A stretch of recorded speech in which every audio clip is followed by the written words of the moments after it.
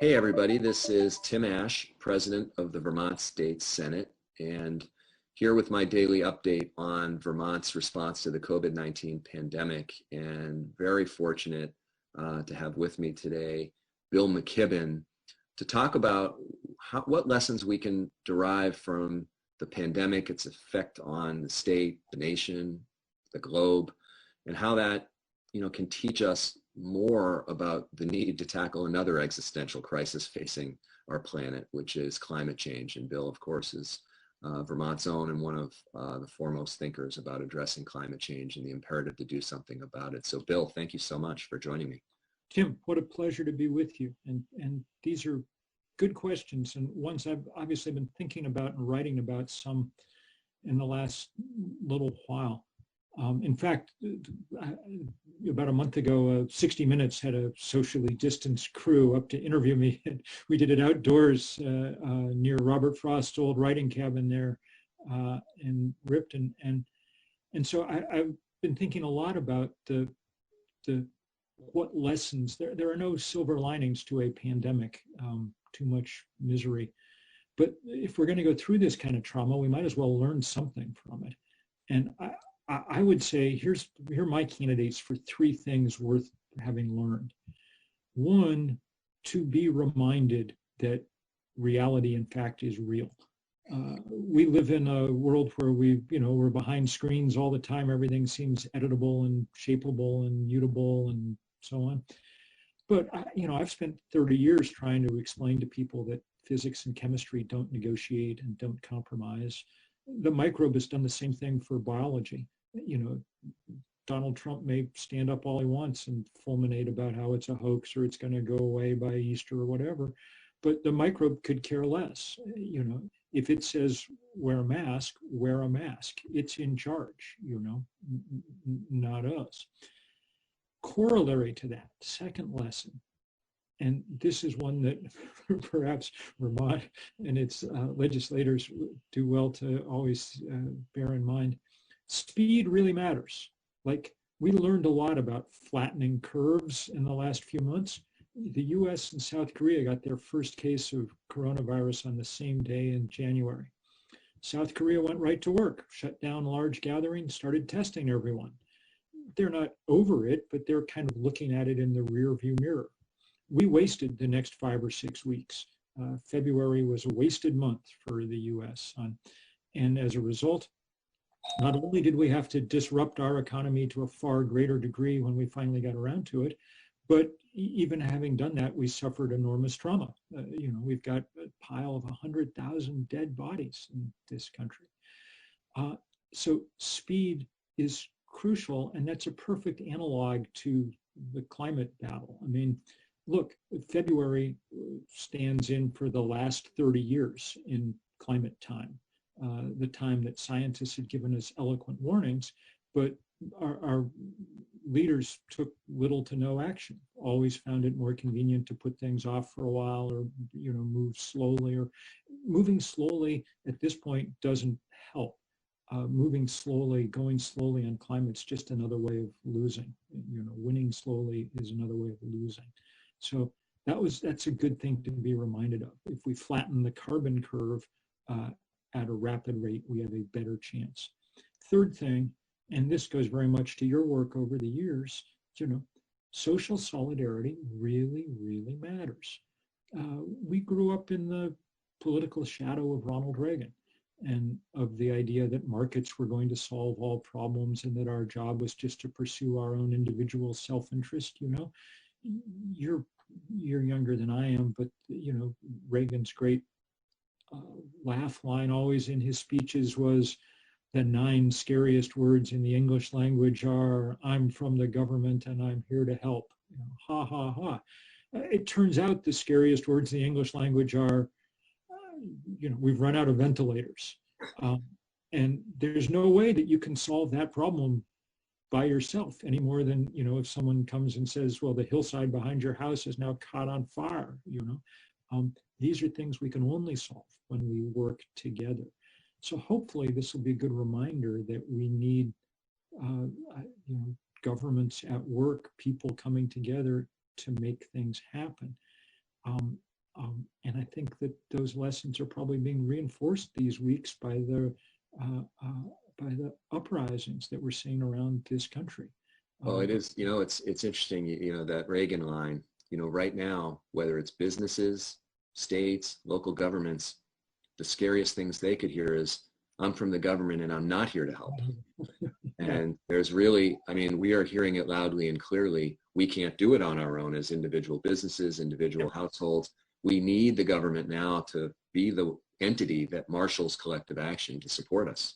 Absolutely. And obviously, in our system, we need the federal government at work to some degree or another, because they're the ones who actually can print money, and I mean, it's that's just the reality of where we are, and so this is a time of great testing, but it's not going to be the last time of testing.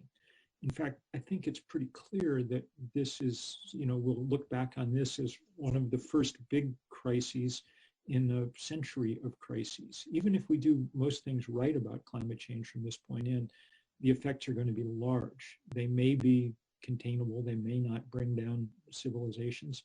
They may. I mean, if we delay much longer, they almost certainly will. So get ready for lots of tests. And of course, Vermont is better situated than some places simply because it retains higher levels of social solidarity. I saw interesting data yesterday. In March, as the COVID crisis began, they started tracking what places in the country were reducing their driving the most as a kind of proxy for who was taking this most seriously and getting to work on it. And Vermont came in first. Vermont had done a better job of that than any place. And I think that's because because to one degree or another, our state motto, freedom and unity, is we actually pay some attention to. And we've been very grateful to watch over the last few weeks in Montpelier, the governor and everybody else coming together and working rationally to deal with the crisis at hand.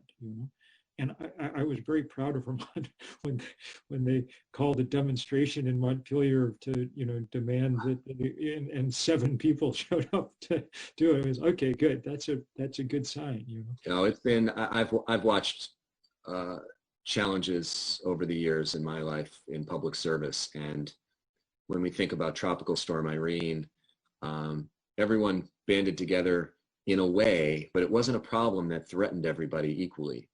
And so I think you're right. The sense of camaraderie and esprit de corps in Vermont has helped us actually give meaning to the term public health, which is that I take an action because it will benefit someone who I might never meet and might make them less likely to be infected or die. And, the challenge, I guess, now is, does the same spirit of coming together and showing unity apply to things that are slower moving crises?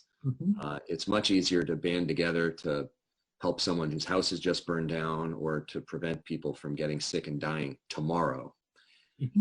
Banding together to say, how do we sustain a decades-long project with diffuse responsibility all around the globe becomes another challenge altogether. Good news. So that's why the good news is that the climate project, which again has to go quickly. I mean, if we do it over the course of many decades, we won't have done it. We need to do it over the course of a decade, is sort of what the scientists are telling us now. But that's why it's good news that at this point, it's also an economic winner to take it on. And I mean, it's the poorest people in the state of Vermont are the ones who, as you drive around the state on a cold day, you can tell are heating the outdoors because you can see the waves of heat coming out the walls and windows. It should make complete sense for us to figure out as a state how to finance the retrofits and improvements to those places knowing that it'll produce immediate savings on people's utility bills, people who really need it, and that it will staunch the flow of money out to Saudi Arabia or the Koch brothers or whatever else. And instead, we can produce that energy that we need right within our borders. So, and in the process, put lots and lots and lots of people to work. As you know, renewable energy is already a big part of Vermont's employment picture. Yeah, making buildings efficient is certainly labor intensive, which is very good. For going to put their house on a boat, Tim, and send it to China to get it insulated. You know, it has to happen here. And so it should happen here. And the thing we need Montpelier to do is figure out how to make the kind of financial arrangements that allow, we don't need it to, I mean, as I say, a lot of this work pays for itself. It just doesn't pay for itself up front, you know. So that's where we need people's, and we have some resources to, you know, the Vermont Energy Efficiency Investment Corporation and, you know, all that are real assets to have. Absolutely. My hope, I mean, is, you know, as someone who's been in the sort of trenches writing a lot of the legislation over the years, my hope is that what we're going through now helps, you know, it's almost like a snow globe. You shake it up and all the little pieces land in slightly different spots afterwards. And, you know, I've been talking about doing an efficiency bond for residential and building heating efficiency. And the challenge we've had up till this moment is that the state's fiscal leaders, and by that I mean the treasurer, those who work in whichever governor's administration, have taken a very cautious and conservative view about debt because they're afraid it'll hurt the state's credit rating, which of course we have to be concerned about. But when we look at some jurisdictions, they've gone big into efficiency in ways that have produced more revenue to the public treasury than it has cost to pay the interest on the debt. But it requires thinking differently about the long-term benefits and being willing to take that risk in the short term to start producing these long-term benefits. So I'm hoping that we can shake that up as a result of what we're going through right now. That's true, and I hope that a number of things get shaken up. I got to say, just watching, you know, I mean, I don't spend that much time, I got to say, working on stuff in Vermont just because there's other people who are doing a great job. Shout out to my colleagues at 350 VT and things, but also because probably it's, you know, I've got to focus on China and India and Texas and, you know, but one of the thing that always galls me is that the state of Vermont maintains its investments through its pension funds and through the UVM endowment in precisely the industry that's killing us off. Why we haven't divested from fossil fuel long ago, and why legislator didn't demand that the state treasurer do that, remains a complete mystery to me. These are investments that have lost us huge sums of money over time because the fossil fuel industry has been the worst performing part of our economy long before the COVID crisis sunk it yet again. And this was an easy and powerful way for the state to stand up and make an important, you know, this divestment campaign has become one of the key parts of the fight for a sensible energy future. So this is the one thing that y'all could do simply by taking a vote, and it wouldn't cost a damn thing. It would save money, and it would reassure some of us that actually there was, you know, the wheels were turning up there when it came to climate. You know, it's been a governance challenge, and that's obviously when you put a governance challenge up against the fate of the planet, sometimes you have to pick a winner. Right. And as you know, the governance is your business. Yeah, so you can govern your way to extinction, but have, you know, proper procedures. You know, those of us who have been pressuring the treasurer to divest, you know, there's always some technical reason why it's hard to disaggregate. And the irony is, back in the late fall, early winter, when Senator Andy Perchlik, me, and a couple other people met with the treasurer, made the case that other investments would perform better. And you look at the fact that they were practically giving oil away, the timing is not just from the, I mean, obviously from the planet's point of view, but from a financial point of view, the justification for maintaining the status quo has just disappeared. And so we've got progress there to make. Let me ask you, you're, because you're, you know, of any Vermonter, you are likely to be more tied into what's going on around the country and around the world in terms of, you know, real action around climate change. Sure. Have you seen anything that's stemming from the pandemic that's igniting new momentum, new passion, new? Absolutely. Country after country around the world is taking a kind of Green New Deal template as their recovery idea. It looks like that's going to dominate the EU's recovery from their economic woes. France and Germany and others seem very invested in it. It's a little harder to tell exactly what's going on in China right now. China's political system is opaque enough to make it difficult to, but it appears that there continues to be a kind of emphasis on renewable energy. I mean, they've been installing it faster than anyone in the world, even as there's also some backsliding around coal and things right now as they try to gin up the economy.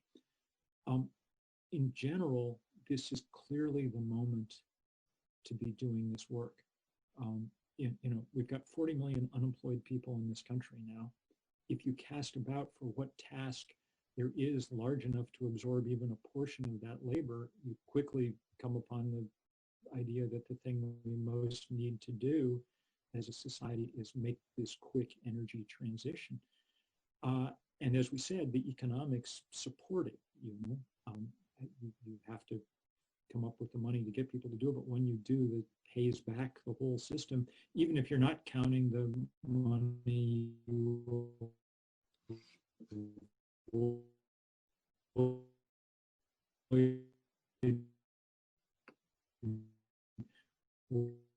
Losing you about a bit with your Ripton coverage.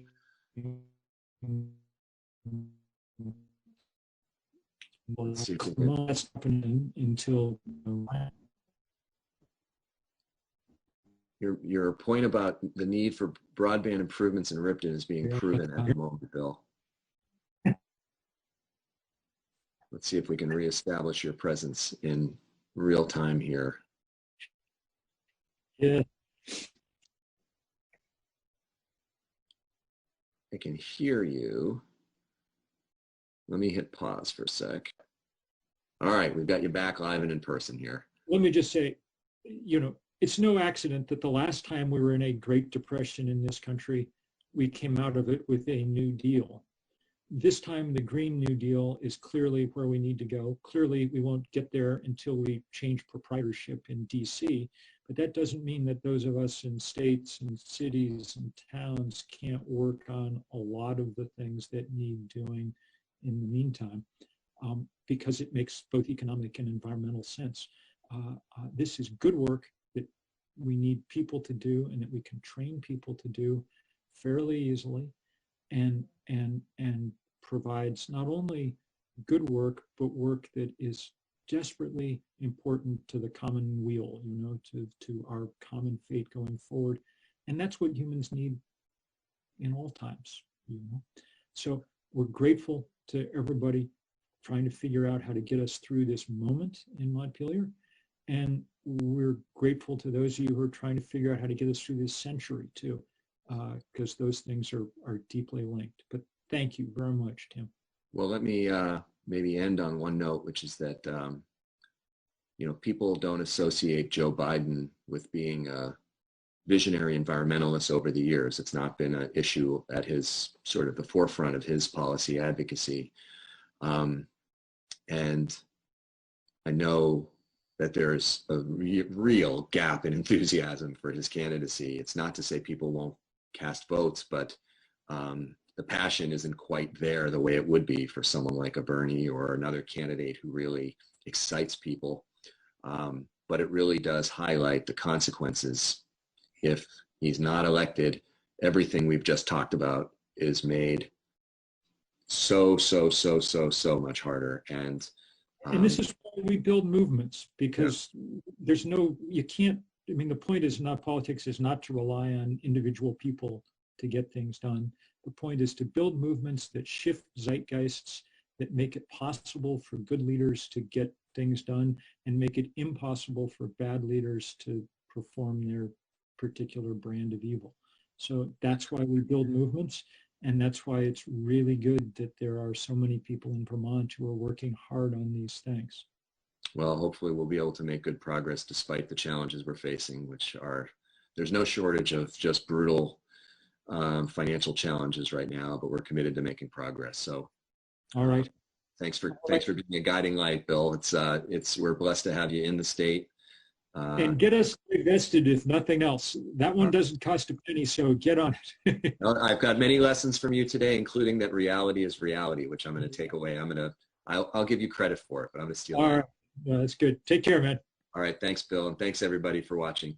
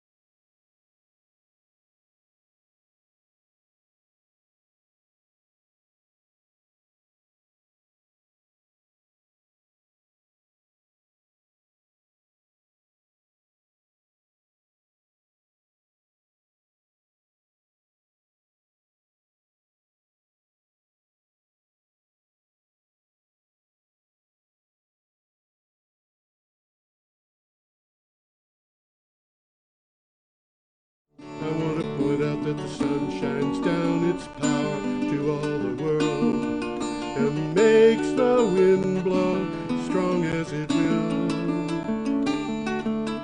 I wonder how gentle rains can fall upon the land, so lovely earth can stay lovely still.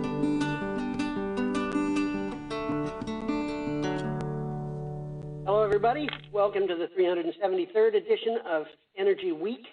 We are recording this on the 28th of May, 2020. Our first day of news that we're reporting is from the 21st of May, which is a week ago today on Thursday.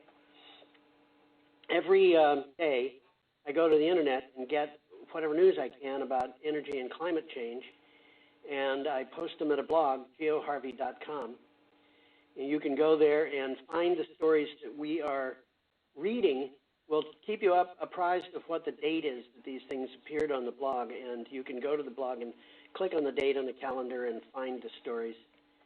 And there are also, there's what I call a script, which is, you know, the stuff that we say is not really scripted except for the titles and the synopses of these stories.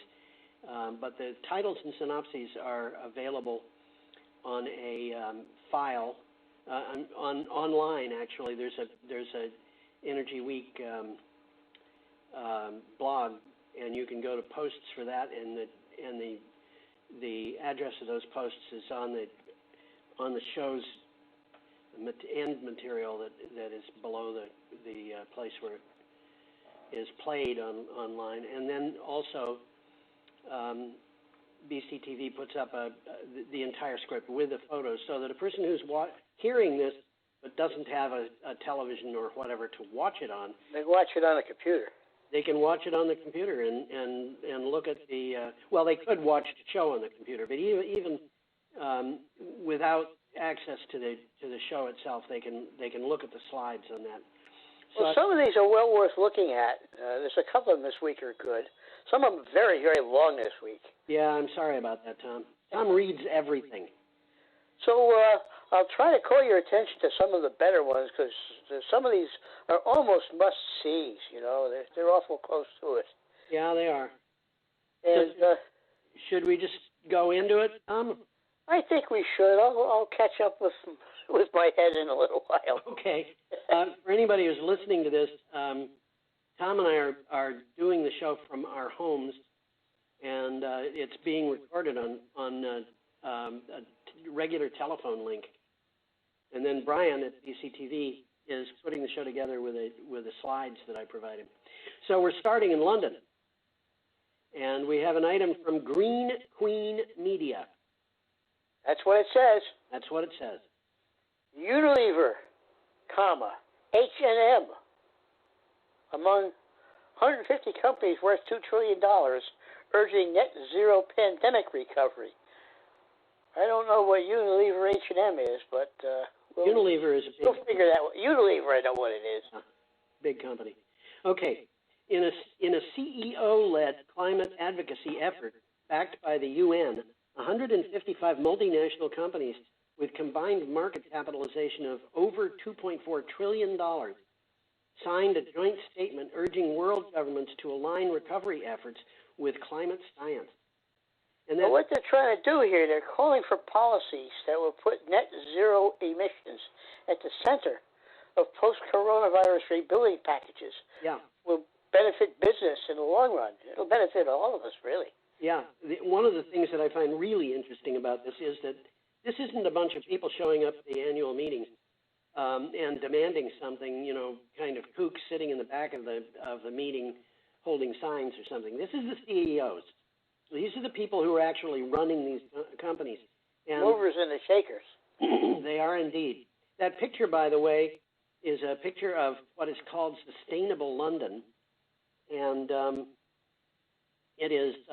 looks pretty green. It looks pretty green. I find it kind of frightening, to tell you the truth, because it looks like all they really did there was plant trees all over the place and sprinkle islands in the Thames River. And I think we have to do more than that.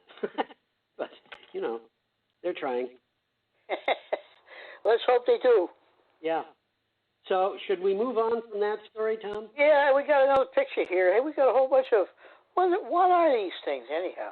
Oh, those things, the wind turbines? Oh, wind turbines, huh? Oh, wind turbines. Who'd have thought? I don't think you'd be watching this show if you didn't see a picture of wind turbines and pump jacks.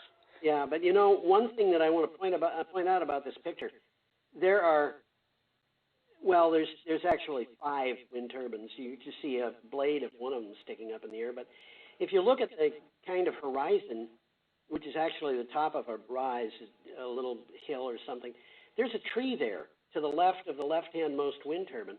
Yeah, funny-looking tree. And that tree is probably a full-grown tree, and the mast of that wind turbine is on land that's a whole lot farther down. Those turbines are gigantic. So this is from Forbes Advocate. Well, they've been getting bigger. We're going to be talking about one that's probably now the biggest in the world, or a bunch of them. You know, one model that's the biggest in the world. Well, let's move along. We'll get there. Coalition Energy Roadmap for gas over coal. Australia's government has highlighted gas as a crucial energy source to back up renewable energy power generation over the next decade.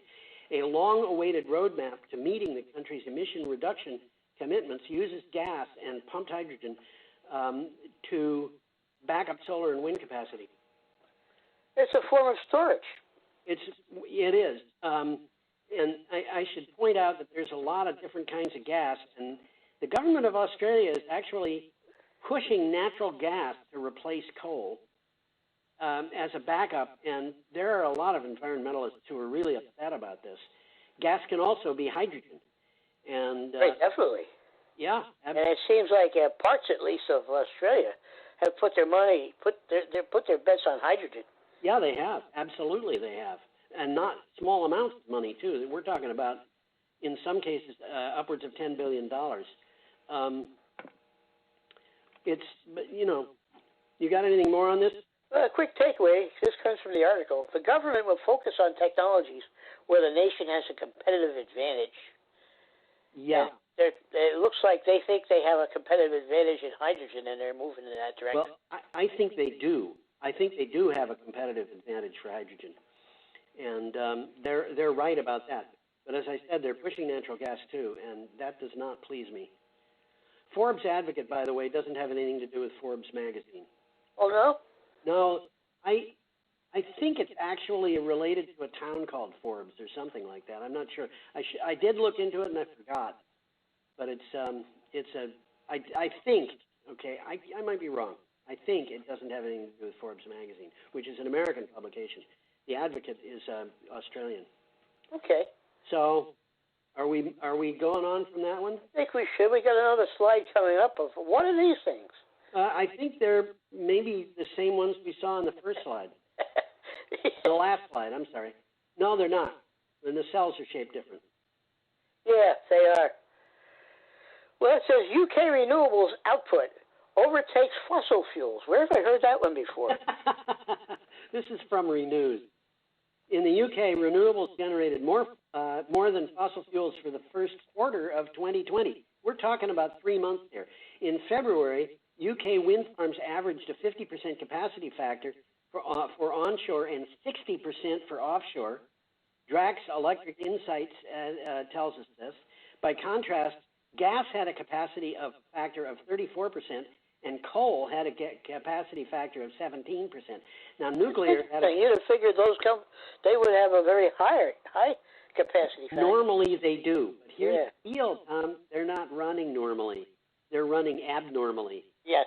Well, we'll talk about that a little bit, I think, too. Yeah, the capacity factor of nuclear was 59%, so even nuclear didn't have a capacity factor that was as high as offshore wind, which is mind-boggling.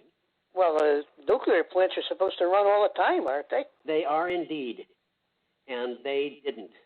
Well, for a quick takeaway, renewables output was higher than fossil fuel generation for the first time ever. Yeah. That must be just in UK. Well, I'll tell you something, Tom. It's been going on in the United States, too. Definitely. It is going on in the U.S. Absolutely. But output from wind was boosted by winter storms that made February the windiest since records began. Well, that does make a difference. But the thing that I find interesting about this particular report is gas. We're talking about well, there's different kinds of gas, but baseload gas should be running at about somewhere around 70%, 80% capacity factor. Load following is going to be far below that, and peaker plants sometimes run as low as 9%. But when coal is running at 17%, coal usually runs 65 or 70%. Yes, it's usually on all the time. These plants are just losing money like mad. It's like, we're seeing with the coronavirus pandemic, we're seeing stores that are not open, and imagine, or stores that you can pick things up at the door, like the Everyone's Books. You can call in an order for a book and pick it up at the door. But that's the way things are in Brattleboro. But that's cutting into their business. And when you are running at 17%, there's no profit out of it. There's a big loss out of this. The times they are changing, and they're changing big time. They are. So should we go on? Yeah, let's go on. We got one coming up for Friday, the 22nd of May. Yep, and we have an item from... There of a battery. That is a battery, and I want to call attention to the fact that there's a little thing to the right of the battery that has some words on it, which I can't read, but... Well, it looks like it's about an 8.5 by 11 sheet. Yeah, and so if that's the case, this is a big battery, physically large. Looks like it would fit in the back seat of a car, right behind the seat or something like that. It kind of looks like that, doesn't it? Yeah. So this is from Clean... Well, if that's an 8.5 by 11 sheet, that's just about exactly what it is. Yeah. And I see the number of amp hours that it's on there, but I don't see a voltage, so... Well, I calculated that it had to be 6 volts, which doesn't make sense to me, but... I don't know. Well, we'll see what it has to say. Okay. China's S-Volt announces a cobalt-free battery production launch. That's important. That is. S-Volt, a Chinese battery company founded in 2018, announced in 2019 that it would build a 24 gigawatt-hour cobalt-free lithium-ion battery. It seems to have made good on that promise. S-Volt says the technology will work in a car for 15 years or up to 1.2 million kilometers. That's 746,000 miles. That's right.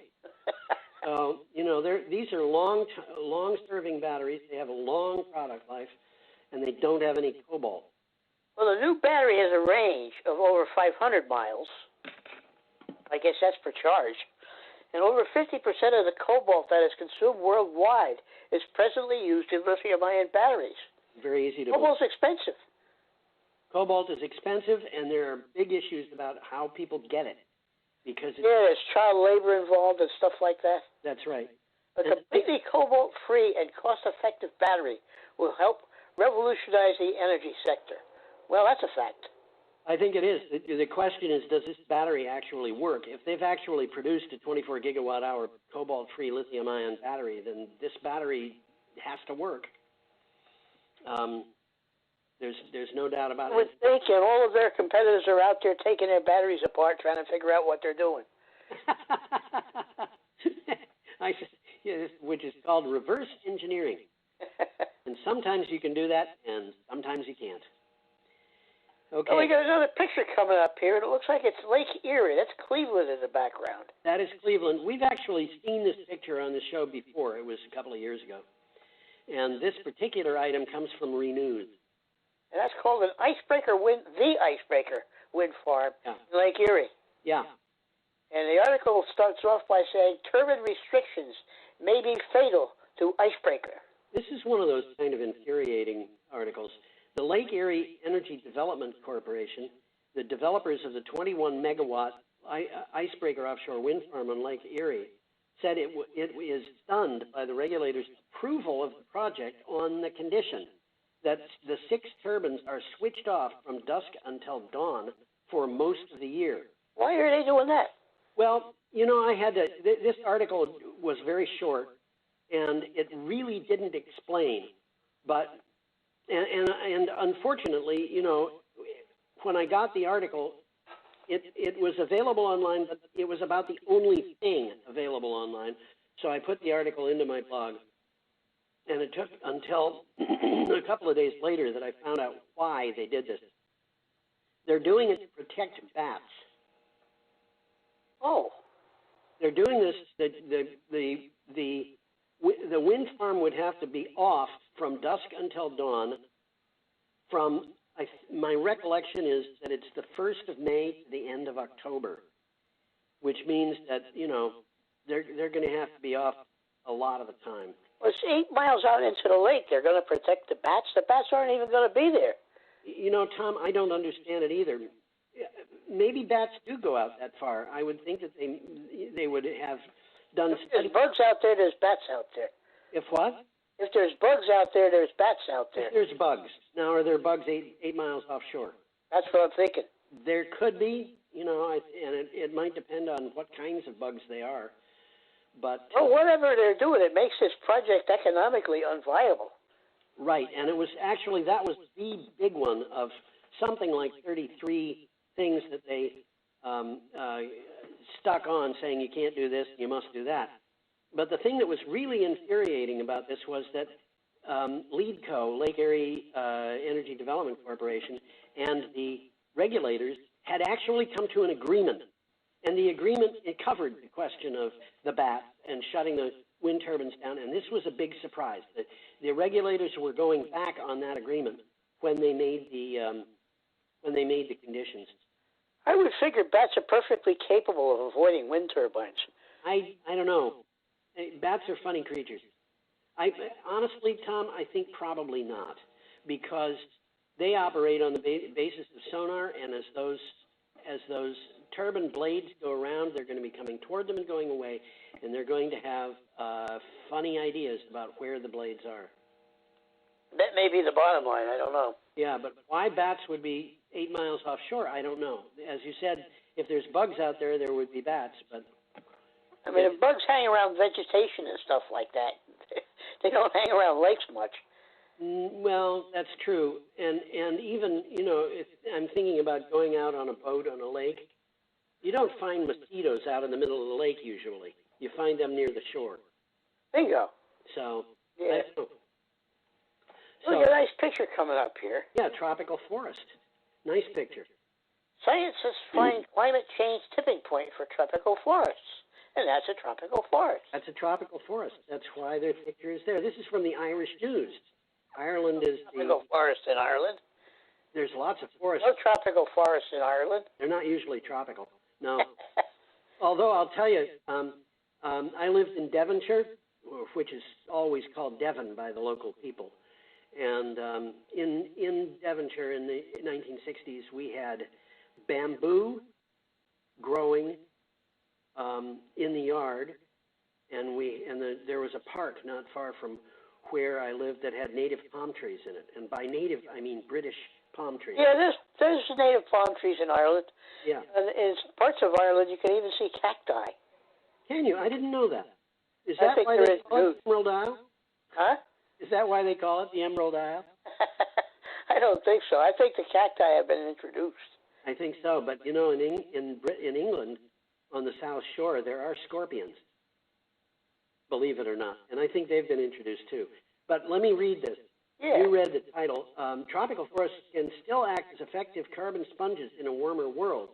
A team of researchers coordinated by the University of Leeds found rainforests can continue to absorb huge volumes of carbon if global warming remains less than 2 degrees Celsius, which is 3.6 degrees Fahrenheit, above pre-industrial levels.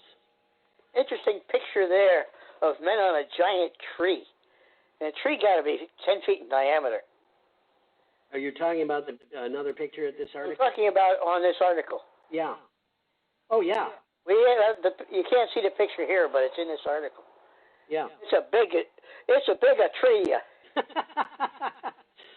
When I think about the big trees, I think about the movie, the Big Trail, which was a John Wayne movie from when he was very young. Oh, yeah, I don't know that one. It was the Oregon Trail, and he went out on the Oregon Trail to Oregon. And when he got there, they wound up being on the edge of a forest with trees that were utterly gigantic. And he and the young woman he was in love with go spot each other in this forest. And I think those trees must have been 20 feet thick, at least. Well, they got trees that big out in the West. Yeah. They got roads running right through a tree. Yeah. Yep. So should we move on, Tom? Well, I got a quick takeaway here. Oh, good. World's tropical forests store an estimated 25 years' worth of fossil fuel emissions in their trees. Yeah. Currently, 25% of tropical rainforests are above the threshold and store less carbon than their cooler counterparts. And from the article again, nearly 2 million measurements were taken from 10,000 trees, 10,000 species of trees in 24 countries across South America, Africa, and Asia. So they did their homework. They did their homework, and that, by the way, is something that I think that people who don't understand science should ponder, because we have a lot of people attacking science these days, and they seem to think that scientists are guys who get in the back room and smoke a cigar and say, well, what are we going to tell everybody next? And in fact, 2 million measuring points. Takes a little bit of time to do that. Yeah, well, even if you've got computers doing all the measurements, and then you have computer programs putting them into spreadsheets or whatever, this is a huge amount of work, even with the computers. So, well, let's move along. We got a nice picture of Miami. Yep, Saturday, May 23rd. Miami's fight against rising seas. And this is from the BBC, just down the coast from Donald Trump's weekend retreat. And I got to tell you, it's not far down the coast.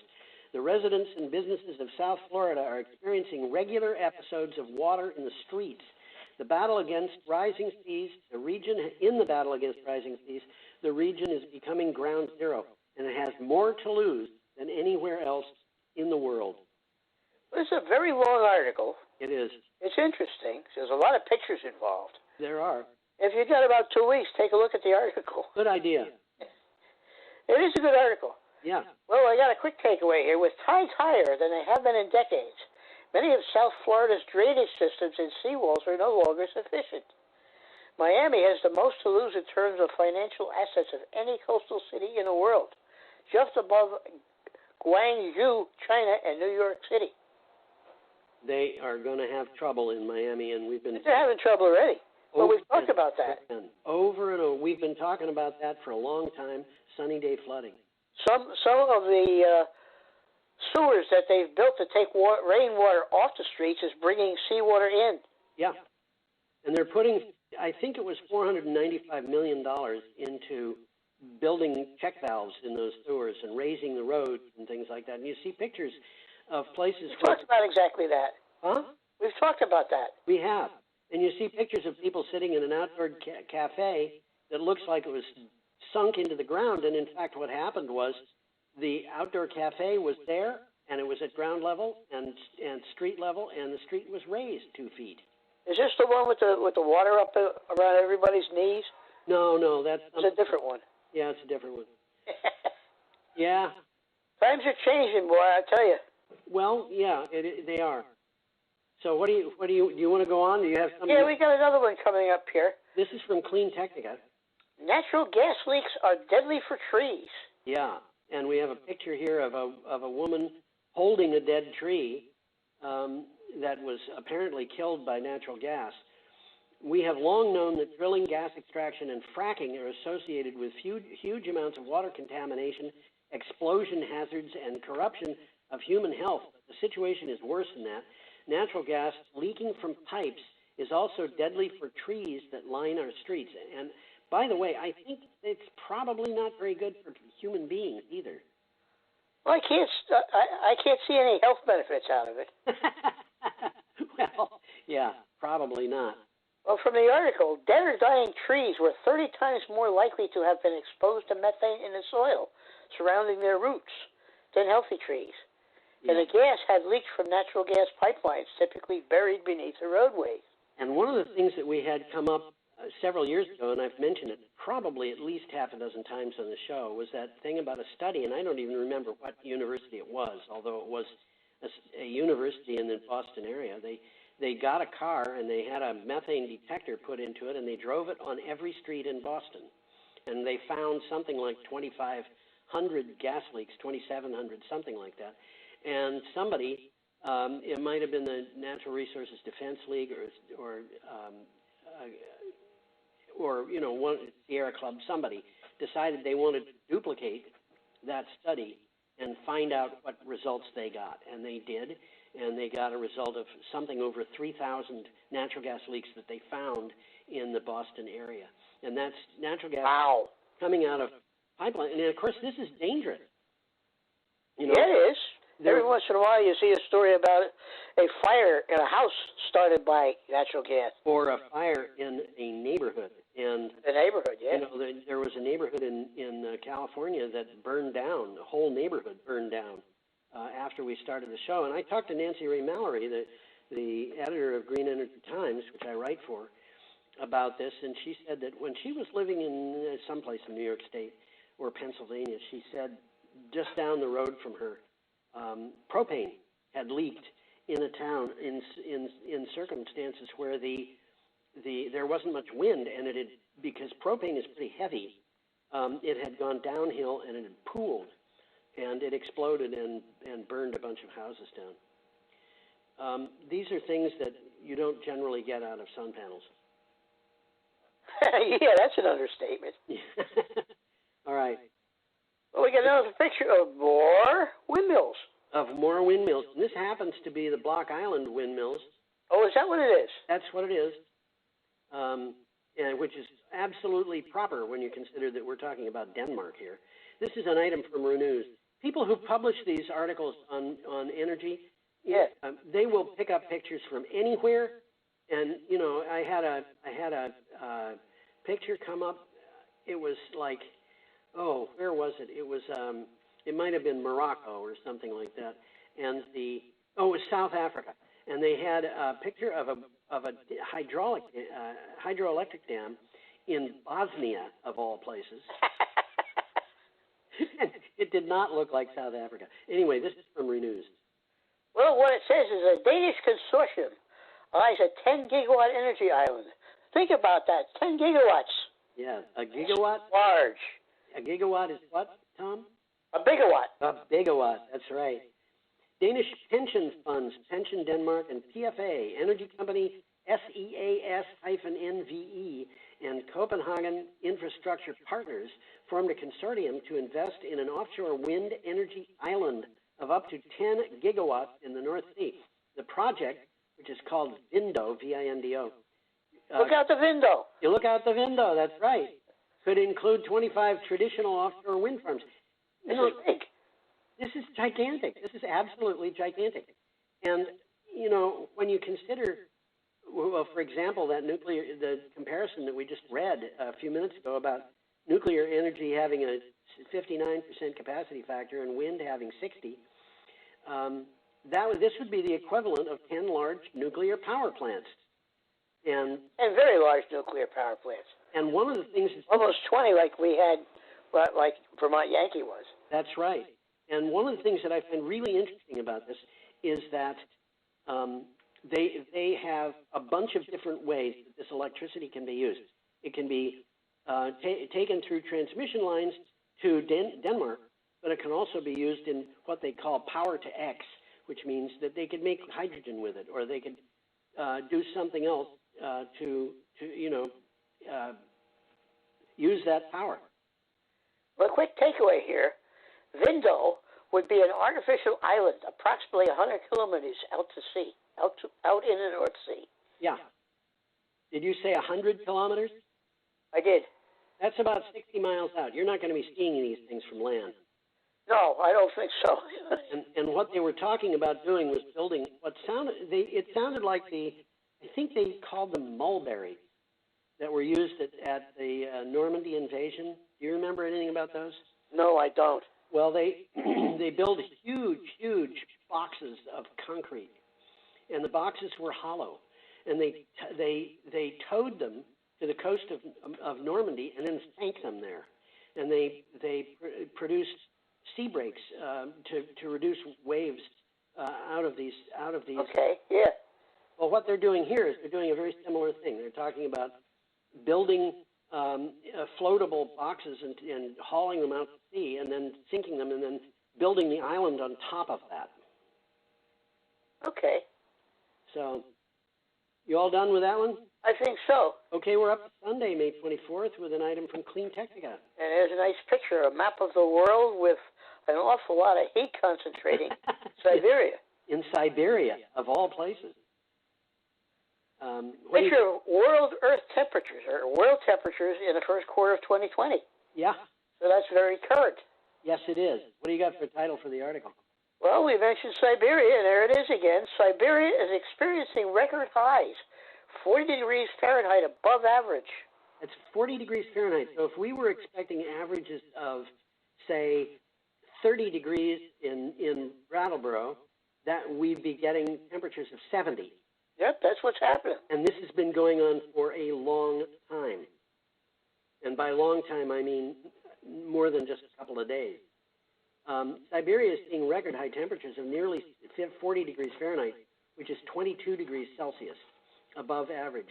To put that in perspective, the Washington Post writes that in some areas, some areas of Siberia are hotter than Washington, D.C. Snow cover is disappearing, sea ice is melting, and really intense fires are raging. And I want to mention here, when we're talking about 40 degrees Fahrenheit, 20 degrees Celsius, that is the amount in excess. So if you want to add 40 degrees Fahrenheit to 32 degrees, which is the melting point of water, you get 72 degrees. And that is the equivalent of 22 degrees Celsius added to zero. So 40 degrees Fahrenheit is the same as 22 degrees Celsius when you're adding it. I was just going to say something about that. When you're just looking at the temperature, 40 degrees Fahrenheit is more like 5 degrees Celsius. And the person who wrote the article made a mistake and asked, just got a conversion and asked for 40 degrees. I don't remember, but their temperature that they gave was way off. Yeah. I see what they did. Yeah. I can't explain it yet, but I see what they did. Well, a town called Kantanga, which is north of the Arctic Circle, recorded 78 degrees last week. 78 degrees. The normal temperature is 32. Right. And ice cover is thinner than average melting. It's thinner than average along the entire coastline, and warmth is conditioning the ice to melt further by melting snow cover laying on top of the ice.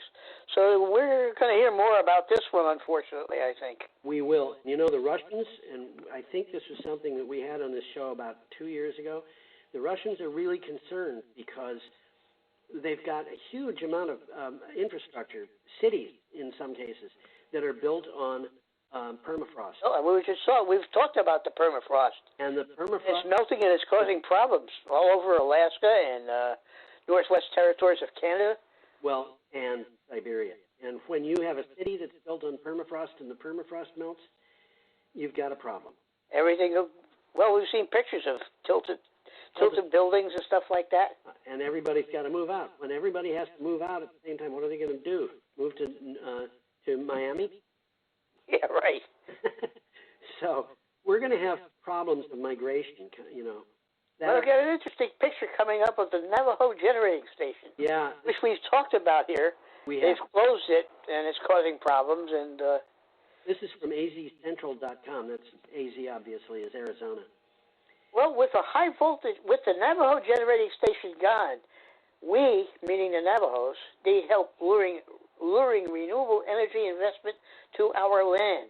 I got an email from a woman who lives locally to this, or nearby. I shouldn't say locally because she's not all that near, thanking me for putting this up on the blog. Nice article here. There's 29 photos of the generating station. Yes. They're kind of interesting. Really stunning. They're really beautiful photographs. Navajo generating station closed last December, over 20 years early, because it was no longer economically viable for its corporate owners. Navajo Power can provide renewable energy and jobs, but it needs funding. Navajo Power, obviously, is an organization that could build renewable energy, probably solar, but maybe also wind power. I'll talk about that in a second. Yeah, go ahead. Well, the Nanago generating station was a large 2.25 gigawatt coal-fired electric generating station. It's about 3.5 Yankees. Yep.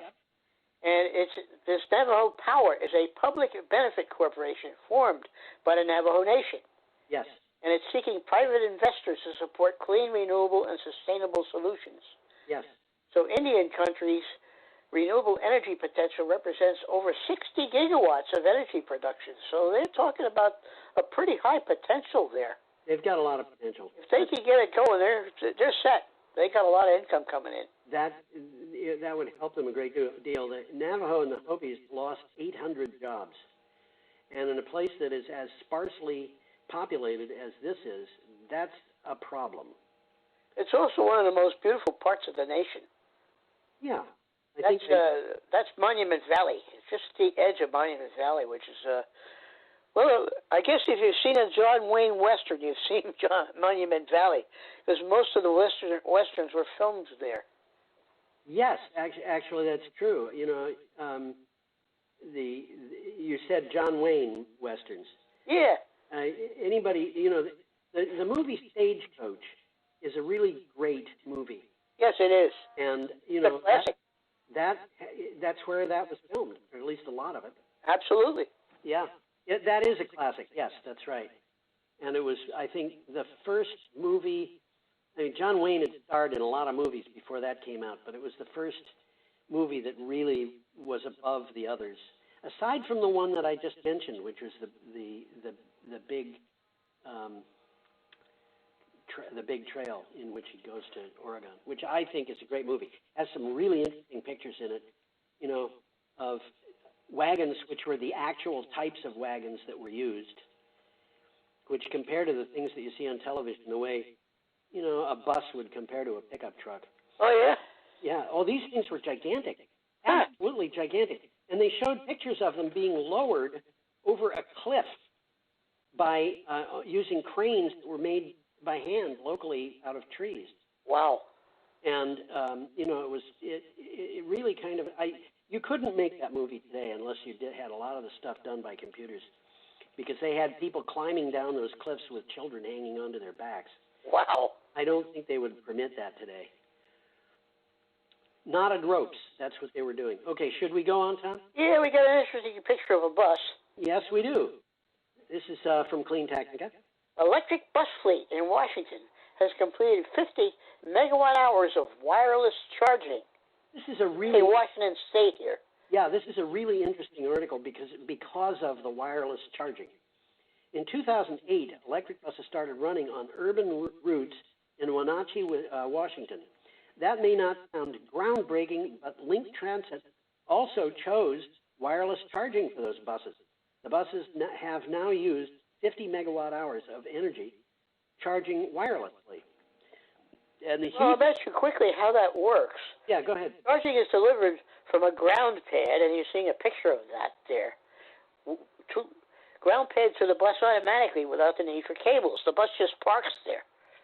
It's enabling the bus to be charged throughout the day while on its scheduled route. So there's several of these things. So while the bus is waiting, the bus is charging.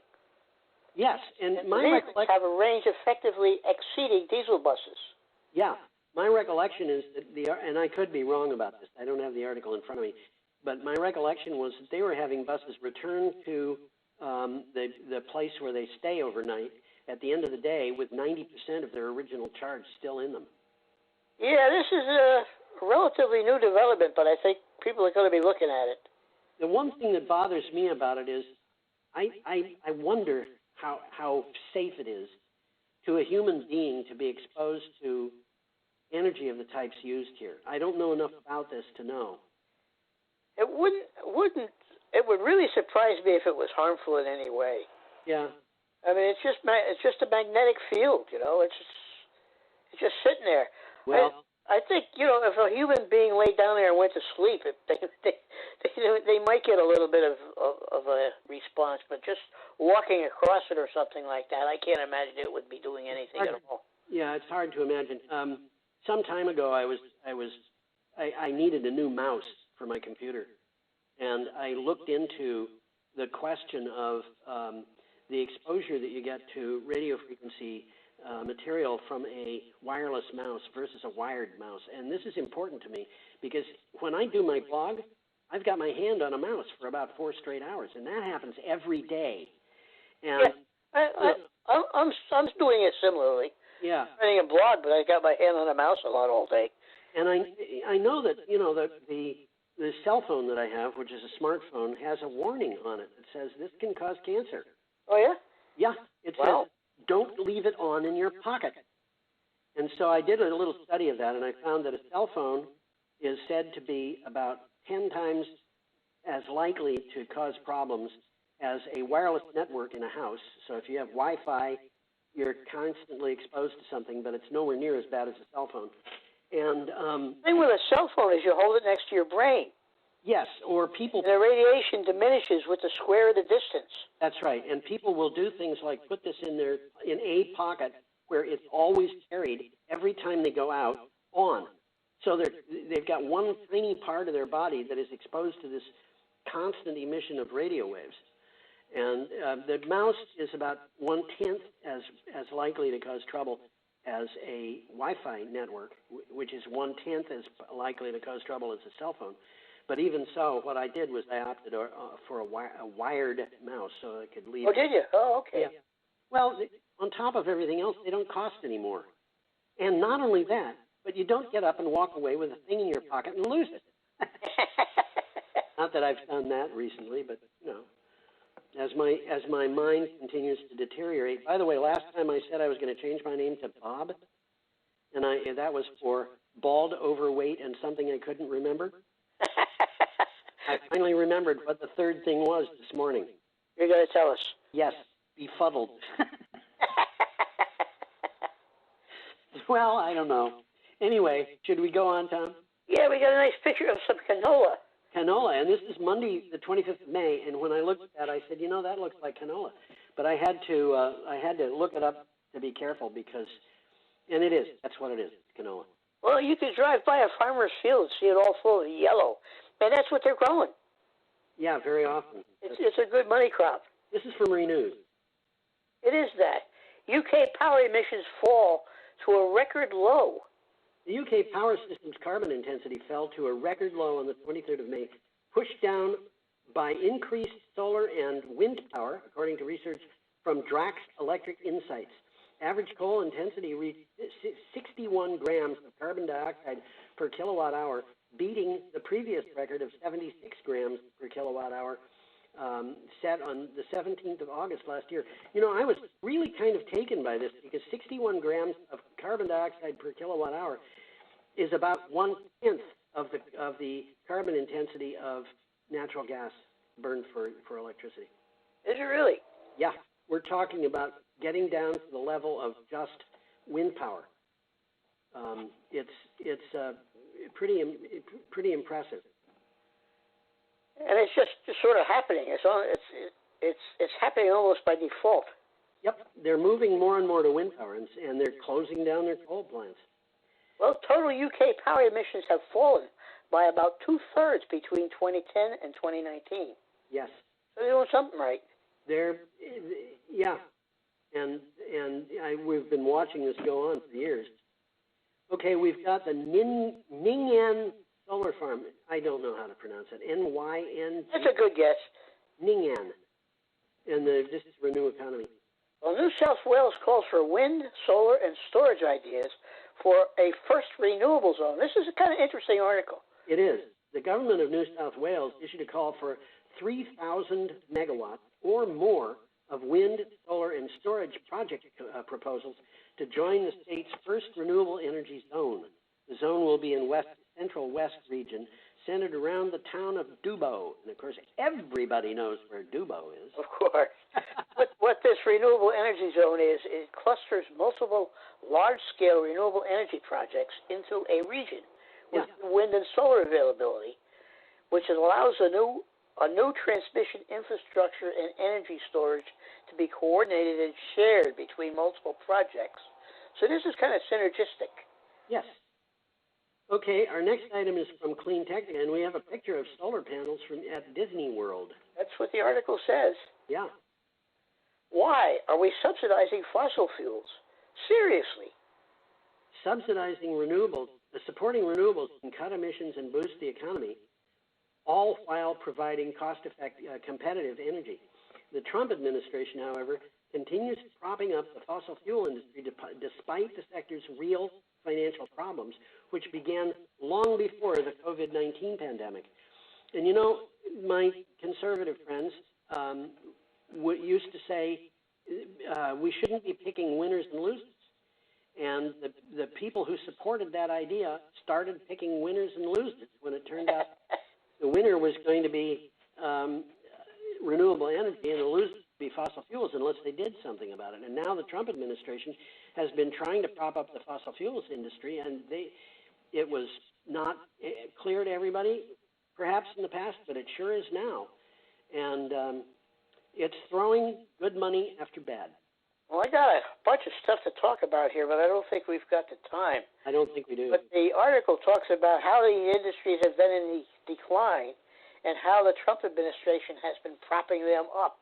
Yeah. So if you're interested in that kind of stuff, this is an interesting article, and it's a long article.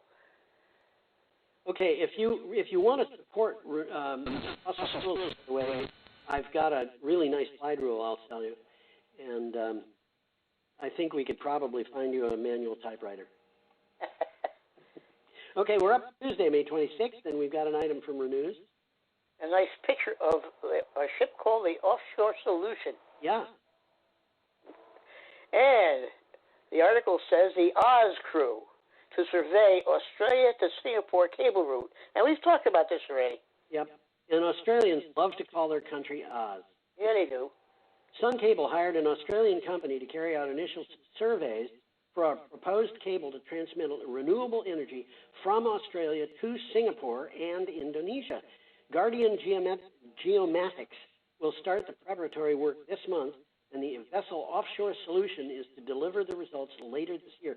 You know, that sounds like a lot of fun, working on a ship like that, surveying. How do you mean? Oh, you know, just, I mean, it's not like you're working hard swabbing the deck of a naval vessel or something. No, I guess not.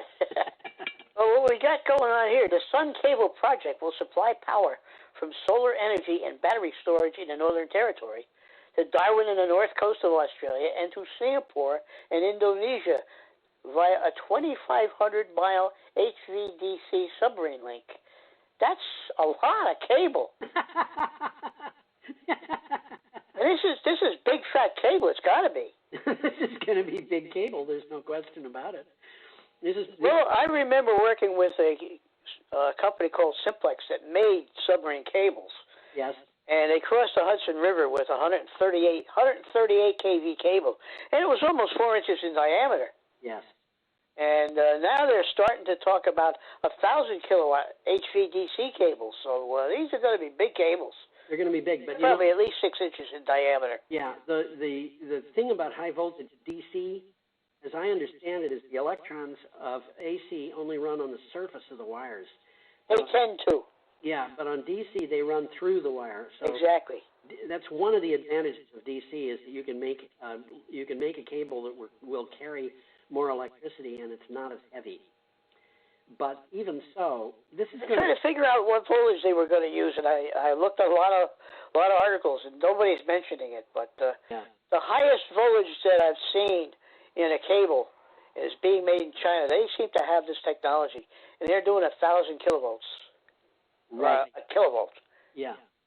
1,000 volts. By the way, I did a little research on how cost effective it is to transmit electricity. Yeah. And I did this not 10 years ago, but maybe 7 years ago. And what I found was that we've had progressive increases in the technology, improvements in the technology. In 1985, you could transmit high voltage DC about 2,500 miles cost effectively. By 1995, it was more like 4,000 miles. Okay. So this is well within the ability of cost-effective transmission once that cable's in place. But the current cables, the current cables, using the information that I've got from them, I would say you could probably transmit power from any place on Earth to any place on Earth cost-effectively. It's probably true now. If you've got the cable in place. Yep. Putting the cable in place, that's another story. Okay, our next item is from Clean Technica, and it's about batteries, and we have a slide of Nanotech Energy Research Lab. Well, the article says that Nanotech Energy claims its graphene lithium battery will charge 18 times faster than a conventional lithium-ion battery. There's a picture of the battery, of people looking at the battery, I guess. Investors have pumped $27.5 million into Nanotech Energy based in Los Angeles. Why? The company claims its graphene-based lithium batteries can charge 18 times as fast as the more conventional lithium-ion batteries. It would be interesting to know whether these batteries need cobalt. But 18 times, that means that if you have your car and you drive into a place where you're going to be charging the car, and it would take half an hour to do it, and you don't feel like sitting around and waiting for half an hour, this thing will do it in about a minute and a half. Well, that's what we've got to do, and that's the only thing that's really holding up widespread usage of electric cars is that it takes too long to charge them. I think you might be right, Tom, although there's a lot of places to charge, and people who figure out what they're doing properly will, if they're on a long trip, will coordinate charging and having long. Well, they do exactly that, but not everybody's mind works that way. True enough. That's why we have artificial intelligence to tell you. In order for the electric car to take over, you got to be able to charge it as quickly as you can fill a gas tank. That's right. Okay, our next. It's coming. It's going to happen. Yep. Our next item is from Clean Technica. I'm sorry I'm rushing you, Tom, but we have to rush. Clean Technica. I got it. There's a nice picture of them assembling a rotor. Yeah, and if you look into where that blade is going, you can see a guy sticking his head out of a hatch in there. Yeah, he's in there. That's pretty big. And all those little things sticking out of the end, they're screws. They got to be bolted together. And I looked. Yeah, the inside's going to be busy for a while. Yeah, I looked at this and I saw that guy and I thought, what's he going to do when they put that in? He's going to get stuck. No, he's not. He's in a hatch.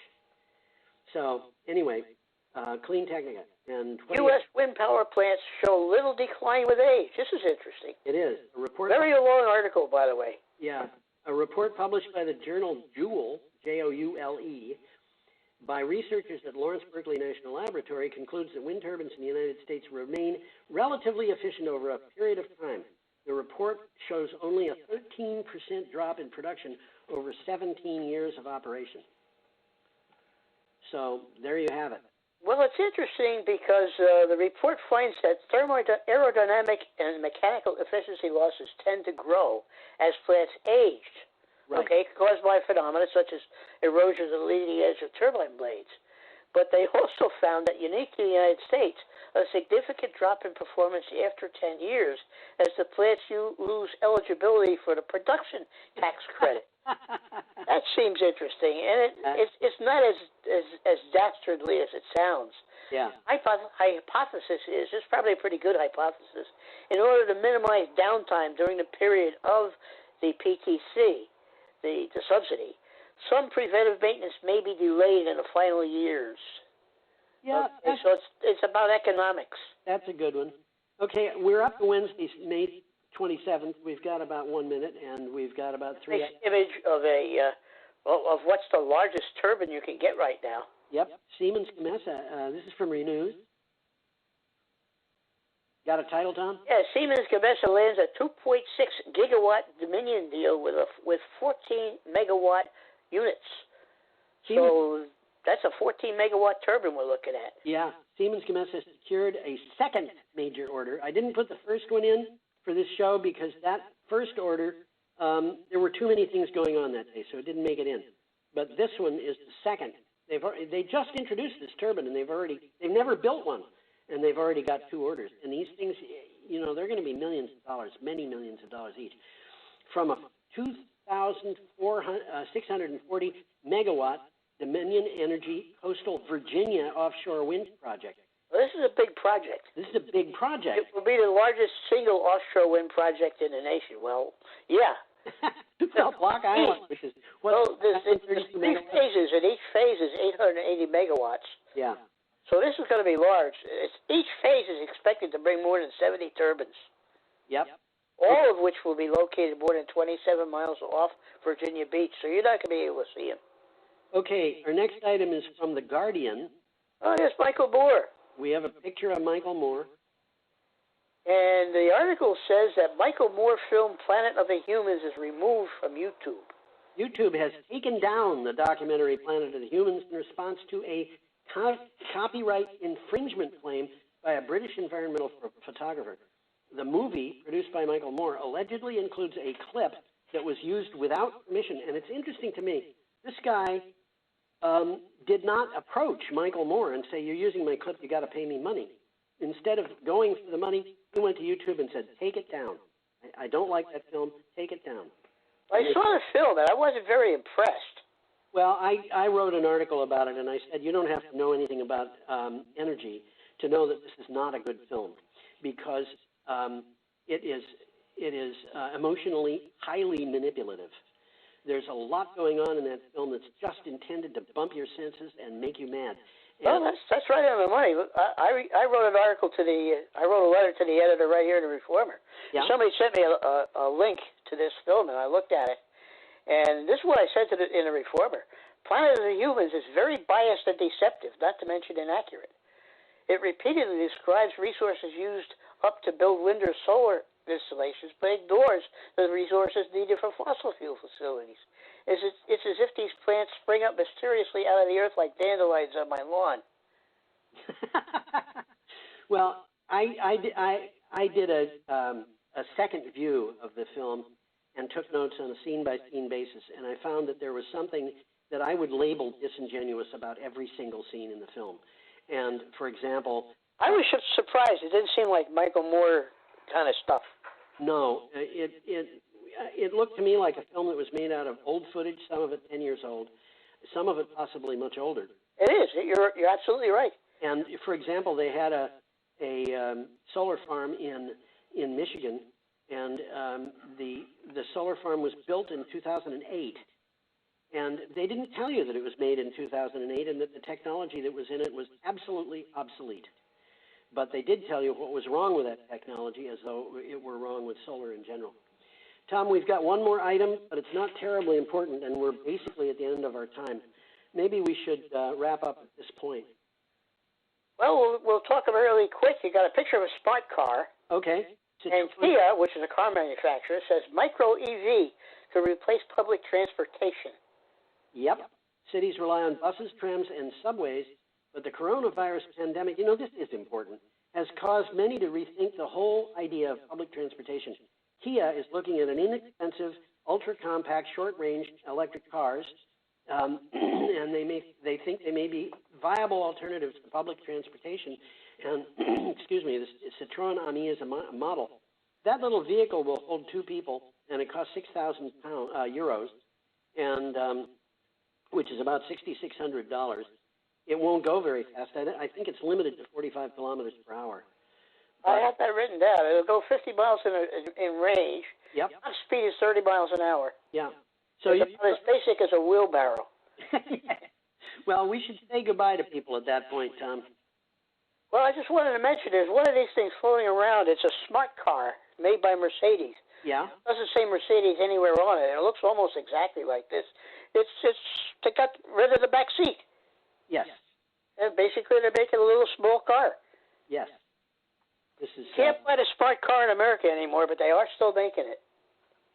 I don't know that they ever did. Did they make them in America?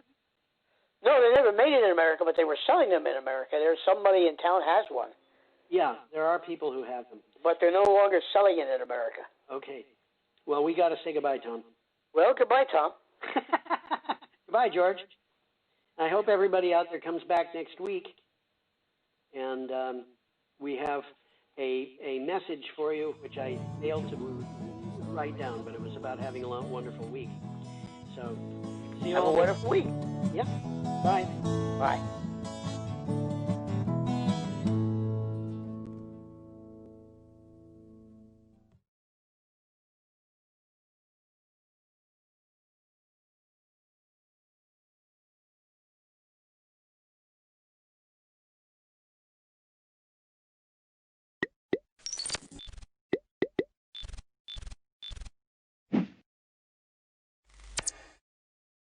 Good evening, everybody. Today is select board meeting, regular select board meeting for the Newfane town. And it is starting at 6 p.m. We have several people here tonight and I'd like to introduce them. Angela Sanborn, Chris Williams, Shelley Huber, and where's Mike? Oh, Mike Fitzpatrick. We can't see you, Mike. And I'm Marion Dowling. We are the members of the select board.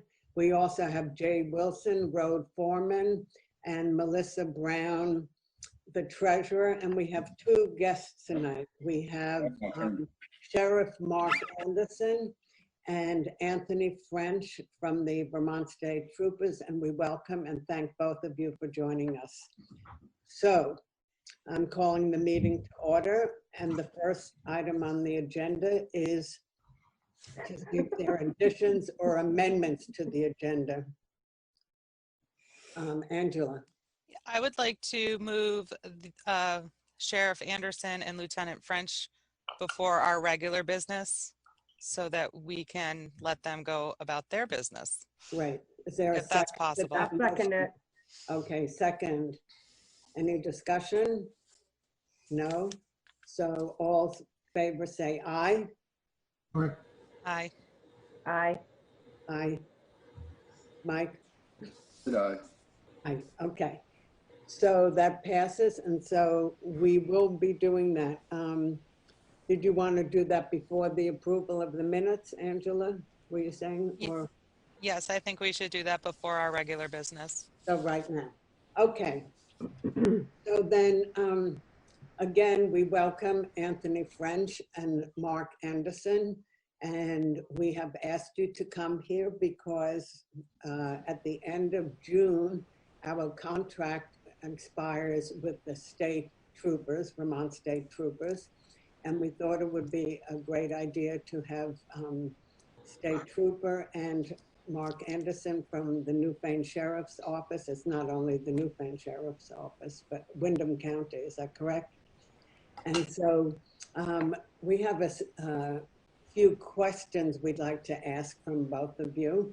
And Angela, do you have a list that you might start with some questions and we'll go around, please? I do have the list that was provided to me, and I welcome gentlemen. And the first question is, what service would you provide to the residents of Newfane? And that doesn't just include our Newfane village, or not even the village, just the town of Newfane, includes South Newfane, Williamsville, and Brookside. So it's a wide range. What I would like to do is first have Mark answer and then Anthony, and we'll do it in that way, a question and then Mark and Anthony respond. So Mark, please. Thank you. So I guess the simplest answer I can provide is that we provide a pretty customized service.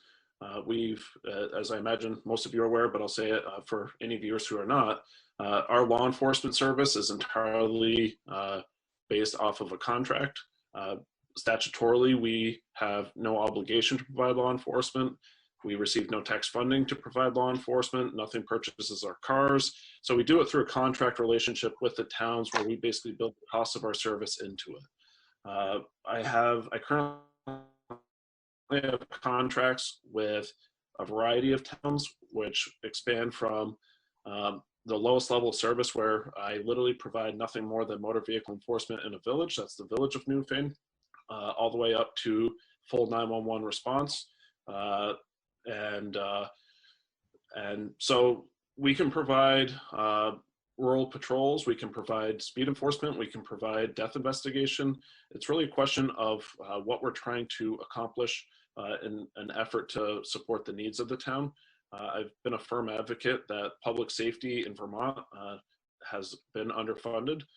This is not a conversation that's unique to Windham County. We are frequently trying to figure out how to manage budgets, but we're also trying to figure out how to manage problems in a rural area. There's not many police officers in Vermont alone, and to say that to add Newfane to one of the towns that we provide services to, I think would help bolster public safety in the Windham County area. Thank you, Mark. Anthony, can you respond to Angela's question, please? Sure. So the services that the state police provide are normal services that we provide every day. We don't tailor our services and provide anything different to towns that we would normally, other than what we would normally provide. So as the sheriff mentioned, they tailor theirs.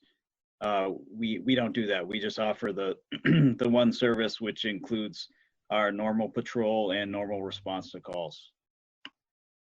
Okay. Thank And you. this would be for the whole broad, like South Newfane, Williamsville, and Brookside too? Yes. Okay. And that's also, that's a state funded.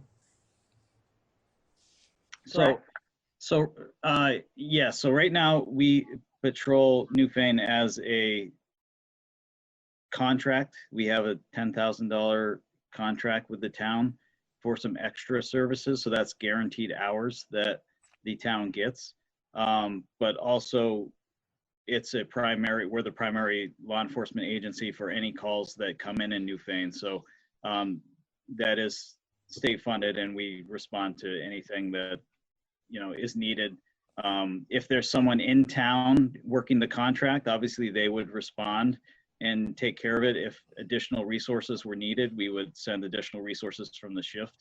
Or if someone was on a contract and the case went beyond the number of hours that they were allotted, they would go off contract time and go on the state's time.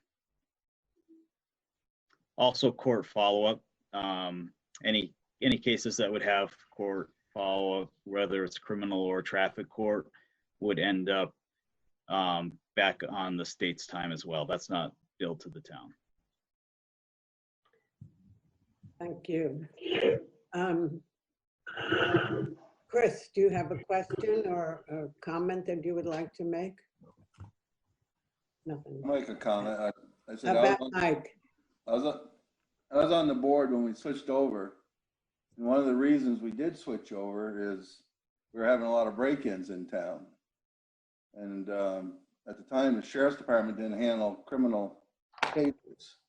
It was all traffic that they wanted done. And like I told them, I didn't care about them guys sitting out on a road, stopping cars, giving out tickets. I'd rather see them traveling our back roads, all of our roads in town, just so there's law enforcement present and people see it. And I know with the state police, we did get that. And they may stop somebody once in a while for speeding or whatever, that's fine. I don't mind that, but I don't like these where there's a speed guy sitting there all day long, or 10-hour days, whatever it is.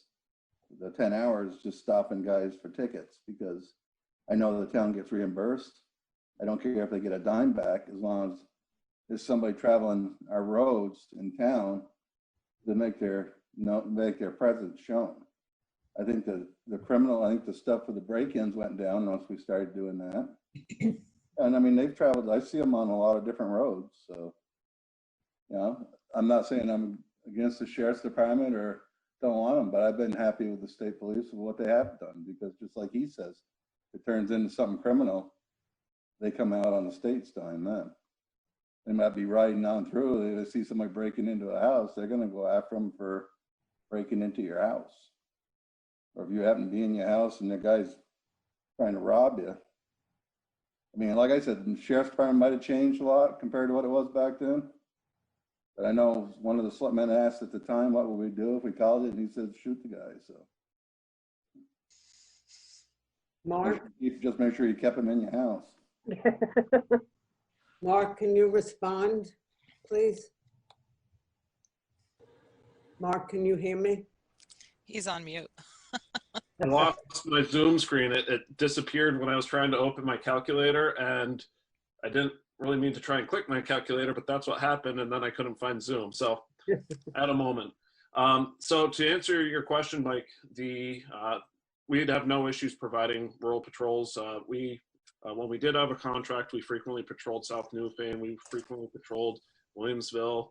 I know that because I was also one of the people who did patrol various areas, including Brookside. Right. We do many dirt road patrols. We would try to do those things, but at the time we also had a contract that was specific to providing motor vehicle enforcement. So to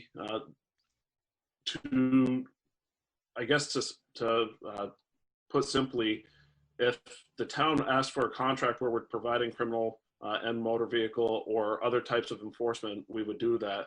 And we're also looking right now to add animal control to our portfolio to try and help towns with that. That's been one of the areas that we've been hearing, and we currently have a project with Westminster and Putney that we're starting to work on to try and help take the burden of animal control off of towns. So we can provide those things. And it was someone from our office saying that we would just shoot a burglar. I have concerns about that. Well, that was what pretty much your remark came out to.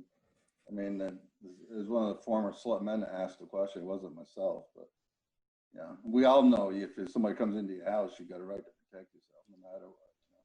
So if the town signs a contract with the sheriff's department for criminal and motor vehicle, and someone's not on duty at the time, would we call your office if there was such a break-in, or would we call the state police? I mean, it's a confusing for the people, so it's nice to have that definitive answer.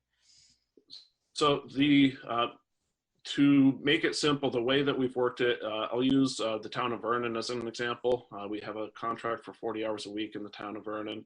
And when our deputies on duty, we have fixed hours that they're on duty. When they're on duty, we contact the state police, let them know that we're on duty, and then they continue to be your 911 designated agency, but their dispatcher will transfer the call to our deputy. It takes away the streamline of who do I need to call by using that carryover system. My opinion is it's worked pretty well, and Lieutenant French can certainly speak to it from his perspective. Yes, could you speak a little, Anthony, about this, please? Sure. Just to put it in perspective, the contract that we currently have with the town for the $10,000 for us, our contract rate is currently $75.69 an hour. That's the same. It's not increasing rate at this minute for the next year. That only gives 8 additional hours per month, about that much. So you're not looking at a lot of time that we have additional people in the area. I had the stats run from the start of the fiscal year, so July 1st, 2019 until the end of last week.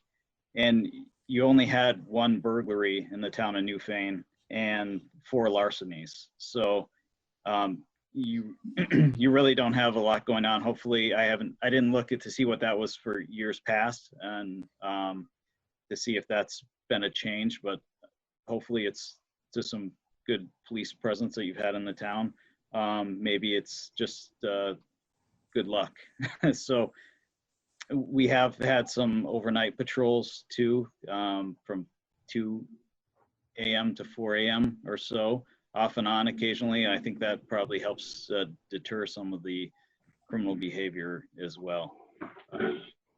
But I don't want you to think that there's a big problem with crime in Newfane. That's good to know. I mean, when we did switch over, it was getting quite a few houses broken into, a lot of these little camps and different things like that off on some of these side roads. And that's what we said, that we wanted all of our roads patrolled, not just the villages. And like I said, I'm not trying to put the sheriff's department down, especially now. I don't even know what they are like, but I said, some of the answers we got before we didn't like. And I said that I've noticed with the state police, I have been on a lot of back roads, and I will see them out there, Now, it says just the present of them being around or law enforcement is keeping the crime down, I think. Mhm. And that's what we found in a lot of the towns that we patrol. When we do contracts, the townspeople want people on the back roads. They want to see the routers everywhere in town. So that's something that we try to encourage with the troopers. I have a question. Since the town of Newfane includes not just the village of Newfane, but it includes Williamsville and South Newfane, and you probably have heard of the fact that the residents in South Newfane and Williamsville are very concerned because they say that there's a lot of speeding, particularly on the weekends. And when you speak about dealing with traffic violations and speeding, I'm asking this now to Mark. Do you, as a sheriff's office, go and patrol those roads too? Do you have a presence there? So to answer your question, in terms of right now, no, we do not, because we don't contract with the town of Newfane. In the past, when we did contract, we would patrol those villages. We would make it out towards Lost Mile, as well as the various side roads in Brookside and South Newfane. So we did do that. Let's see. I believe we also had a $10,000 contract at the time, which I just ran the numbers quick. Our rate's $52 per hour. So that would be approximately 16 hours a month of service that we could provide. And then one thing I wanted to note, and glad to hear that burglaries are down in Newfane. We usually notice a seasonality to burglaries where we need to do the work and investigations to locate rings of burglars. Once we find them and arrest them, we notice that burglaries generally stop. So it's not uncommon that we notice periods of quietness followed by numerous ones that occur that we then investigate and apprehend the people doing it. Good, thank you. And Anthony, I would like to pose the same question to you about patrolling South Newfane and Williamsville, since there's a constant upset about how driving and speeding is a very important issue for that village, those two villages, and Brookside. Yes, if we hear that there's a concern of a problem area, while we're there, we'll add some enforcement to that area. And that happens quite frequently where people will bring up concerns of certain towns. We try to do it just in general. If someone brings up a concern, if we can add it into our regular patrols, aside from the town contracts, you know, that's always beneficial as well. But yes, it's good to hear about that, and we try to address it as much as we can. So given that you said that you have done this, I have a question for you, because the various select boards throughout the last several years, including our select board, has worked very closely with the residents and of those two villages within the town of Newfane.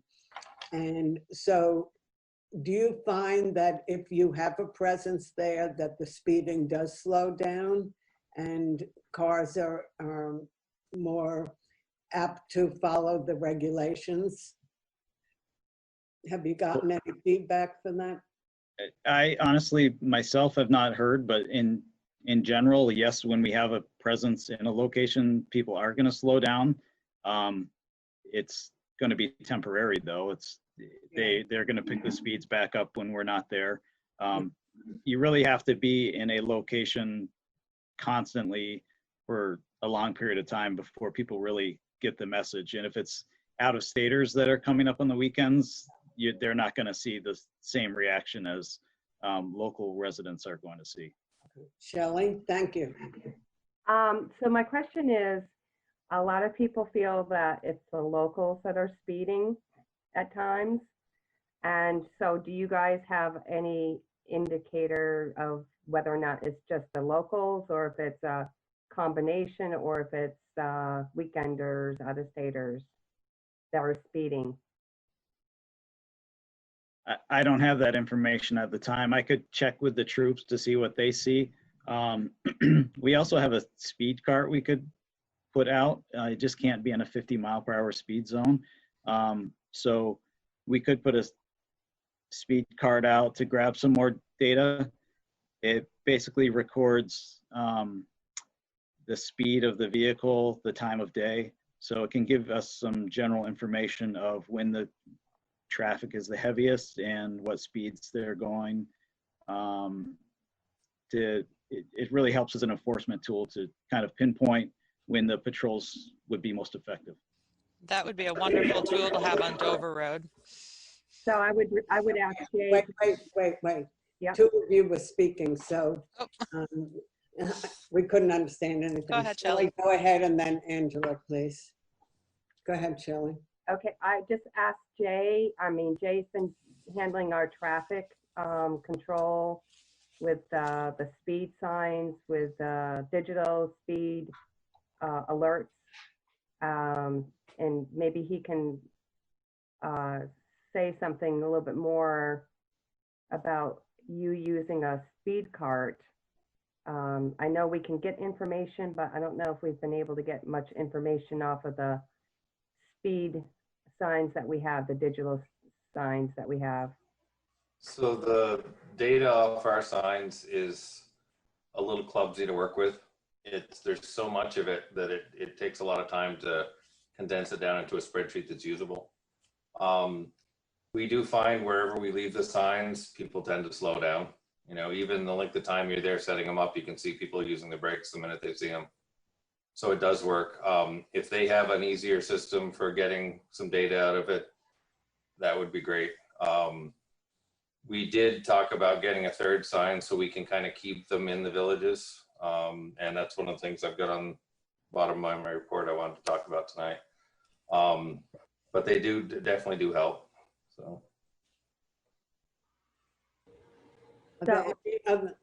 Yes, Shelley. So I'm sorry, it was Angela next. No, go ahead. That's fine. Go ahead, Shelley. Okay, go ahead. So in addition, would that cart be an additional cost, or is that just something that comes along with you and your services for the state trooper? We don't need a town contract to put the speed cart up. So we have the speed cart at the barracks. If someone wants to send me an email on where and when, the only thing is it's kind of expensive. So we like to put it in a secure location. So, you know, if there's someone in town that can kind of keep an eye on it, a lot of times we put it like on someone's lawn. It does have a lock on it with a chain, so we can chain it to you know, a telephone pole or something like that, a tree, to make sure it doesn't drive itself away. But if there's some place that's secure in a good location, that's kind of a key point. We'd like to hang on to it. Okay, thank you. Are there any other questions or comments that people would like to pose to Mark and Anthony at this point? Chris? Chris? No. Yes, Angela. I would like to go back to something I had mentioned earlier. So if you're on your contract in the town of Newfane, wherever you are, if you're in Brookside and somebody from Newfane, like Wiswall Hill, called and said that they had a break-in, who would respond? I know the state police, if they're already here, they're going to respond. Does the sheriff's department respond as well? If they're on contract? Yeah, so going back to how we customize the service for the town, ultimately we notify the state police when we're in a town for our service. So if there was a break-in and my deputy is in Brookside or really anywhere in the town, they would go. Okay. So, yep. And then contact the state police. Depending on what the type of call was, if it was something, let's say that it was a homicide. I mean, we would contact the state police and bring in the resources for major crimes. And that's just part of a process that we already build in. Right. So yeah, we would respond. Okay. Well, I personally am very pleased to meet you, Mark. I live around the corner from the sheriff's office. I walk my dog in front of your place, but I've never met you, so it's very nice and gracious of you to join us tonight. And also Anthony French, thank you so much for representing the state troopers. I know that you do a great job. And Mary, yeah. I have a question. I'm just wondering, at the contract, can you guys work together in a dual contract? So years ago, we had dual contracts. It became incredibly confusing for residents on who to call when. And so if we were to consider a dual contract type situation, I think that it would be a much larger conversation with Lieutenant French and the town to figure out how we solve that problem. There were times that people would call my office to report things, and it became almost who's responsible for what and how do we handle this, which was just frustrating for everybody involved. So that was part of the reason why we got away from dual contracting. Another issue was which dispatch do you call, which now we've kind of worked at that. Call the state police and then they'll filter you to us unless we have a larger scale contract. We don't turn people away who call our office. We'll just do the same thing and transfer them to the state police if it's outside of our scope. But if somebody walks into your office expecting to have something done and you don't have a contract with us, your response is that they would have to contact the state troopers. That's correct. Correct? Okay. A lot of people don't understand that. No, and we take it as an opportunity to provide the education on the bizarre way that we're funded, as well as to connect them with services. I do want to just state one key piece is that if we have a person who's in crisis, if there's some horrific thing that happened, if there was a significant safety event that occurred at, say, Newbrook Elementary, we're coming, we're going to help you just like we would help Leland and Gray, even though we don't provide a contract to the town of Townsend. So we're not going to turn away people with an immediate need for safety or protection. What we do need is to have the state police investigate the follow-on stuff that is not immediate. Okay, thank you. You're welcome. And are both of your offices fully staffed as far as troopers and sheriffs? As of yesterday, yes. Anthony? So I have 3 new troopers that are completing the academy right now. That will put me up to full staffing. I have 1 trooper that's out on military leave currently in the Massachusetts Guard, assisting with the COVID-19 response. But aside from that, we will be at full staffing. Excellent. You know, I do have to say, there was an article, well, not an article, but they were in the Reformer today. The Michael Fitzgerald, the policeman from, I guess, is he the head policeman, right? He's the chief of Brattleboro Police Department. He wrote a really lovely article. I don't know if you had a chance to read it, but it's about the difficulties that we are all facing these days and the difficulty with not only the COVID-19, but this recent event with George Floyd. And protests that are showing up all over the country. And I didn't even realize that on Saturday there was a protest march in Brattleboro. But first of all, he was so proud of the fact of the way people handled themselves up here.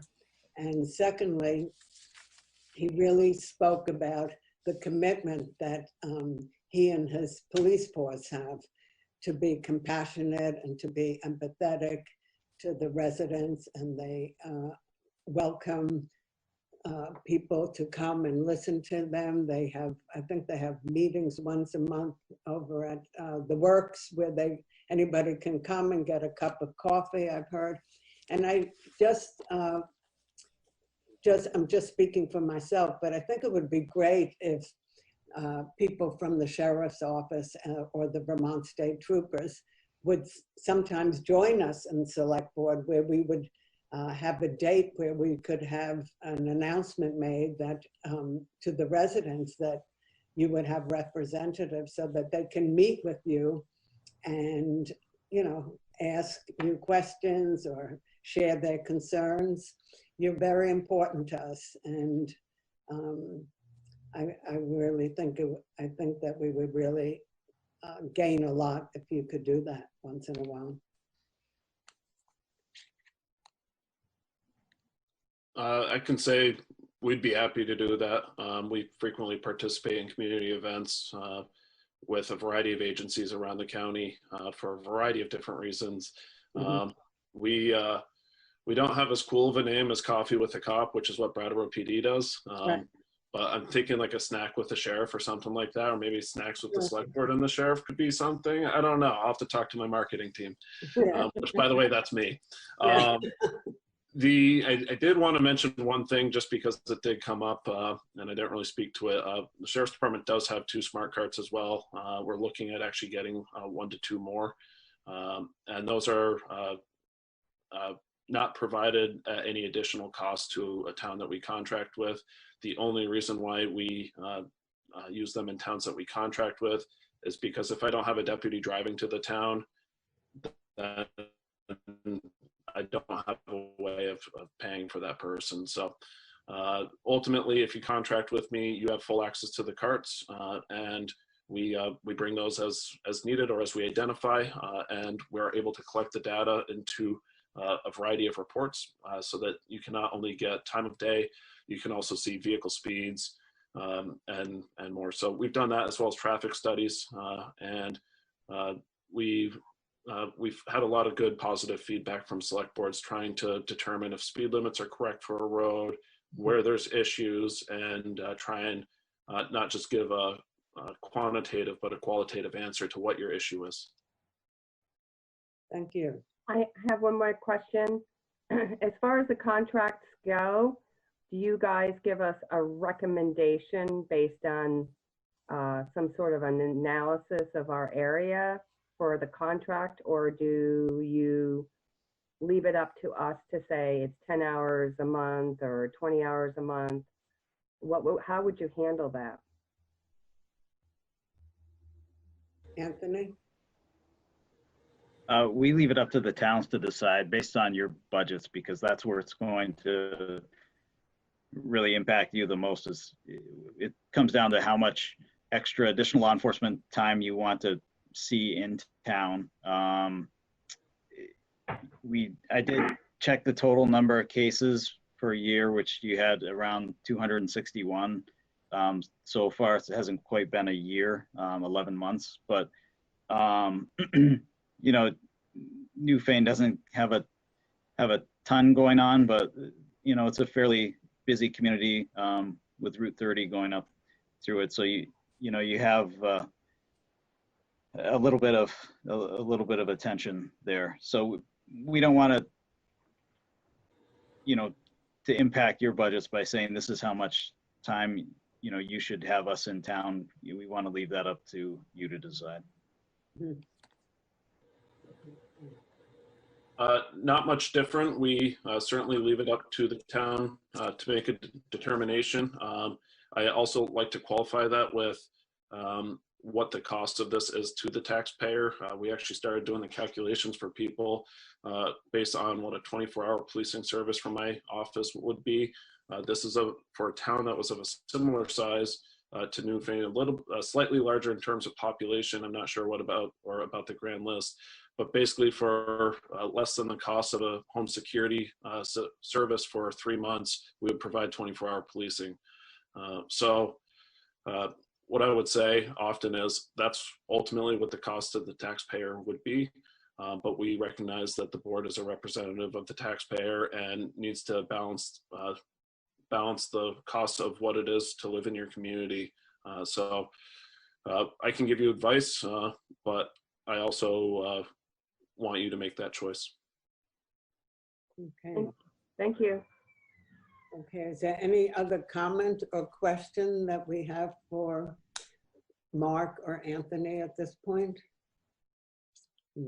So what we will do is actually converse about this in the next week or two with the select board, and we will get back to both of you. And we thank you very much for taking out your time to be with us tonight, and just to recognize that it's a very difficult time all around the world right now with terrible things with the virus and the protests. And I can imagine that you're very busy and overwhelmed at time, and we certainly appreciate everything you do for us.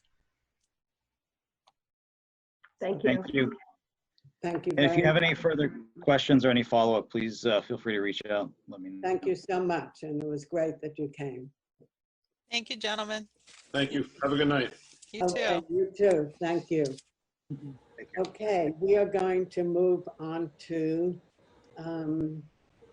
our approval of the minutes. So the first set of minutes is from May 4th.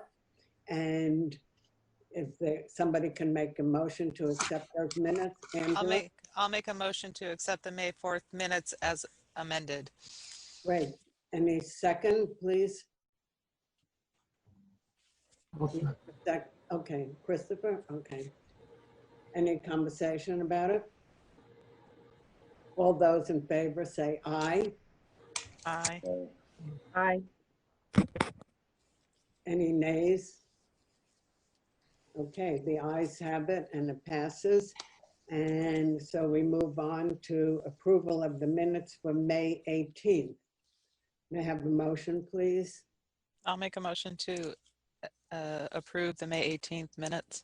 Thank you. I have a question about the minutes. Yeah.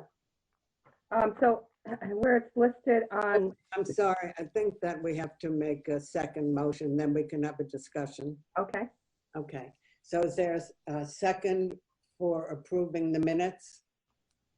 Can somebody second that? I wasn't there.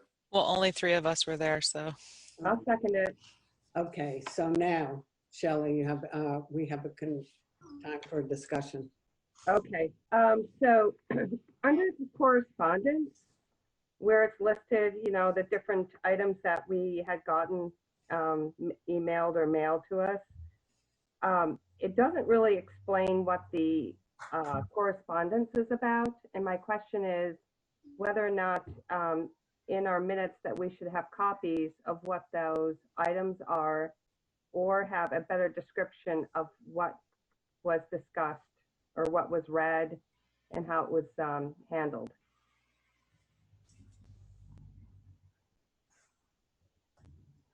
Okay, so you're requesting that if we have correspondence, you want to have Maybe data. one line, a sentence, Yeah, you just want like, a response that we read it and if there was a discussion or outcome from it. Is that what you want? Yeah, I don't know, like historically how it's been handled, but I mean, for somebody just to see rare plant survey, River Road, what does that mean? You know, it would be nice if it was more descriptive. And the question would be, do we include copies of correspondence in the minutes?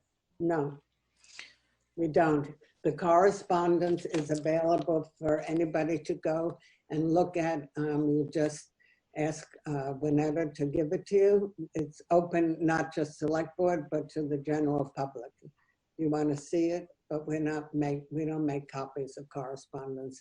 Correspondence comes in at any time.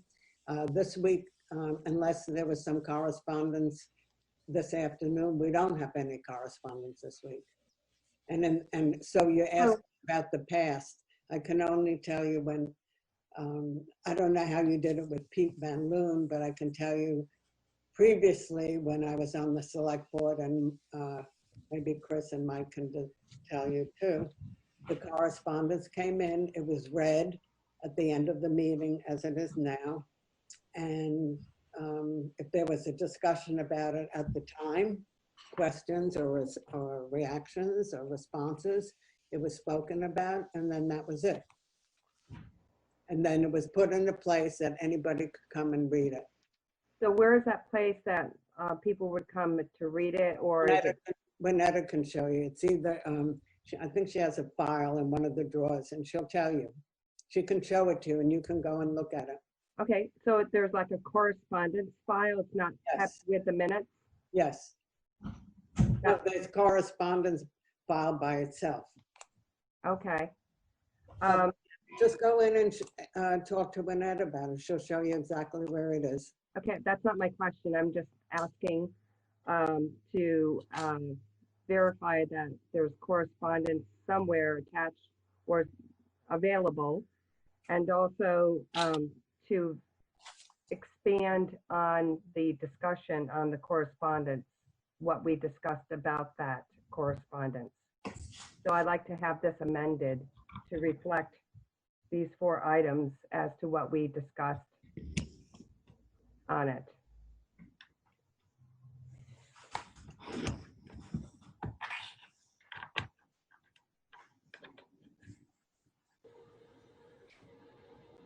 Would you like to give an example to one of them? Well, for instance, rare plant survey, River Road, what was that about?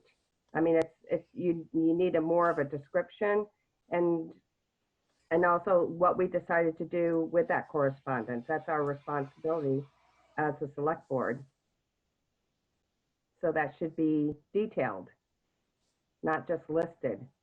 I mean, the rare plant survey, we talked about that quite a bit, and we made suggestions on how to handle that.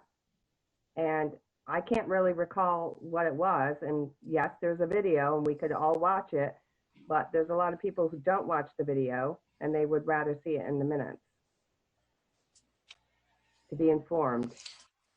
I don't think we've done that for the past year since I've been on the board. I know I know that since I've been on the board, it never was done.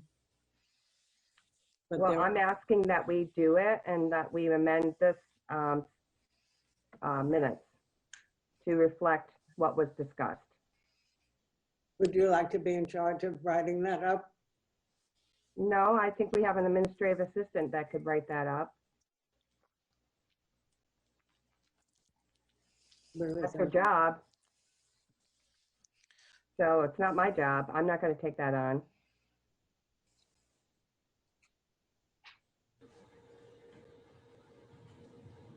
Any other comments or questions?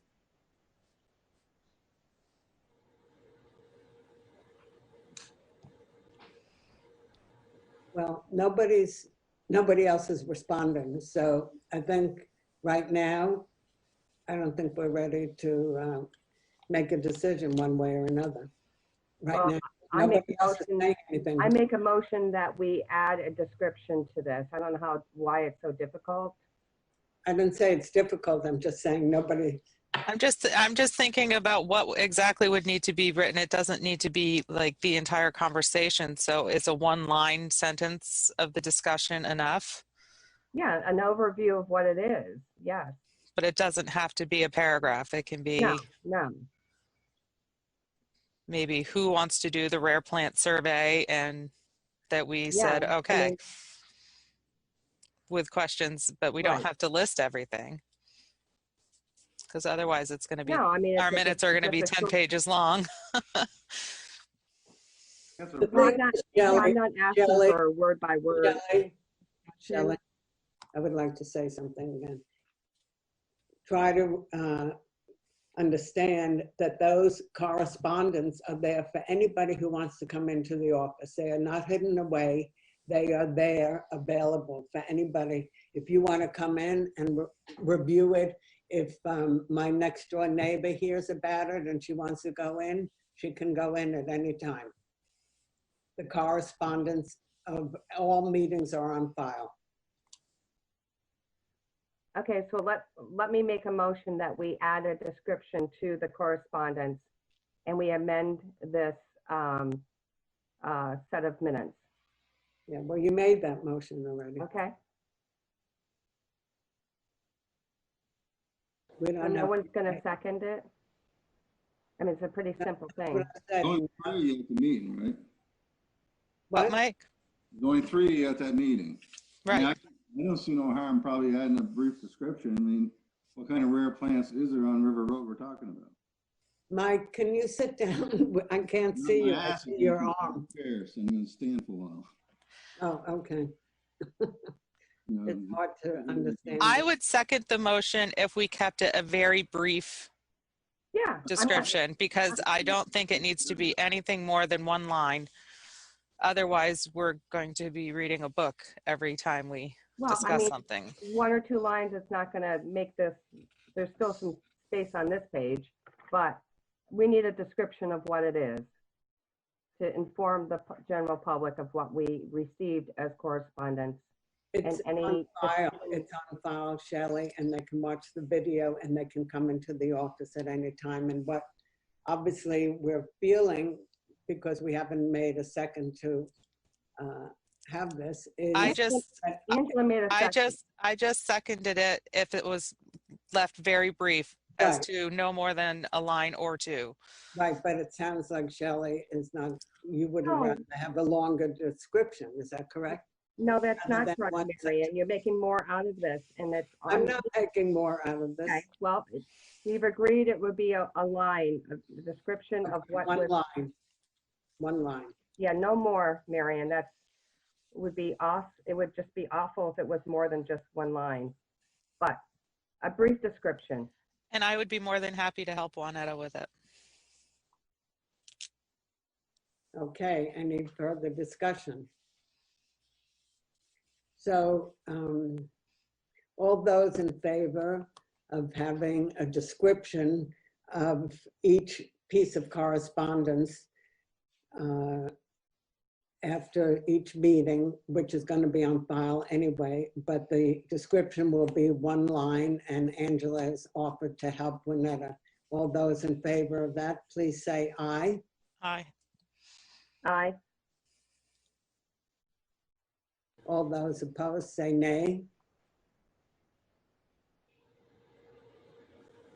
It's only a meeting, so you're voting I on can't it. hear you, Mike. There was only 3 at that meeting anyway, so I mean, you guys are voting on the minutes. So I guess it sounds like it's passed. You got 2 to 1. Well, no, this is a board decision at this point. Well, It's that not should be about the made minutes. part as the minutes then. Chris, This is not a board decision, because you're on the minutes, and Mike and I weren't there. That's the minutes you're talking about. We can't. Oh, okay, gotcha. About that. oh, okay. You guys already passed it. Just 2 of you just voted, right? Yeah. But you need a quorum, Mike. 2 to 1. There's only 3 there, so want to make the quorum? They vote for it. Okay. Fine with me. So it passes, and Angela, thank you for offering to help Juanetta with that. My So- pleasure. So the minutes of Monday, May 18th will be amended. We'll add something in for the next meeting to look at. Thank you. Okay. Next item. So now we need approval of the minutes. Anybody can make a motion to approve the minutes of May 18th. Please say aye. I don't think we can approve them at this point because We have to amend them, we have to amend them. Okay. and then we'll approve them at the next meeting. Okay. And that will be after the minutes will be amended to include a line for each correspondence item. Yes. Okay, road business. Jay, road foreman and road commissioners report, please. Okay, the crack sealing of the pavement went very well. Sealing was done on Depot Road, Dover Road, and Ogall Road. The guardrail work was completed on the 2 new Hunter Brook bridges, and we started at the bottom of Depot Road and repaired the first 990 feet. The town attorney has the information to prepare the easements for the Depot Road box culvert. That was the next step we were on to. The plans for the sand salt shed have been updated again. The plans for the Depot Road box culvert have been updated again also. Once we get the easement signs, this will continue to move along. The meeting with the Northeast Municipal for the hazmat and safety at the garage went well. We identified the top 3 areas to work on first. These would be the items that VOSHA writes the largest fines for. And it's basically, it's the hazardous materials training and storage and, you know, some of the chainsaw safety, things like that, that they look at first. So we're going to work on those. And we had a mandatory pre-bid meeting at the Monroe Bridge this past Tuesday. We had 1 bidder and we have the bid to review tonight. Couple additions since I put these in. We have 2 dead ash trees in the Newfane Hill Cemetery also that are very large. Nothing you can get to with a piece of equipment, so we've got to figure out how to remove those without damaging the cemetery.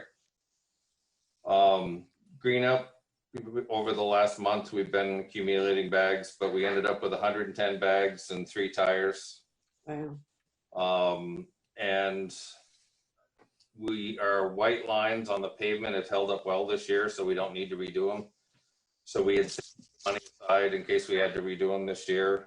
And you had mentioned you may want to get a 3rd radar sign, so we have money left in there this year to do that with if you want to do it. We would have to make a vote on that, Jay, for the sign. Sure. Yep. Okay, like for this meeting right now? To get it paid for by the end of June, probably. They might be able to do it if we did it by the next meeting, but otherwise we wouldn't have it by the end of June to go in this year's budget. So we have money in the budget for the sign, correct? Traffic safety, yes. Yes. Okay. Where would you propose it goes? Well, we've been keeping one up in Brookside and one in Williamsville. We don't have any in South Newfane, and we haven't had any to put in Newfane. So maybe we could alternate one between South Newfane and South Wardsboro Road. Yeah, there's been a lot of complaints about South Wardsboro Road lately. Yeah. Yep. Chris? A lot of speeding. I make a motion, boy. I second it. Okay. Is there any discussion? Okay, all those in favor, please say aye. Aye. Aye. Any opposed? Okay, the ayes have it and the motion passes.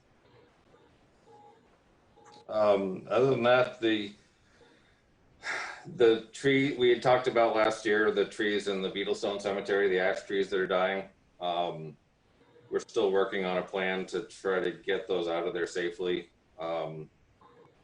It's not accessible by normal bucket truck that the tree companies have, so I've called Brown's Rentals, and they have a tracked lift that's 60-foot reach, which we're trying to figure out if 60 feet will do it, or we have to come up with another plan.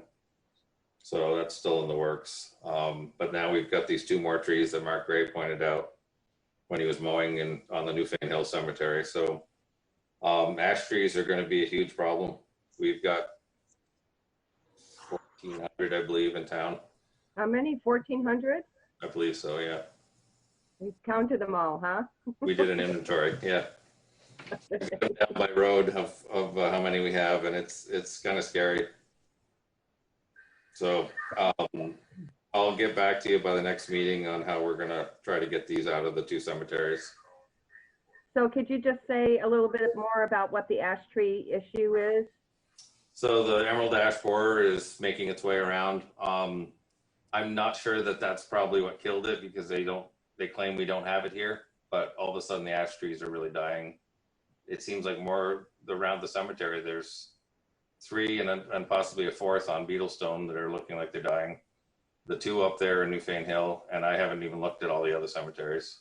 I think there may be one up on Lost Mile or Betterly Cemetery. Did everybody get the sheet in your package? Yes. Okay, so that's all the information about the trees. Well, it's emerald ash borer, but Jay is saying that it may not be that's the reason why our trees are dying. They claim it hasn't been hitting our trees yet, but I don't know if that's true or not. We may have it here already. I don't know, but they're saying it's in Londonderry, so it's not that far away. I mean, Chris, I'm sorry, Chris. Most of the ash trees that are dying now are dying in the stump. So when they go down, they don't just break apart a lot of them. They come down in one blast. And around the cemeteries, they do that. You got those old slate stones. Mm-hmm. You can't replace them. So they have to be taken down carefully. And Jay, you also said the other day when you came into town hall and you were speaking to Winetta and myself, and you said that even if the trees don't have the borers at the moment, it will come. And that also it's very important to plan how the trees would be taken down, because if they're cut down and lie on the ground, right. can affect other trees also, right? We should come up with a plan this coming year of how we're going to remove them, and you're going to want to start to cut even the live ones to get ahead of it. Yeah. And Jay, also like what you can see is like a ring around the whole trunk, correct? And if they're bored into? There you can see the borings. There's I have another sheet. I don't have it in front of me here, but there's another one that shows really good pictures of the insects that people could see. Maybe I can try to get one and leave it at the office so people can see it, or we could put it on the website, either one. Yeah, on the website would be so good. People can watch for it. But they have like holes that they make a ring around the trunk generally. And then the trees, when they're cut down and transported for firewood or whatever, they get moved around. Oh, yeah. Spreading. Yeah. So you'll be working with Mark on how to go about that and possibly getting an estimate of what it may or may not cost. Yep. Also, I remember from the other day you were saying that residents who have these trees really need, or not just residents, but businesses really have to be informed that if they don't do something now and wait, it could be much more costly. Right. And they are responsible on their own to have the trees removed. And that would make it a very expensive proposition. Is that correct? Right. The ones in the right of way, the wood can belong to the landowner if they want it, but if it's in the town right of way, which is 24.5 feet from the center line, then we would cut them down, but then it's up to them if they're going to use the firewood or we have to dispose of it. But yeah, they're much safer to cut down when they're still live. Once they've died, they become very dangerous. Yeah. Chris? If they're alive, they can climb the tree to top it and take it down. If they're dead, the insurance will not allow any tree man to climb up the tree. Right. Yeah. Thank you. But I mean, that goes. That's very important for people to know. That goes the same for all the trees in town that are dead. Except according to one of the tree guys, that the ash is worse. Apparently, as it starts to die, it becomes like a styrofoam cup, and it gets it becomes unstable. And it's more dangerous than, say, a dead maple is to cut down.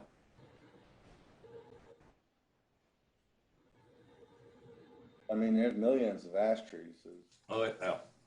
I mean, besides the ones on the road, there's a ton of them, but I mean, and just like I said, there's a lot of dead trees, no matter what, besides ash. I guess they finally, you took that one down up on Timpson and Elaine, was that maple and stuff, so. Yep, yep. That kept breaking off. It could have done the same thing as an ash, you know. But, yeah, there's definitely probably something to look at, but I mean, as long as they're still alive, they're not a problem. Let's just have to keep an eye on them as they start to die, cut the things, I guess. Well, I think it's very important that I mean, I couldn't imagine around cut 1,500 of trees. that people understand that if, what Jay was saying, if it's on the road in the right of way, and if the town cuts them off and they bear the responsibility, that's one thing. If the owner decides, well, just leave it here and don't do anything, they eventually will be responsible for cutting them down and having them removed, and that will be an extraordinarily expensive bill for them. And I think it's important that they understand that. Right. Okay, any further discussion? Anybody? I think that's all. And then we have the bid for the Monroe Bridge too. So I guess we could open that, I guess. That's Well, how I we think do it. on that bid though, I was talking to Jay earlier, and on that bid, Mark said he thought maybe as long as there's only one person at the showing, we ought to rebid it. We do, we don't want to open the bid that we've got. And we're gonna try to pare down the scope of work to a little more manageable. He thought we might get another couple of bidders if we didn't make it such a large project. It includes several different groups of people that would have to work on the bridge, and so you only attract the largest companies that were willing to deal with it. So his suggestion was we eliminate the cleaning and greasing of the beams as a separate project a year or two down the road and concentrate on repairing the concrete and the plug joints in the road, the more critical stuff, and put that out to bid and see how we make out. Now, I have no problem opening it as long as you're gonna accept the bid tonight, but within the budget. I mean, I don't want to open it and then all of a sudden say, oh, we're going to rebid it. That's true. Then his price is already out there. Yeah. Well, if the recommendation from Mark was to rebid it, that's something to think about. I mean, the people that were invited, they were invited to bid, they didn't come, so I mean, I don't know if they missed out or what. And like I said, as long as he's got everything he's supposed to have in it and it came within the budget, I guess that'd be a different story. I mean, you couldn't really refuse not to do it. Well, I wouldn't put it out there to open it and then say we're going to rebid it. Shelley? So I think because of the COVID-19 situation, that might have been an issue. I think we should probably break out the project and see about, doing it in stages. Either that or table it till our next meeting and ask the other two bidders if they didn't want their shot at bidding it. Up to you guys, but I mean, if we open I agree with Shelley. we open it, I think we ought to award it. So a motion, does somebody want to make a motion to? I'll make a motion that we send it out to rebid for the other companies to come back in and look at it with what Jay was saying. I'll second it. And okay. I'll see if we could pull it off by the next meeting. That would be June 15th meeting. It has to get in the paper. I can't remember how long Juanetta said it takes to get in the paper.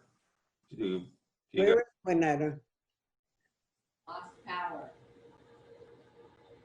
Juanetta, where are you? Lost power. Is she at the table? Oh. Can Lost she power. share with you, Chris? Can she sit next to you?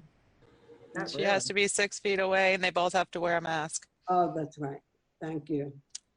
Does anyone else remember how long it takes to get into the newspaper? 3 days.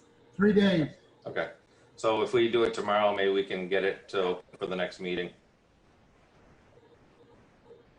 Jay, can I also ask, I am always asking this. Where's the Moreau Bridge? If you head towards Dover, there's a bridge that's on a curve right next to Penner Road. Okay, yep. It's actually one of the longest town bridges in the state. So that's why they're helping us to preserve it. It would be a huge expense to replace if we ever had to.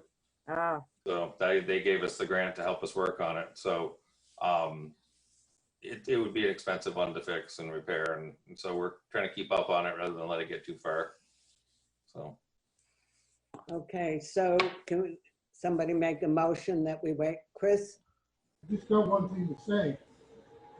It was put in the bid before that it had to be going to be open today. This meeting. So this outfit that bid on it expects it to be open today. That's the way it was put out.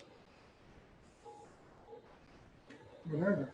I already made a motion which Shelley seconded, so it's time to vote on it.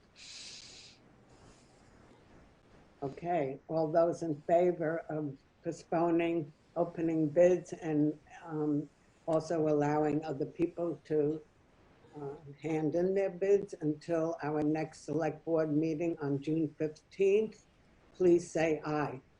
Aye. Aye.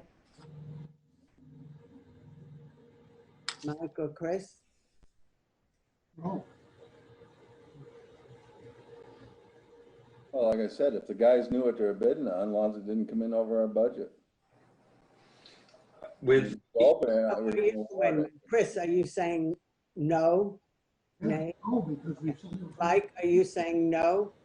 Well, like Christopher said, it was supposed to be awarded tonight. Okay. One way or the other. I mean, it doesn't matter how many people come in with a bid. I mean, obviously the other people knew about it. If they didn't put it in, they didn't get it in on time or whatever. Yeah. The only thing you do with this bid you got now, if you do open it, you either award it, or if it's way over budget, then it doesn't happen. But Jay, when he was speaking about it, mentioned that he spoke with Mark and that they could change it. He figures the reason no one else bid on it is because it was too large a project. And that if we were to scale it down and put that out to bid, we'd have better luck. So that's what my motion was based on. So then it's a change. It's a total. Right, we would change what we put out to bid. It would be a brand new bid would go out. Yeah, brand new bid. Okay, so then does somebody want to change the motion, the original motion? That was my original motion. It was based on what Jay had said after discussion with Mark. Can you repeat that, please? My motion was to do the rebid based on what Jay's discussion with Mark about the project and the change of the project. Okay, so does that change Chris or Mike's vote, or are you still saying nay? I'll still say nay. And Chris, you say nay? I'll say no because it was worded to put out the other way. Okay. So I'm going to break the tie because it's tied now, and I'm going to vote nay. I would like to see the bid open since this person was told that it would be open tonight. Okay. Who has the bid? Renetta? Jay has it. You have one. I emailed. May I ask, please, before we open the bid, when you were saying it, what was the budget?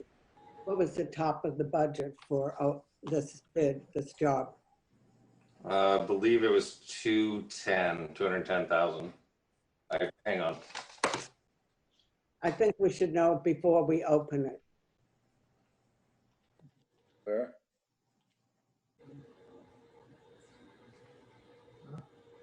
Yep, I believe it was 210.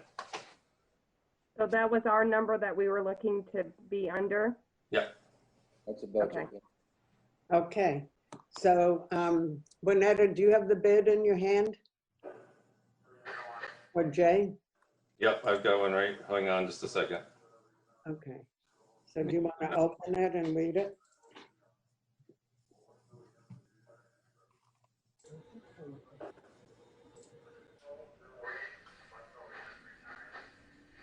I'm just printing it. Hold on. Okay, thank you.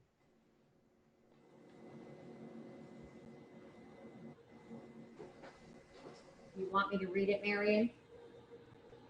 Sure. Okay, the bid from Daniels Construction, their total bid is $561,970. But if you eliminate the number 5 until next year, it comes in under budget. Now, what, we need to hear all the areas. What's number 5? Clean, prime, and grease the steel beams, and they're estimating that would not be completed until August of 2021. Well, it's over budget anyways.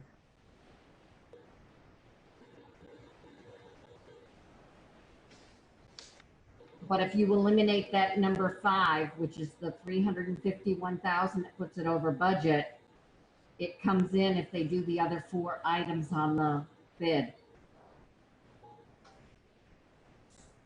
Yeah, but what's now say, Jay, what's Mark telling you? You want to break it down into like greasing, or he just do away with that? He said that was the least important part of the bid. So if we go with the plug joints and seal the curbs, clean out and reinstall the drainage troughs, repair the piers where the concrete's really been eroded from the water not running out the troughs, and then repair the concrete curbs on the lower side of the bridge where the salt runs against it. That was what he was suggesting we go out to bid with, and leave the steel beam part of it as a whole separate project for a year or two from now. So Juanetta said that if you take that section out, it would be within our specs or our budget. Lower.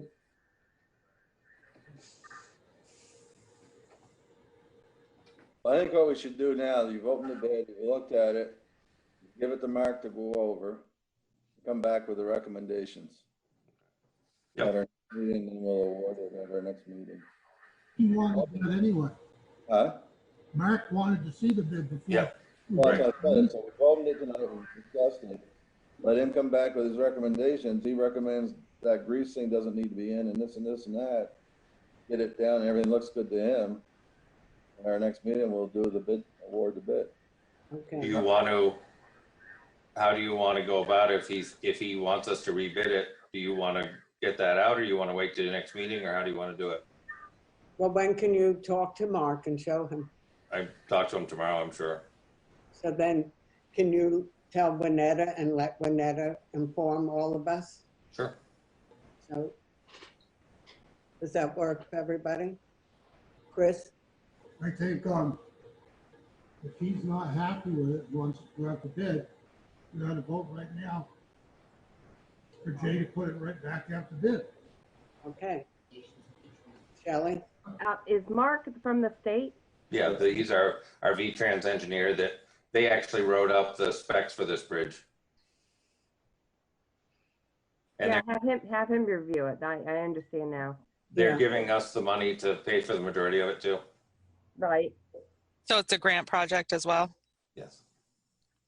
So I'm going to repeat my understanding of this is that Mike suggested that you show Mark the bid. Yep. And you have a discussion about it. And then based on that, you're going to let the members of the select board and Juanetta know what he said. And right. That we will be able to accept it, or we will put it out to bid again for the June 15th select board meeting. Is that correct? Right. Yep. Okay. I just sent it off to him, so he should have it when he gets in the morning. Right. Okay. So right. Does that work for everybody now? I think that's fair. Angela? Yep. Shelley? Yes? Yes. Okay. Thank you, Mike. Thank you, Jay. Thanks, Chris. And Shelley and Angela. We came to a decision. Yay. Very good. Okay. Next item, is that the end of your report, by the way? That is, yes. Need to approve the report. Is there a motion? I make a motion to Thank approve his report. I'll Is there a second it. Okay, second. All those in favor, please say aye. Aye. Aye. Okay, great. The ayes have it, and the road foreman and road commissioner's report is approved. And thank you very much, Jay and Chris, for all the work you do. Okay, the next item is treasurer's report, and that's Melissa. Welcome, Melissa. Thank you for your patience. No problem. Sorry about the dog. All right, so for the town-owned property, I've completed gathering all the information needed for selling off the 4 town-owned properties. Can you hear me? We're not hearing well. Yes. Hold on a second. Yeah.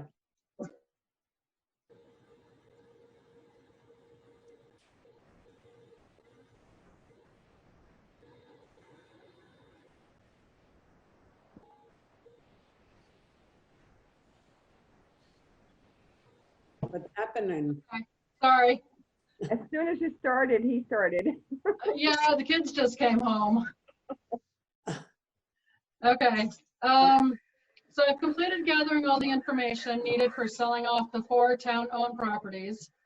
I emailed everything off to Bob Fisher. I also emailed you guys what Bob sent back to me for the board to sign, and then we can put it in the Bratt Reformer. Hopefully you guys got that attachment now. I know there were some problems with it. Yeah, I got it. Okay. I think it's best that we advertise it this Saturday's issue. Hopefully it'll be seen by more people then. The information that I gathered was I calculated for each property what was sold at tax sale, plus what would have been owed to the town after the tax sales were completed. I researched back to see what the attorney fees were for doing the tax sales. I also pulled all the deeds for the properties because Bob will need those also at some point. Doors printed me out all the lister cards along with the maps to the properties. The reason I wanted the maps was so I could send out letters to all the abutting owners of the properties that are for sale. I figured that'd be a good idea to let them know that the property that adjoins theirs will be up for sale in case they're interested. I will also send them a copy of the maps to show them which property is being sold, the minimum amount for the bids, plus the date the bids have to be in by. You will notice that one of the properties does not have a minimum bid amount. And the reason for that is because it was sold back in 1986 for tax sale. So we figured it was best just to sell it for best offer because we probably won't be able to recoup the taxes back from 1986. What do you mean? It was sold back in 1986? Yep, for tax sale. And what happened to it?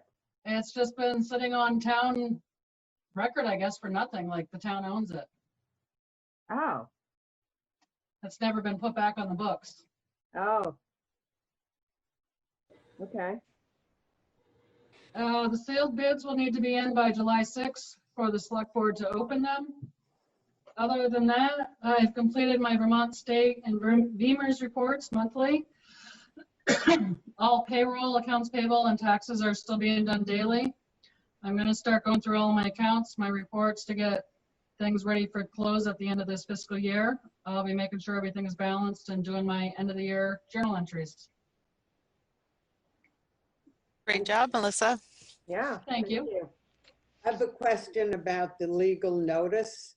If you can explain this, because it says in the first paragraph at top, it says that the select board of the town of Newfane hereby provides notice to the community and to the public at large that in accordance with Title 24 Vermont Statutes annotated section 1061A, it intends to convey by quitclaim deed and subject to any persons in possession thereof certain parcels of real property owned by the town of Newfane by virtue of prior collector's deeds, said parcels described. So the fact that all of these are going to be sold as quitclaim deeds, Yeah, they're just quick claim property transfers.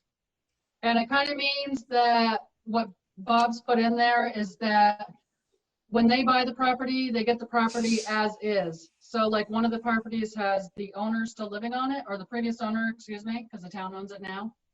So that previous owner is still there, and it's going to be up to the new property owner to remove that person and the belongings. Okay, and I wrote down a definition of quitclaim. I went on Google so that I could clarify with everybody. It says a quitclaim deed is when a real estate property transfers ownership without being sold. So it means that the grantor, the person who's selling the property, cannot does not have clear deed to the property, deed title. So that means that if you buy the property, you are buying it without having a clear title or deed to the property. We actually already have the deeds to it. Right. The town has the deeds to everything. So why is it then, if it's transferred as quitclaim deed, why is it saying that there's going to be clear title? Why is it quitclaim if there's going to be clear title? If quitclaim property says that, if the definition says that it's not going to be sold without being sold. Yeah, I'm not sure why they call it a quitclaim deed. All I know is that we do have the deeds to everything. We have the, you know, all the property transfers are in the town of Newfane's names. But it's saying it's intended to convey by quitclaim deed. Yes. Means Yeah. It's an easy way to transfer. You can inherit that too, right? What's that? They quitclaim it to you, and there's a mortgage on that. You'd inherit the mortgage and everything. You don't get the land free and clear. You just get, you're gonna pay the tax to the town to clear the town of the due taxes. But if you quitclaim it, I mean, if there's mortgages, for one thing is the bank holds first mortgage on anything like that. So all you're inheriting that guy's debt, really. And they got a year to reclaim it, and then if nothing, you get a certain percent interest on your money back for the taxes. But meanwhile, somebody's got to pay that payment too. I don't know if it's that guy that owns it now, if he keeps paying his payments, or the guy that gets the quitclaim deed, you take over the guy's payments too. When these all go into tax sale, if they don't get redeemed, basically the delinquent tax collector does a quitclaim deed to the town of Newfane, which then transfers it over into the town, which that's what's happened to all four of them at this point. Goes to the town. Yep. So there's no responsibility from the previous owner. Right. No. Usually if there's any kind of mortgage or escrow, the escrow companies will pay them off before they even get into tax sale. All I know about the quitclaim deed is that it's an easier transfer. And if the lawyer's saying that that's for us to do, I would say that the lawyer knows what he's doing. Oh, I'm sure the lawyer knows what he's doing. I have a question. And is this the way the tax sales are done every year? I don't remember that saying quitclaim deed in the past. Well, this isn't really a tax sale. So this is kind of town sale. Because they've already gone through the tax sale. You don't have, in a quitclaim deed, you don't have a total guarantee. Yeah, I don't know. That'd have to be something for Bob, but I do believe it is a guarantee. It's a done deal. So in other words, these properties that you have right now, they've been sold back to the town like a year or two ago. Right. Yep. Town property already. So the town right, because what happened, right. Sorry, when they went to tax sale, nobody bid on them. And at that point, the town had to bid on them. Right. No, I know that. I remember that. I've been at those things. But my question is, why are these being conveyed by quitclaim deed? Yeah, I don't know. I honestly can't answer. That'd be a Bob Fisher question, I guess. Okay, I think we should ask him that. I mean, I personally, if, let's say I wanted to buy a property and it says quit claim deed, I would be very wary about it until I understood totally. Already owns it, and the deed is in the town of Newfane's name. I guess that's just how easier way of getting around doing it is they Easier transfer. I would trust our attorney decision. To the guy that buys it now. I'm trusting the attorney's decision. I want to understand it. Right. Understand why that is. Sounds good. Mistrusting, I need clarification. I'll reach out to Bob tomorrow and get that answer for you. Okay, thank you. Carol Hasselback might also know that too. Okay, great. Well, I think that can we make a motion on if Marion is satisfied with what the quit claim deed states and that the attorney made a decision that's fine. Can we just approve it now? Of course. Of course. So I make a motion that we put these up for what is it, auction or sealed bid? A bid? Yeah, we are doing the sealed bids. Oh, a sealed bid. Yeah. Yep. Okay, Shelley, I just want to explain again. I'm not asking for this to be delayed or not going forward. I just have a question about it. That's okay. all. So I just make a motion that we put it up for sealed bid. Second it. Okay. All those in favor, say aye. Aye. Aye. Aye. Any nays? Okay, great. The ayes have it. And it will be put up to bid. Thank you, Melissa, for all your work. I make a motion to accept the treasurer's report. Chris has got his hand up. Oh, sorry, Chris. I didn't see that. You gotta make a motion to have somebody authorized to sign the paper. Oh, yeah. Yeah. Okay. So wait, so how about a second for Chris's motion, please? I'll second it. Well, who are we going to have sign it? The select board chair? That's fine. I will sign it. I can sign it. Is it just one person that we need? Yeah, I think so. Chris? Well, that's what the motion is for, is to have one person sign for all of us. Okay. Okay, I can go down after this meeting. When Etta has a copy, I'll sign it. Is that good? Shall we vote? Sure, go ahead. All those in favor say aye. Aye. Aye. Any opposed, say nay. Okay, the ayes have it. And now I'll make the motion to approve the treasurer's report. Okay. I'll second it. Okay, any discussion about the report? All those in favor of accepting it, please say aye. Aye. Aye. Aye. Okay, any nays? Okay, the ayes have it and the report has been accepted. And we move on to administrative assistance report. Wherever Winetta is. I think she's going to sit at Chris's chair right now. Hi. Hi. Okay, so I wrote the letters as requested, and I'm grateful for the quick responses from both the Vermont State Police and the Windham County Sheriff, and for them agreeing to attend tonight's select board meeting.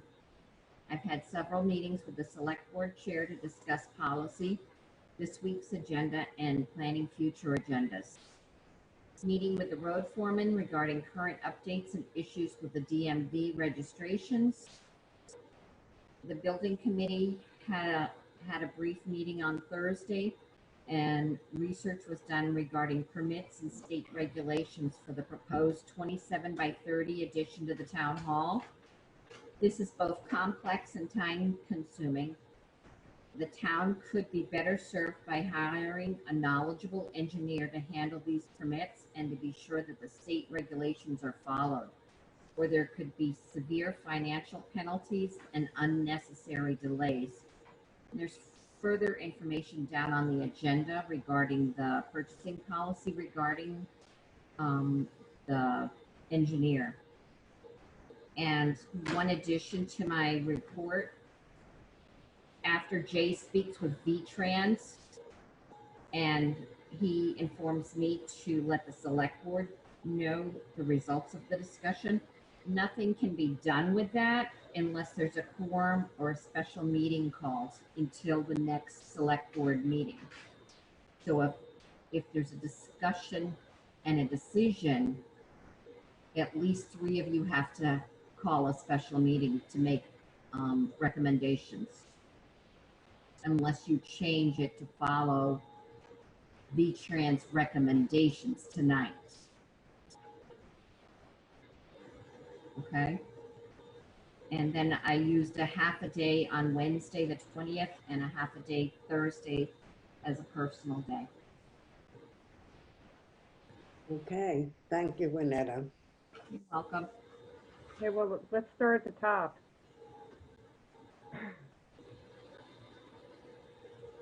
So my question for you is, what was the discussion of the policy? I know I asked you in person, but it's not listed on your report. It's the purchasing policy, and there's a special section in there that's going to be discussed further down on the agenda. It's the next item after Winetta's. Yep. That we're going to discuss, the town hall. Oh, for professional services? Yes. Okay. So I guess I would just be more detailed about that. We discussed about the purchasing policy, but we're going to discuss it on the next item. Yeah. The whole business, no. Town hall. Marion, in her report, she said she had several discussions or meetings with the select board chair, and one was to discuss the policy. So I was asking. Right. So it's on the agenda. It was. I know. I get that. All I'm asking is that it be more clarified in. We're clarifying it as soon as we approve her report. We're clarifying what. It was brought to my attention that it had been overlooked in the purchasing policy, that it was not necessary to put this particular bid out because of the special clause in your purchasing policy, which you approved last April. Which was for professional services that it did not need to be sent out to bid. Correct. If you look at the special conclusions, it was brought to my attention, and that's what we discussed between the select board chair, myself, and another individual, that it needed to be brought up tonight, that it could be an oversight considering the work that Cotton Engineer and Design have already done for the job and past work experience with both the town hall and the office. And that's in reference to the email letter that you sent out to us from Correct. him. Okay. Is there another question? The next one is on number 3 about issues with the DMV vehicle. Jay's been having difficulty getting his renewals sent back to him because of the previous 296 post office box. Okay. All of that mail used to go to that post office box, and the post office doesn't forward it. So now when a truck comes up for renewal, it just gets bounced back to the DMV and we never see it. Oh. So is there some way you can go online and just change that PO box on all the registrations? You can't do it online. Winetta was going to try to call them directly and get somebody to see if they could change them all. Okay. That's a good day's task, trying to get through to DMV. Right now, they're not doing nothing for 90 days anyway. Registering it. I just renewed one online. That's why I don't know if your vehicles are anything different because they're town vehicles or not. I did it online, but when they mail us the sticker, it doesn't come to us. Huh. because it's the wrong address. So you It have gets to talk to returned. somebody in person. Right. I would like to say to you, Juanetta, that the bunting looked very nice on the town hall for the holiday. So my next one is number 4 about the building committee meeting. Did you guys have a building committee meeting? Yes, And who's on the building committee meeting, committee? Melissa Brown and Mike Fitzpatrick and myself. Okay, so what did you do what did you discuss at the meeting? About research was done on regarding permits and state regulations for the proposed 27 by 30 foot addition to the town hall. Shelley, the next item on the agenda is a discussion about what they talked about. It says old business town hall addition, and that's the next item on the agenda. Well, I'll make a motion to approve Juanetta's report so that we can move into that discussion about the town hall edition. Thank you. Is there a second to that? I'll second it. Okay, all those in favor of approving Juanetta's report, please say aye. Aye. Aye. Mike? I said aye. Oh, I didn't hear you. I can't see you, Mike. Okay. Yes, Jay? What Juanetta said about the bridge is true. I don't know how to word it, but can we word it if Mark's suggestion is that we go ahead and rebid it with the new specs, that we can go ahead and do it without you guys having to meet again? You'd have to amend the motion, right, Juanetta? You would have to make a motion to follow the recommendations given by V-Trans, Mark Pickering, and the road foreman and road commissioner. Second It would need to be of something. I'm not making a motion. I can't do that. You're the one gonna write it down, so you just. Okay, I make the motion that what Juanetta had said about making getting a recommendation, letting the. To follow the recommendation. Go ahead. To follow the recommendations of V-Trans, the road foreman, and the road commissioner. Correct. That's my motion. Second. Thank you. Anybody seconding? Mike did. I second it. Okay. Thank you. Any further discussion? All those in favor, please say aye. Aye. Opposed? Okay, thank you for the motion. It passes. So, Juanetta, thank you very much for your report. And now we're moving on to the next, well, the next item is unscheduled members of the public, and we don't have any at this point. So we're moving on to old business, and the first item is, actually, let's just say that the second item is taken care of already. The treasurer's legal notice for real estate auction to be signed, and we just voted on that. So we only have one item under old business, and that is the town hall addition. And I'll start by saying that I was one of the people who said aye last week when we had a motion to have other bids or have bids put in for the town hall addition. And unfortunately, I feel that I was incorrect in doing it, and I take full responsibility that I voted for something that I realized later was something I would not have voted. I would have voted no for that. Because on the last page, page 3 of our purchase policy, it says professional services. The bid process shall not apply to the selection of providers for services that are characterized by a high degree of professional judgment and discretion, including legal, financial, auditing, engineering, risk management, and insurance services. And given that the building committee had already met and talked to David Cotton, who in the past has spent a lot of hours in the last few years working with Town Hall on different issues, being very involved in the past when we were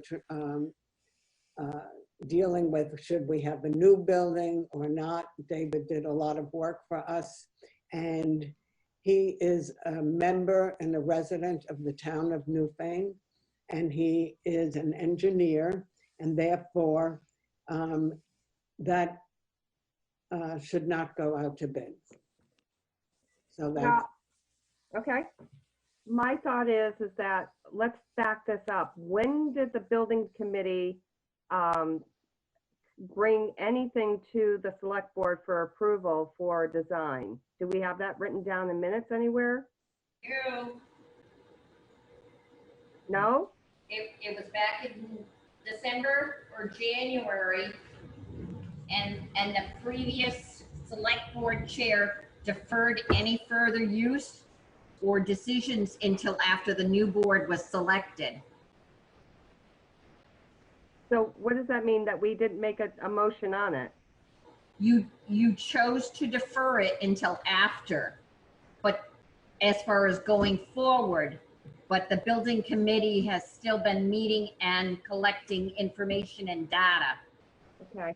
Well, that doesn't mean that we gave any authority to anybody to expend any dollars or whatever. It was just a committee getting information to bring to the select board, correct? It was agreed that there was $130,000 in the budget for the renovations or additions to the building in order to comply with the safety codes and access to the second floor of the existing building. So was there a motion? Not the agreement. Was there a motion made that we were moving forward to build an extra rooms on that building? We were authorized to gather the information and bring it to the select board. Okay. We met with the engineer and the design in order to meet compliance. And that's what we're talking about tonight, is the design needs to have a stamped approval before the state fire safety marshal will accept the permits. And the only way the town can get that permit signed or stamped is by a licensed engineer. Okay. But have we approved to have this addition done? We're not getting the addition done yet. We're going through the process of obtaining the permits. Well, I think as a board, we need to make a decision whether or not we're going to expend the dollars that you say that we have in the budget for this expansion. And honestly, right now with the whole COVID-19 and the state budget increases and school tax increases, et cetera, increasing, I think it would be in our best interest to put this all on hold for right now. There's no decision made to go forward on this. There was no decision made, and it's all just an investigative, process. And I think we just need to put it on hold and look at our budget in the next coming years. Are there plans out there for this addition? Because the only thing I believe I have seen is changes to the inside of the current building. No, you were given a copy of the addition, the plans for the addition off the back of the building. When was that? Back in January. I don't recall ever seeing that. I believe the last thing I saw was changes to the current building. Frank Saponsky had been on the original committee. When he resigned as animal control officer, he resigned from all of his positions. He's the one that had originally made the designs. We just need to get them the change to the design. We just need to get an engineer to sign off and to follow the state regulations for access to the disability. The fire safety marshal won't approve the plans without an engineer's stamp on it. If we can Yeah, I get don't think we need to have, approved, Wait, can Winetta please finish? if we can get the permits approved this year, we can have an extension for another year. But if we wait until the spring of 2021, we have to start all over again, which means the town office won't get its addition and it won't get its remodeling. okay, like I said, I think we should all make a decision in the best interest of our community, not to expend and money to make an addition on the building that is already currently being used. And we don't know what the future is going to bring. You know, for instance, you were working remotely. A lot of the staff was working remotely, elected officials. So having, you know, additional space just doesn't really make any sense to me personally to tie up funds that we may end up having to use in a more productive, important way. I believe it's already been put into a fund that is for the town hall. I don't believe you would be able to use that money unless it's voted on at a town meeting. It's like the highway department. It's already in a special fund. Well, we have a building fund, right, for maintenance and whatever else. We just got X amount of dollars in it. But just to go forward with getting the permits approved and starting the other permits, he's just asking for a $5,000 retainer. And then when the work starts, his whole fee is a total of $15,000 for the engineer. I don't think we're to that point at this, like I'm saying. I understand what you're saying, but I don't. I'm just trying to clarify the information so that you guys can make your best judgment. I would still like to see the plans for the addition and what it's going to be. Yeah, I haven't seen it either. Like I said, the only changes I've seen are what's the changes inside the building that's already being used. Yeah, I don't recall that. It's been hanging up by the water cooler since last December. Well, I think as a committee. Okay, and as a committee, you need everybody. What? Okay, as a committee. I can't hear you. As a committee, I think you need to bring it to the select board and propose it as a committee. We have not seen any of this. If it's hanging on the wall, I haven't seen it. There. Angela hasn't seen it. Wait a minute, wait a minute. But Marianne, it's not proper. Excuse me for a second. This was done before I was on the board. So you'd have to go back and discuss what you did and didn't do before March. I have nothing to do with that, but I'm saying that there is a design on the board by the water cooler that was put up way before I came back. So it has nothing to do with me, Shelley. For our next meeting, we get copies to everybody for the board with a description of what they planned on doing. That's a great idea, Mike. I mean, it's just like I told Winetta and them, I mean, I know like Cotton and them, I mean, 15,000, we got 100 and some $1,000 in the thing. I mean, when you have somebody design it like that, and start doing all this stuff, I mean, when you start talking to the state, you're probably looking at $200,000 to $300,000 addition. I mean, because they base everything on like an 8% of the cost of the building. And I mean, I don't even know if he knows what we're really looking at. I don't know if he's seen the plan or not, you know. And I said that, you know, Frank drew it up, figured we could do something kind of simple. It was just a 2-room thing. They were going to take the windows out of the building that's already there and reuse them on the back side of the new building.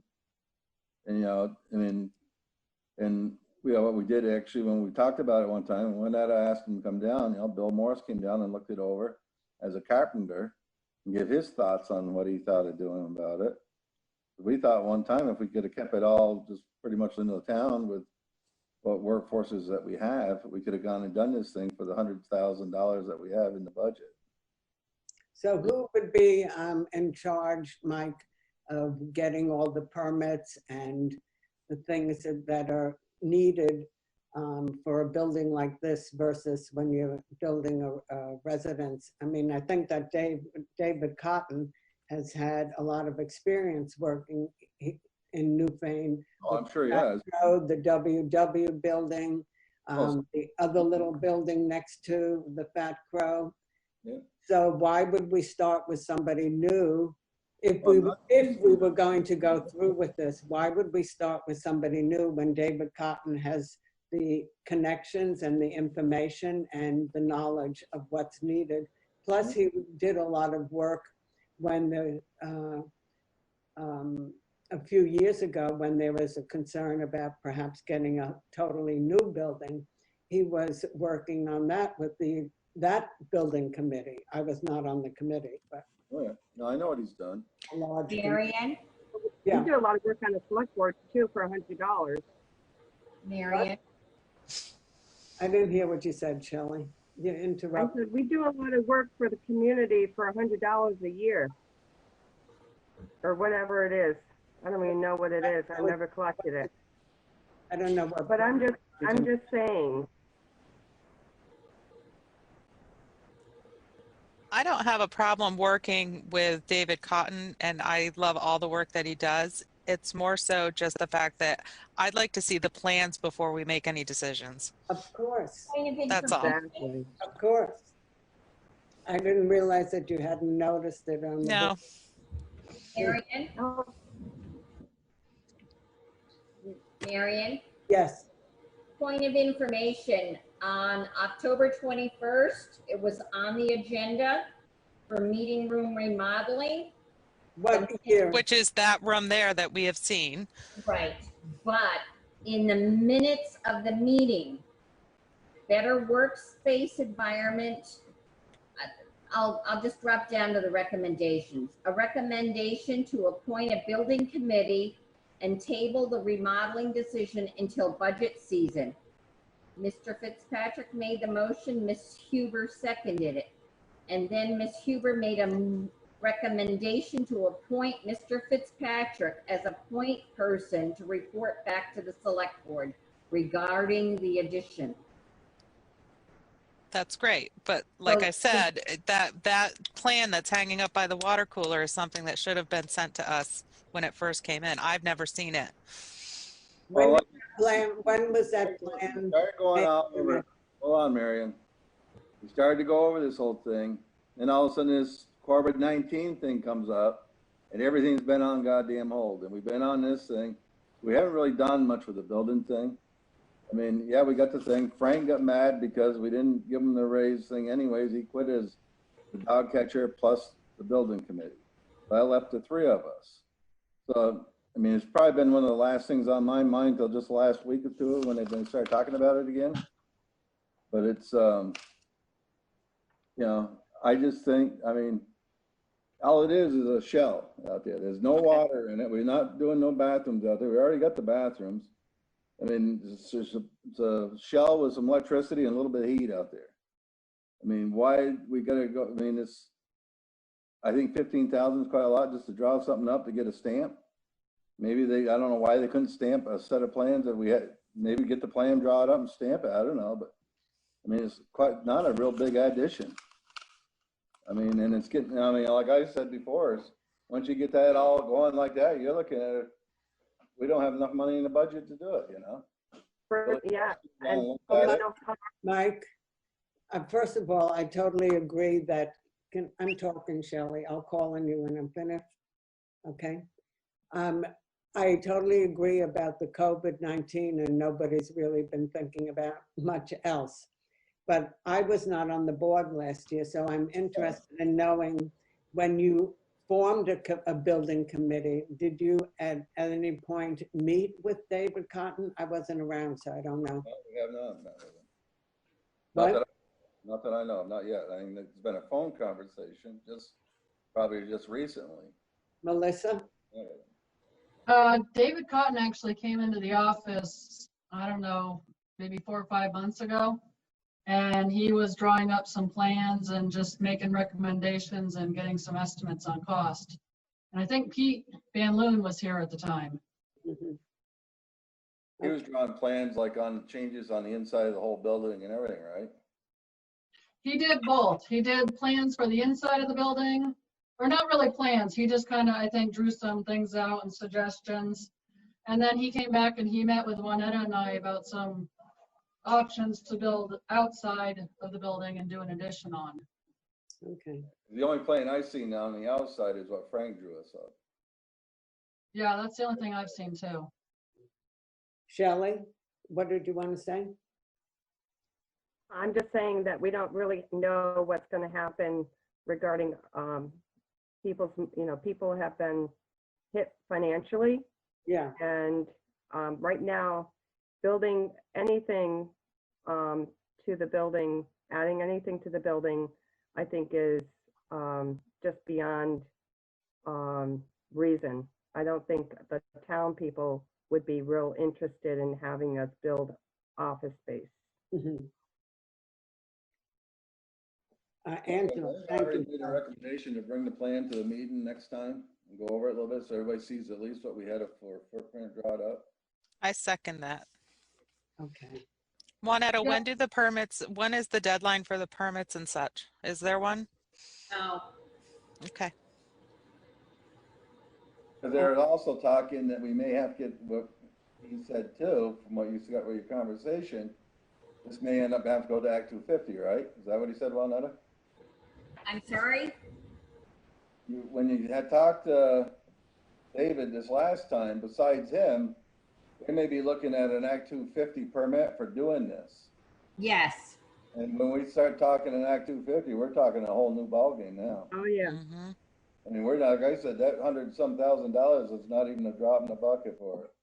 Because they're gonna look at stormwater ponds, because you got so much roof runoff, you got so much blacktop out there in the parking lot. I mean, there's gonna be a whole big change to everything. Go Act 250, we're just looking to do a simple addition on the back end of a building.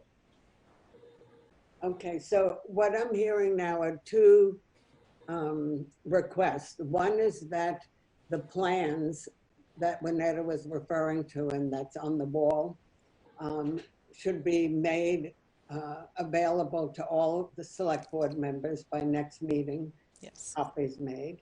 And then I think we should also consider what Shelley has been saying about the whole idea of extra financial expense during this time of COVID-19. So first thing we should do, and if we can vote on, is having the plans made available to all select board members by June 15th, and also to consider as another possibility of not doing this at this time. And those are things I think that we should think about and consider. So is anybody who would like to make a motion to all of that? I'll make that motion. Thank you. And then we revisit it on June 15th. Thank you. Is there a second to that? Second. Okay. So all those in favor of, first of all, getting copies of the plans to each select board member, and then while we're thinking and looking at that, to consider what Shelley said in terms of would this be the right time with everything else that's going on? So all those in favor say aye. Aye. Aye. Okay, any opposed? Okay, so the ayes have it. So we will get the plans and we will at the same time consider if this is an appropriate time to do anything. Thank you. Okay, thank you.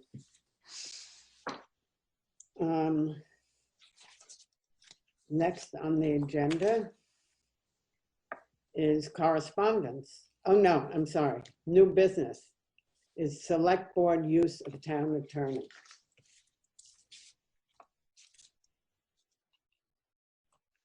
So in the past month and a half, there've been phone calls and emails sent to Bob Fisher, who is our town attorney. And I think you'll find in your package that there is itemized list of a bill that has come in recently for the use of Bob Fisher. Did everybody get that and see it? Okay. So first of all, I think that there really should be an understanding and a review about what a town attorney is supposed to be used for. And that is that we have hired and we pay an attorney for issues having to do with select board and town issues. And when we use him, he charges us. This is not a free service the way you can call VLCT and get information if you need it, and that we have a contract with VLCT where they can help us. So right now we have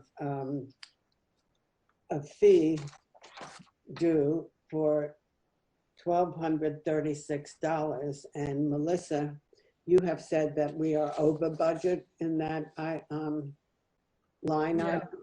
Yeah. Can you explain what the budget for that is? I'm gonna have to look at the numbers, but I think last time I looked, you guys were about 1,500 to 2,000 over budget. Okay. That's not the first time it's happened, so I guess. No, I'm just talking, we're talking. And there were a lot of issues.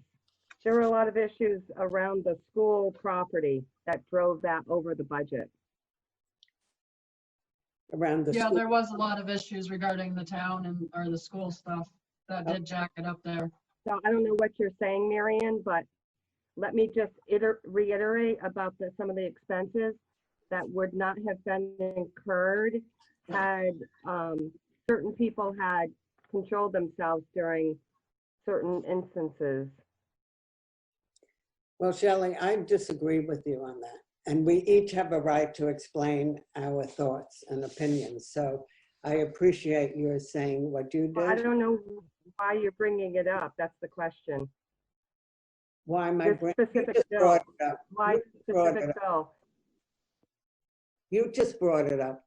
No, you brought it up. You've given everybody this bill to look over.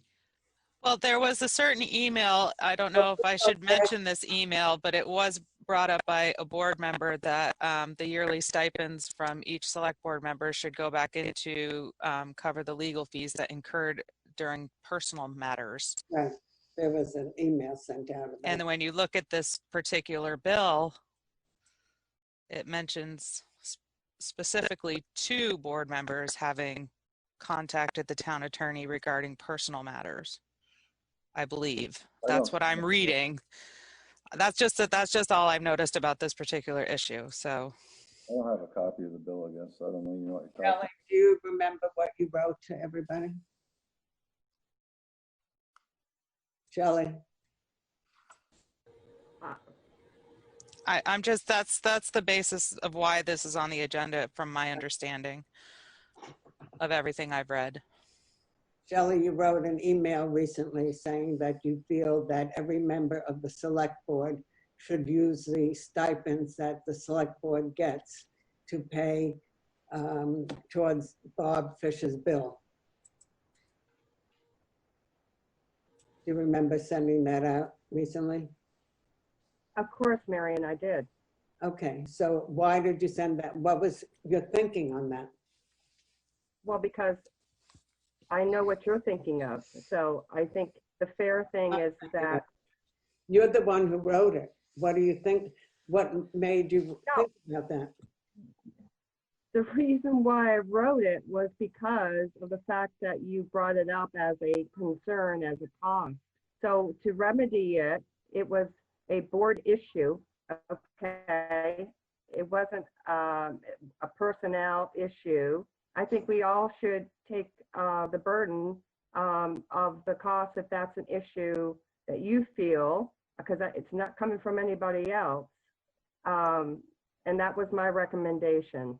Okay, you know what, Shelley, I think you are a little erroneous in what your statement is a little erroneous. Melissa was mentioning the budget when she talked about the budget last meeting, and when she got to that line item, she mentioned that we are above I don't think it's to blame Melissa for bringing it up or anything. I'm not blaming. Again, if I remind you and everybody else, is that we had a lot of expenses towards the Newbrook School property that drove the budget over. Okay. We're still not done with that, are we? No. So, I mean, no matter what, we still have more to do with that. We're gonna spend more with Bob Fisher. Those are the costs that. I think that's the thing is, the bill, and if we have more come up, we'll have to deal with it. I mean, but, I mean, I think every year, not every year, but a lot of years, we go way over the attorney budget. I mean, we try not to put in a great big fee, try to keep it down as best we can when we do these budgets, and if we make it, we make it. Sometimes we go over it, you know? Right. That's one of the things you cannot determine. But I said this whole thing for the school is long from being over by the sounds. I mean, it's either we drop it or we just keep going after it for that stuff, you know?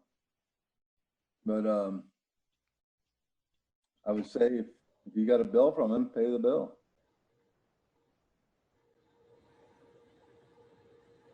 I think Marion wants to make a point of the fact that select board use of the town attorney.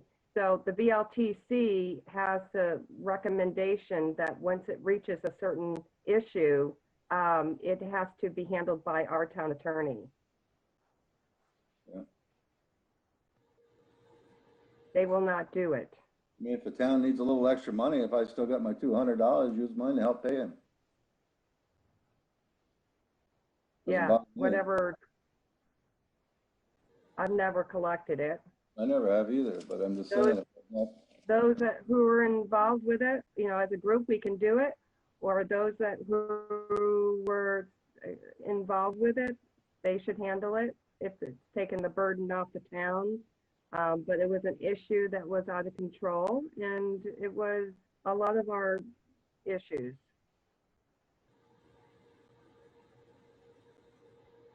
Well, I guess what I'm referring to is a school thing, but it doesn't matter if it's over budget, it's over budget. I mean, we have to deal with it. You have to pay the man. I mean, he's still gonna be the town attorney. Yeah.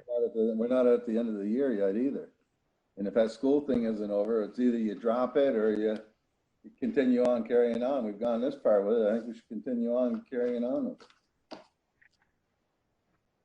But I think we have shot, you're gonna have to pay him so we can, we need him again and he comes around. Yeah, do we have money that we can pay this bill? Yeah, it's already actually in the pay orders. We have it. Yeah. Okay. So the town can pay the bill and we don't have to have people on the select board give their money, particularly the people who are not involved with this at all. And I actually said from the beginning that I would absolutely pay for my share of this bill. I said that to Annetta and to you, that if there's an issue with a bill from Bob Fisher, I would certainly pay my part out of my own money. No, it's fine. I've already got it slated for you guys to sign off for tonight and mail the check out to Bob tomorrow. Okay. Okay, thank you. Any other discussion about the money, funds? Well, I guess who brought it up? I guess Marion put it on the agenda, so. It was originally brought up via an email when we got the budget report. So that's where it started. Just to go back, I believe May 9th. Mm-hmm. And who brought it up? You did. You did via email asking for a itemized list of what he was being contacted for. Bob Fisher? Yes, the town attorney. I don't recall that. I mean, we've been using them, so I've never, I don't know In why an I would do email that. dated May 19th, what are the legal costs to date on the legal costs regarding the select board concerns by subject? Please send me the actual costs incurred to date. Thank you. And that was written by you on May 19th. Okay, so probably there was a reason somebody was asking about the cost.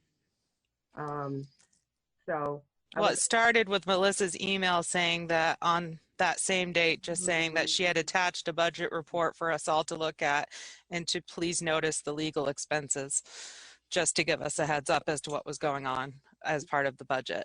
So. And then you, Shelley, wrote a response that you gave the idea that each person on the select board should donate their stipend, so to speak, of what we get on select board. So are we deciding that or what? I mean, what? We're having a discussion about it now. So No, I you guess, just asked how did this come about, so that's how it came about. Yeah. And I had said to Bonetta and to Melissa that whatever part of Bob Fisher's bill had to do with me, I would be totally willing to pay that part out of my own money, not out of select board funds. And I made that very clear to both of them about several weeks ago. And that still holds. I would certainly be. I guess if you wanted to do that, you could do that. Yes, I can. You're right. Okay. We were all involved with it. So. Any other conversation about this?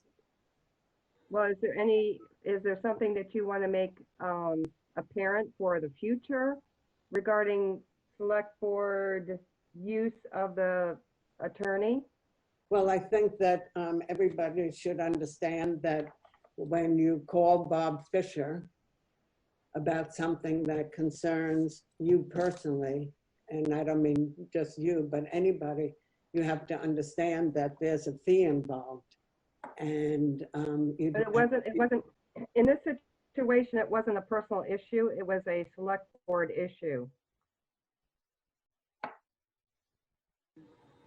Well, I've been on select board other than last year for several years, and I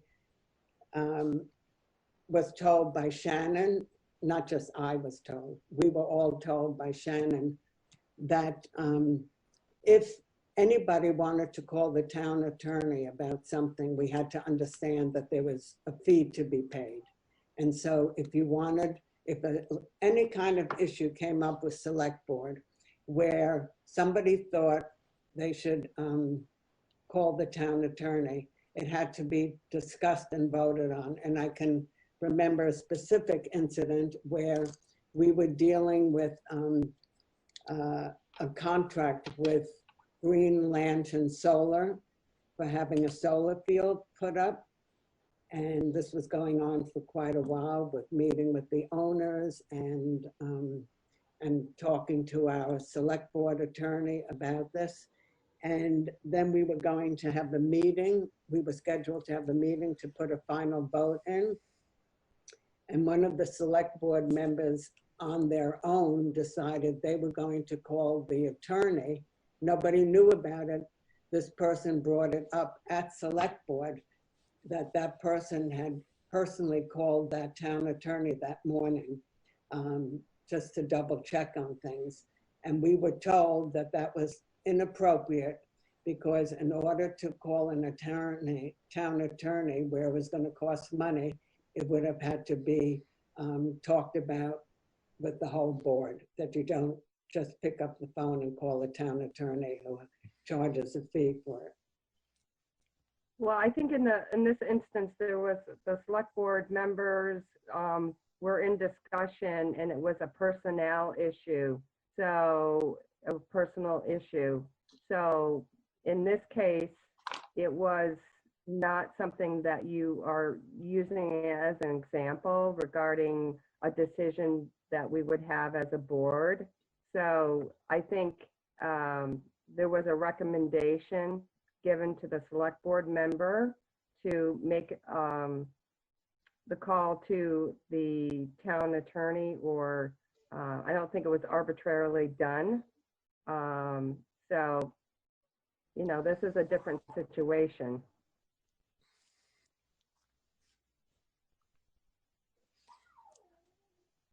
Any other discussion?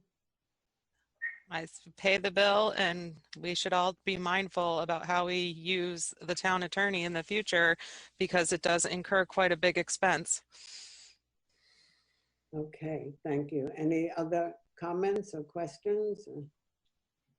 Okay, so we're moving on now to next item, which is correspondence. And Winetta, do we have any correspondence for this week? There is none.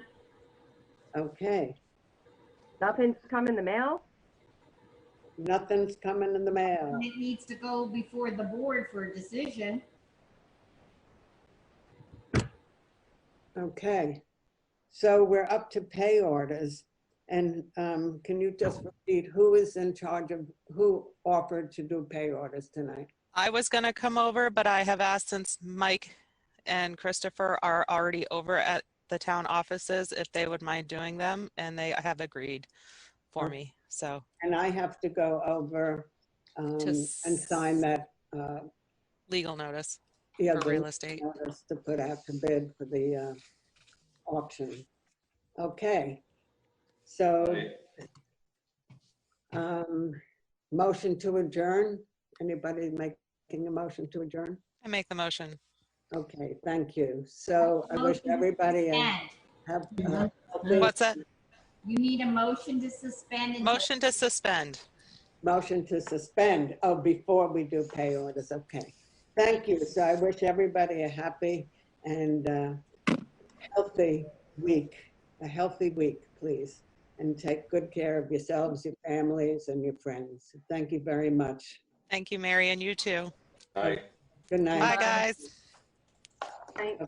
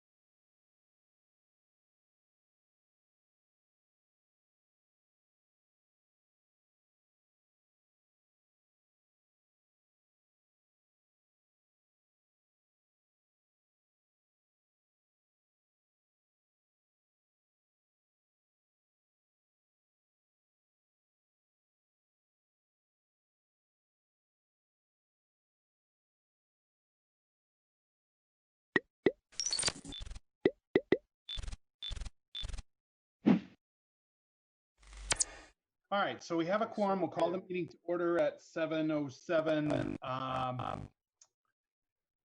Where is Brian? Are you going to start the recording?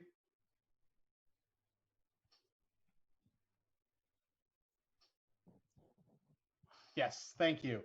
Okay, so we're being recorded. We've been called to order. Does anyone have any additions or corrections to the agenda? Seeing none and hearing none. All right.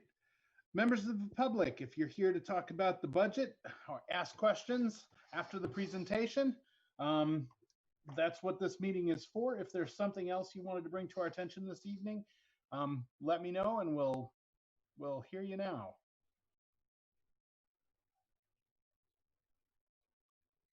I don't see any hands. Okay. First of all, the voluntary early exit extension. Bill, you want to talk about that, or is that a Bob thing? No, I can do it. Okay. Basically, this board approved back in December, offering 5 opportunities for an early exit program for members of West River. We had 3 people take advantage of it right before the COVID crisis. The COVID crisis has now created an opportunity for reflection and people to kind of think about their futures and their plans. And I would simply ask the board if I could extend that offering just for the 2 slots that were not taken. If I got the board's permission, I would publicize it tomorrow, and I would just have a date like next Friday. And if first come, first serve, I would send out an all staff email that would say the same thing as said before, and it would allow the first 2 people that turned in an acceptable application for them to be able to receive that. I just think that things have changed over the past 10 weeks, and there's been a lot of thought processing, and I just think it would be a good opportunity for the board to support some people if they are ready to move on, and more than likely probably to save some money along the way. Okay. You're not changing the parameters of the offering at all. Same deal as before, just extending the length of time to let the other 2 slots that we had originally offered possibly be taken. Yeah, I'd open it up tomorrow, all comers, first 2, and I'd leave it open until next Friday. Okay. So we would just need a motion to do that then. And I see Keegan's got her hand up. And Dana's got his hand up. I just had a quick question. Are you sure you only want to limit it to those 2 spaces? This decision was made before I was a part of your communal experience here. Is 2 spaces going to be enough, or would that be limiting of folks that would like to take advantage of the I'm comfortable starting there, and if I get an overwhelming response, as Joe pointed out, you guys meet every Monday, I'd be more than happy to come back to you next Monday and tell you that the context has changed. But I think for the information that I've been hearing from principals and myself, I think the 2 is the appropriate manner to match what the board has already approved at this time. Okay. Well, on that note, I would like to make a motion to allow Mr. Anton the opportunity to reopen those 2 opportunities for the early exit. I'll second it, Joe. Dana. Thanks, Dana. Did you have something else you wanted to say, or was that it? That was it. All right. It's been moved and seconded to extend the early exit, voluntary early exit. Is there any discussion on the motion?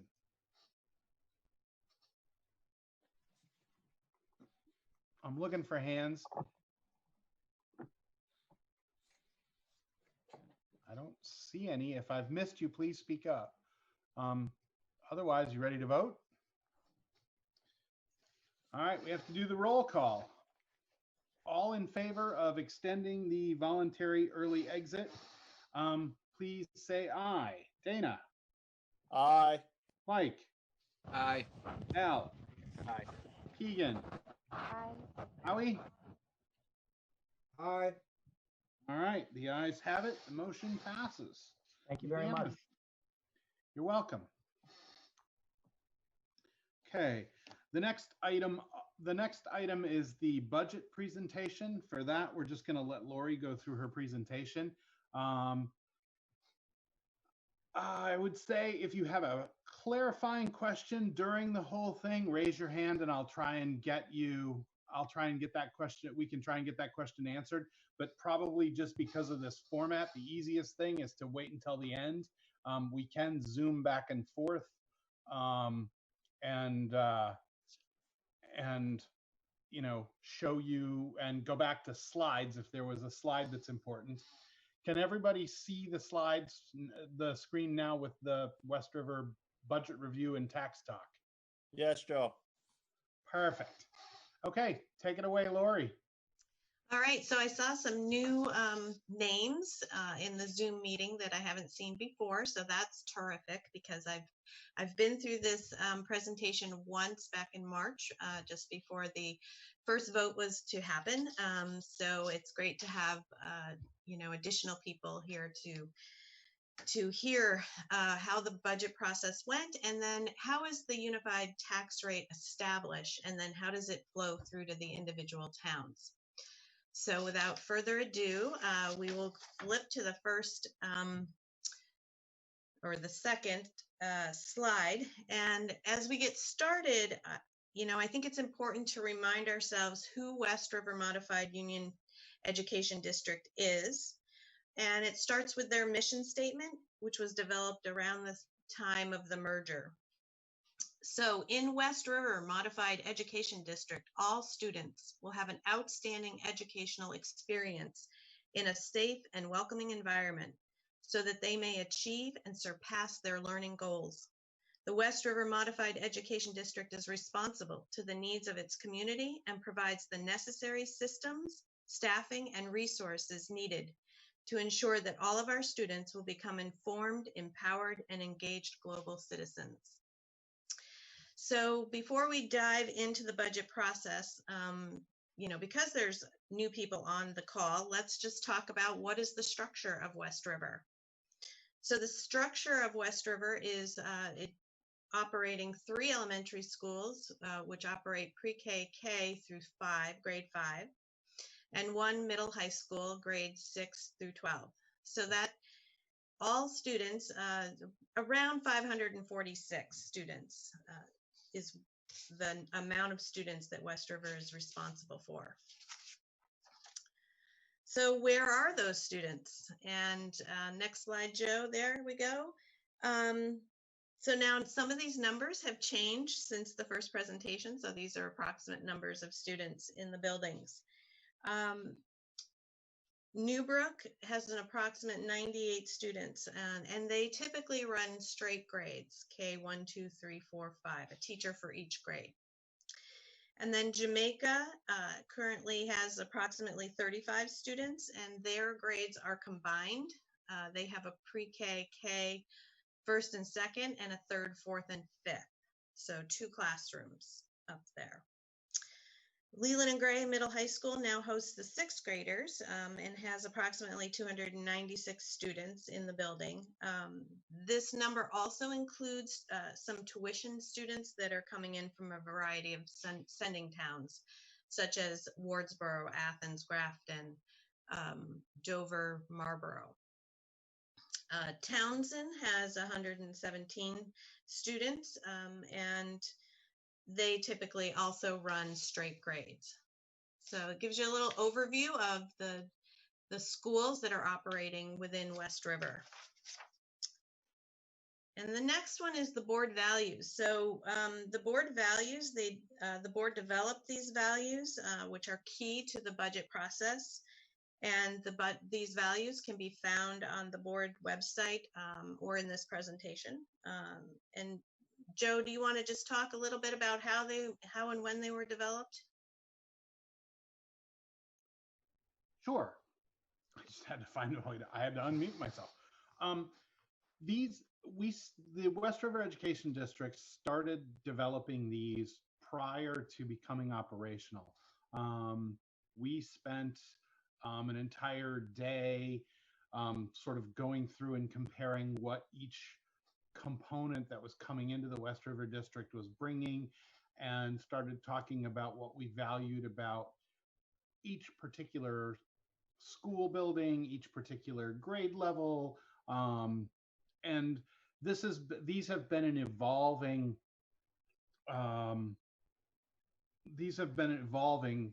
values. You know, we made a first set, we had a summer retreat again. We looked at these, we revised them, and this is the second revision of these goals. And we may very well late summer, when we can hopefully have another retreat and continue to discuss these values. They get looked at by the entire board in a retreat process on an annual basis, so that we can continue to focus the board on what's important.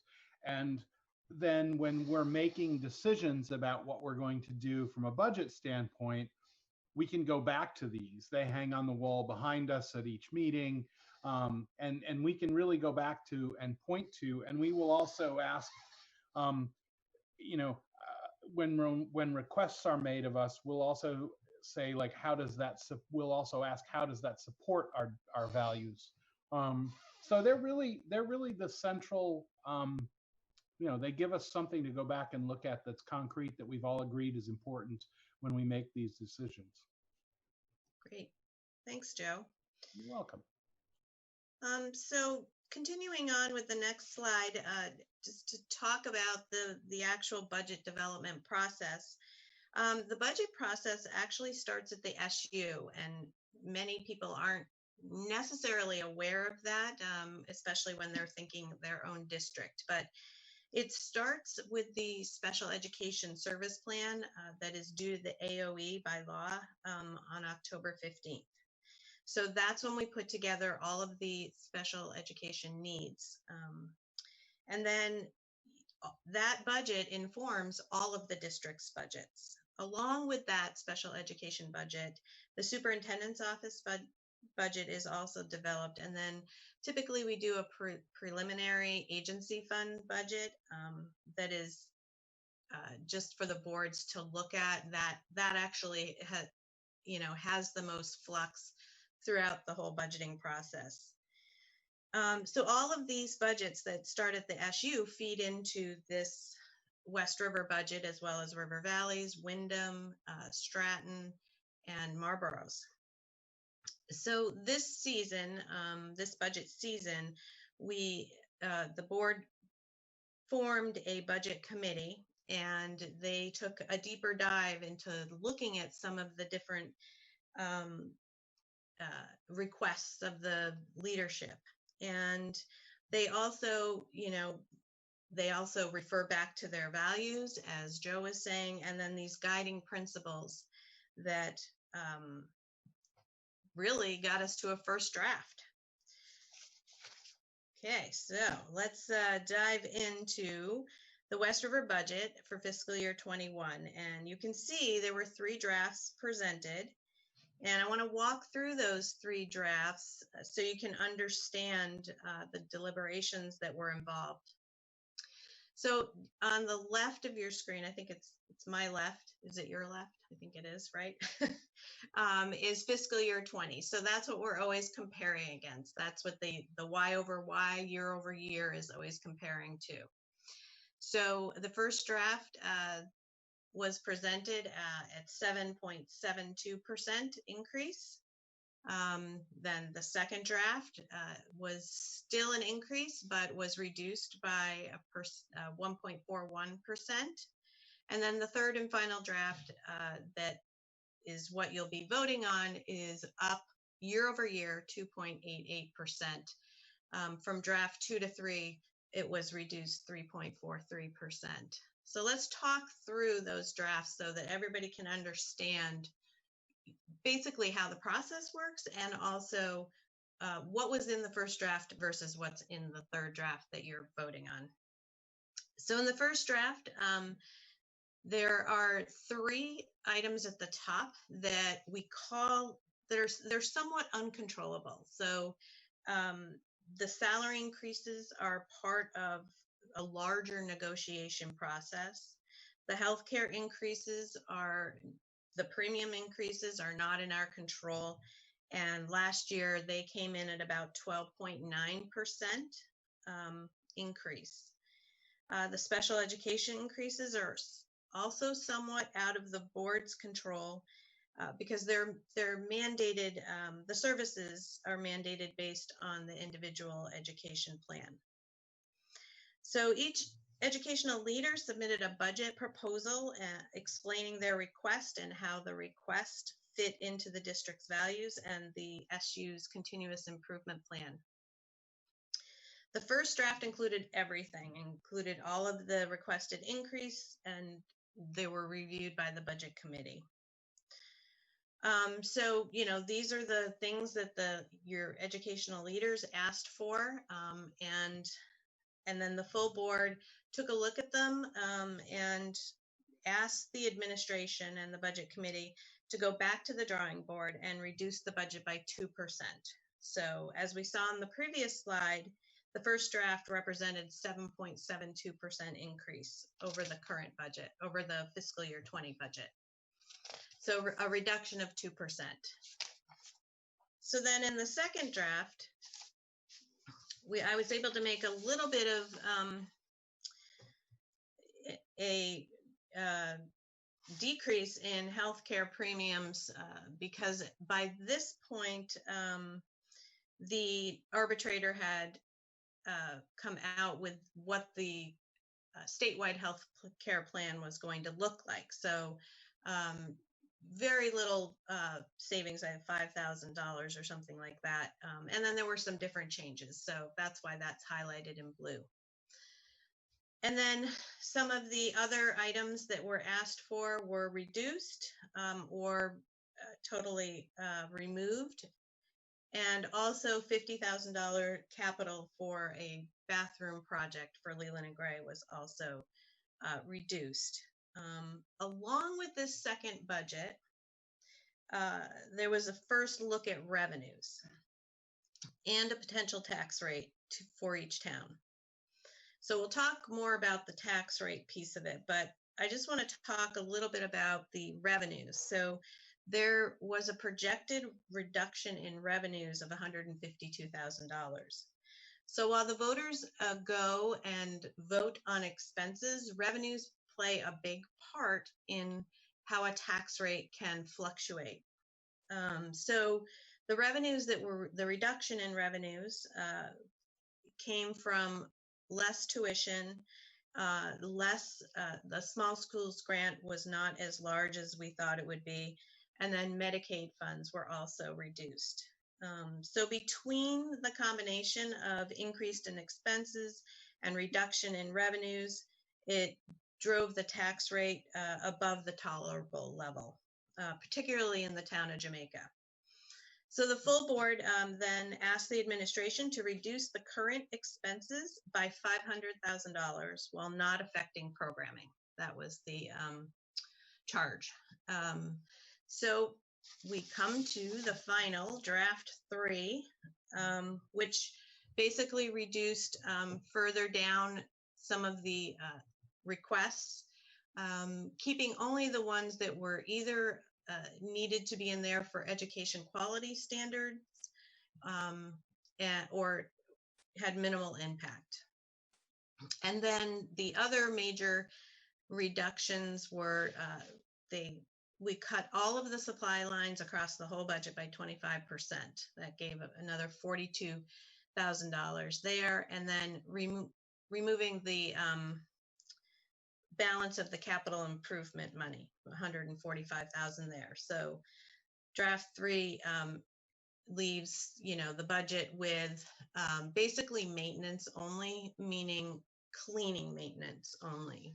No capital improvements, no building improvements left in this budget.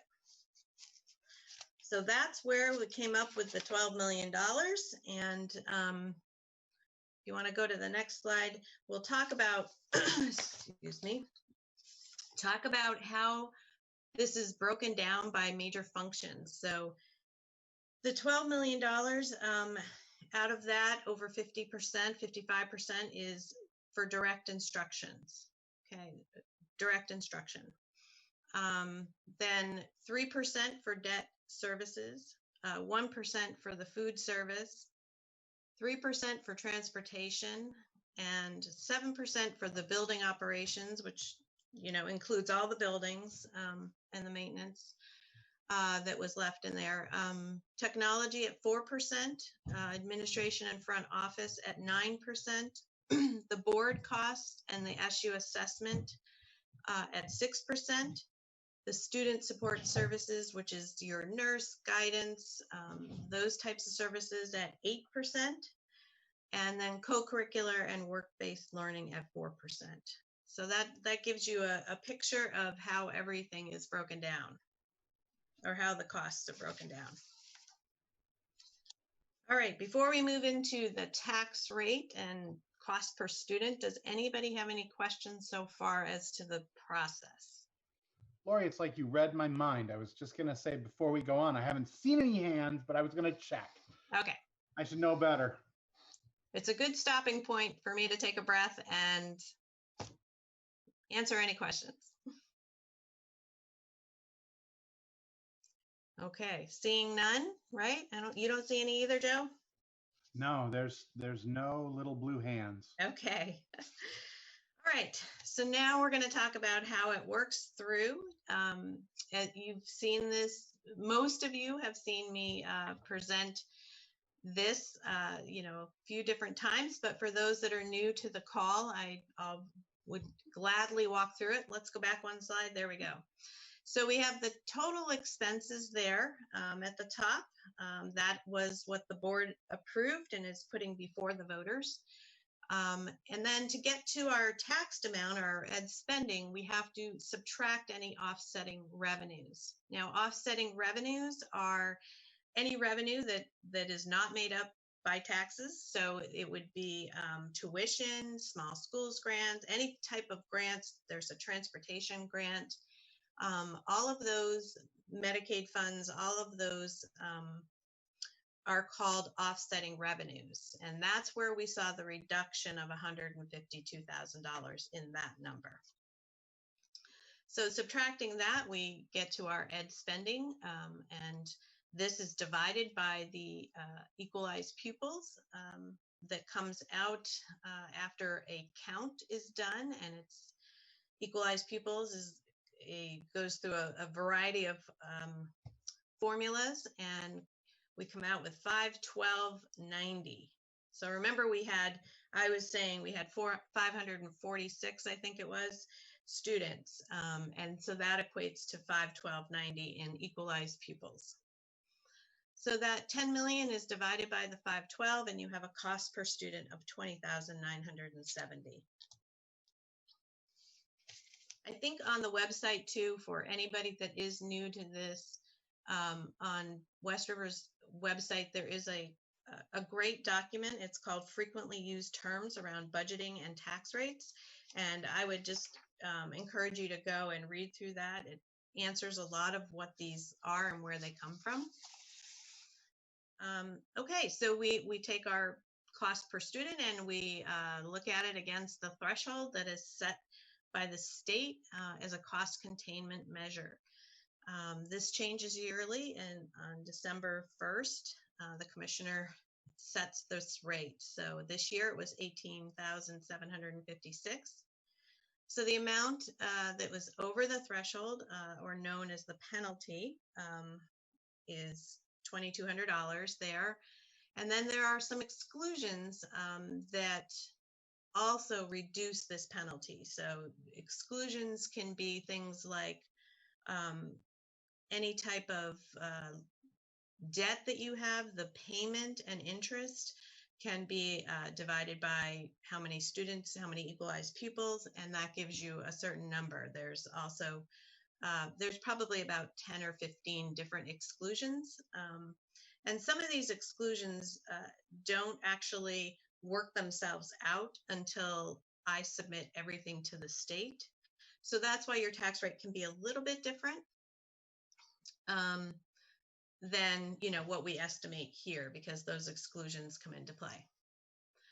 All right, so So the penalty now is $14.87, and you add that to the cost per student at the top, and you have the new cost per student with the penalty of $22,457.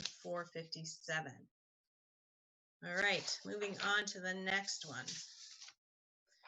All right, so this is divided now by the yield. So I did revise this yield from the first presentation. It went up a little bit, which is good news for West River. It dropped the unified tax rate by 2 cents. So that is good news, especially in light of the fact of where the deficit for the ed fund is projected to be. They came out and set the yield so that, you know, there were rumors of tax rates going up 22 cents, and so they wanted to come out and set this yield to kind of relieve people, I think. So that brought the unified tax rate to $2.04. And then, of course, you are in, as you were merged district, a voluntary merged district, there are incentives involved. And you have the incentive of 6 cents this year, was 8 last year, 6 this year will be 4 and 2, and then it will go away. So the unified tax rate is $1.98. All right, so how does that work through? Before we figure out how that works through for each town, let's talk about this 5% plus or minus incentive. This is really, it's because you merged voluntarily that you get this incentive. It's like the 2 cent incentive that it will go away. I know it's okay for fiscal year 21. I cannot promise anything past that from what I hear. But in a nutshell, it means that a town's tax rate is not allowed to increase or decrease as compared to the previous year's equalized tax rate. And once this rate surpasses, the town gets the unified tax rate forever. So this is what happened with Jamaica. So Jamaica is the only, if you want to go to the next slide, Joe, this kind of shows the breakdown of what happens with that 5%. So Jamaica in fiscal year 20, for the fiscal year 20 budgeting cycle, lost the incentive, and so they don't ever get it back again. They are now at the unified tax rate, which is the $1.98. So the Brookline, Newfane, and Townsend all still qualify for it, but again, we're not sure for how long. All right. So who does this tax rate affect? It affects every person, as we know, and it affects in a couple of different ways based on property tax, based on your homestead property. It also affects everyone in this town, and I don't want to forget that it also affects Wyndham as well. So it's not just the union towns. Well, it is all the union towns here, but it's not just the school buildings, but it also affects Wyndham. So let's move on to the next slide. And so I did this last time, and I won't spend a ton of time on this because I think that there's a lot of information on here, but I think it's also important for each town to see over time what has happened here, but also over time what has happened to the CLA.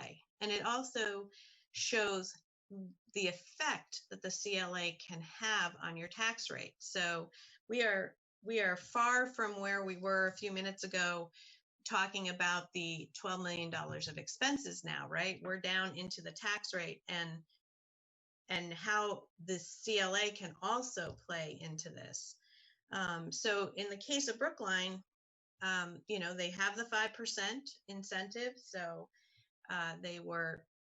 they're reaping that incentive, but they also, you can see what happened to their CLA here. So their CLA increased, you know, 5.5%, which is quite a big jump in a year's time. So that actually created a situation where increased expenses of almost 3%, actually is a decrease in taxes for them. So you can see how that plays through. The next one is Jamaica, and Jamaica's CLA went down. So their tax rate, they didn't have the incentive, so their tax rate was a little bit higher. Oh, you have the wrong. So I did put a little note on here that actually Jamaica's updated tax rate, because the yield change, is $1.99. Okay, so if everybody just crosses out that $2.01 and puts $1.99, so, and we'll get the new one up on the website. So you can see where also Jamaica was reappraised, and way back in fiscal year 18, you can see what's happened through the years here. And so this has also increased their tax rate overall as well. Newfane is the next one. And Newfane also had a decrease in their CLA, which of course, affected their tax rate as well. And then the final one, Townsend, which another thing to note I did take off is Townsend I have a note here that says Townsend was reappraised. That's wrong. They were not reappraised, but their CLA did drop in fiscal year 19 to fiscal year 20 from 108 to 99. So that was a big hit for them. And it could have been from what I understand, it could be one property, two properties that sell differently than expected. And so that's what is happening there. So that's, as we run through each town and where, what happens with the CLA and how does it play into the tax rate. So to simplify it, if you start over on the left, that's the fiscal year 20 tax rate, and then the fiscal year 21 estimated tax rate, and what the year-over-year difference is by pennies, and then by percentage. And then also, if you keep working your way right, it's the CLA over. And you can see Brookline's CLA percentage went up 5.48 and everybody else's went down. So, all right. So how do people pay their taxes? So if you own property in Vermont, you pay taxes one or two ways. If you earn less than $136,500, you are eligible for state payments or property tax adjustment, which is a credit on your property tax bill. If everybody in your household earns over $136,500, then you don't qualify and you pay based on your property value. All right, let's do a little look at some different households here. So the Smith household earns $75,000 and they reside in Townsend, and the homestead they live in is worth $200,000. In fiscal year 20, they would have gotten a property tax credit of $1,466 that would have reduced their tax bill. And that was based on the income sensitivity percentage of 3.03. So what happens is that when your tax rate goes up, your income sensitivity percentage also goes up. So in fiscal year 21, they will receive a property tax credit of $1,398. So you can see they're going to be paying more on their taxes year over year because their credit is less based on the income going up. It's very complicated, but there is a great tool that I would guide everybody to on the Treasurer's website now that actually helps you to figure out which way you would pay, and also walks you through this a little bit easier. So I would encourage everybody to go look at that. The Jones household earns $150,000 and they reside in Jamaica, and they live in a house worth $200,000. So in fiscal year 20, they would have paid 3,760, and in 21, they'll pay 4,022. So that's an increase of $262 year over year. All right. What's the next step? On June 10th, vote, please vote. Tell everybody to please come out and vote responsibly, socially distancing responsibly. I just want to do an important reminder here that, and this is in your annual report as well. Can we go back once? I want to just talk about Article 17 real quick. It's, there's a page in your annual report that speaks to this, but this is one pre-K through 12 budget that Article 17 of the WRED agreement states that because Wyndham did not become part of the district, that the articles, there has to be 2 articles.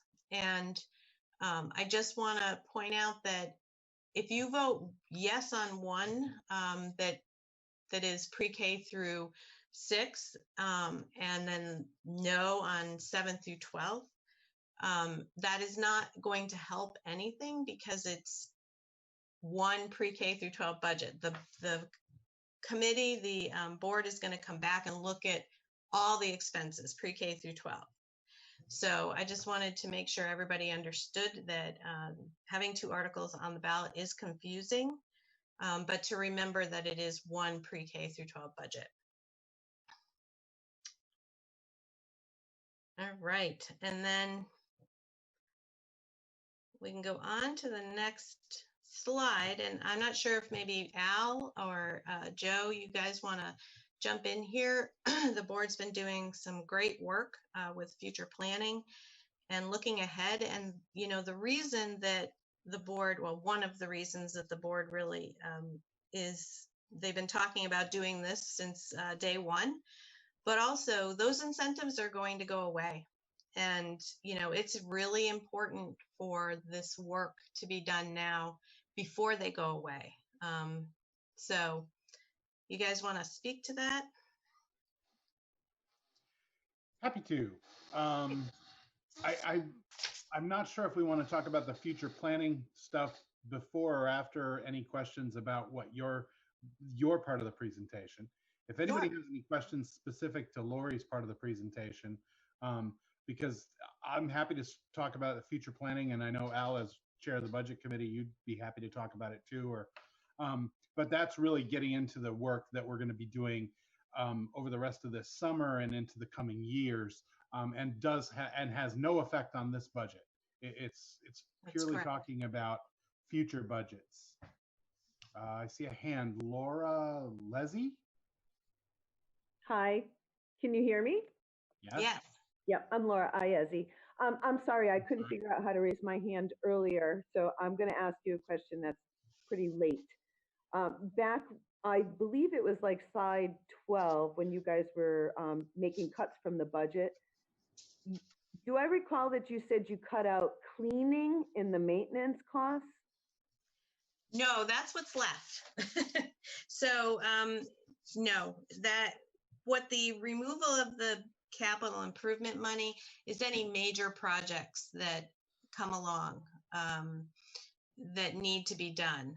Okay, thanks. Deferred there are some deferred maintenance costs that will be deferred longer now, cutting this money, but no, the cleaning and all of that is absolutely in the budget. Thank you. I misunderstood, and that's so important today. No, good. That's a great clarifying question. Thank you. Thank you. I see another hand, Patty. Hi, I'm Patty Dixon from Jamaica. I have a question about student counts and how they impact everything. I see in the presentation that Jamaica is listed as having 35 students. My understanding from things I've heard that we may be down to 25 students. I assume, and that's because of the choice, students going to a different school or moving out. And I'm wondering how that impacts, because you've made this based on a 35 student count. How does this impact us going down? Are we going to have some surprise down the road? Is there some other thing that we're going to miss out on because we lost students to school choice, as happened before? Bill's going to answer. No, because this is one pre-K-12 budget. The student counts were broken up just as a courtesy so that people could understand where the students are. But we budget based on all the students in the district, and that has no bearing on spending. I mean, we're not breaking spending down by building. So how many students in a building doesn't matter. But we did lose that transition, that 5% transition, because of spending. I assume that had something to do with the per pupil spending at Jamaica. No, the number of students in Jamaica is not a direct correlation to the unified tax rate. The unified tax rate is based on 512 equalized pupils. So it's counting all of the pupils. As far as the incentive is concerned, no, it was looking at your past year's fiscal year 19's equalized tax rate, okay, before any changes were made. And that's where it was comparing fiscal year 19 equalized tax rate to the fiscal year 20 unified tax rate. And that's where the adjustment came in. But it wasn't based on student movement. Okay, so that's how we lost the 5%.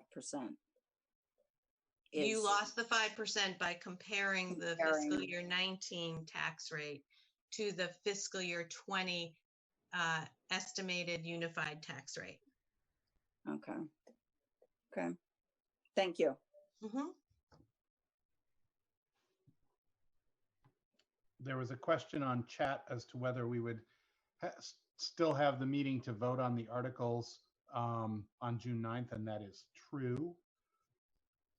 The meeting on June 9th will be a Zoom meeting.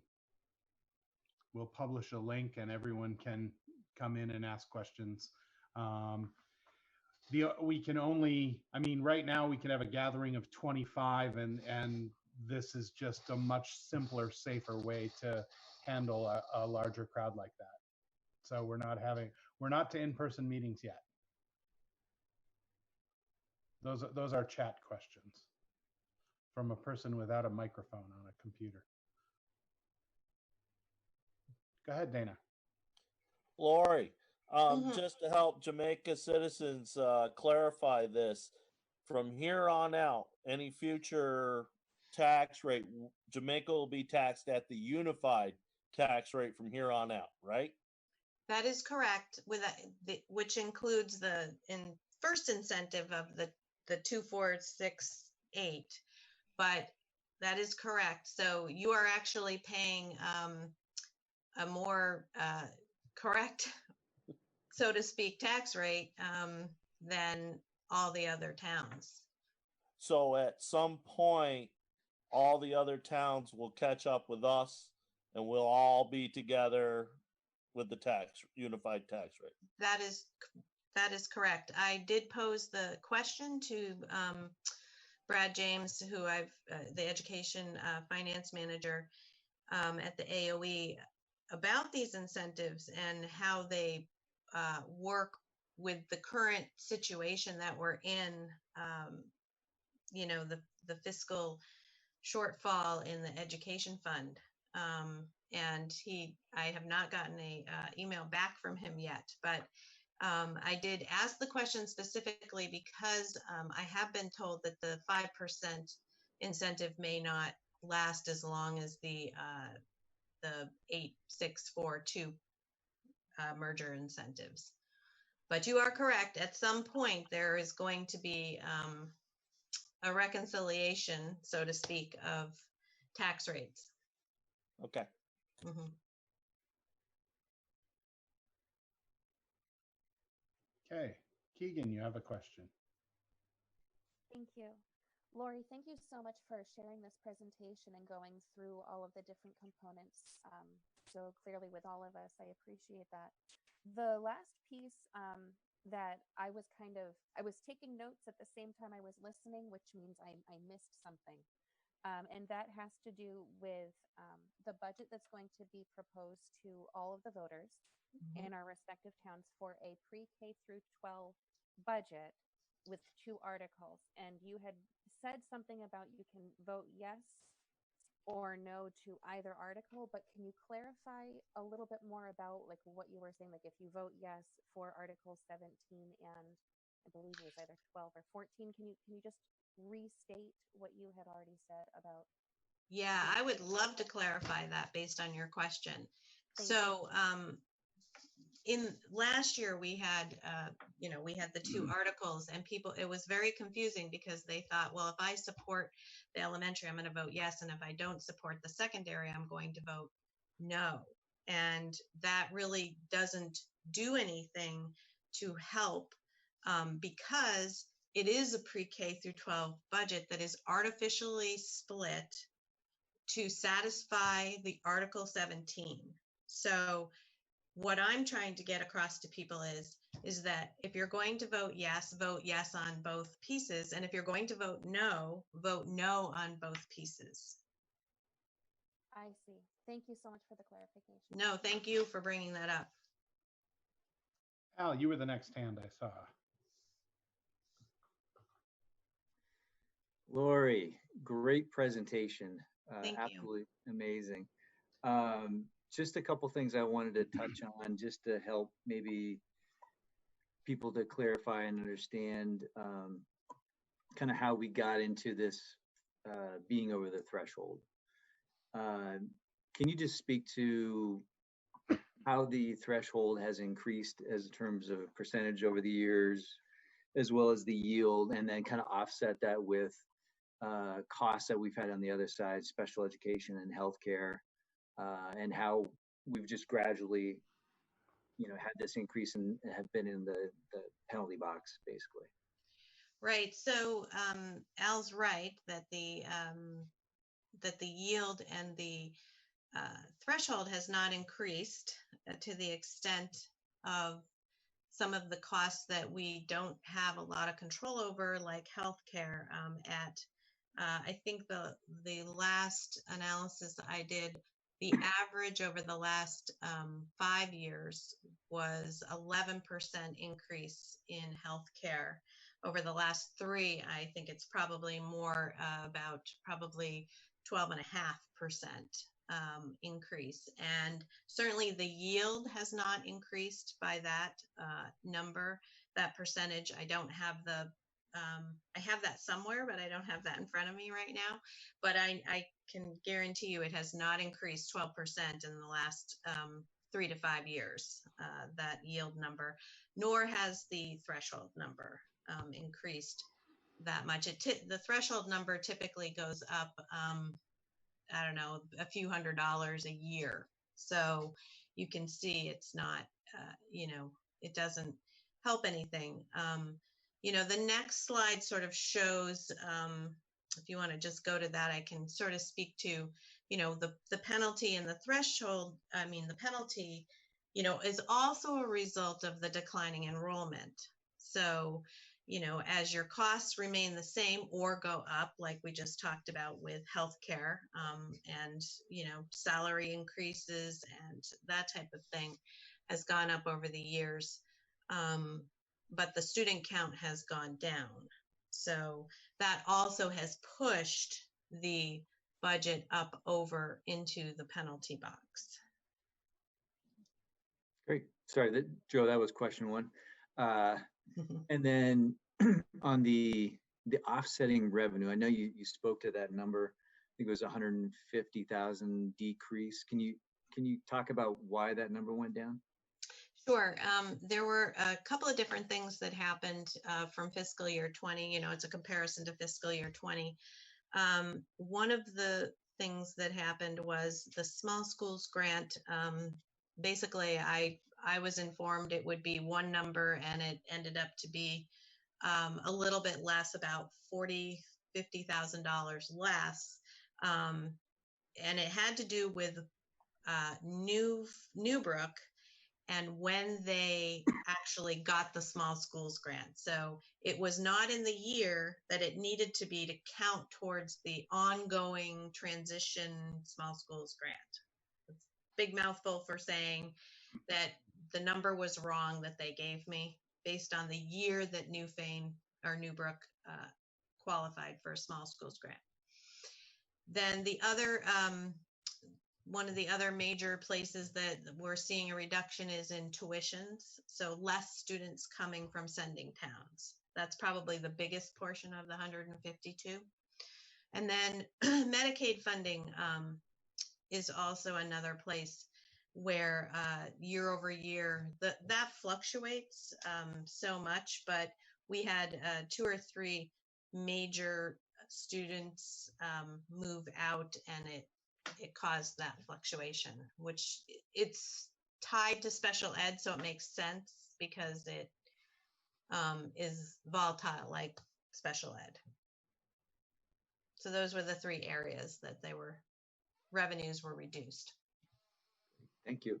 Mm-hmm. And then just picking up on what Dana was mentioning about the unified tax rate, I think it's important for people to know that even once we get to that unified tax rate, that our actual tax rate is going to be based on the CLA of the individual town. So that's just kind of important to keep in mind. We'll never have exactly the same tax rate. That's exactly right. You will have the same unified tax rate, but then once it works its way through the CLA, it is town specific. Mm-hmm. And then Joe, final one, income sensitivity. Can you just talk to, in your example, you talked about going from 3.03 to 3.35. Mm-hmm. Can you explain how that happened? Sure, and that is all part of the calculation of the tax rate, and it basically when the tax rate goes up, also it follows suit with the percentage of income that can be that is looked at to look at the income sensitivity piece of it. So it was 3.03 in fiscal year 20.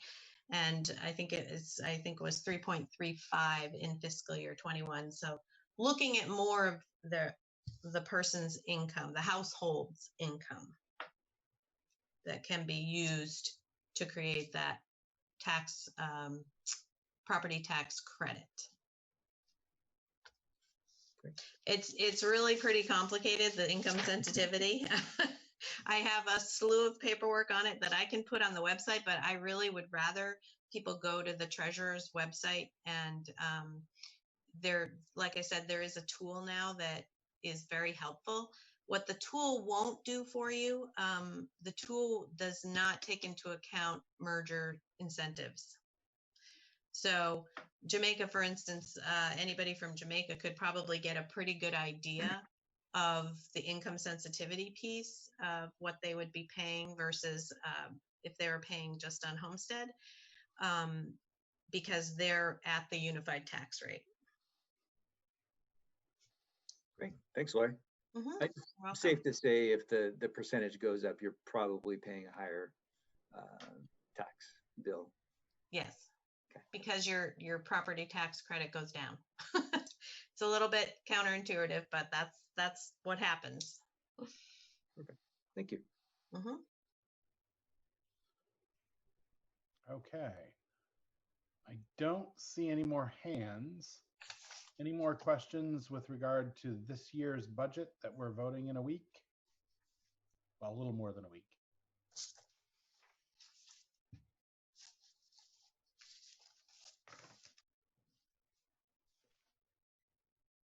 Okay, so the future planning piece, we have talked almost since the board was formed that, you know, this sort of thing was coming where, you know, we all knew the enrollment was declining. We've all seen that chart that Lori put up, we put up just a second ago. You know, and costs have increased and pupils have decreased, and based on the funding formula, we sort of all knew that this moment was coming.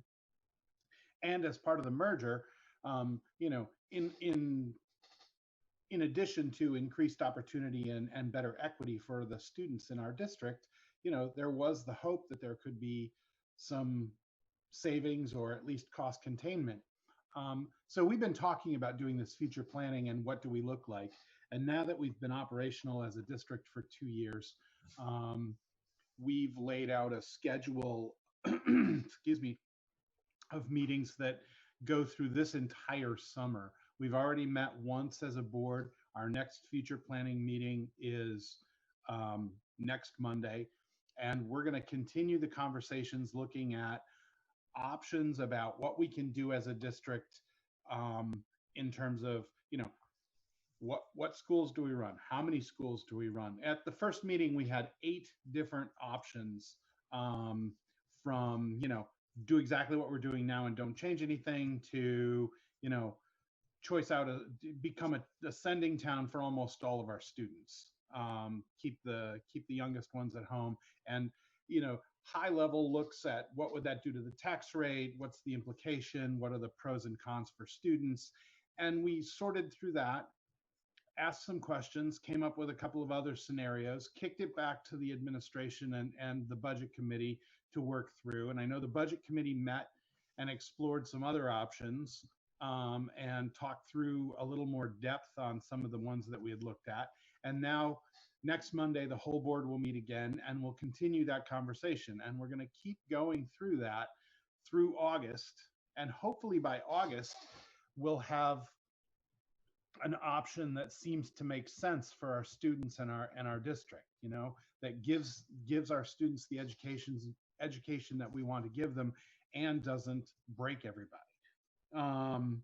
You know, but it's a long process. And, you know, the really important thing is we're holding these meetings and this is really meant to be a conversation. As we look at these options, we value input from the community, all the stakeholders in this. We want to know, what do you want? I mean, we can design things and then we'll go back and work through it. And then we come back and we're very transparent about, if this is what you want, this is what it's going to cost, or this is what's going to happen, and this is how it's going to look. So that's the process that we're going through. There are no decisions being made yet. You know, it's just a conversation, and it continues. It continues for the next couple of months. So, you know, please join in. Al, you want to talk about it as chair of the budget committee? Yeah, I would say great point about the community, and of course we want to implement what the community wants. And certainly coming out of the last meeting that we had a pretty convincing 6-1 vote, straw poll vote. I mean, that we would get rid of some of those choices, and all of those choices involved not having Leland and Gray.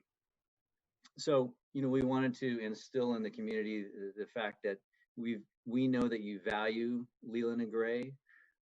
We will continue to have Leland and Gray. It may not be in exactly the same location.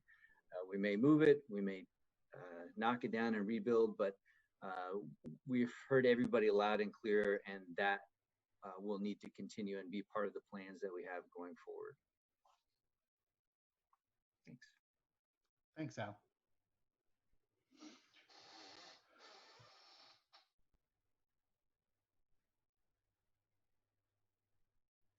Okay, so that about sums up future planning. I mean, if you have a question, I can try and answer it. There are no specifics to give you yet, other than the conversation continues and when the meetings are. And, you know, please join us. But, you know, if there was a general question, I'd certainly be happy to try and give it an answer. But I don't see anything. Any more budget excuse me, budget questions? What was the last slide, Lori? Oh, questions. Your kids. The kids. The kids that you support. Doing this.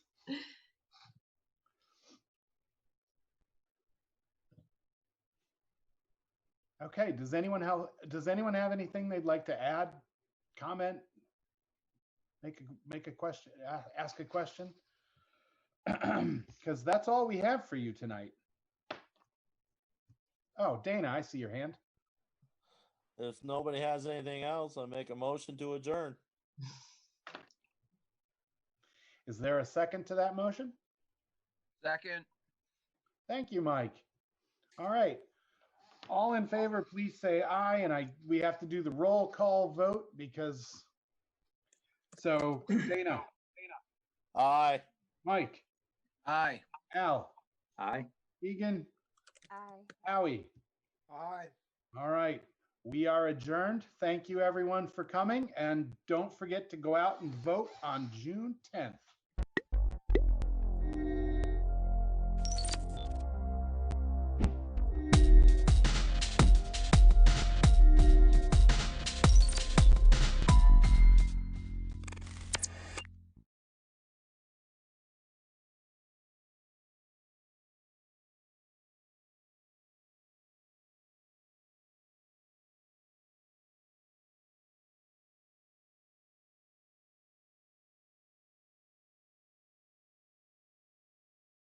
I think we are going to be joined by Aaron Segrist shortly from the Vermont Retail and Grocers to give us some preliminary thoughts on 346 and what the retail and grocers, what she's heard back from. I know she's putting a survey out, but she has some immediate thoughts.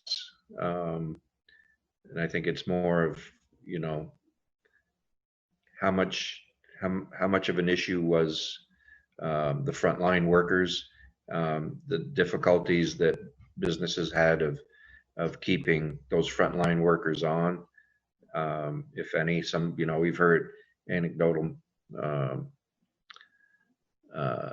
thoughts on people leaving because they could get more money on UI, but we haven't really we haven't seen any evidence of that yet. So as soon as Aaron gets here, I think we can talk more about that. But Jean? I just, a quick question, if we have some time, and it's aimed primarily at Lynn, is when you got that letter from DOL with all of the people who are now claiming on your, you know, who are claiming UI, my understanding was this is not supposed to affect your experience rating. Was that, and I got a client called me, they got a letter like that, and they're supposed to be emailing it to me, so I haven't seen it. So are they saying that they're now allocating all of that cost to your account and they're going to raise your experience rating? Well, we have a safe period for experience rating, which I understand is 12 weeks. Yeah. We're well 2/3 beyond that. We're 2/3 into that. Some of these people, I mean, we had 2 people who gave us notice on March 9th, and their last day was like March 19th. Mm-hmm. They didn't work that following week, but they got paid for that following week. They're both on there. One of them had been there a long time, and the other one had been there just 6 months. And the way they do it with UI is they go back like 4 or 5 quarters, and they pick up anybody who's been there as an employer. So we were the primary employer for one of them. She started work, I think, on March 23rd or something at another office. The other one was supposed to go back to her previous employer, but they subsequently got laid off. Then we had another young lady who notified us April 30th that she was leaving. She had been working part-time for someone else, and I assume she reported all that. You know, who knows? Mm-hmm. But she started work full-time the week after, and, you know, the beginning of May.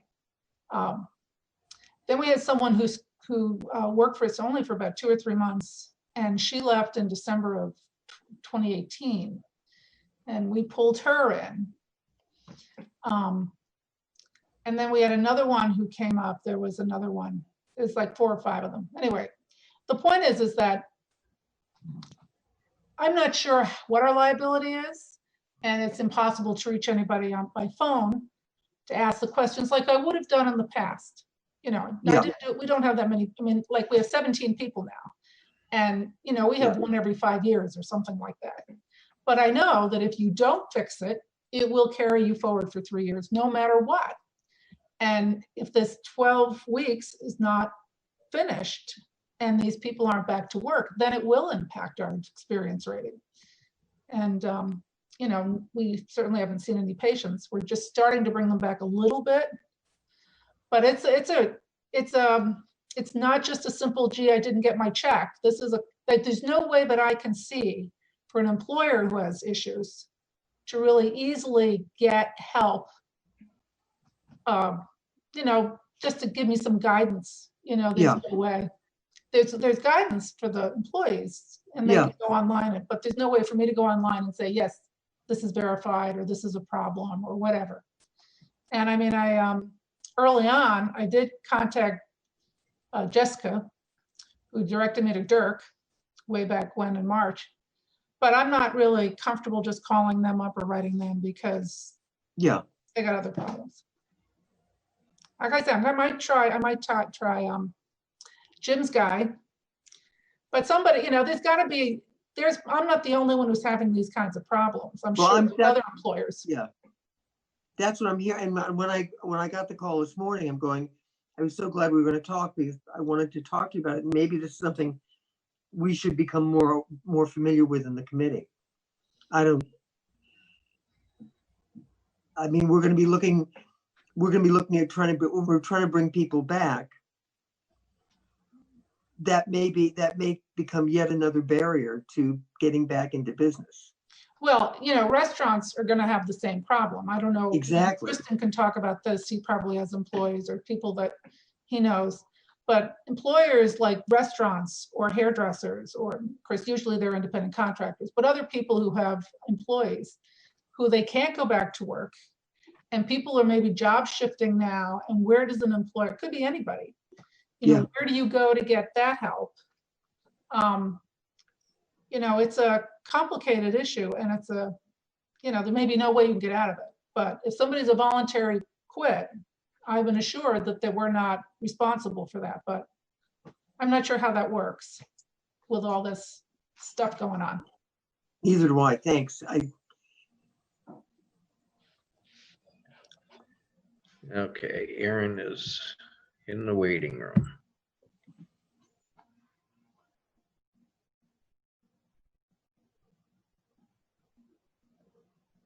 Hi, Aaron. Hello. Thank you for joining us. Sorry we didn't get the information to you sooner. That's okay. I should have reached out sooner, so my apologies. It's okay, not a problem. So, you know, we're looking at S346 and the hazard pay, and you know, with a lot of questions, and I think the committee, rightfully so, is worried about the federal government's ability to claw back $60 million from the state of Vermont if we're not doing something properly. And so, you know, some of the questions that have come up are, you know, this is actually turning out to be an historical payment, and where, you know, were employers finding that people were actually quitting because they could get more money on UI. And, you know, those are the type of questions that we're wondering about, because I think that's something that the Fed would ask. So I know you're putting a survey out. I know you don't have numbers yet, but I think you probably heard some things back from the retail and grocers. Yes, yeah. So for the record, Erin Segrist, I am the president of the Vermont Retail and Grocers Association. Yes, back when everything hit, when COVID-19 hit, we were inundated with phone calls from our members. How do we keep our employees safe? How do we keep them on?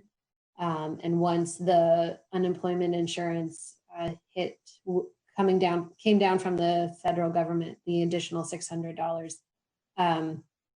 there was another wave of phone calls saying, how do we keep our employees? Because they are seeing a lot of opportunity to make more money staying home. So we've fielded hundreds of phone calls about this issue. We have been watching it S342 from afar, and trying our best to get feedback from members. We have sent out a survey. We sent it out last evening, but we have received some preliminary responses. I want to say I checked right before this call and we had received just over 30 responses so far.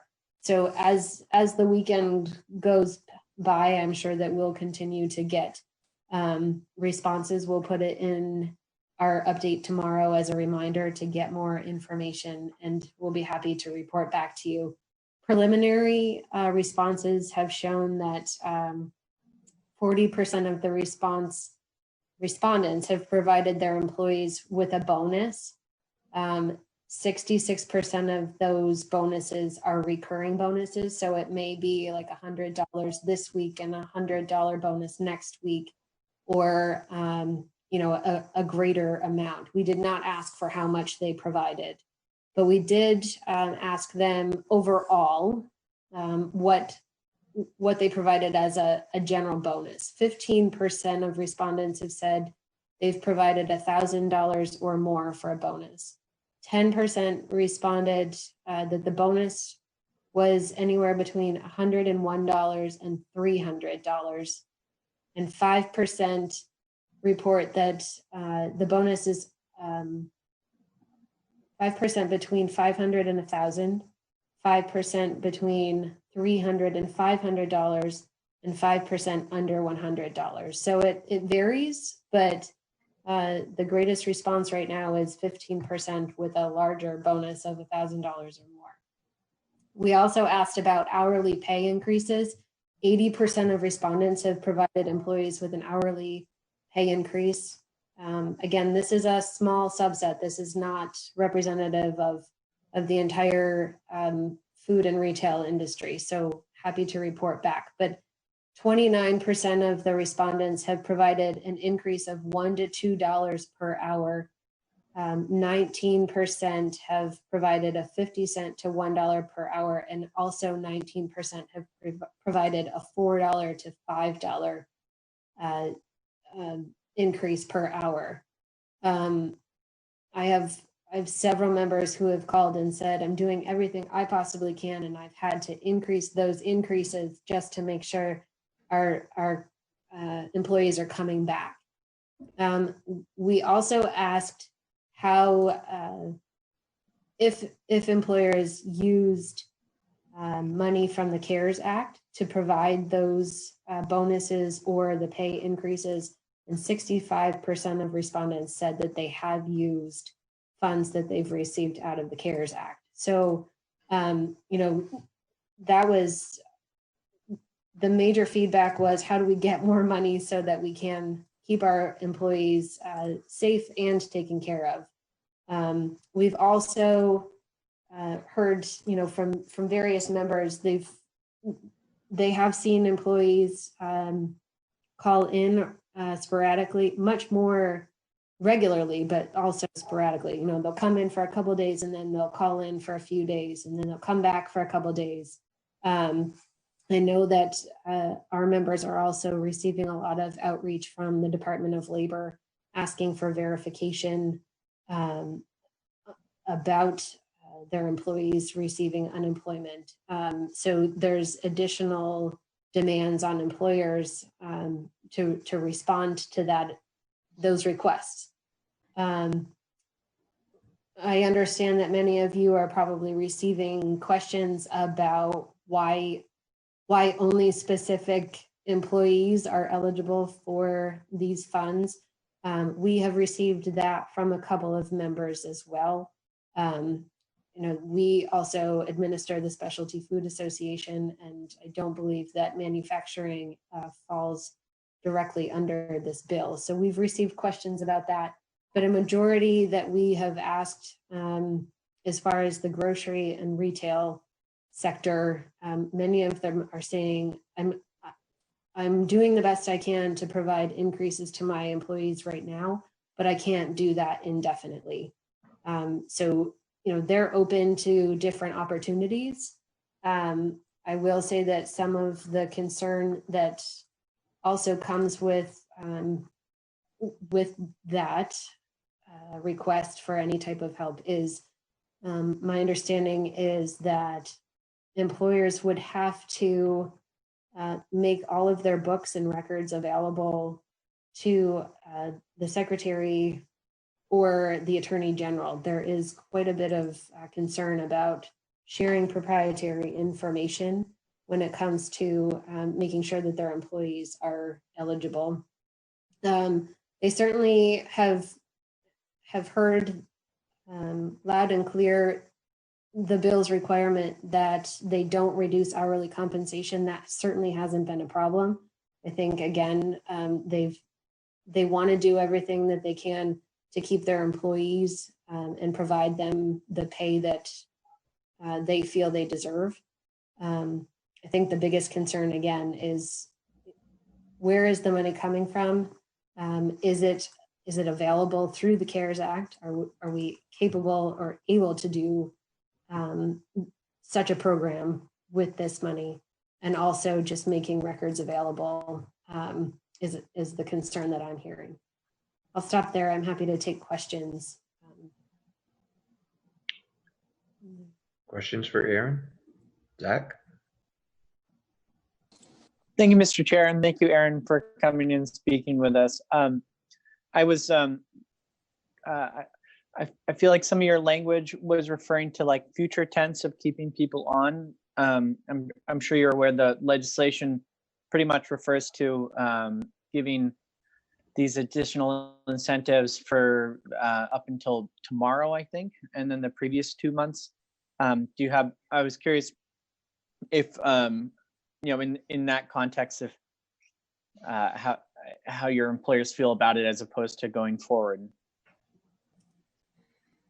So just to clarify, you're asking, should you move the time period? Is that what you're asking? Well, I was just confused by some. I wasn't sure if you were aware that the bill basically is retroactive. It's not really an incentive to keep people on because it's already right. It's applying to things that already passed.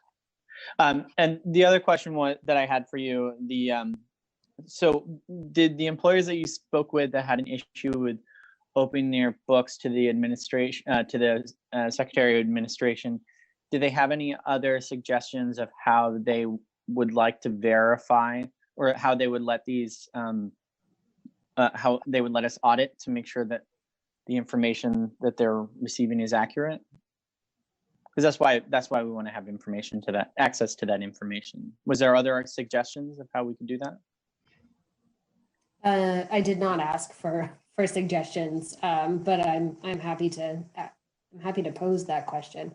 I will share with you that our members, I should have started off with a majority of these members that have responded are very small stores. These are country stores.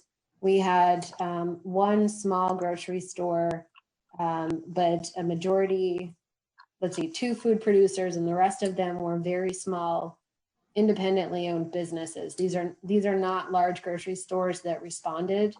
And I'll share with you that just like every one of us, our members are working overtime and around the clock trying to provide as much safety and support to their employees and the customers that they still have. I don't think that they've taken much time to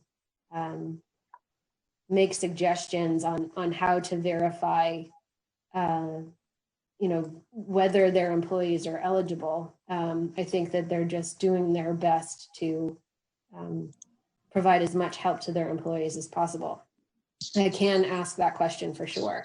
As far as Representative Ralph's first question about the time frame, that is a good question. I think that businesses have already stepped up and figured out how to provide increases. But if that increase is going to support their employees in the long run, then I don't think that should be the reason to not consider this bill. Again, I think the two main reasons that we would ask you to strongly consider is this money eligible through the CARES Act to be used for this type of a program? We're facing, as you all know, we're facing an unprecedented year next year as we try to figure out how to fill a gigantic hole in the budget. So we want to make sure that we're not saddling taxpayers or Vermonters with additional funds when we weren't anticipating that. And secondly, making sure that it does cover those who are on the front lines and impacted by working with the public who we don't have any control over at this time. I'm not sure if that answers the questions, but. Okay. Charlie. Thank you, Mr. Chair. Yeah, and thank you, Aaron. I was curious if you had any, well, you wouldn't have empirical evidence yet, but anecdotal evidence of some of your members just being forced to close because they couldn't keep the staff on if they wanted to leave and earn more money from unemployment. I'm just trying to think of how are they did increase their pay in order to keep them. So did any of the members of your associations, did they experience shortages in their staff so they had to close operations?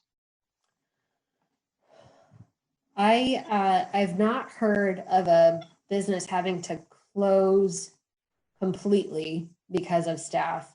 They have certainly reduced hours because of staff, but also I think that is a result of just the sheer decrease in people coming in as well. Many of these stores that have responded have shut their doors in the sense that no one is allowed in the store, but employees have become personal shoppers. And so it's all curbside service. And that has reduced the number of employees that may be necessary as well. So there's a decrease in customers shopping at your store, but there's also the decrease in need for employees because they're personal shopping. So reduced hours, yes. I have not heard of very many, maybe one or two businesses throughout this 8-week period have shared that they have needed to shut down because of lack of employees. Okay, and just the other question, you're talking about protecting employees, and we've had a discussion earlier today about the shortage of personal protective equipment for various industries. Just wondering if you and if the association is able to use your collective resources to find that stuff for your members, or how are you directing them? Good question. We have not created a collective buying group per se, but we have fielded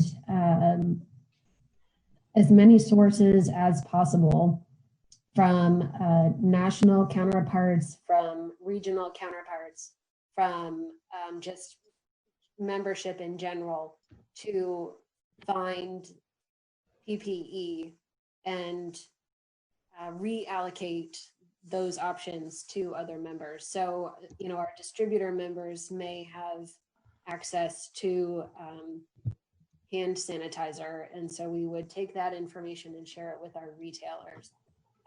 If, I had the 3 large grocery stores coming to me saying, help us find face masks. And so, you know, there was one full day where I was on the phone just calling suppliers of face masks and seeing if there's any availability. So it really wasn't a collective purchasing group.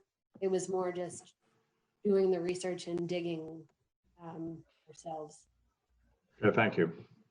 I will share with you though, we did make several requests to the administration, you know, through Agency of Commerce and Community Development. We did ask, or at least raise the flag saying we need help, you know, and we made it very I made it very clear, I should say, that we never wanted it taken away from the healthcare workers, but we did need help. Our grocery stores were left out on a limb. You know, we were getting phone calls and emails saying, you know, this grocery store on this street doesn't have cleaning solution at their front door, you know, tell them, you know, and they simply didn't have it.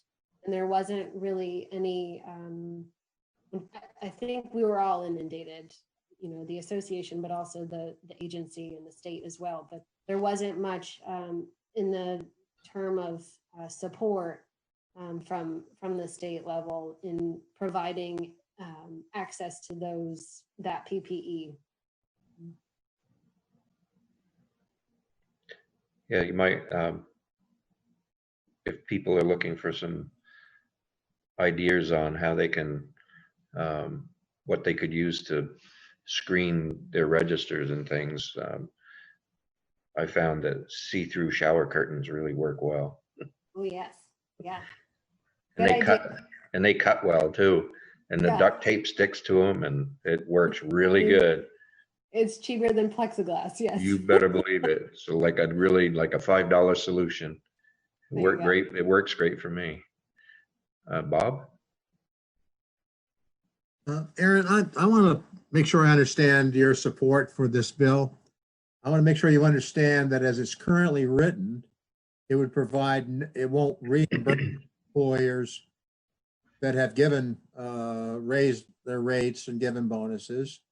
And that what it all will do now is provide if you will, a reward, let's call it an appreciation reward, to those individuals that the employer didn't provide a bonus to, that worked from the March 5th, 17th through tomorrow. And it doesn't provide anything going forward. Right.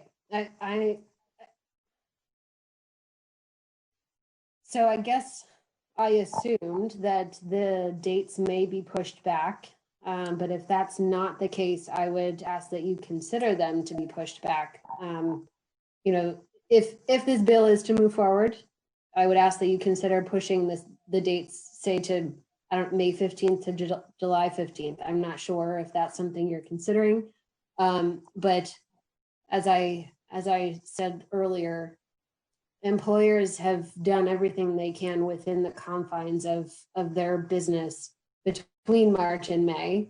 And I understand the Senate's want to support and the reason they created this bill. I think that, you know, we appreciate their thoughts and their willingness, but businesses have stepped up in order to provide as much support to those employees faced with these difficult situations already. So if we're going to continue to ask these businesses to provide this type of support, we would ask that, you know, if you are going to pass this bill, you would consider pushing those dates back. Thank you, Aaron. I think that's important to understand that issue. That it as it's written right now, it's a historical program, and that will not help employers who graciously have stepped up and provided bonuses.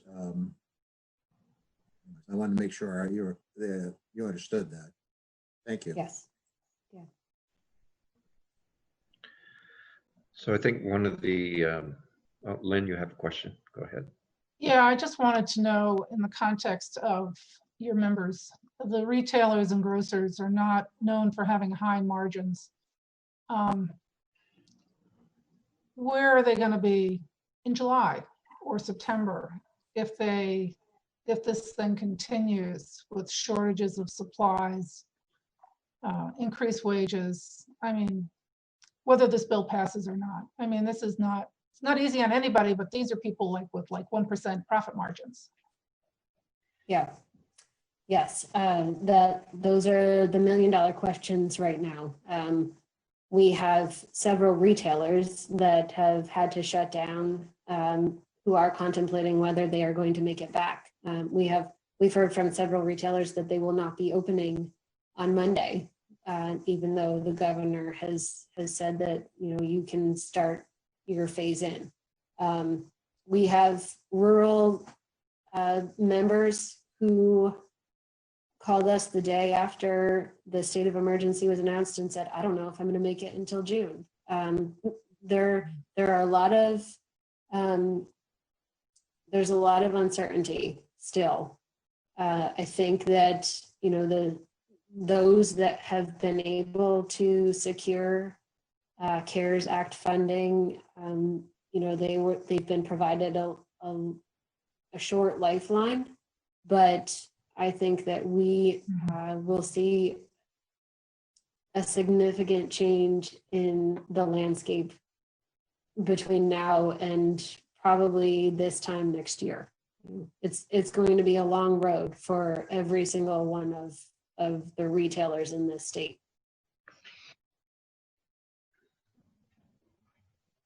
Thank you.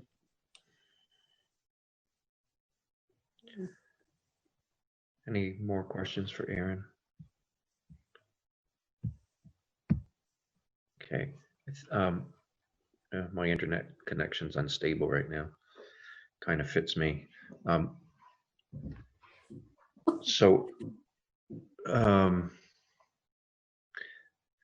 One thing that you brought up, Aaron, the Secretary and AG being able to look at the books. And I'm not really sure exactly what we'll have to, I think, delve into that a little bit more, because I think we should be limiting it to payroll books, not the whole business books. And it's, you know, it's kind of, it seems like it's broad right now. And I think we're only looking at payroll and making sure that the people that we're putting in, the names of the people are actually frontline workers, and that we're not, that no one is cutting back on their salaries, on their bonus pay or anything that they're paying, in order for those employees to get the extra dollars. So I think a little bit of tightening up there would be good. I think that clarifying what information is required would be helpful. You know, I think that may provide a better opportunity for people to weigh in with their considerations. But I think there's a great deal of concern, not necessarily solely for proprietary information to be disclosed, but also just the administrative requirements right now. These business owners are incredibly stretched than just trying to make sure that their employees are safe and their customers are safe, and they're providing as much product as possible. That's certainly something that I would ask you to consider. Yeah. I think I shut my video off because now everybody's moving correctly now, but I think that now I lost my train of thought. Well, okay. So I believe that the thought process in the Senate was that they would that the Secretary of Administration would come up with those, all the parameters and, you know, the types of things that, and the forms that the businesses would have to fill out. So I don't think they wanted us to get too specific, but we may be able to come up with some bumpers that they would need to use. Yeah. Yeah, and I was thinking about the same idea of moving this forward, so that, you know, if it's found that we're in good standing to do this, I think we'd be in even better standing if we're doing it going forward than trying to provide a historical payment, that from what Bob's been talking about. And I agree that you know, that it's already done. So how do, you know, then it does turn into a bonus, which is prohibited. So I think we'll look at those avenues too, going down the road. So Jean. Thank you, Aaron. I wanted to, your membership is the backbone of our economy. I mean, you're the small businesses, all of which I came out of. And I'm glad to hear that a lot of them have access to some of the PPP plant money. My concern is, my concern is, are they as the ACCD rolls out its plans, they're looking to various people to work with businesses, and I'm concerned about the lack of connection between your membership and RDCs. And are you getting any feedback that their local RDC is helping them? Is this, how do we structure things to get to your membership, to the smallest of the mom and pop sits in a corner somewhere in, I don't know, Sheldon? That is a good question. You know, those are relationships that we certainly foster among our members and other organizations. I'd like to think that we've been doing a good job putting our members in touch with different professionals around the state, whether it's attorneys that can provide them some guidance on financials and accessing PPP, and additional CARES Act funding. But, you know, that's certainly something that we as an organization could put out there. Yeah, that's a good question. It's certainly something that we should be thinking about. I think RDCs are doing a great job, but yes, they're more geared toward larger businesses. We are also working closely. We've just started to reach out to the designated downtowns and all of the heads of those organizations to make sure that we're communicating with them and providing as much guidance and putting them in touch with, you know, as many of our contacts as possible. We're working overtime to try and provide as much information and access to them. But point taken, we'll make sure to reach out to the RDCs as well. And we're going to be, and as you weren't on early, but next Thursday, ACCD is coming in with the beginnings of the plans. And I would urge you to be there and be a strong voice for the because I mean, I come from that world and I know how busy people are just in regular time, just getting the paperwork done, much less running everything else. And those are the people I just want to make sure we have a safety net for, we can structure something. So thank you. Yes, I have been in touch with Ted Brady, the Deputy Secretary, and he's been gracious enough to keep in touch with me about you know, their plans. So he's making sure to keep in touch with us, and we're doing our best to make sure to get as much information out to members. So I will certainly be there, you know, as much as I possibly can. Thank you so much, and keep up the good work. Thank you. Aaron, have you been working with the task force too? Governor's task force. Yes.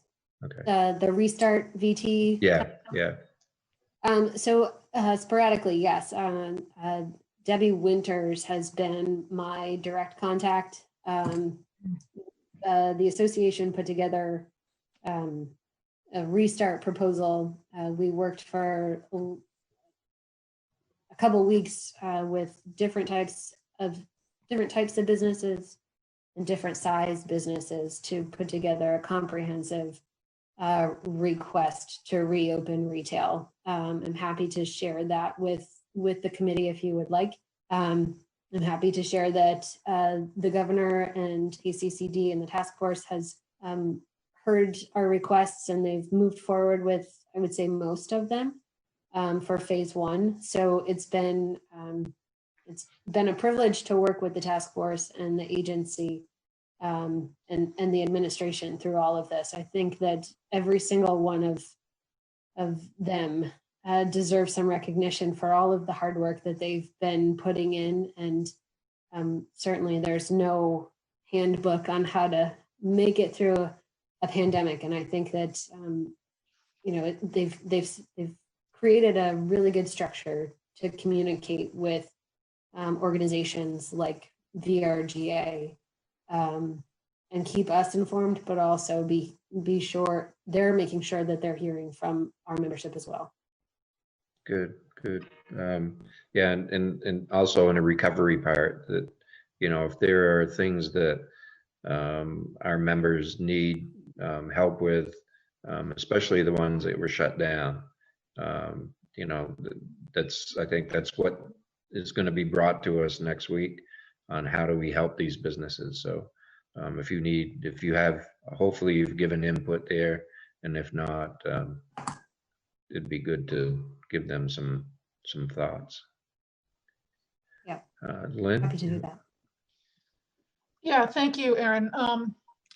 As someone who did apply for PPP and who spent 6 weeks, almost 2 months, just trying to get the paperwork and the requirements and the details and referring to wherever, this was like, and also still trying to work with people and trying to get the unemployment and all the other stuff. The paperwork and the accountability piece in this is extremely time consuming. And if people are trying to run their business and keep it going and trying to take care of day-to-day stuff, it probably isn't practical.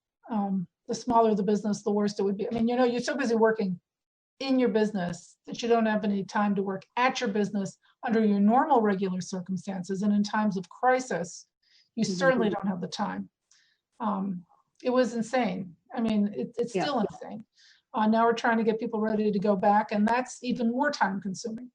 Someone today, when I was talking to someone at lunch, they said to me, this is like restarting your business from scratch. And I mean, I think that applies to everybody, just about any size. Right. Certainly somebody who hasn't had any continuity or very little support. I think that the RDCs are way too big to be of help to the small businesses that are your clients. Maybe a Hannaford's or something, but most of them not. But it's almost like you need to have a small business consultant who sits down and says, okay, you do not this, and then you do that, and then you do the other thing. And, it is overwhelming. It is totally overwhelming. Yeah, and I'd like to think that we've done our best. We're a small office. There are 3.5 of us in the office, or working from home, I guess I should say. But I'd like to think that we've done our best to serve as that small business consultant, at least for retail. I spend every waking minute thinking, okay, this is what I'm hearing now. What's the next step? We've put together checklists, making sure that you're thinking of everything to keep your employees safe. We've put together checklists of stuff you should be thinking about in order to reopen your store.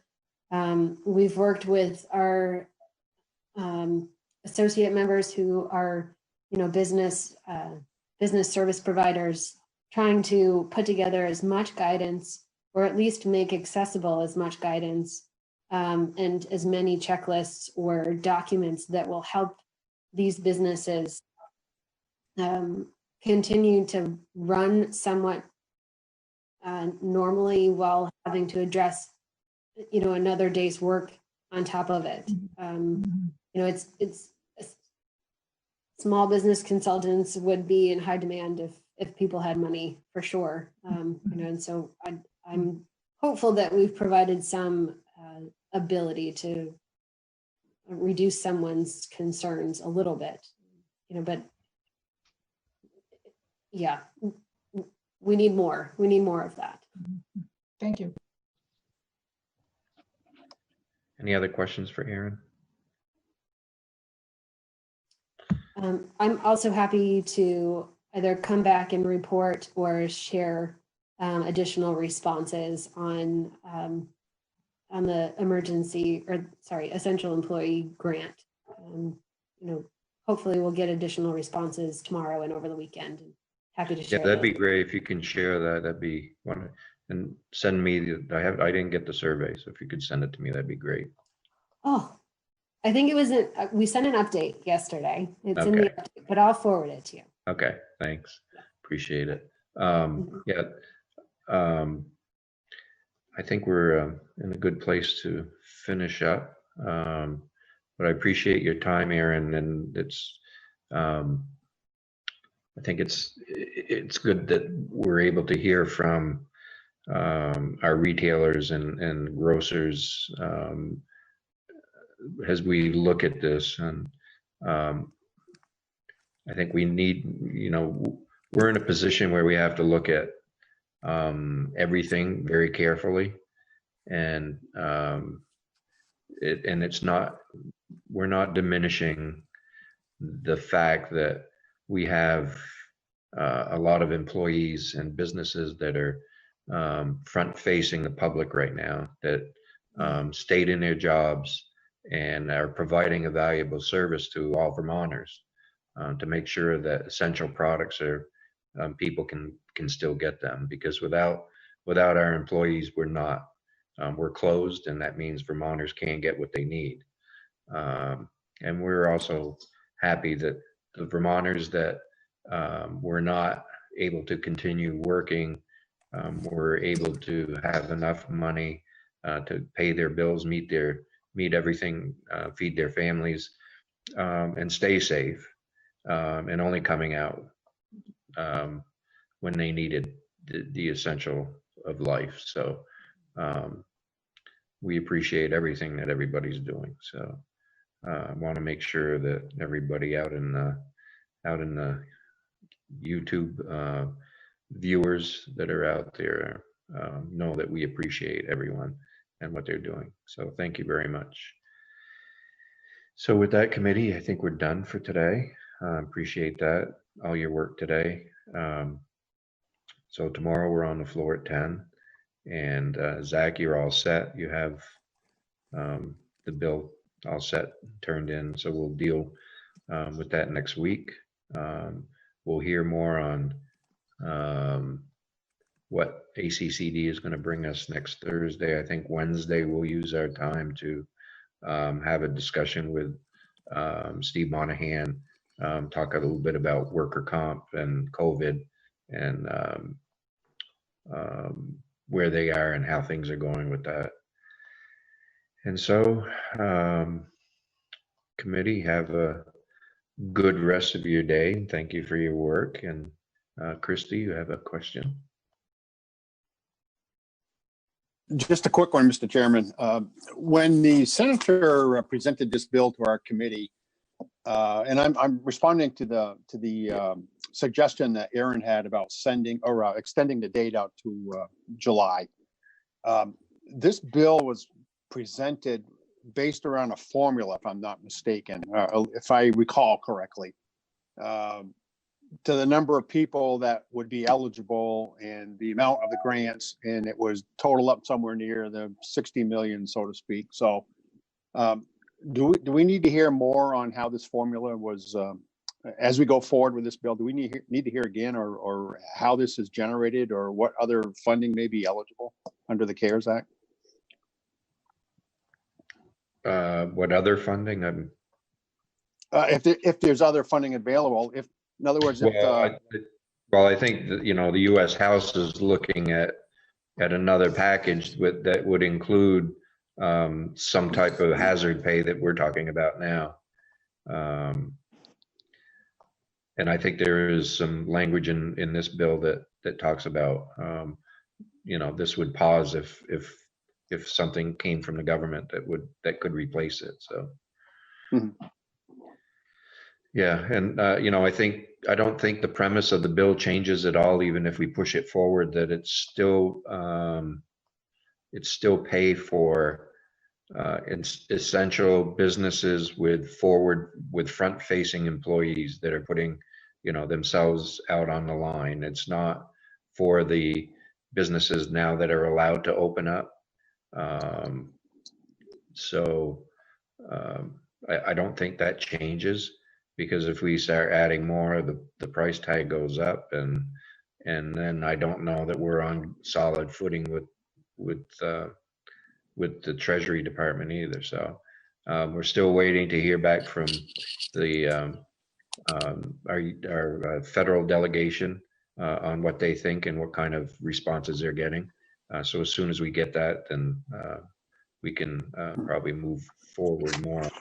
Yeah, that was my concern, Mr. Chairman, was just the grand scope of the pot of money that we have, and considering the number of employees that would be eligible, and we certainly don't want to create a bill that would bankrupt the U.S. government and certainly the state of Vermont. So, yeah. Well, we'll let the U.S. government decide on how they want to bankrupt us, and but we're certainly not interested in bankrupting the state. That's for sure. Mike, are we Bob? going to hear from the second? Oh, sorry. Bob, go ahead, and then Zach. I think the U.S. government's already bankrupt.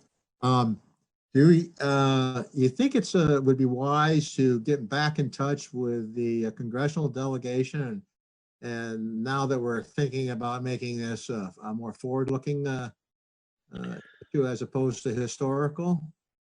Well, I think I'd be interested to actually just get back their comments, and that might be one of the suggestions, because we not only did we ask for take a look at this, but I think asking for suggestions, should we make some changes or not to make it so that it becomes something that's on solid ground. So as soon as we get that back, it'll be good.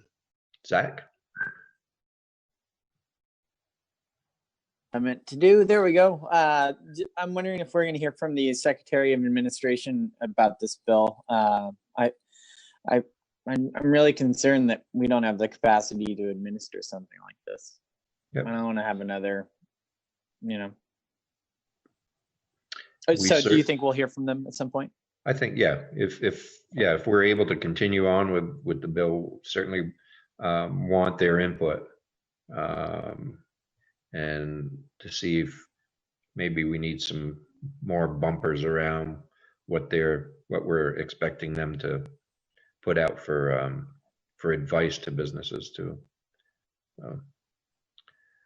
Okay, anything else from anyone before we hit the road? Stephanie? I just want to say I've been getting just a really wide range of comments from constituents on this one, and from people who, like nurses, who feel like it's just their job to do this. I think we've all been receiving them. The grocery workers' mom who feel like her son needs to get some reward. Yeah. So I'm in a dilemma about it. And then I was at a large chain grocery store the other day, and I overheard the workers talking about their COVID-19 pay. So it'd be interesting to see like how much these other large chains are paying, already paying their employees. Yeah, I think we all received one from a large retailer last week on what they're doing.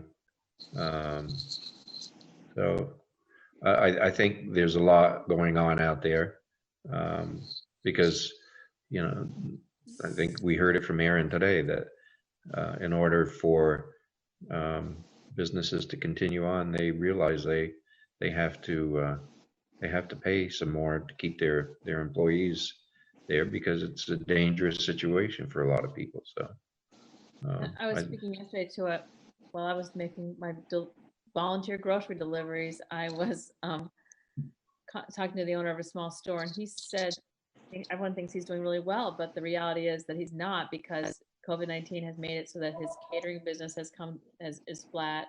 No one's stopping in to eat sandwiches anymore. Like all that sort of side businesses that go on with the small general stores are just kind of evaporated. Even though the grocery business has obviously spiked up, but I hadn't thought about that, and anyway, just a little economic Well, insight. usually your deli and food businesses generally have a higher profit margin than groceries do, but Jim. Thank you, Mr. Chairman. Along the lines of what Stephanie had to say, I'm hearing a lot of resentment about any assistance that would be offered to larger retailers. But be that as it may, I was just thinking outside the box for a minute. And what would the likelihood it be of us getting the governor to come and speak with us?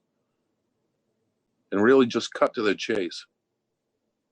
That door generally doesn't happen. That's why he has people in the administration that does the talking for him. I think my 16 years, I think we've had the governor talk to us maybe twice. I think Jim Douglas talked to us once. And I think Phil might have talked to us, but it was more in a big hearing setting, and it was probably before we started the hearing. But it's not. It's very unusual for that to happen. Or even his chief of staff. What do you got to lose? Yeah. Well, first of all, we got to figure out if this can stand up or not, and right. Before we commit the state to $60 million. Okay, thank you. Yeah. Anything else, anyone? Okay.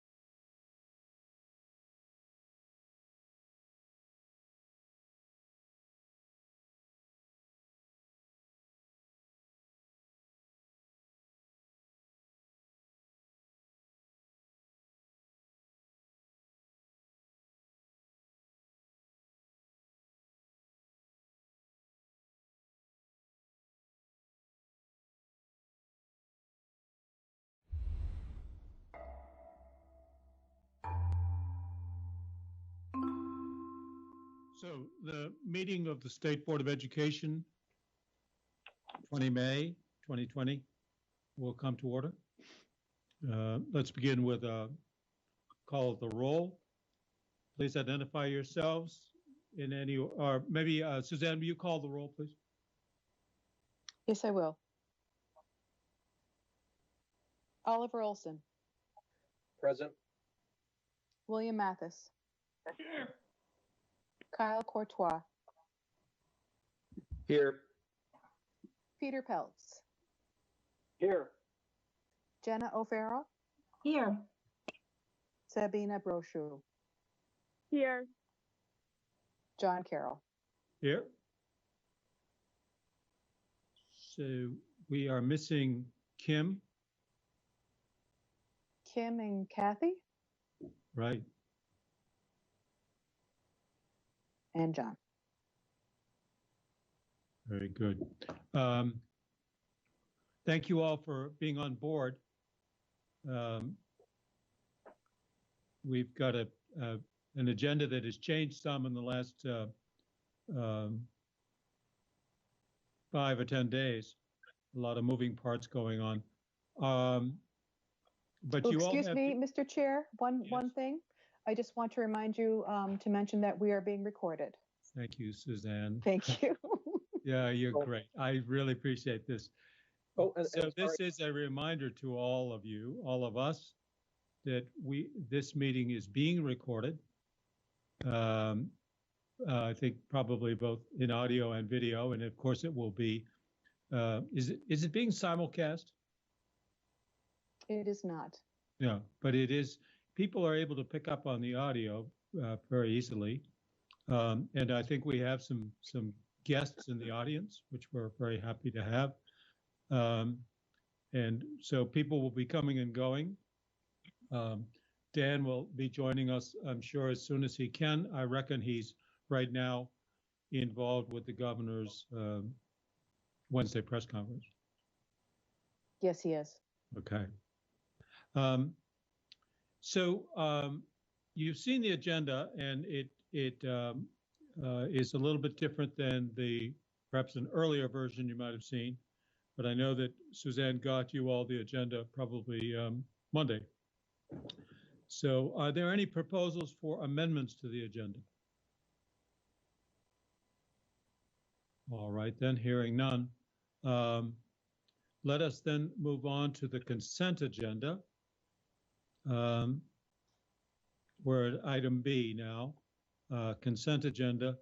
And the only item on the consent agenda are the minutes of our last meeting. Is there a motion with regard to the minutes? So moved. It's been moved. Is there a second?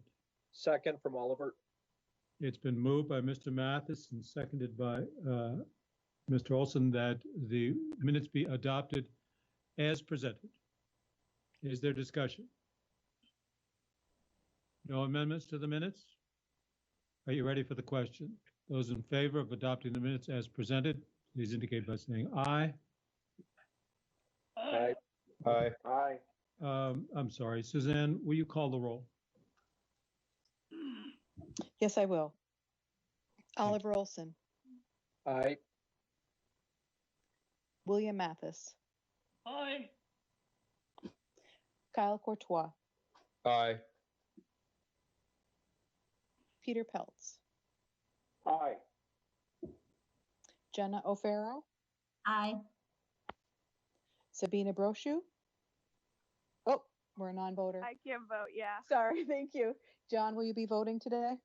No need to, thank you. Okay. Thank you all, very good.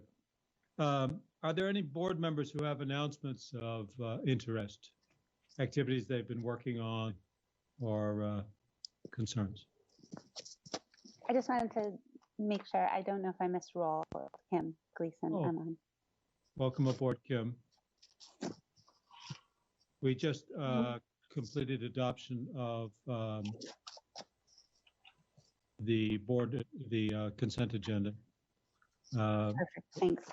And we're up now for Any board announcements? Any members of the board who have news they wish to share with others? I just have to politely excuse myself at 3:45 for like 15 to 20 minutes for my student council meeting, and then I'll hop right back into the meeting with you guys. Thank you, Sabina. We understand. Young talent is in high demand in this state, as it is anywhere. Thank you. Any board members have anything they wish to report? All right then, and it's time for student reports. Sabina or Kyle, do you wish to fill us in on the world as you're experiencing it? Well, I finished up my AP classes, so that's been really nice. And then I only have a couple classes left that I have to finish up, so it feels really good to get a lot of that done. That's terrific. That's great. Go ahead, Sabina. At CVU, we have our last day of learning classes on June 5th, and then we have like a week of kind of celebratory, saying goodbye and ending the school year. So I think we're less than 3 weeks away from my last day of learning, so it's pretty exciting. Great, great. Now, will you have end of year examinations? Yes, we will. The way that CVU is doing it is that your grade in a class cannot go below your Q3 grade unless you show like that you're not engaged in class, but otherwise if you show a significant amount of engagement, your grade won't drop below it. So end of year exams won't obviously hold as much of an impact on your grade as they have in the past, but a lot of classes are still having end of year exams. So students do have the opportunity to raise their grade. Their grade simply just can't go down unless they're checking out and just not doing any work. I see. Interesting. Mr. Chairman, Yes, sir. No. I'd like to ask the students what their perception of the cyber learning, the computers, how the transition is working for them, has worked, what's the pluses, what's the minuses.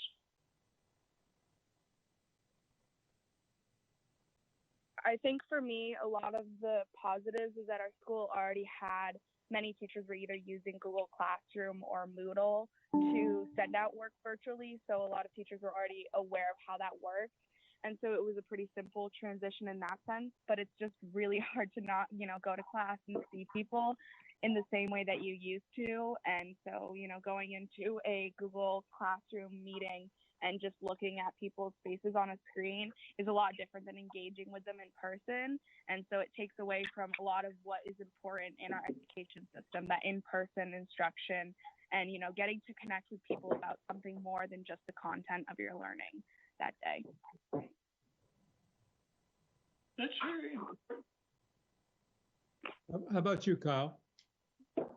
For me, it hasn't been a really hard transition because it was the end of the year, and as a senior, there wasn't as many things going on anyways coming down at the end of the year. So really, a lot of the stuff I was doing was already online. So it wasn't a lot left when it came to teaching. It was just a lot of getting some work done. Kyle, it's Kim. I was just wondering how they'll be, or have they figured out yet how they'll be celebrating graduation at BFA? So what they're going to do is at the Collins Pearly complex down in St. Albans, I think over a couple day period, they're going to do like graduation where they'll have a few people at a time go up on stage, receive their diploma, take pictures, all that. So it won't be like one big celebration, but I think it's like a 3 or 4 day period where they have like a couple kids at a time throughout the day. Nice. Yeah. Well, that brings us to, that's a nice transition to item C, which is a resolution in honor of you, Kyle, as our second year voting member. Kim and Jenna have worked hard to pull together resolution and some other things. So it would be appropriate at this time if Kim or Jenna would like to make a motion. I'm not exactly sure how that goes. I know that Jenna is going to read the resolution. So do you Yes, need a if you like, motion to? make a have- motion to adopt the following resolution and then read it, please. Make a motion to adopt the following resolution, and Jenna, take it away. Okay, Vermont State Board of Education resolution of appreciation for Kyle Courtois. Whereas Kyle has served with distinction on the State Board of Education from July 2018 through June 2020 and provided a mature and well-informed voice. And whereas Kyle has drawn from experiences as an educational leader at Bellows Free Academy, St. Albans, balancing the demands of school work, and State Board of Education meetings. And whereas Kyle has informed the State Board of Education with monthly updates highlighting important issues in education, such as proficiency-based teaching, learning, and assessment, and how students are impacted and affecting change in these domains. And whereas Kyle has shared his opinions and his votes with conviction, and whereas Kyle was a vital member of the State Board of Education, not just a student voice, but a voice for Vermont, and be it therefore resolved that the State Board of Education bestows its appreciation and commendations to Kyle. We thank him for his service and comradeship. Furthermore, we wish him continued success in his next adventure at the University of Vermont. Dated in Vermont, without a location, this day, 20th of May, 2020. So thank you, Kyle. Well done. Very nice. Now you've heard the motion, and is there a second? This is Oliver, I'll second. It's been seconded by Oliver Olson. Are you ready for the question? Suzanne, will you please read the roll? Yes, I will. Oliver Olson, Yes. William Mathis, Aye. Peter Peltz, Yes. Jenna O'Farrell, Yes. Kim Gleason, Yes. John, will you be voting? The chair votes yes. And so the motion carries unanimously. And Kyle, we thank you very much for your 2 years of service with us. It's been a delight to have you with us. And I think maybe Kim and Jenna can tell you a little bit about something else. Yes, I did want to mention, thanks so much, Kyle, for your time and your talent and your commitment to the State Board of Ed and education in Vermont in general. And we congratulate you and wish you best of luck at UVM. And you will have a delivery coming your way. It's a little hard to honor our departing seniors from afar, but you'll have a delivery as a token of our appreciation for your time. Thanks so much. Thank you. And that should be coming this week in an unspecific time, but delivered to your door. Thank you very much. Very good. And my thanks to Jenna and Kim for pulling this together. Well done. Thank you. Best of luck, Kyle. Thank you. Thank you all for the opportunity to be here. So I appreciate it. Right. Very good. We hope it was worthwhile for you. Of course. So we're a little bit ahead of schedule, and we'll go now to the chair's report. There are a bunch of things I want to just fill you in on that we all have been following or engaged in for some time. Let me just begin by speaking about the Act 173 legislation and the bill so-called S343, which originated in the Senate, was approved and then sent to the House and approved there without change. Accomplishes one of the things that we thought was very important, which is to extend the public comment period for the rules, for the 1300 and the 2360 rules, that are going through to the final stages of approval. The legislation extends the comment period to 31 December of this year, as we had requested. And you'll recall, we felt that it was imperative to extend the comment period beyond its original 7 weeks or so to something more like 7 months, because so many folks who would wish to comment about special education are frankly very, very distracted and committed with current obligations under the present emergency situation. So in fairness to those folks, it's our hope that life will return to something like normal for those parents of special needs children and for educators as well. And so we will have a board discussion sometime soon about how and when we should extend the comment period and provide for more written and oral comments. I think first I might begin by asking the stakeholders to give us their guidance about what they think will work well for families and parents and educators who want to get in their comments before the end of this year. Then once we receive the comments, then in early January, we'll need to sit down and decide which of the comments we believe should be incorporated into the drafts in front of us. And after that conversation, we then adopt a proposed final draft, and that then goes to the Legislative Committee on Administrative Rules and plays out the last steps of the APA rulemaking process. I might just mention that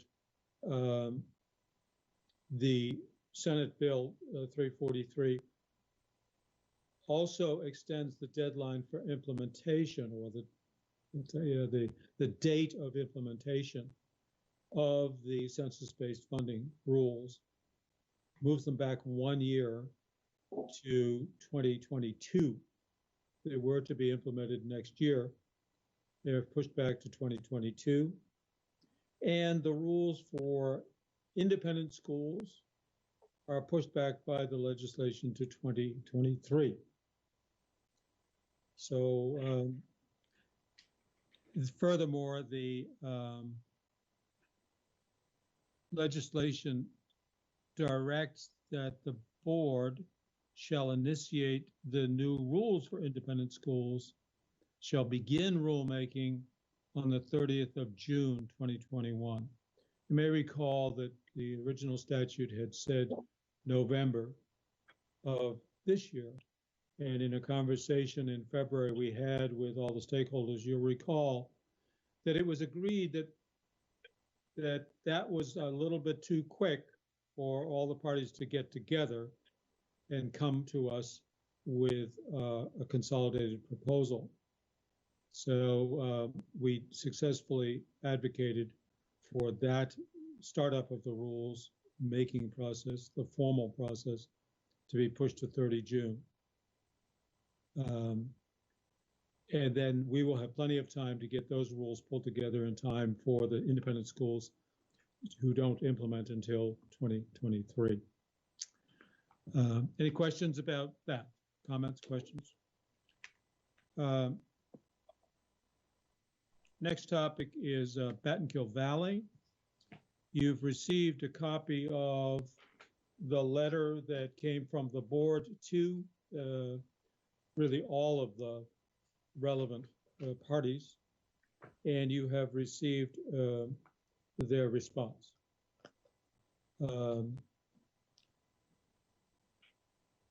I would welcome to hear from you as to what you think the response should be. In fact, maybe right now is a good time to pipe up. My own inclination was to let things set for a while, but there may be other views.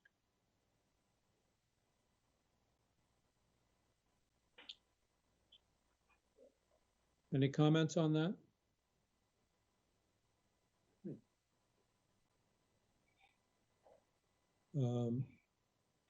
Well, I don't hear any, but if upon further reflection, you feel that there's something more that the board should be doing. John, I do have a question. I apologize, I couldn't find the mute. So it just seems as though this has been problematic and in terms of moving towards their target deadlines for some time. And I just don't know what are we being asked in terms of role that we would play in this? What if we say it just needs to happen, and what if we extend further? What are those consequences? That's a great question, Kim. We have said in the letter that we sent that as far as we're concerned, the deadline for implementation remains as we stated in November of 2018. And so at the moment, the way things stand is we expect them to comply with that deadline for completing the bringing together of their districts into the Southwest Vermont unit. I would have to ask Dan or Emily, neither for my, Emily, are you on the call yet? Emily Simmons? I can reach out to her, John, if you would like. Yes, if you wouldn't mind. Yes. And we can address this question perhaps later in the meeting when we get them, Kim, but it's a good question. What are the consequences of their failure to comply with the board's request? Does any member of the board happen to have an understanding of how that's supposed to work, Bill or Oliver? Okay. And the other thing that I would pose, and that I don't think I saw, but I apologize if I'm wrong, was there, do we have statement from the superintendent in that area? We are having, what I read was characterization by the chairs of what the superintendents would say about this. And I don't know that I saw there to be sort of testament of the superintendents of the capacity to deal with this, or what the situation is. And I apologize because it's not an area I'm intimately familiar with in terms of geography and what all is going on down there. Maybe Oliver can share perspective. Yeah, just I would go back to the history in 2018 when the superintendents both came before the board. And at that time, there was a recommendation from the secretary to realign the two school districts, Arlington and Sandgate, to the Southwest Vermont Supervisory Union with an effective date of July 1st, 2020. At that time, we heard from the two superintendents, and they requested at that time an additional year. And we did ask, my recall is we asked if they felt comfortable with that elongated timeline. And at the time they said that was doable. I'm paraphrasing, but that was my recollection. And based on their testimony, we put forth, the board put forth and I happen to be the mover, I recall, of an amendment to the original proposal to extend the deadline another year to 2021. So that's the history. And that I should add, that's on top of, this has been ongoing for a decade now. That's what I was reading. And I guess in the most recent correspondence from them, I don't even know how likely it is that superintendents would disagree with the positions of their board chairs. But I didn't see that they signed it as well. And just knowing operationally, sometimes it's that much harder when you're separate and than it is when you're together. If Batten Kill is, or I may even get the names of these communities wrong, but is waiting for there to be proved inefficiencies in the previous merger, that takes time as one who's merged. And that was not necessarily the first thing that was being sought. I would say efficiencies in operations, not necessarily demonstrated by financial results immediately, but rather by strategic thinking that is better aligned because you're thinking about a whole. So it's, before we could or should consider any delay, I would encourage that we would hear directly from those superintendents who either can or can't think that they can merge on the timeline that has been afforded and delayed before. Yeah, Kim, those are good points. The letter in response to ours, keeping in mind that our letter of notification was sent to the chairs of the Arlington and Sandgate school boards, but also to the Battenkill Valley Supervisory Union chair, also the superintendent of the Battenkill Valley Supervisory Union, also the chair of the Southwest Vermont Supervisory Union, that is into which we suggest they be joined, and the superintendent.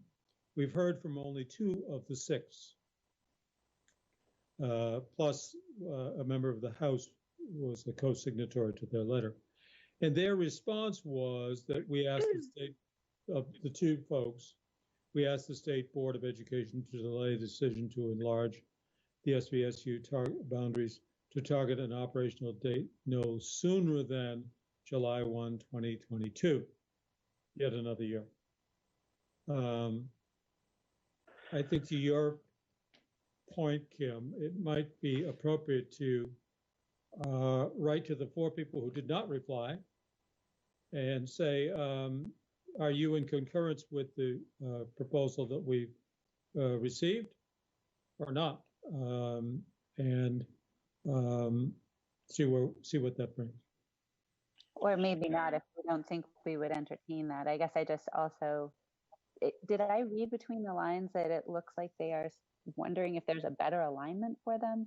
I truly don't appreciate, I'm sure, the nuances of what's going on down there. So I don't know if that was also something they're seeking. Are they looking for a different answer or just a delay?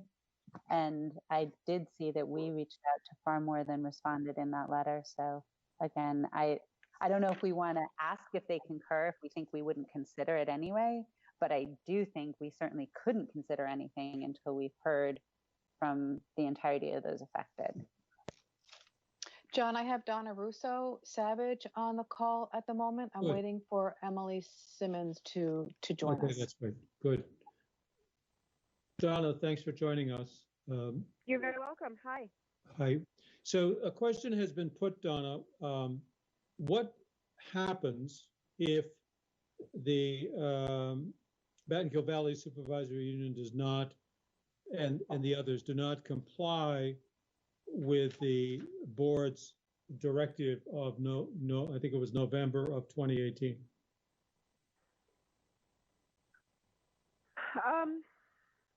That's a very good question, and it's actually similar to a lot of similar questions of what happens if a school district doesn't comply. I guess there are 2 things. One is that it's not a legal entity, it's just a unit. And the state board has full authority to create this unit, this service unit. So it would occur, the service unit would be created and the state would no longer recognize that there was a Battenkill Valley SU. So I suppose if there was money that was maybe, maybe a pass through from the federal government that went to the SU. I assume that it would then go to the Southwest Vermont because according to your order, the Battenkill Valley SU would no longer exist. I would want to run that by Emily Simmons, however, but I don't see why any, for example, money would go to Battenkill Valley grants from the feds if it doesn't exist anymore. And it's not as though they have to do things proactively to become an entity that can act in an effective way, but they don't have to do anything to actually become that service entity. That's something that's totally up to you. So does that give a little bit of an answer? Well, it's a start. Yeah, I guess my own inclination is to be less interested in consequences if they don't comply, and more interested in what can we do to facilitate, encourage, support the implementation of what the board advises needs to happen, and which, by the way, the parties have concurred can and should be done. Right. That there seems to. I think that the kind of, excuse me. Yeah, there just seems to have been a consensus reached between the board and the parties, and they're now saying that they need time. Well, John, I want to be careful. I don't think, in fairness to them, I don't, and obviously I don't want to speak for them, but just in fairness to them, as I go back to November 2018, I don't think there was consensus on their part. So I just want to be really cautious. Where there was consensus was when we offered to extend the deadline, and the question was posed to the superintendents whether they would be able to achieve the integration by that new deadline, and the answer was yes. But I think it's fair to say that at least the Battenkill Supervisory Union was not supportive of the change. So the superintendent said, yes, it's possible to achieve this, but the Battenkill folks have not said that it's desirable. I think that's probably a fair characterization. Would you agree, Donna? Yes, I agree. Mr. Chairman. As far as the kind of support that could be given, the agency would be stepping in as far as helping them with if they needed to, send documentation to the feds or come up with new business ID numbers or transfer systems, or the regular kind of assistance that the agency would give to any supervisory union that had business kinds of issues that it was dealing with. It isn't transforming them into a new entity that is larger is really something that they do themselves because they have those appointees to their board. It isn't really something that either the state board or the agency does for them. Understood. This has to be, in effect, willing participation. I'm mindful of the time. Bill Mathis, you had something you want to say. Yes, as Oliver has pointed out, this has been going on for more than a decade, really. I can trace it back 20 years or so. But I think we've given them extra time anyway, and other people have had to go through this process, and they have managed to come through. And I would concur with your original recommendation to let this sit for a while, but not change our deadline.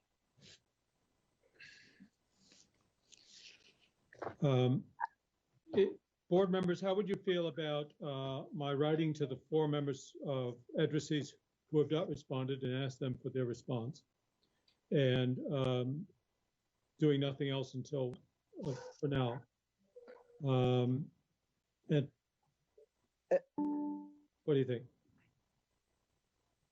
And I think, John, just along those lines, part of the letter that we sent, or that you sent on behalf of the board, was asking for a status update.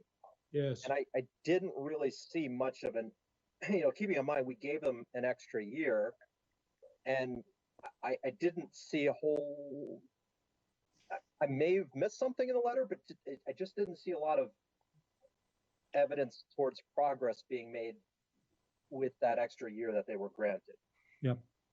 Well, I can ask about that. I mean, I think it had been the understanding among the parties that the Battenkill folks would begin conversations with the SVSU folks toward a merger, and we'd like to know what progress has been achieved. And Mr. Chair, this is Peter. Yes. I'd like to see. I wouldn't just leave it open ended. I'd like to, if you're going to write something to them, to say that we expect them to follow what we have agreed to do. I mean, we have our last. I'd like to see a little bit more teeth into this exchange rather than just leaving it open ended. But I'd be glad to hear from anybody else on that front. This is, as everybody said, this has been going on for a long time, and their resistance is obvious. How would you all feel if we invited all 6 of the addressees to join us for a 1-hour conversation at our June meeting? I would not think that to be productive if we don't have any interest in extending their deadline. I'm just hearing history from you all, and I'm thinking that sounds like it leads them to believe we might consider something differently. As I think about it more in the delay of Act 173, like in not moving towards unification for those districts, all the other things that will need to be implemented in the wake of this COVID pandemic are that much harder to do in pieces. And I just think I would feel as though that is suggesting to them we are considering seriously doing something other than continuing to apply the deadline we had previously set. So if we don't think we're going to do that, then I don't think it's time well spent. Other thoughts? I agree with all from Norwood BG.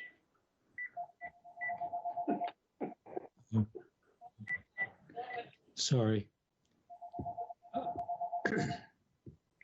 Bill, you have a thought?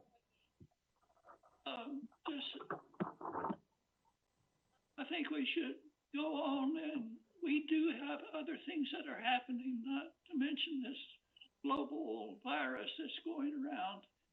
And to spend more time on this one, we've already put extraordinary time into this so far. And I would agree that we should provide all the support that we possibly can and go forward in that way. But it's time for them to do some things, and I don't see anything to be gained by spending time with us at this point. Okay. All right. So, and John, just I think following your earlier lead, I think maybe the letter would ask what resources or assistance, technical assistance they could benefit from or need help with, might be a good approach. okay. Those are helpful thoughts. I will send a letter to all 6 and with some of these thoughts. Let's just quickly move on to in 5 minutes we will start the conversation we intend to have with representatives of the VSBA, the VPA, the VSA, and the Vermont NEA. Just to finish up in the chair's report, the subject of driver's ed. As you will recall, we tabled a proposal received at the April meeting. We have not received any proposal that is materially different. We had hoped that we could receive a proposal that addressed the concerns expressed by the board, noteworthy being some hard data about public safety, some evidence that there is support or concurrence from school boards and others who had expressed concerns. You may recall that both the Vermont NEA and the Vermont Principals Association had written to us with great concerns about waiving the 6-hour driver training requirement. So although we have not received a proposal, sort of an enhanced proposal that addresses our concerns, it's my understanding that the drivers have been, the driver education folks and the department have been working and have come up with a number of initiatives that would kind of accelerate the resumption of driver education and examinations within a matter of 2 or 3 weeks by some means other than, and so that apparently obviates the need for a waiver. And apparently this is I haven't seen the particulars, and if anybody else has, please pipe up. But our impression is that the association or organization of professional driver educators and the Department of Motor Vehicles have been working on something that will address the primary concerns that the DMV had. Point of order, Mr. Chairman. Yes, sir. We're discussing a motion that has been tabled. Yes, I'm trying to merely update you on what's happened to that topic. You're correct, sir. You are correct. I'm not suggesting any action. I just am trying to, I've had many questions as to why is this not on the agenda, and I'm trying to answer that question. Any other comments or questions about this topic? I was definitely one of those, John, with the question about why it wasn't on, in that I had heard that the Drivers Educators Association, whichever, I don't have the right acronym for that, but, and the DMV had worked together on something that had yet to have collaboration with the AOE. And perhaps it's because it is, I don't know if it's necessary if there's not a waiver being requested.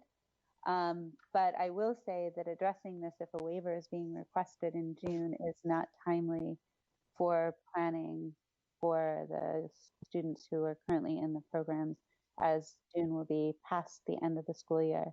And I put that out there in thinking about whatever creativity is coming about to accomplish safely the necessary driving hours.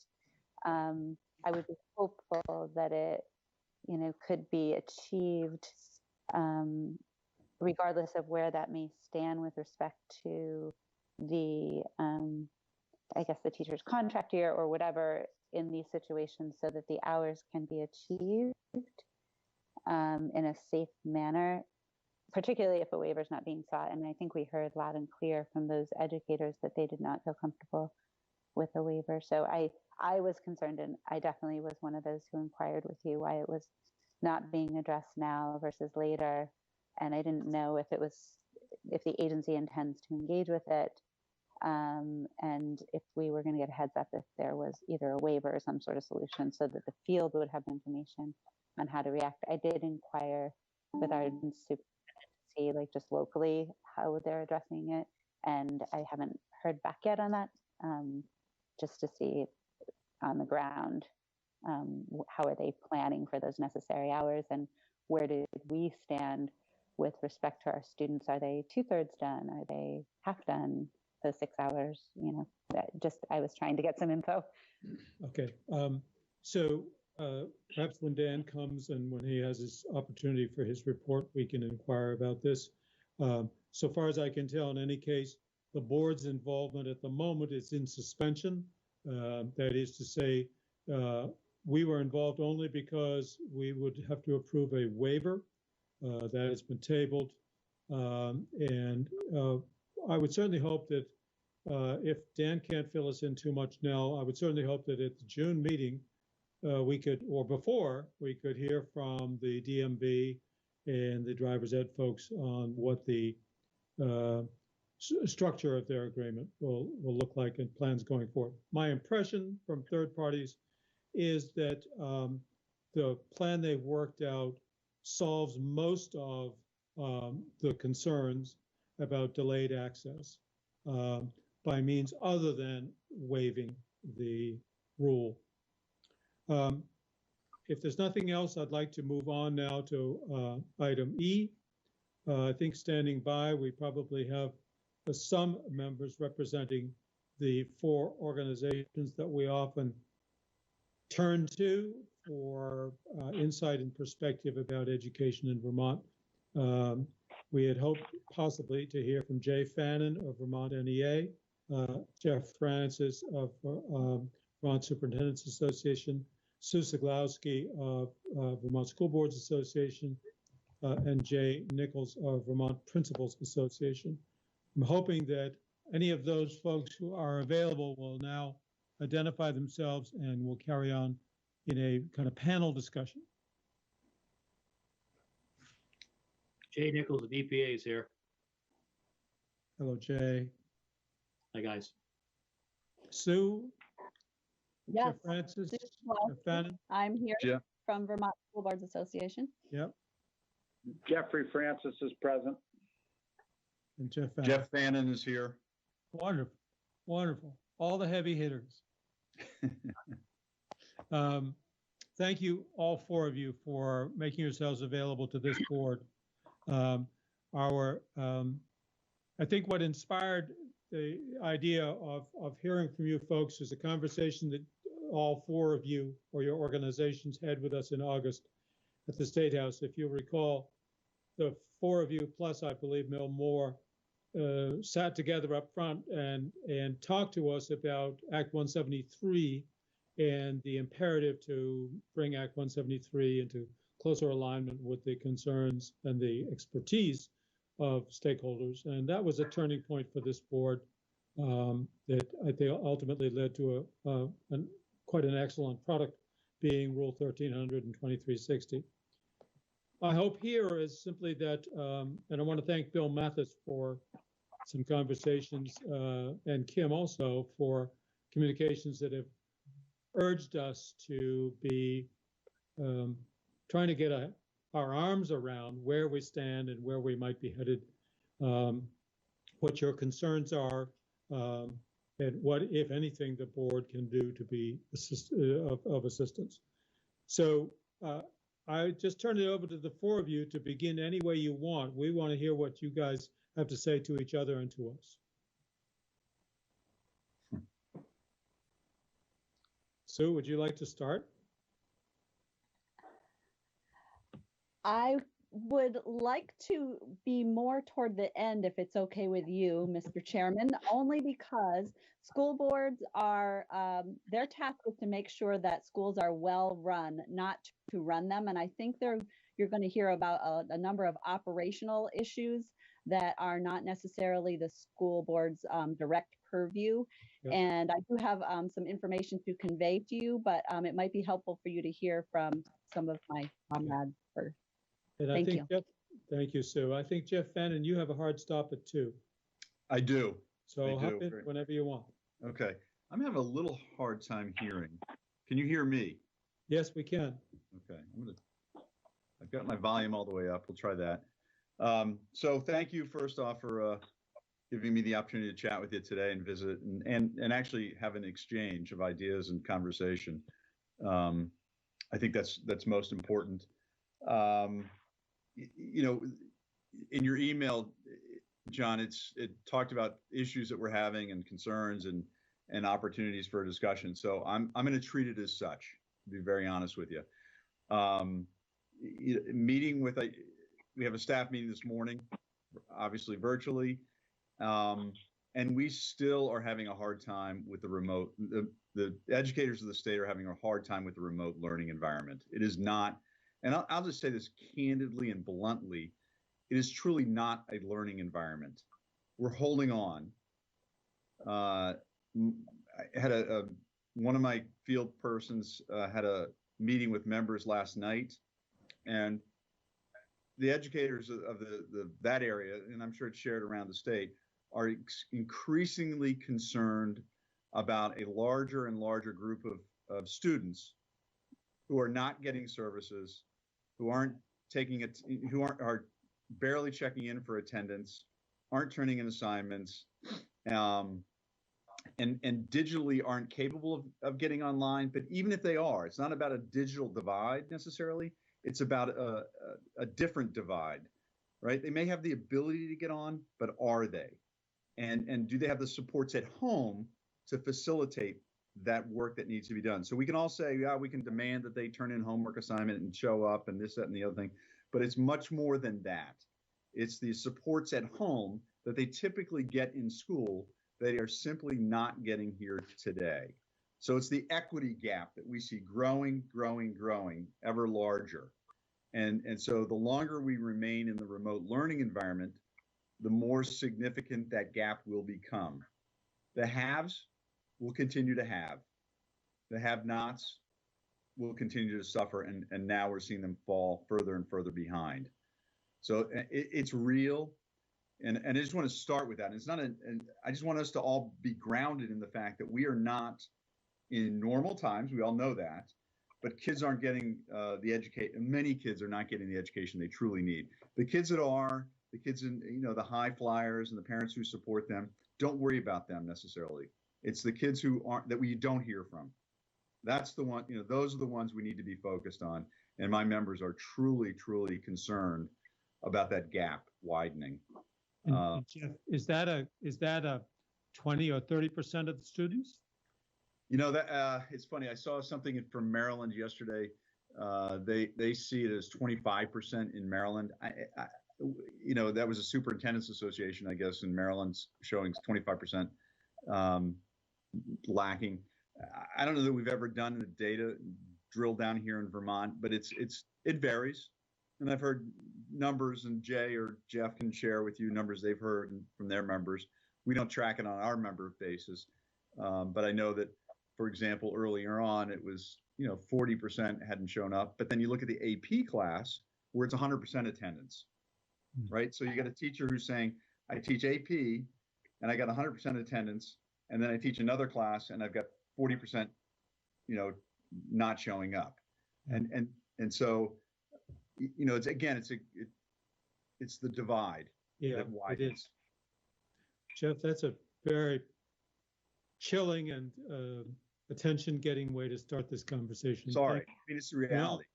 It's the reality, and I feel like we need to be reminded of that reality. We're starting to get so accustomed to the situation that we have that perhaps we're losing touch with how catastrophic it may be in some parts of our student population. And I will be honest with you, I heard earlier on, this is not just a Chittenden County versus pick your other rural county in Vermont. I don't want to pick on anybody, but it happens. I'm hearing it in Chittenden County, in Addison County, and some other counties that are quite capable, and we think of as being quite able to take care of their own and take care of themselves, if you will. But it's not just Essex County. It's not just Caledonia County. It's in pockets in every county. Thank you. So, I mean, there's more that we have other, I'll just say two other things I just think I'll add to the discussion. Special ed. And I appreciate last week we meet weekly with Dan French and other groups here and some other groups as well. And we talked about special ed, but it remains a real concern for my members. And they're feeling very stressed. It's very stressful. And I know that at the national level, they're seeking flexibility, but so far Congress has not issued any. And so you've got this tug of war about what can parents ask for when they advocate for their kids, and rightly so, versus what we can deliver in this remote environment. It's a real, it's not easy, and it's not, and I know there's guidance at the AOE, but I'm probably going to come back to you, Dan. I'm looking at you, and now you don't know it, but and seek some further guidance that we can issue out to the field in a much more succinct manner, and hopefully we can allay some fears, but it's a real concern as well. And finally, and not least of all, is how do we begin the discussion to reopen schools in a safe manner that's safe for kids, staff, families. These kids go home to their families. I mean, how do we reopen schools in a safe way? And it's got, there's a great report out of Johns Hopkins about that very issue and the lack of information that we truly have, the dearth of information and the need for more analysis and collection of data. It's a great Johns Hopkins study report. It's not a study, it's a report right now about how do you safely reopen schools. So there's a long ways to go between now and whenever we do that. But those are the three big topic items I bring to the table today, and happy to have a discussion. Jeff, thank you. That was terrific. Jeff Francis, do you want to go? Sure. This is Jeff Francis. Can you hear me okay? We can. Sorry that I don't have the video. It's the bandwidth in my own system makes it challenging to be there with you visually. But so the first comment I would say is that superintendents, I think, have never worked more closely together, and their pattern of work is to work closely together. But since the days immediately preceding the determination to close schools, they were working together both on a statewide basis and regionally, and they continue to do that. And because they are working together so closely, I actually have more access to information from superintendents routinely than I otherwise would. So the navigation of this crisis has brought the superintendent leaders of the state more closely together, and I'm in near constant contact with many of them, and certainly with the leaders of our association. So to prepare for this call, I had conversations with several superintendents because I wanted to make sure that the information that I conveyed to you was most current, and thematically, it's very consistent with what Jeff Fannin said. So I'm working from an outline that was prepared to inform this conversation, and the bullet that most closely corresponds with what Jeff said says this: inequity across the state is highlighted and magnified at this time. Internet access, adult support, or adequate learning environment at home are all factors. So that is a huge challenge. In terms of recognizing assets, I think that in general, communities have been extraordinarily supportive of the work and efforts that are happening on behalf of school children, but it's happening in an extraordinarily challenging and challenged environment. And, we could just talk about what the challenges are and break them down, but it goes to the technological, the economic, the change in how people are accustomed to operating, the fear associated with navigating a crisis, the fact that the diversity in communities and the nature of communities in terms of historically and perceived to be well-resourced or not. And those themes are it's really just another way of stating what Jeff Fannin was saying. The element that really, I think, has been better understood does go to the inequities in the state.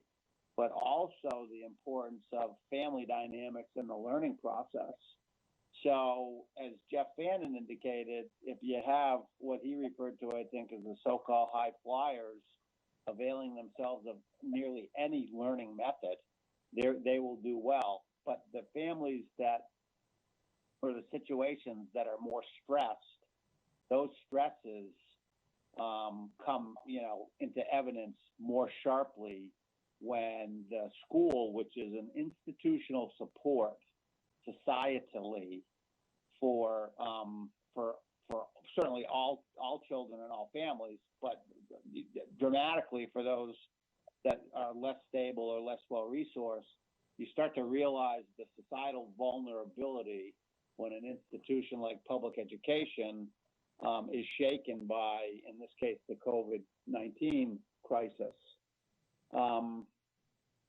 The things that sort of contextually resonate with me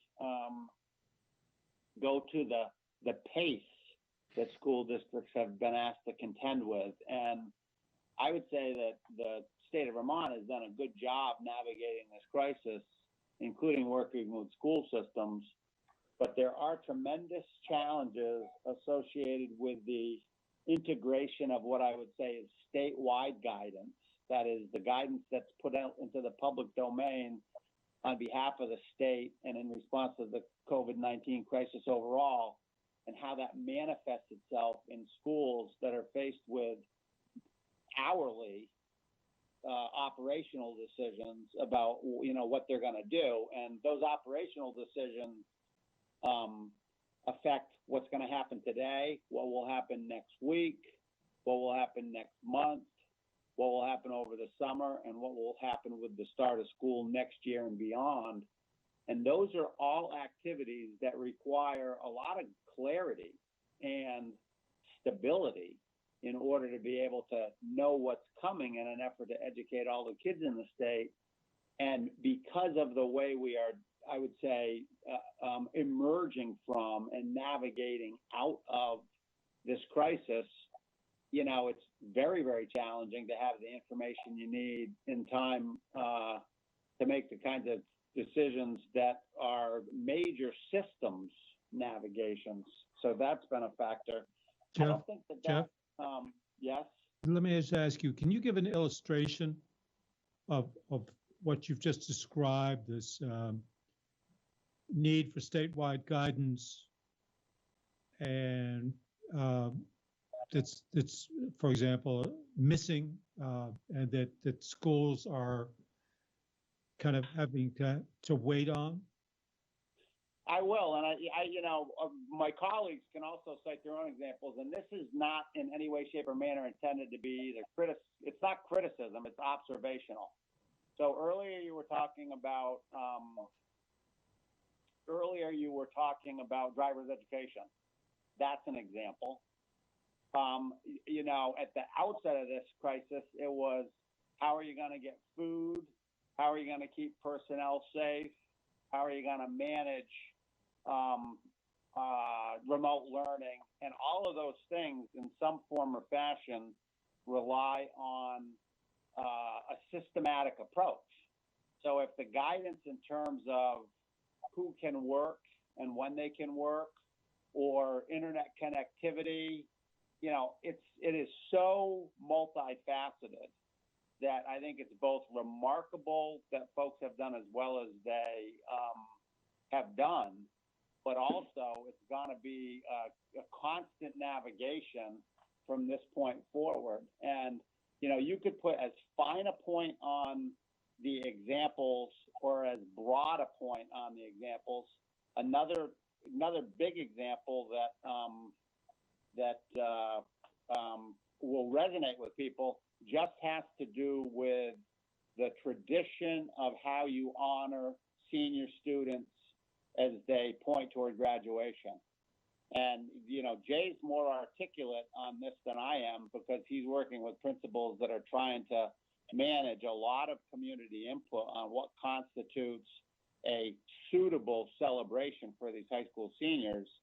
But when the guidance changes in terms of social distancing and what constitutes a safe practice from a health standard, it really it culminates in a lot of pressureful moments as you want to do the right thing in terms of what the health recommendations are or requirements, and also make sure that something, that the students get the recognition they need. And 2 points. One is, I don't think in any way, shape, or manner this element of the navigation usurps in terms of importance the equity piece that Jeff Vanna was talking about.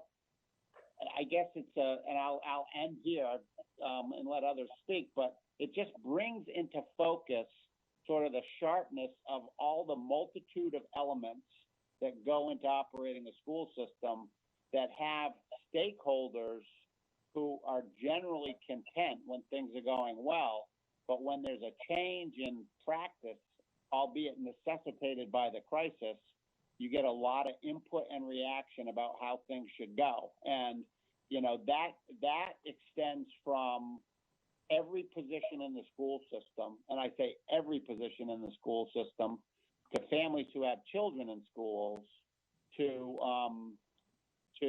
the community at large.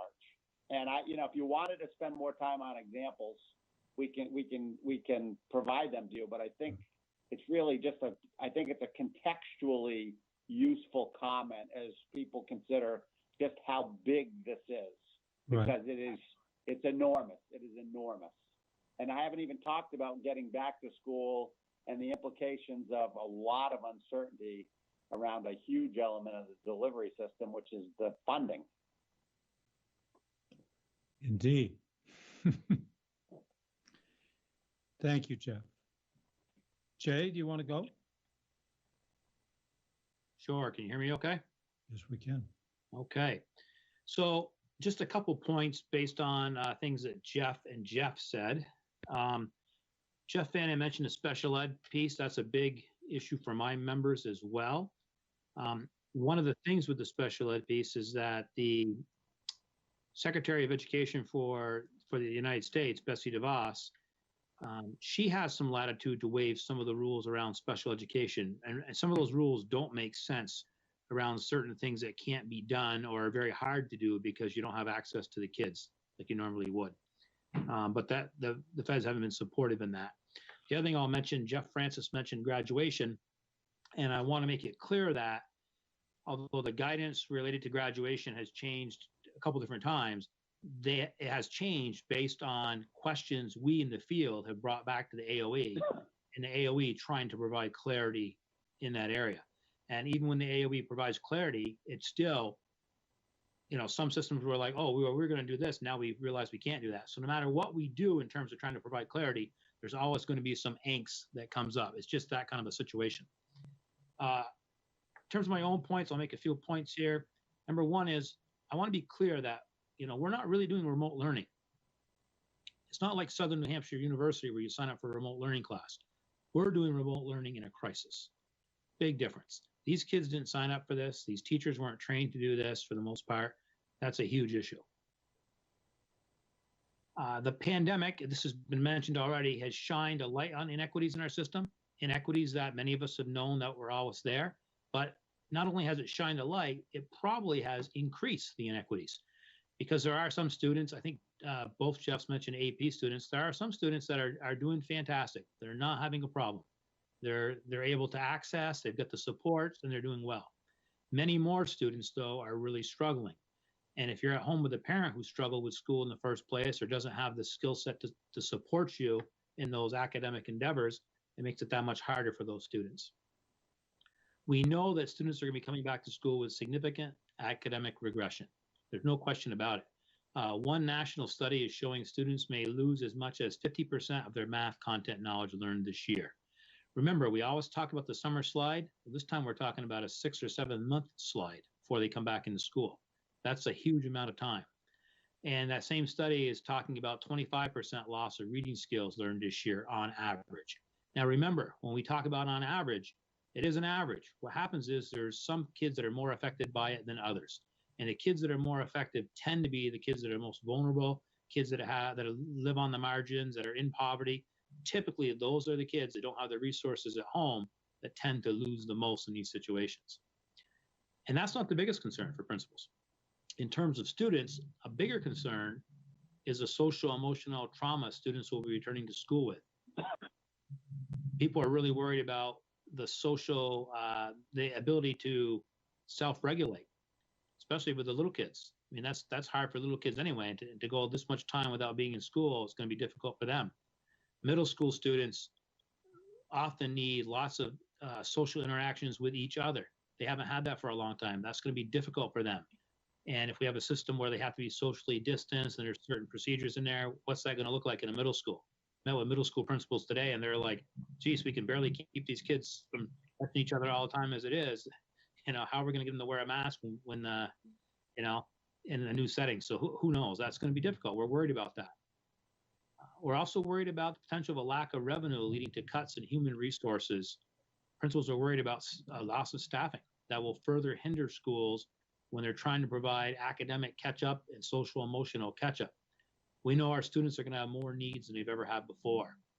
And principals are worried about the financial implications of a loss of revenue and worried about the realities of what will need to be done to start school next year, whether that be done remotely or in person or in some type of hybrid model.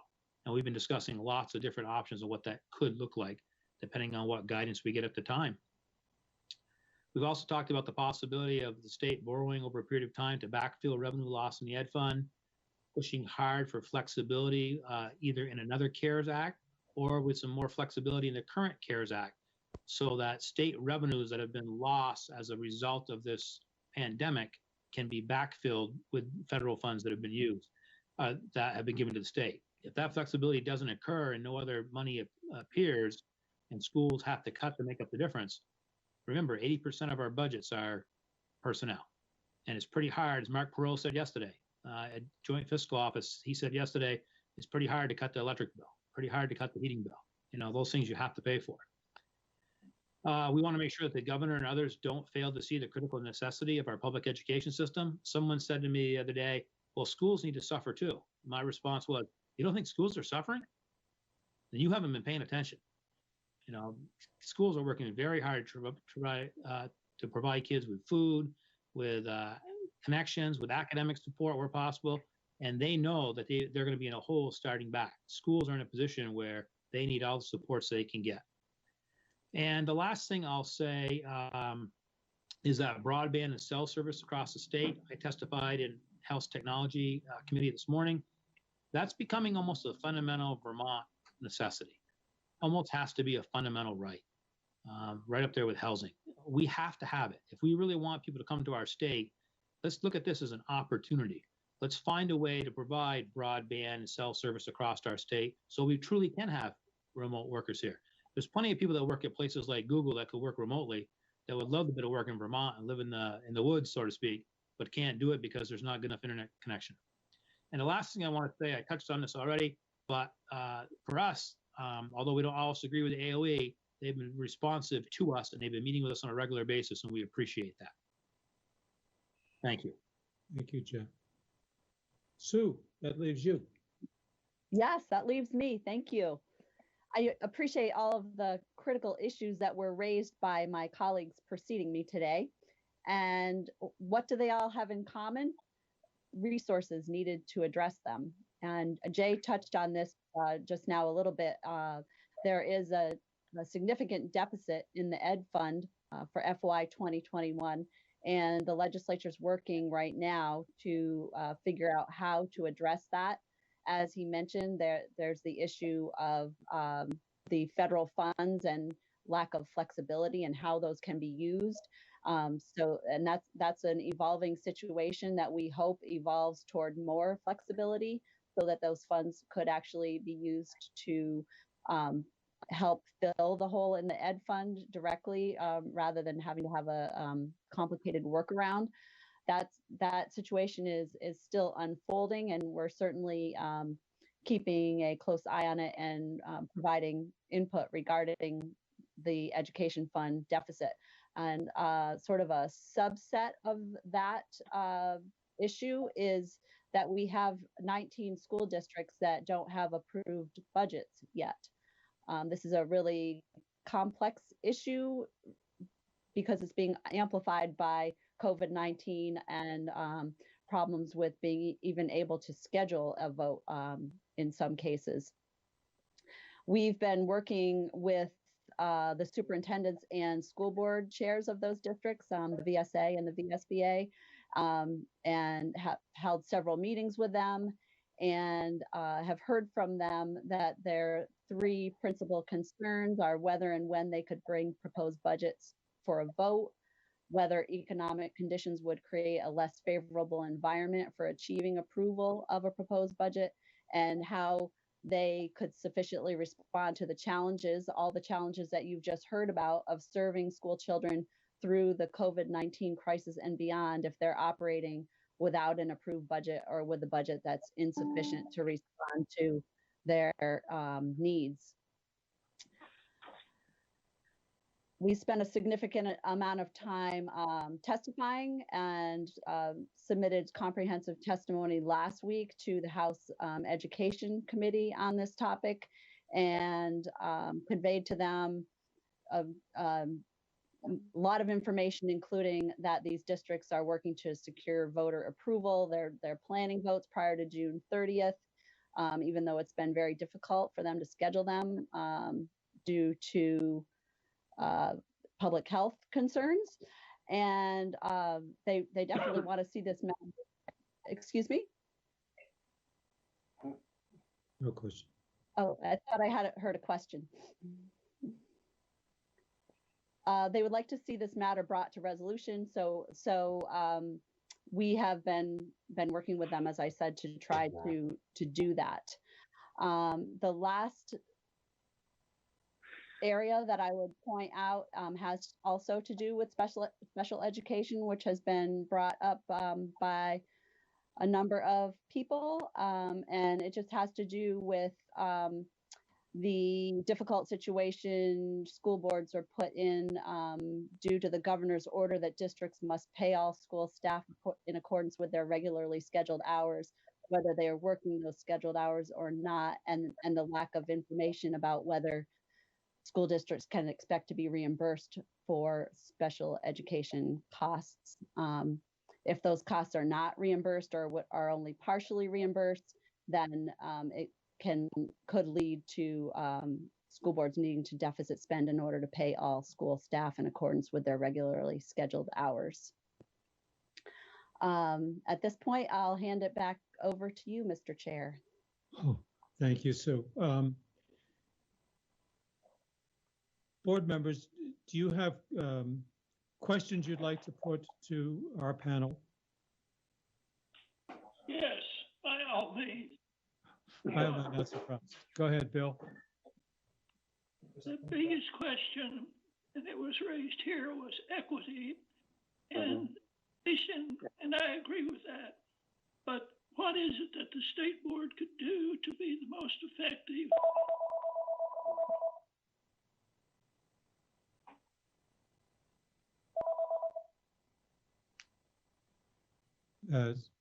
Sue, Jeff, Jay, any response to Bill's question? The question is, what do we need to do now and what's first?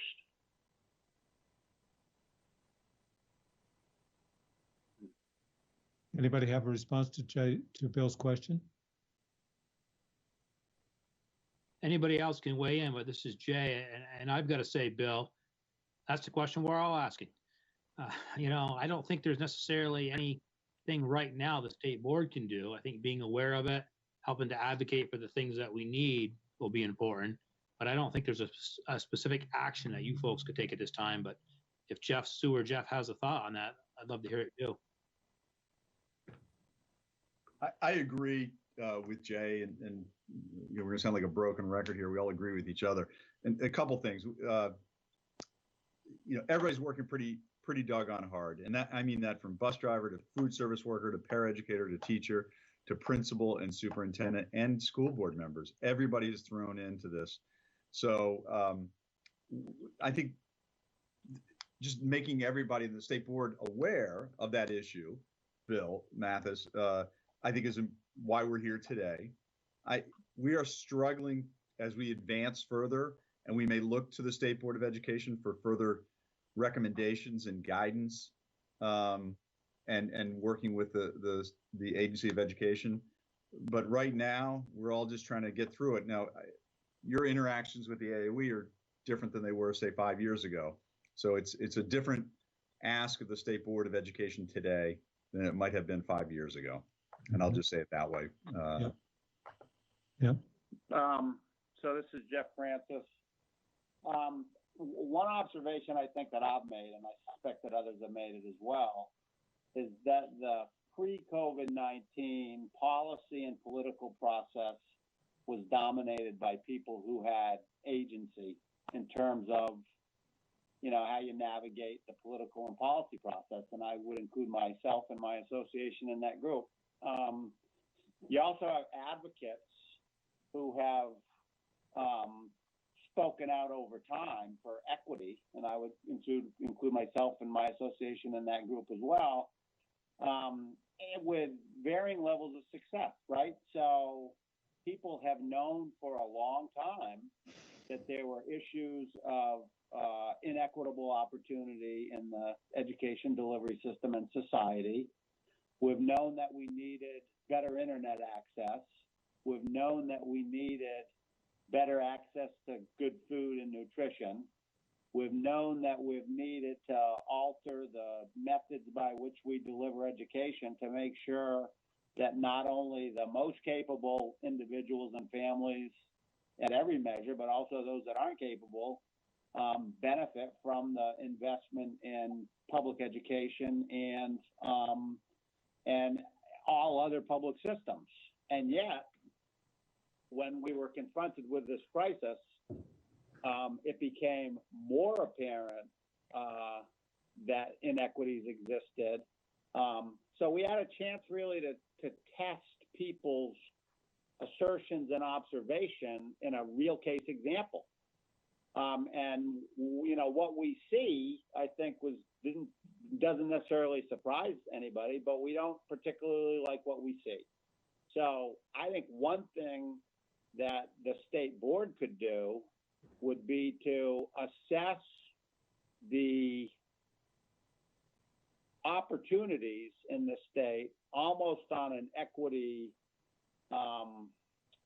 scale or measurement, as it were, and contribute to driving policy that would make sure that when we find ourselves in similar circumstances, irrespective of, to what we are going to attribute that, because as a society, we're going to face more crises moving forward, that we're better situated than we are right now. So what's an example of that? An example would be to, rather than talk about internet connectivity for 15 years, a goal is set to have it in a sufficient manner. Now, a response to that might be, well, gee whiz, once you have internet connectivity, there's no real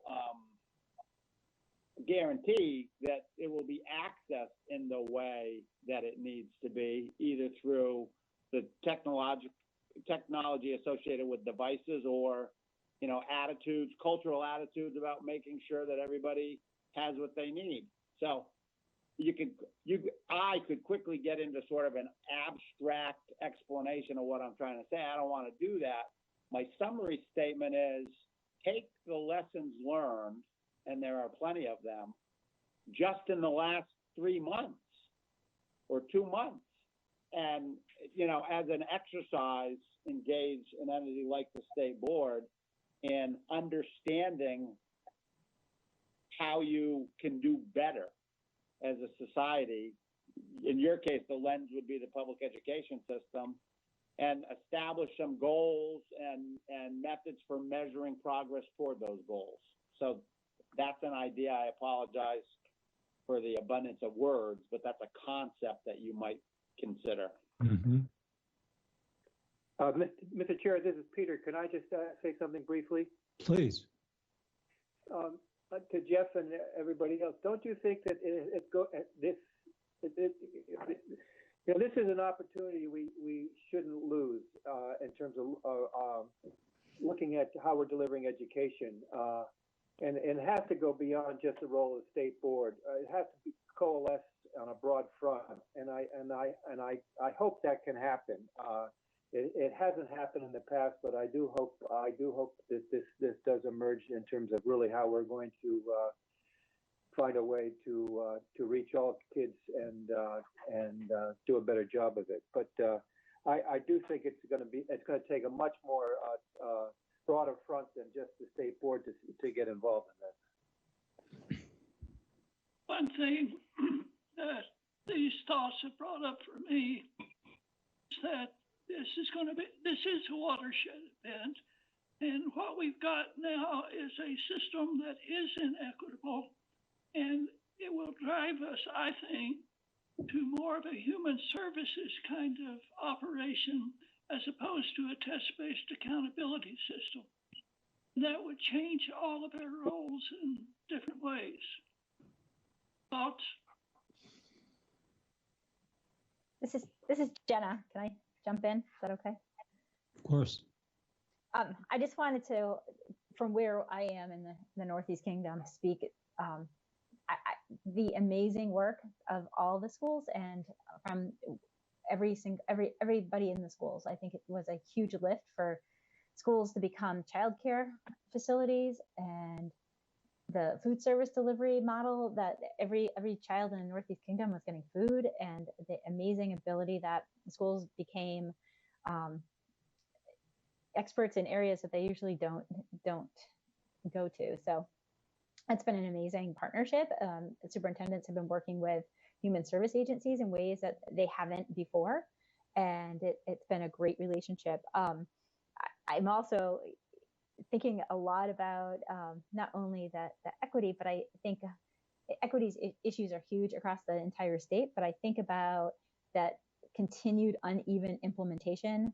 At the beginning of this conversation, we talked about statewide guidance. I wonder if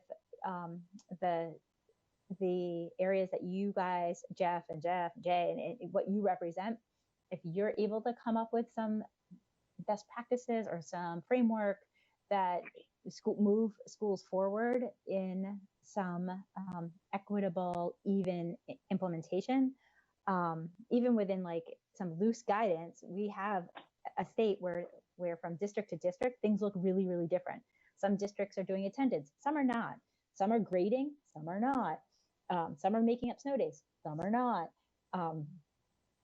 It's just looking a little funky everywhere right now. And, I think all kids are kind of like, and opting out a little bit where you would see them engaged otherwise. And my other thought is around, what does professional development look like, or professional support? You guys talked about social emotional learning. We have uneven implementation of social emotional curriculum in our schools. And if we do not figure out a way to support our teachers now, support our teachers over the summer, support our teachers in August, how are they going to be in a place or space to support students and what students are bringing into the classroom? And if it's one thing to talk about it, it's another to have like a plan, like a real focused strategic curriculum plan around what does that parallel process look like to support our teachers, to support our kids. And I think that probably needs some guidance, not from the State Board of Education and not from AOE, but probably from superintendents and from principals. So I don't know if you guys have any thoughts around how to develop some of your own framework as best practices within your organizations. So I'm going to jump in and first off say thank you. I appreciate that, Jennifer. It was great. Two quick things. We've been at Vermont NEA. We were hosting a webinar that was, I think it was last week or the week before, with Dave Melnick from the Northeast Family Institute, NFI.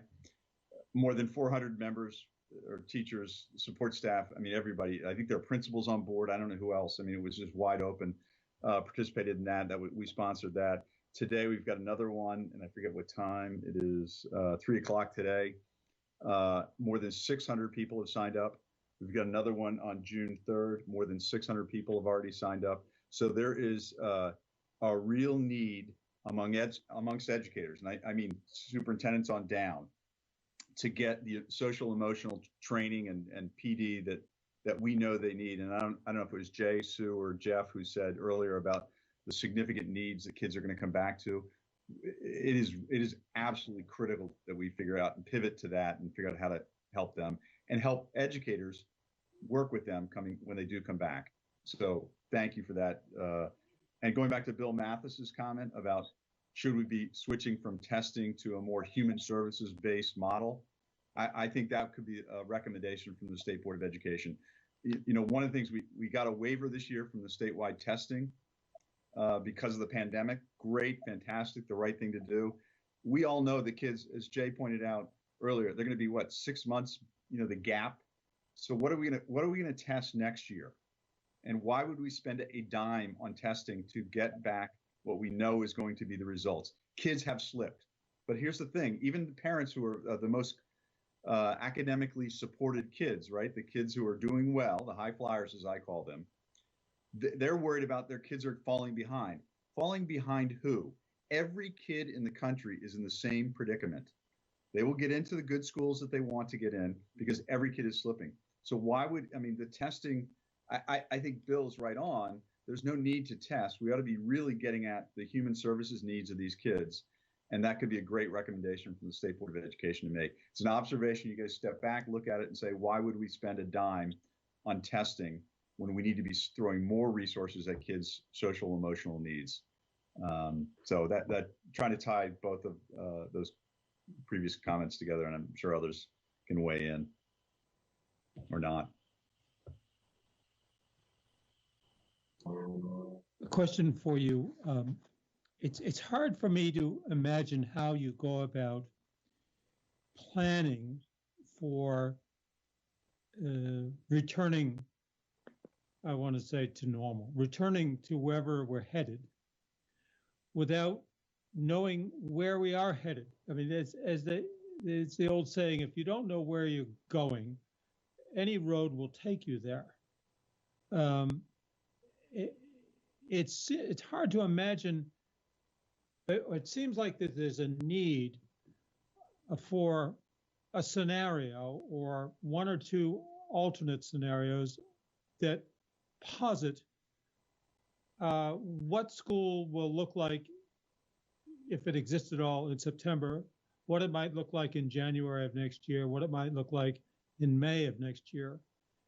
Presumably this would be based upon scientific analysis of how the various ways in which this pandemic may play out, and therefore then what it might mean for institutions like schools. You know, is there any place in the state, I would think it ought to be at the Department of Health or the governor's office, where scenarios are being played out, that which scenarios are made available to you people so that you can say, all right, the most likely scenario is the following. We're going to make plans for that. Knowing, though, that it could go faster, it could go slower.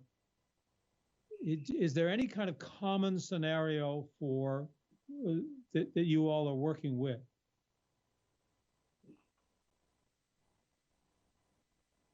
I can go first. I don't think that there is.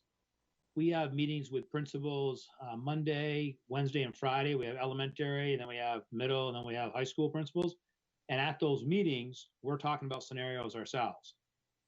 So what happens if the guidance is X, and we can only have so many people per room, or we can only run half our buses, or we have to have staggered bus routes. So I know principals are having those conversations, and they're looking at lots of different things. I know one district I won't mention is talking about the possibility of bringing back the elementary kids and keeping the high school kids remote and moving a bunch of elementary kids into the high schools or into that particular high school to spread the kids out as one possible option. Some schools are looking at half the school will come to school physically on A days, the other half on B days, if they're in a situation where they can't bring them all back. There's also some smaller schools that feel like yeah, we pretty much already figured out.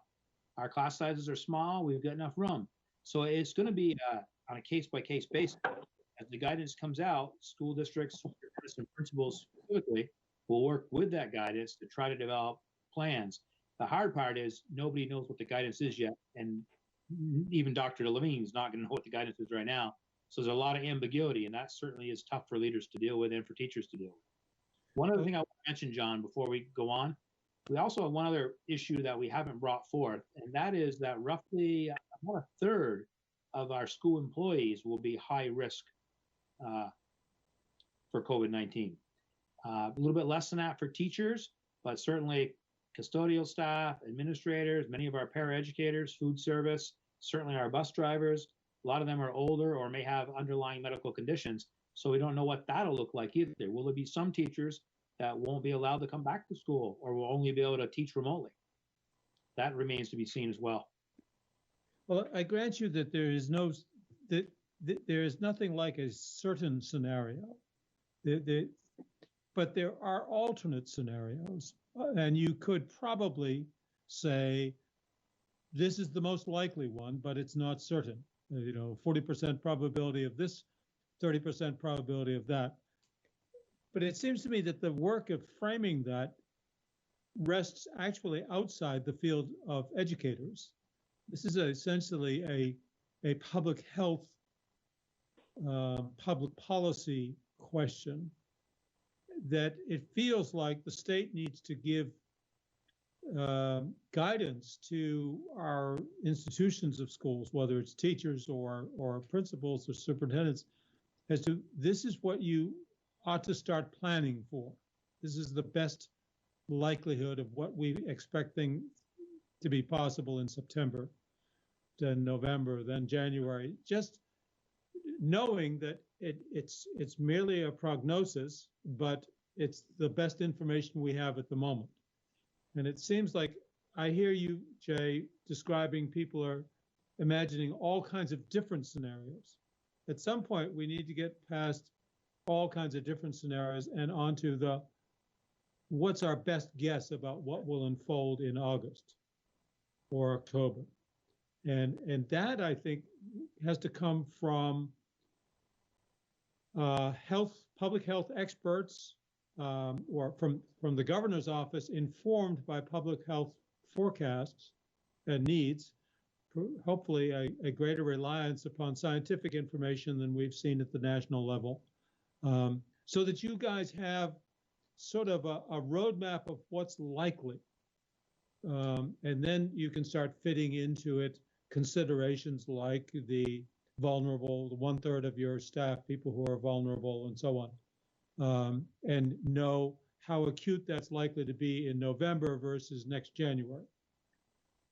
Admittedly, any of these sort of most likely scenarios could in fact not materialize. We have to be willing to work in an age of uncertainty, make decisions in an age of uncertainty.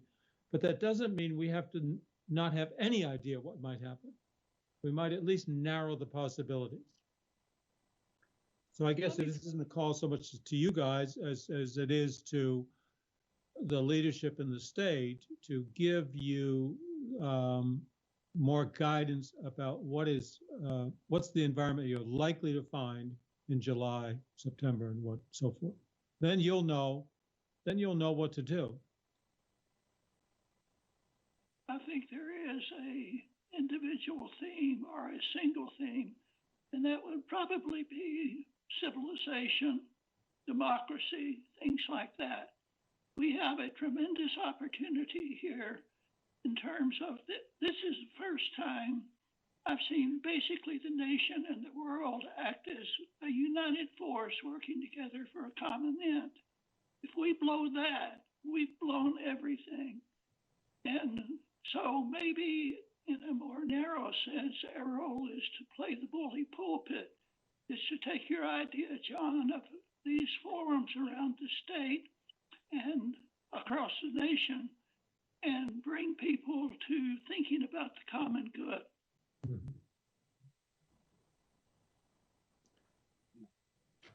Other comments? We have about 5 minutes left. Any sort of closing thoughts or charges to the board? The board wants to be helpful, but as Jeff, I think, astutely pointed out, the board's authority is very different than it was pre-2012. And we mostly, as Bill suggests, can serve as an entity to convene interested parties, but there's not probably not a lot beyond that we can do. Other comments or thoughts?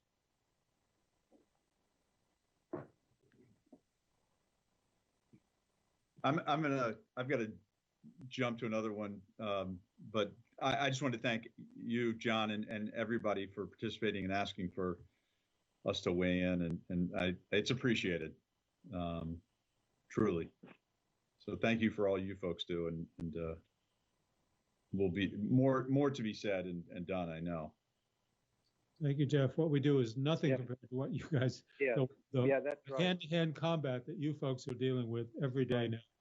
And we thank the four of you and your organization for just your fortitude and your staying with it and getting us through as best we can, and to, as Bill suggests, with some good fortune and good people like you, I think we can come out the other side a stronger community, a stronger society, maybe even better schools. Even better schools that understand even more than they did before our vulnerabilities and the capabilities that we need to strengthen, whether it's telecommunications or, for that matter, family life, so that we support families.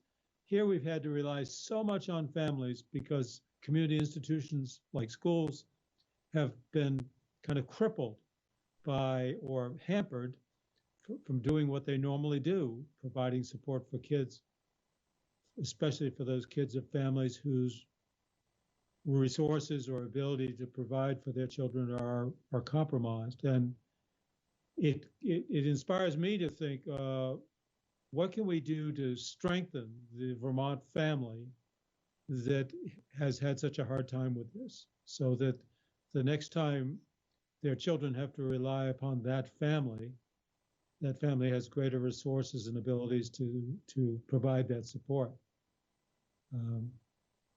Any other comments or closing thoughts from folks?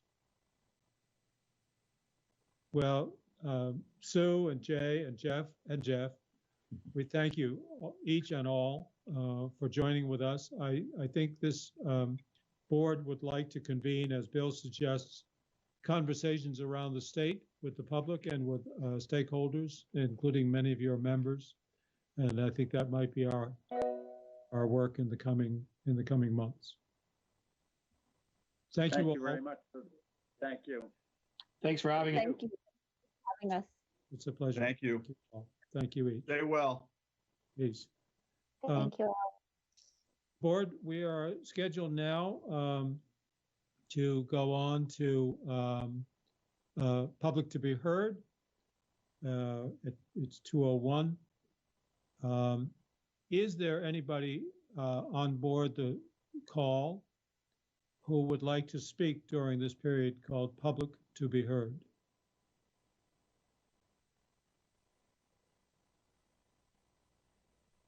Suzanne, can you see if there's anybody in queue who's wishing to speak with us?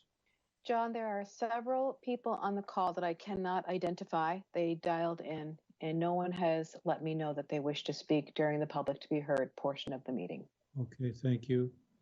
Members of the public, we welcome your participation in this meeting, first by being here with us, but also we have set aside 20 minutes to hear from you.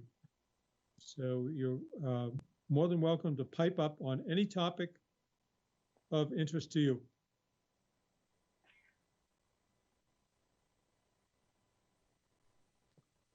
By the way, you need to unmute.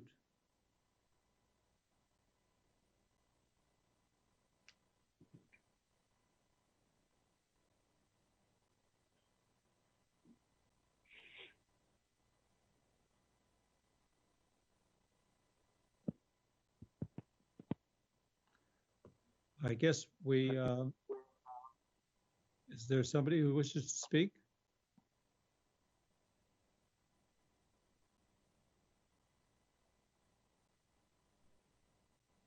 Someone tried, but it was not clear. I see.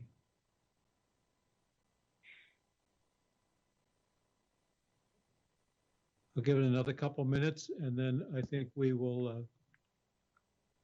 Hey, folks, can you hear me? We can hear you. Oh, good. Hey, let me first identify myself. This is John Marquet from NWEA. How are you? Mr. Marquet, can you speak up a bit? We're having a hard time hearing you. Yeah. Is that any better? Yes, sir. Excuse me, may I ask you to identify which organization you represent? Northwest Evaluation Association, NWEA. Thank you. Thank you. And your last name is spelled how, sir? M as in Mary, A-R-C-H-E-I, and my first name's John. Mr. Marquet, thank you for joining us. What would you like to tell us? More of a question to start, and that is, outside of dialing in, is there a different mode of participating publicly? Is there a live stream link or something? I know somebody had referenced all the people are dialed in. Suzanne, would you answer that question? There is a direct link that is supplied to the state board members. Okay, so no public access to that link?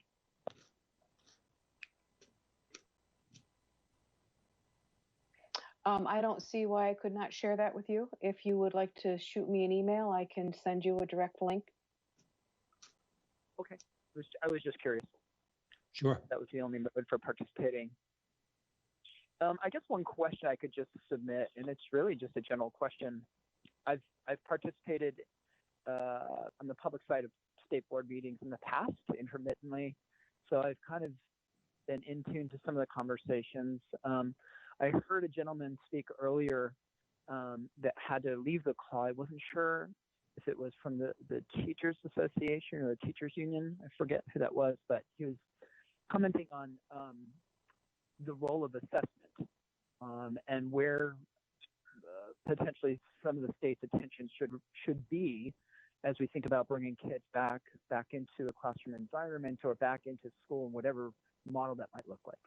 So I guess my question to the board members is, have there been any conversations about how you're going to understand where kids are when they do come back, and how are teachers and school systems going to understand and have information on what the correct point of delivering instruction would be? Have any of those conversations occurred? Good question. Board, does anybody wish to respond? Yeah. We have an evaluation system for the schools that hasn't delivered as much as we'd like. And I think we're going to continue discussions along those lines. But I think we're going to have to look at things that do include testing, but that's not exclusively testing. It's going to have to deal with some of these things, such as what is the difference in income in different families? What's the food supply that's there? What can schools do about this? What can they do about physical development and so forth? I think we've got to look at a broader range of things. Mr. Marquet, another answer to that question your question of how do we understand where kids are when they come back. I'm not an educator, but what little I know makes me think that most teachers will be able to form a fairly nuanced and reliable assessment of where their kids are when they got them back in school and are seeing them face to face over a period of several weeks and maybe even months. And those teachers will, I think, have an assessment of the youngsters in their universe. Now, that's not a statewide assessment, of course. But I think probably the sentiment among many is that right now what we're concerned about is just the first and foremost, the well-being of children and their health. And then secondarily, their educational situation, how much erosion of learning or readiness to learn may have taken place. But my guess is that teachers, more than anybody, know what to look for, know what they're used to seeing, and will be able to characterize how it's different than what they're used to seeing. When Mr. Fannin was speaking about assessments, I think he was speaking in particular about statewide kind of high stakes assessments that allow us to make comparisons of the performance or academic readiness of Vermont kids versus other states. And his point was, well, you don't really need to worry about that too much because other states are going through the same thing. I think that even though folks would forego statewide assessments, I'm certain that what'll be top of mind for teachers when they return to classrooms is, how's Jimmy doing? How's Eloise doing? And what do we do to get them back on track? I hope that answers your question some. It sure does, and I agree wholeheartedly. The question I asked is only a small piece of all the points of consideration that everyone needs to be thinking about. And I think your last remark, at least in my opinion, is ultimately the most important. The social and emotional well-being of the kids and the teachers during this crisis. We all need to get a handle on that, and it needs to be the priority. So, Right. Thank you. Right. Thank you. Are there any other members of the public who wish to join in this conversation? Yeah, hi, this is Rachel Seelig. Can you all hear me? I certainly can, Rachel. Great. I was actually planning on participating in your later public comment. I'm here as a member of the public, but in two capacities today. Yes. I'm both a staff attorney in the Disability Law Project at Vermont Legal Aid, and I chair the State Advisory Panel on Special Education. So I really appreciated the conversation you all have just been having about how COVID has been impacting our students. And with my Disability Law Project hat, I think there are a couple of things that I would just like to point out, especially because so much of the conversation has been focused on how much more in the forefront the inequities in our system, in our education system, have been highlighted because of COVID. One big piece of what's going on with that is also the state is receiving a significant amount of money through the CARES Act, 90% of which will be going to our school districts.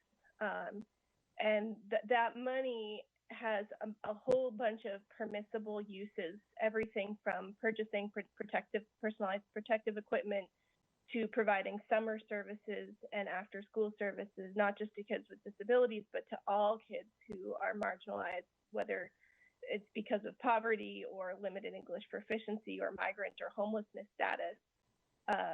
And that money, I think both the money that will stay at the state level and the money that goes to districts, we would strongly encourage some sort of framework or guidance that helps districts prioritize those funds to addressing these inequities that have become so apparent through this emergency. And that's something that we've, feedback we've shared with the agency and with legislators, but I think this is another body that would be very appropriate to be thinking about how can we support districts in using those funds that are coming in to address these inequities. And then the second thing that I would say in terms of assessment and testing is that for our students with disabilities for whom they have IEPs, I actually think assessment is an incredibly important thing to be having both during this period of continuity of learning through remote learning and over the summer for those students who receive summer services, and in the fall, because I think we do need to be objective in understanding the losses that we're anticipating. Those losses for kids with disabilities can change their eligibility for things like extended school year. And even though everyone is doing their best, can impact whether they really actually need compensatory education as kind of an equitable remedy for this loss that they've experienced. And there's some guidance that the agency put out on extended school year and compensatory education that has certainly concerned us at the Disability Law Project, because it recommends not doing those kinds of assessments until schools have resumed normal activities. And our concern is just that it's going to be a long time before we can really expect normal activities to be resumed. And certainly if kids have already experienced losses now, to wait through this whole period, through the summer and potentially into the fall before we try and make that right for them, I think really does a disservice to some of our most vulnerable kids. So those are the two things that I just wanted to point out for all of you. Thank on you. this topic. Thank you. Just a question on that latter point. So before schools kind of resume something, well, the new normal, whatever that might be, how does this assessment, how do you visualize these assessments taking place? So there are some of the companies that produce some of the more objective measures that we use to track progress of students have published which of their assessments can absolutely be performed remotely, and which can be performed remotely under certain circumstances. And I have somewhere in my email what's probably not a comprehensive list, but there are certainly tools out there that we can use even in this remote environment to make sure that we're tracking progress. And I'm sure that educators using curriculum-based assessment are also able to do that progress tracking. And I think, need to keep track of the reality of our situation is a really difficult one. But whether it's because kids aren't checking in or because, an online lesson isn't working for them, I'm not sure the cause of the regression is as important as the reality of the regression that we're expecting. For sure. Thank you. Board members, any comments or questions for Ms. Seelig?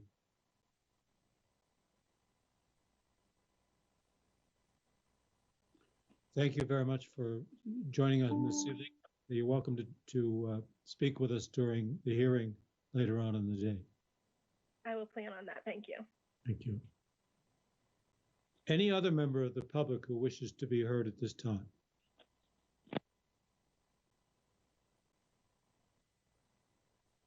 Hearing none, I'm going to suggest that we take a 5-minute recess. That's real quick. 5 minutes. Let's try to be back at 2:20. Before I say that, Suzanne, has Secretary French joined us yet? Yes, I'm here, John. Hello, Mr. Secretary. Thank you for being with us. We'll come back to you in 5 minutes. We'll be all yours. Thank you.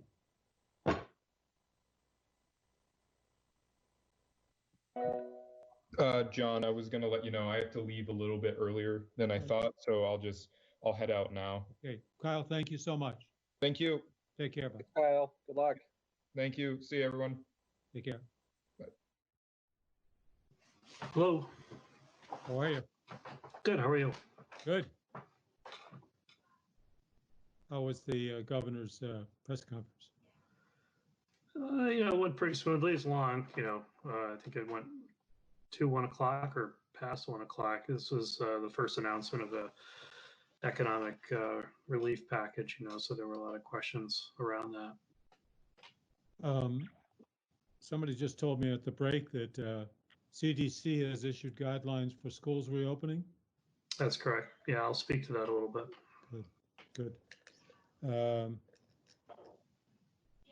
So there'll be some questions, I'm sure, but you've got 20 minutes and we'll take more if you want it or need it. Okay, yeah, and I have sort of topics, so I think what I'll do is I'll pause after each topic and see if there's questions from the board. Okay, great, good. All right. let's see. I don't know who's on, but let's resume. Board members, are you all there? Yes. Good. Suzanne, All of would us you are. mind doing a roll call, please? Yes, I will. Thank you. Kyle, Olive, Kyle is gone, by the way. yes. Oliver Olson, Here. William Mathis, Yes, and thanks to Dan for his crumbs metaphor that he used today. Don't know what that is. That's a technical term, breadcrumb navigation. You know, if you get to a website, it's the trail. I mean, like, how'd you get from point A to point B? Kim Gleason, Here. Jenna O'Farrell, Here. Peter Peltz, Here. and John Carroll. Here. Sabina Brochu. She may have had to step away. Yep. Very good. Dan, we're all yours. Okay, good afternoon. So I don't know if you heard, I have a report that can be broken into sections. So what I think I'll do is, you know, pause at the end of each section. I'd be happy to discuss the items for you. Firstly, I'd say in terms of the overall COVID-19 response, you know, we're pleased, you know, with how our statewide discipline, if you will, to the mitigation strategies has paid off. You know, and that I think buys us a window of opportunity to do some planning relative to the education system that we didn't necessarily have the luxury at the beginning of the crisis. And so that's good news to a certain extent. But I think it's also important to acknowledge that, you know, the emergency is not over. The emergency is not going to end coincidental with the end of the school year. So we still have some work to do in that regard. I thought I'd start off with first just commenting on recent guidance that's been produced by the agency, and most specifically the guidance pertaining to the end of the school year. We call end of year celebrations and graduations, which was published originally on May 8th. It was revised recently, I think this week, actually, on the 18th. So you might remember the governor's original order said that schools would be closed for in-person instruction through the rest of the school year unless otherwise ordered. And the original stay home, stay safe order expired on May 15th. That's been extended. But when that original timeline was established, it also included a requirement that I produce guidance on end of year celebrations and graduations by May 8th. And that's indeed what we did. And it's just interesting, I think, to observe, you know, the based on the earlier comments from superintendents in Vermont NEA and the principals and the School Board Association, you know, it's so representative, I think, of the decision making we've been involved in, that we chose May 8th because it was as close as possible to graduation, so we could have the best understanding of the public health context, while at the same time being far enough away from graduation to give local decision makers enough time to plan. So there's a certain negotiation of those kinds of dates, and there's a tension involved with that as folks who decision makers want certitude.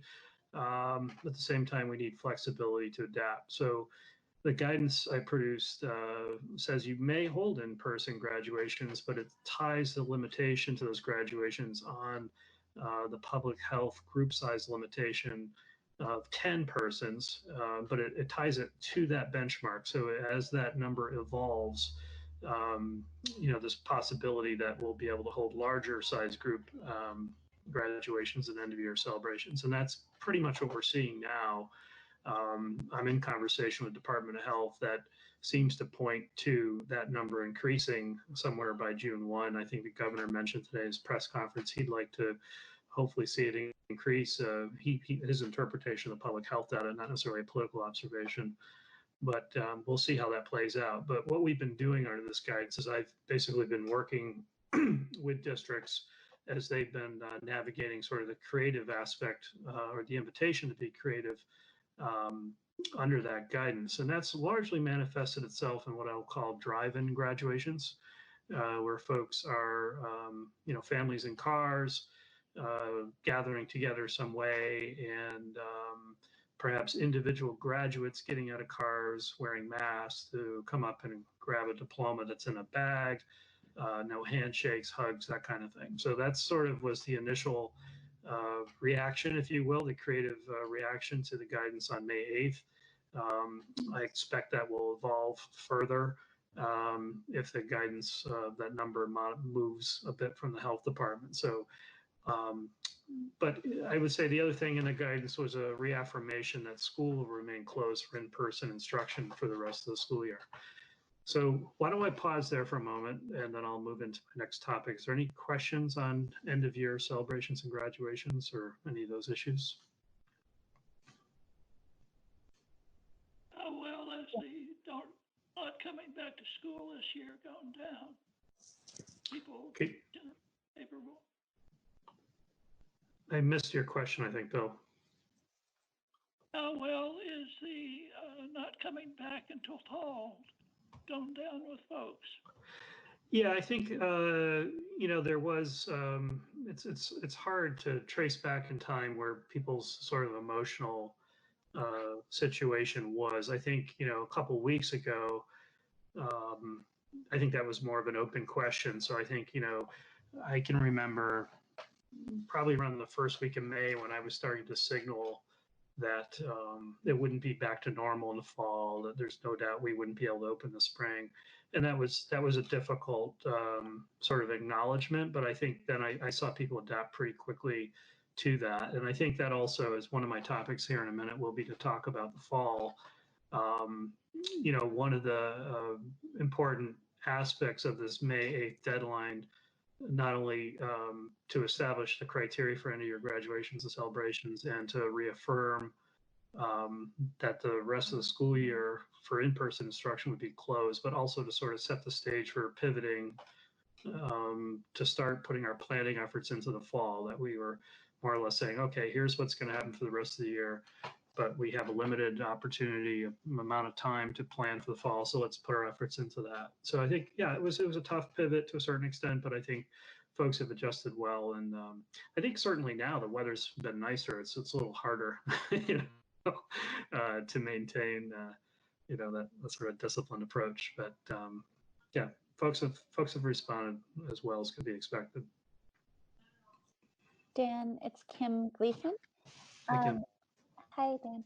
I was just wondering to what extent, if at all, districts or high schools are sharing good ideas or collaborating in any way on how to create a celebration for these graduates.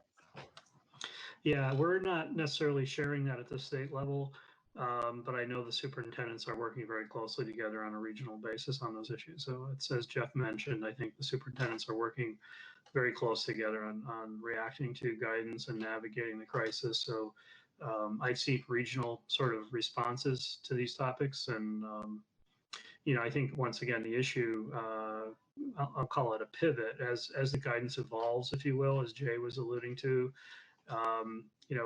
We do have the benefit. We do weekly calls together, the superintendents, myself, and key leaders of the agency. So we're able to warm people up to one of those pivots, when it's coming, and what might be some of the issues. As Jay alluded to, sometimes those changes are coming from clarity or concerns they want to see in guidance as well. So it can come both ways. But I've noticed a lot more people working very closely together. But this is not necessarily, we don't have anywhere on our website like here's what's going on.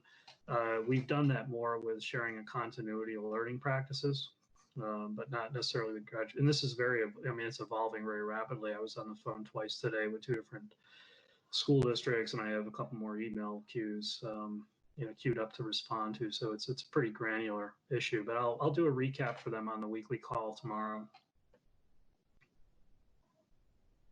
Thank you. Okay. So I'll go into my next topic, which is the fall. I've already heard some conversation on that today. I think back again to that sort of May 8th time frame, there were basically two schools of thought emerging nationally, and I will emphasize that we are well connected to what our other states are working on in our national organizations. And as we were contemplating, I think just sort of the natural trajectory of the end of the year as educators, we think that's the end, and then we're starting to turn to something new. The primary school of thought was thinking about the summer as, okay, the emergency's over, and what are we going to do to remediate? So often the summer programs are remediation opportunities for students and extracurricular opportunities for students. And the other school of thought that started to emerge, though, was that the emergency is not over. So it wouldn't necessarily be appropriate to plan essentially for a recovery phase of the emergency yet, when we really have to plan for the fall. I think John used the phrase new normal. It's pretty clear that the emergency will not be over in the summer. So we have to plan for the fall. And if that's the case, and we have a limited amount of time, because remember, school's going on through June, and you have 4th of July weekend in there, and then the availability of teachers to be brought into a local planning process is limited. So if we're planning for the fall, then the school of thought that's emerged nationally, and I think in Vermont as well, is that we need to use summer as a launch pad for the fall. So we're sort of heading to that point, similar as I described with the May guidance, where we have to have guidance out far enough advanced for people to adjust, but we also need to can't put together guidance prematurely absent a good understanding of the public health context. So we're sort of at that moment where these things are coming together. I think someone mentioned the CDC has produced guidance this past weekend, where they qualified as interim guidance. It's a long 60-page document. It's not solely dedicated to education and school. School portion is rather small, actually. It begins on page 44 of that document if you want to pull it down. But we also have a planning framework that's emerged through my organization, the Council of Chief State School Officers, which represents a lot of the parallel work going on in states. And we see internationally the experience of countries like Denmark and Germany and France and so forth. So we're watching all those things very closely, but we're now starting to have to reduce that down to sort of a concrete planning framework. That'll begin this week, actually on Friday, as we meet with the Department of Health folks and our experts on epidemiology and so forth, to start framing out what are the public health concerns or sort of basic parameters based on their approach and their thinking, and to what extent they might feel a need to augment their thinking without experts from outside the state. So we're looking at the complexity that's involved in framing out this sort of decision-making process. We came back to, honestly, the quite simple conclusion that we begin with the public health information. So that process will start, and then we'll be, bringing in, as we frame that out a little bit, bringing in some for statewide stakeholders to plan at what level there's public health guidance at the state level, how does it unfold on a regional basis, because we also have a mechanism for local health officials to be informed into that process as well. And, all that's starting to shape up. If you look at what CDC guidance is and what other countries and states are doing, it speaks to this idea of having a lot of flexibility and options on the table. What we referred to earlier on in the emergency response as sort of a reactive school closure disposition, based on our prior experience with H1N1. CDC had termed this idea of reactive school closure, meaning that you could, in a school district, you might have an outbreak that would warrant closing one school, but not necessarily closing other schools. Or it might warrant closing schools at a certain grade level, but not closing others. So that kind of ingrained flexibility will, I think, be a thread running through the framework, as will be some regional sensitivity as well. So those things are all sort of well known and acknowledged, but I think we're in the same place as many states, as we all have a lot of questions so we can anticipate, what questions need to be answered by the framing of the planning documents, but then the form of the planning documents, to what extent things are promulgated top down, so to speak, and to what extent there's regional flexibility and who makes which decisions, all those things are being worked on. I expect to be able to publish sort of an initial proposal of that framing to, I'll call my advisory group, which are the superintendents and the union, teachers union and the VPA and so forth. We meet every Friday. I think we'll start to engage at that group level and see how folks want to proceed with the planning. But we do have a limited window of opportunity to get the planning done. Unfortunately, we couldn't start earlier on it, and we'll see how that goes. But I think, right now we're looking at summer as a function of supporting the opening of school as much as remediation. There's also, I think, we're going to intend to open school for in-person instruction as best we can, but certainly I think everyone's got more comfortable with the idea that remote learning will still be a necessary option that we learn how to do better. So all those things are being considered. I think you'll start to see this come together here fairly quickly in the next couple of weeks. Why don't I stop there? And then my next topics get into the financial aspects of the response, because I think that's also an element to a certain extent of the summer and fall.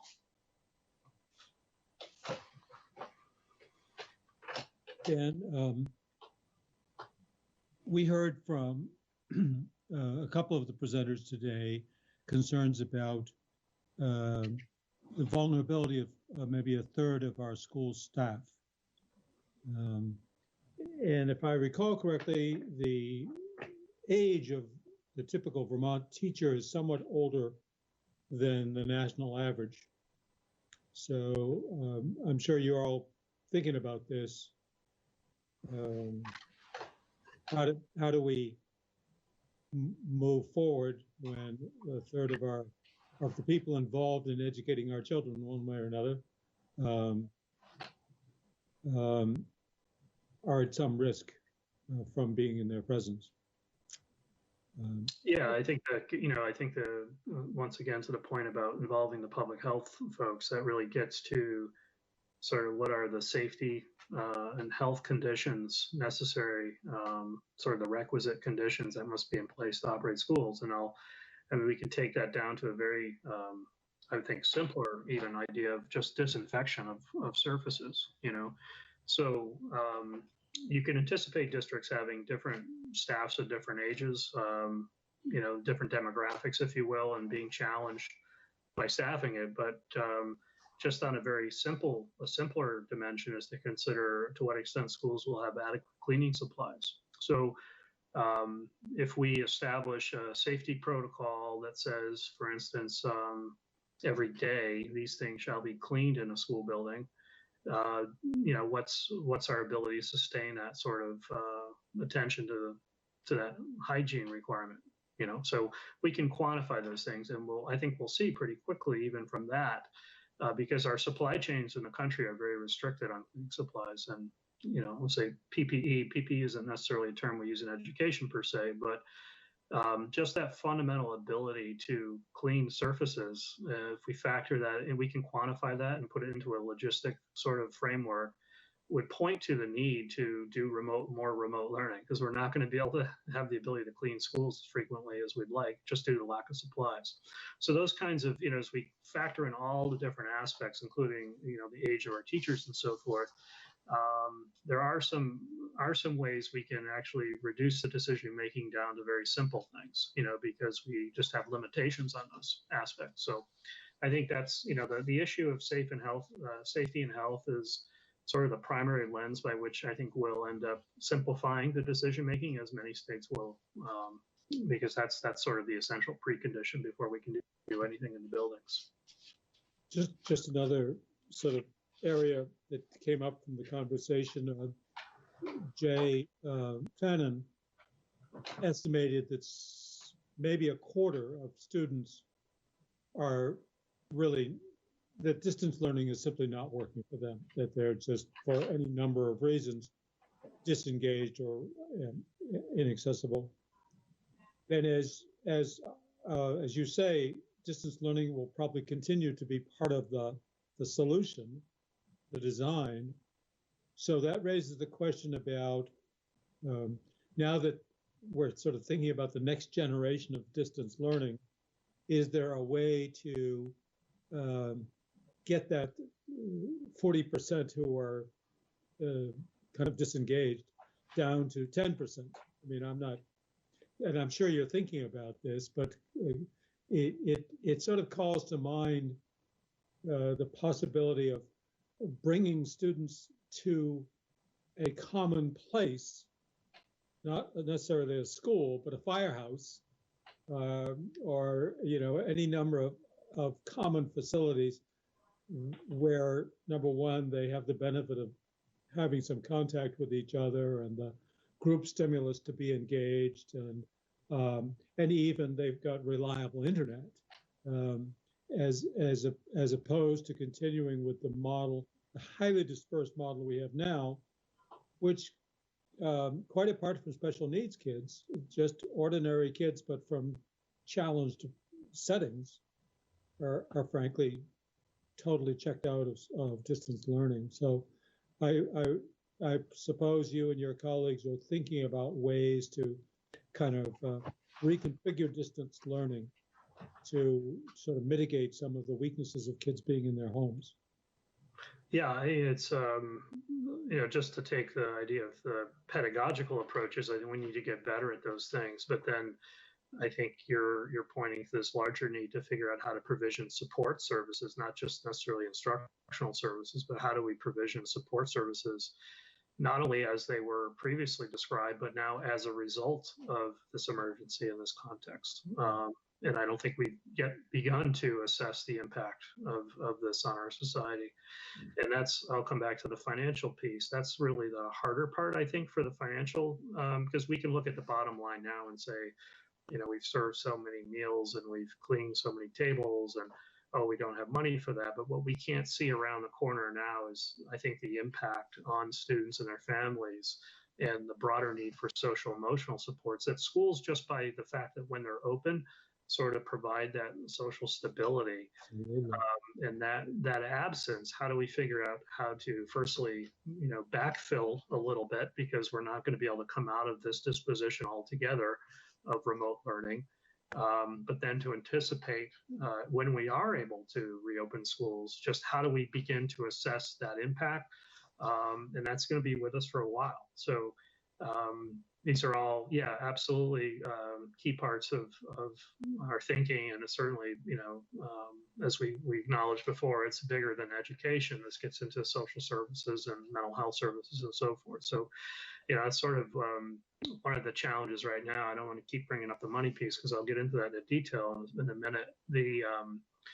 We have sort of this friction where we've started this as an emergency response, and we've been deploying the system as an emergency piece of infrastructure. As we get further into it and understand now this is more of a marathon than a 1 mile race, that we have, as we get into these pivot moments, sometimes the incentives and the financial things aren't necessarily in alignment. So we have to figure out new ways to make sure the money can keep flowing, basically putting the train in front of the track. And obviously a key part of that, since so much of our economy has been affected by this, is the federal money that has to come in to alleviate some of these pressures, because the just relying on sort of the natural dynamic, the market forces, if you will, to sort themselves out isn't sufficient, because you have, for instance, just this expectation and a requirement that schools provide more services and are going to need to provide more services. At the same time, we have the significant deficit that helps pay for those services. So there's a mismatch in many cases between the requirements of the provisioning of services and the funding of the services. So I think, the good news is now, once again, we have a bit of a time, I wouldn't say more than maybe 4 weeks, to really plan for the fall. I think that's everyone's thinking nationally. We've given ourselves, congratulations, due to our approach in Vermont, but elsewhere in the country, we've given ourselves a little bit of breathing room to plan. The emergency's not over. we have to continue to plan, pretty aggressively for making the fall a success. And, that's going to include probably more dynamism than what I mean, I guess, by that is it was far simpler to shut the system off than it is to turn it back on, and especially to turn it back on in a piecemeal basis, and understanding that there might be parts of the system coming on and off throughout this sort of next period and into the winter. So, all those, as I think you mentioned before, embracing this idea of flexibility or ambiguity, knowing where our touchstone points are, which are the public health data, and, our surveillance capacity there is improving, meaning we have better testing, we have better abilities to intervene and so forth. So we feel pretty good about that.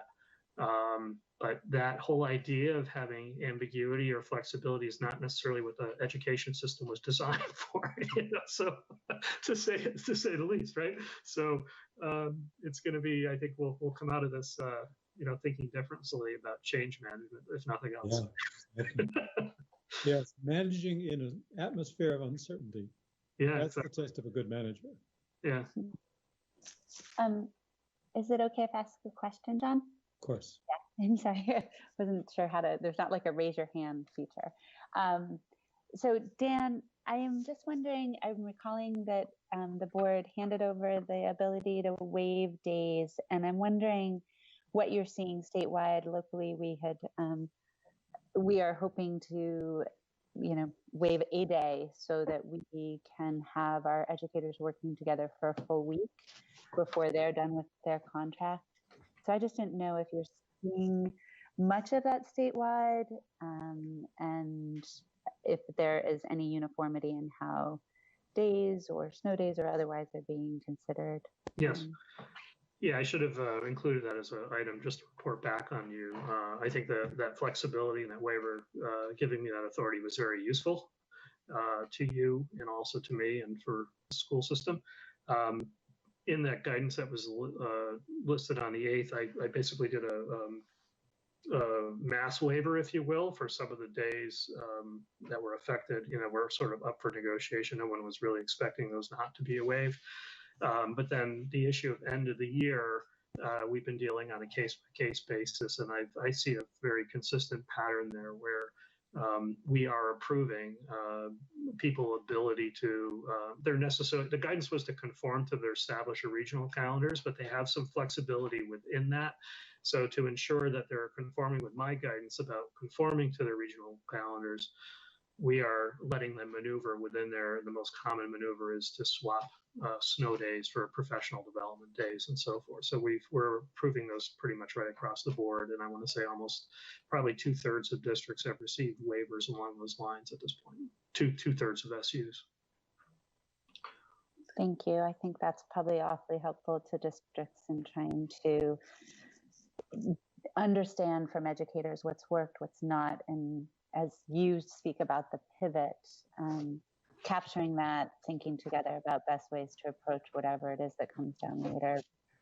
I think everybody's going to need a break. And our educators have been standing on their heads as well as our administrators. So I think they're going to welcome the opportunity to spend some time together and maybe spend some very concentrated time on what they've learned about the equity challenges and what they want to focus on to address that going forward. So I appreciate you doing that, because waiting for us to have a monthly meeting would not be efficient or helpful. So thanks for taking that. So Dan, talk to us about money. Yeah, so, and this is an important element of this. I mean, and I would say that became an increasingly important element somewhere around the first week in May. A lot of what we're doing is just emergency management and sort of planning for tomorrow kind of issue. And then the broader pattern, as we knew, would emerge. I mean, in particular, as Congress started working on the CARES Act. So just real quick summary, I'm happy to go into more detail. There's education-specific CARES Act funding. There's 2 pots there that I'm much more involved in than and you'll hear about the larger pot of money, the CRF, which is $1.2 billion that came to the state. The education pots of money, there's two pots of money. One is called ESSER, which is the Elementary Secondary School Emergency Relief Fund. That's approximately $30 million. And these are the funds, 90% of which have to go to LEAs. And the second pot of money is smaller. It's a $4.4 million pot of money, what's called the Governor's Emergency Educational Relief Fund. And both of these have been approved for our state. So the SEA level, the agency's role in that, we submitted the paperwork to the U.S. Department of Education, and we've been green lighted essentially to handle those funds. The Governor's Emergency Education Relief Fund is not something that's administered, however, by the agency. That's administered by the Executive Office of the Governor. The governor's indicated he's going to work closely with the legislature on how those funds are utilized. And then the ESSER funds, the Elementary Secondary School Emergency Relief Fund, these are the 90% of which goes to school districts, approximately $30 million. We were poised to turn on that application for school districts and then stopped in that. We had for two reasons. One, there was some guidance from the U.S. Department of Education that gave everyone national pause, so to speak, about how the funds should be allocated to private schools. There seemed to be an inconsistency or a new interpretation of what has been sort of a long-standing approach under Title I of how to do that calculation. So there was pretty much a broad consensus appeal nationally to the U.S. Department of Education to provide greater clarity, if not change their mind on that. They have not done that. So we were sort of in a holding pattern. I expected that holding pattern to be about a week, not longer. And this is going back probably 2 weeks now. But then subsequently, working with the legislature, as you know, we have a significant deficit in the education fund. The legislature, working with the money committees in particular, they more or less were asking me to hold on releasing these funds to school districts so that they might be available in the same fiscal year that we're going to address the deficit in the ed fund, meaning fiscal year 21, which starts after July 1. So right now, the funds, those funds have not been, the application for those funds has not been turned on. The local districts haven't been able to pull down those funds yet. And the use of those funds is now caught up in a larger concern about state funding for education and what's available to how the federal funds can essentially be used to their maximum effect to help the overall cost of education, including addressing the shortfall in the education fund. So, and that path forward is not clear to me yet. I think I'm sure you've read about some of the political give and take on that. We were in a week ago, I believe, and seems like longer than that now. I think it was perhaps last week, we went in and talked about putting the idea of cost containment or spending on the table when a large part of the conversation to date had been largely around the revenues and using the federal fund and so forth. So those conversations are ongoing. I'm not sure how that will play out. But that's sort of the update on the federal money. And districts, of course, are concerned with how to proceed with, provision of services in the summer and so forth. As we, for instance, feeding students, we've obtained waivers. We've been very aggressive on pursuing those waivers to get the appropriate regulatory construct in order to provide meals when schools aren't open. But then the question remains is, will we have adequate funding to continue to do that? And just the wear and tear on operating those systems round the clock, essentially, when they're used to having some breathing time and recovery time built into them. So the funding is increasingly going to be a challenging piece of this conversation. There's certainly, I think, hope that Congress will appropriate additional funds. We have what's called the HEROES Act, which is being contemplated now. But I think, the issue, what I'm seeing from pretty much all states is they're asking for greater flexibility on how to use the funding that's been provided, in particular, how to make up for lost revenues. And, the issue of just sort of quantifying the magnitude in our system around the ed fund, we're looking at about a $167 million hole. And, that's just based on the assumptions that we know, and then you factor in, that we'll see high unemployment rates and the ability of people to pay their property taxes and so forth. Those assumptions we can assume are going to increase the magnitude of the problem. So we'll have to figure stuff out pretty quickly, I think, and the legislature is grappling with these very challenging decisions. I think the approach has been, as we're seeing inside of state government, is to break it down into smaller parts. So I think what I'm hearing now is the legislature will basically adjourn on a temporary basis and pass a preliminary budget for like the first quarter of the fiscal year, and then come back in August and hopefully with new information, new federal guidance, be able to address the rest of the budget and the rest of the fiscal year. So the financial piece has really become a key part of my work, as much as I would say it's probably I would say 70% of my focus now is on planning for the fall. But I think right behind that is emphasis on how to address the financial aspects, because that's really what's going to enable us to provision the services as we go forward.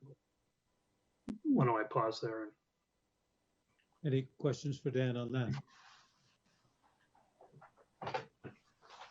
Dan, I have a question.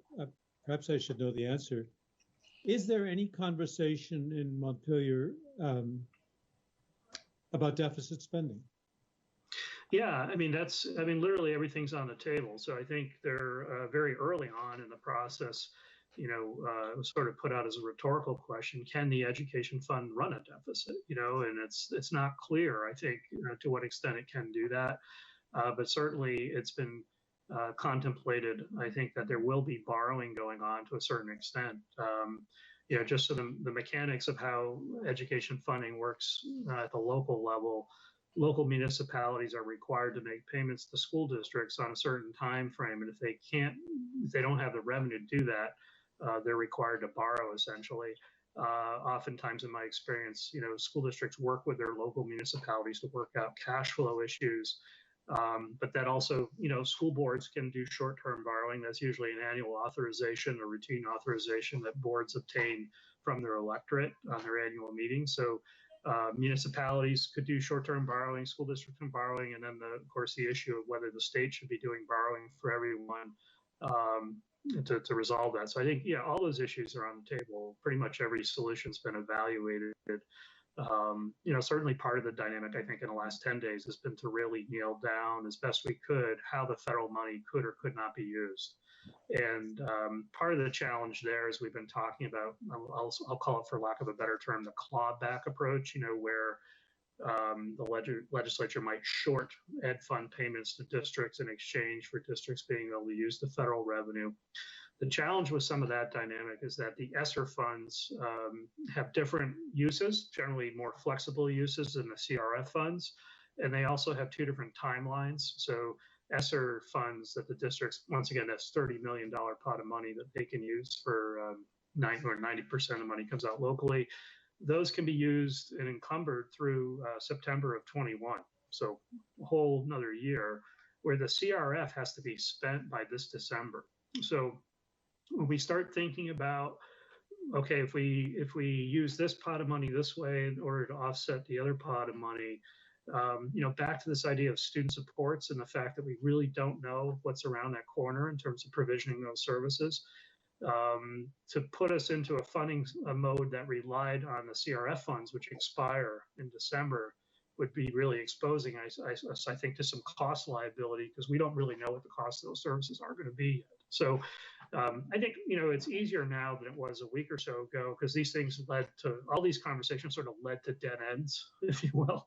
And once again, you start to see the gap emerging between the requirements to meet need and provision services with the limitations on the funding context. So there's obviously a need, I think, if there is a case for governmental involvement, when these sort of gaps emerge in society and these kinds of crises.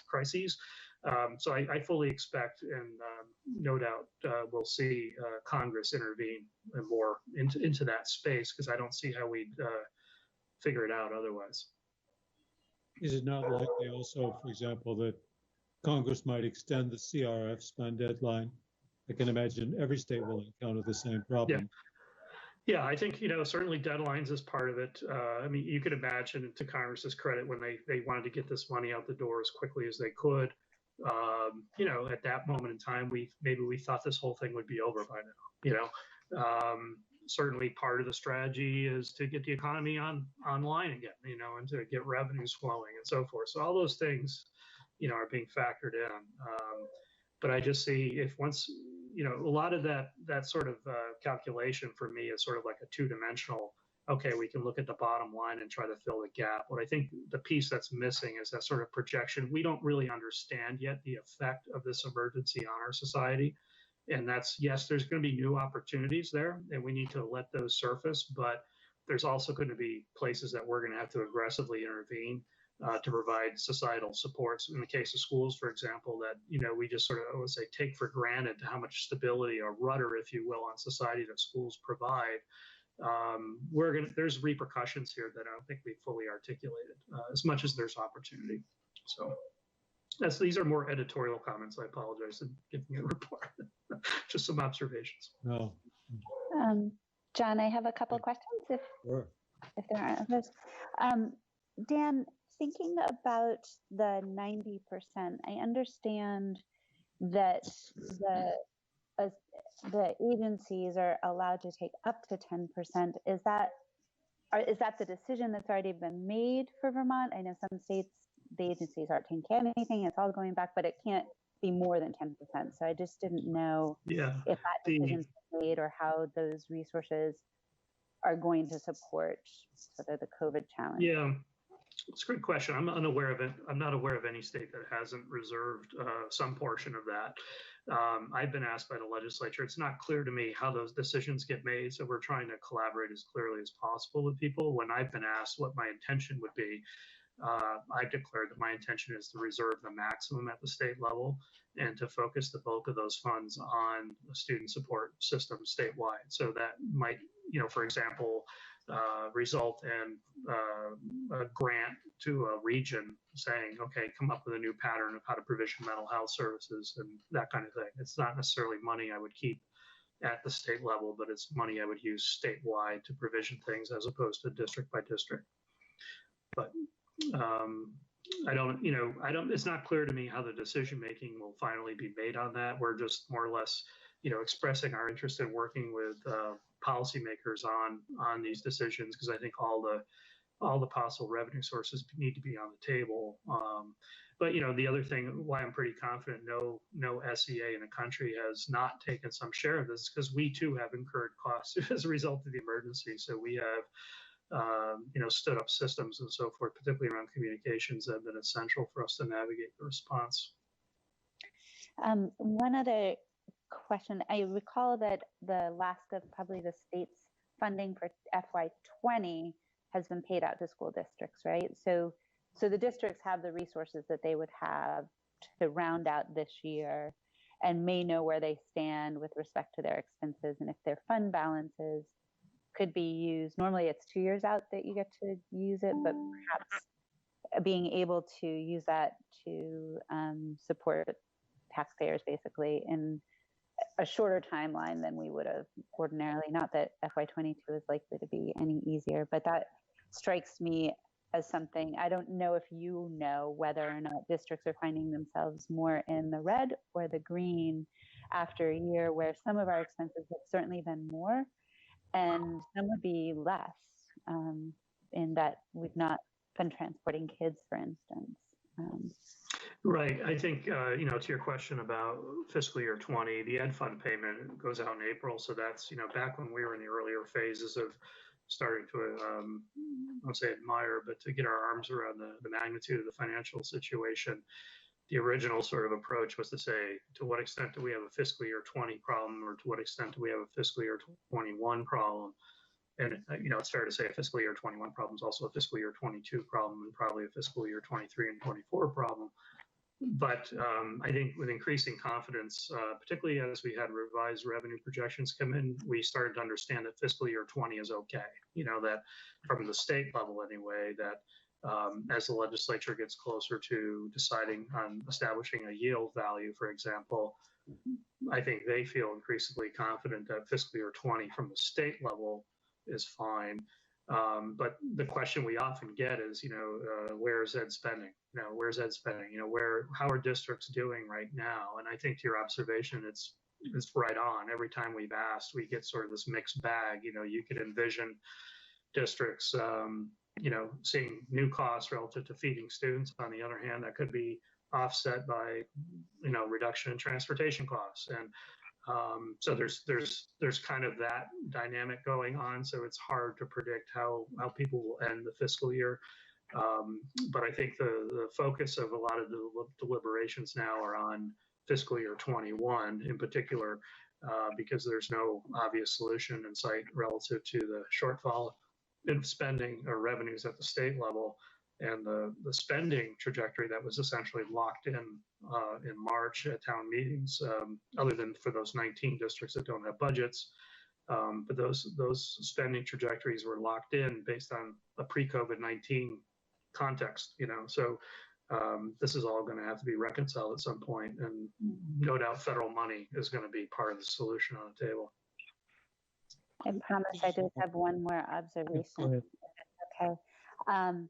The skinny budget idea, or that the legislators are looking at just doing their first quarter, I know as well as anybody, we are not going to have a skinny number of kids, and we are not going to have a skinny number of needs, and we are not going to be able to have a skinny staff no matter who shows up at our door, because we're all in our contract years or will be. And so I would just hope that we can help share a perspective that it is truly very different for education than perhaps other agencies who consider their budget in a skinny or quarterly basis. We just don't have that capacity. We have contracts and obligations and students and families that are ours for the year. So it's just the mechanics of it. I just make two observations there. You were asking for a response, but I'll offer. One is, this is an unusual year in that we have a large number of contracts that are open. Many districts settled short agreements as a result of health insurance being negotiated at the state level. So it's a very unusual spring that we have a large number of contracts that were still open through the end of April anyway. And secondly, we also know, in my experience with cash flow in districts, that we really don't see a big impact on our cash flow until school opens and we start to make those first payroll obligations. So the summer is sort of a down month, if you will, or down season.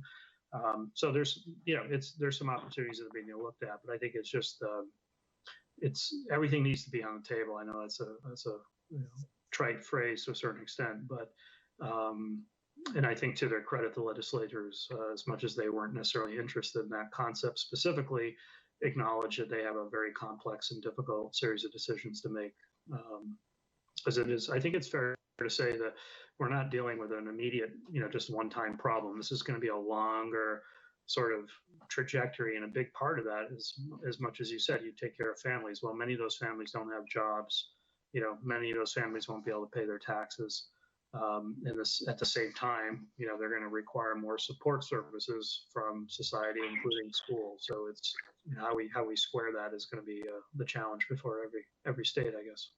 Yeah, and I think the outstanding master agreements, I think it's something like 85% of districts are not settled. I think it's more that we're past the opportunity to riff, and we probably all have done what they could in that regard, or most anyway, in anticipation, but also not knowing the needs of our students going into the fall, that we just are past the ability to really change the number of people we're employing, frankly. Well, just to offer a different perspective, these are extraordinary times, and it seems to me that there's pain felt in all sectors of our economy. And we need to remember that K-12 education is about 16% of our economy, something like that. It's a huge employer. Something like 1 out of 5, 1 out of 6 of all Vermonters are involved in education, K-12 education. So from another perspective, it would seem to me that the K-12 institution of education needs to be prepared to live on a tighter budget. More easily said than done, but a different perspective than Kim's.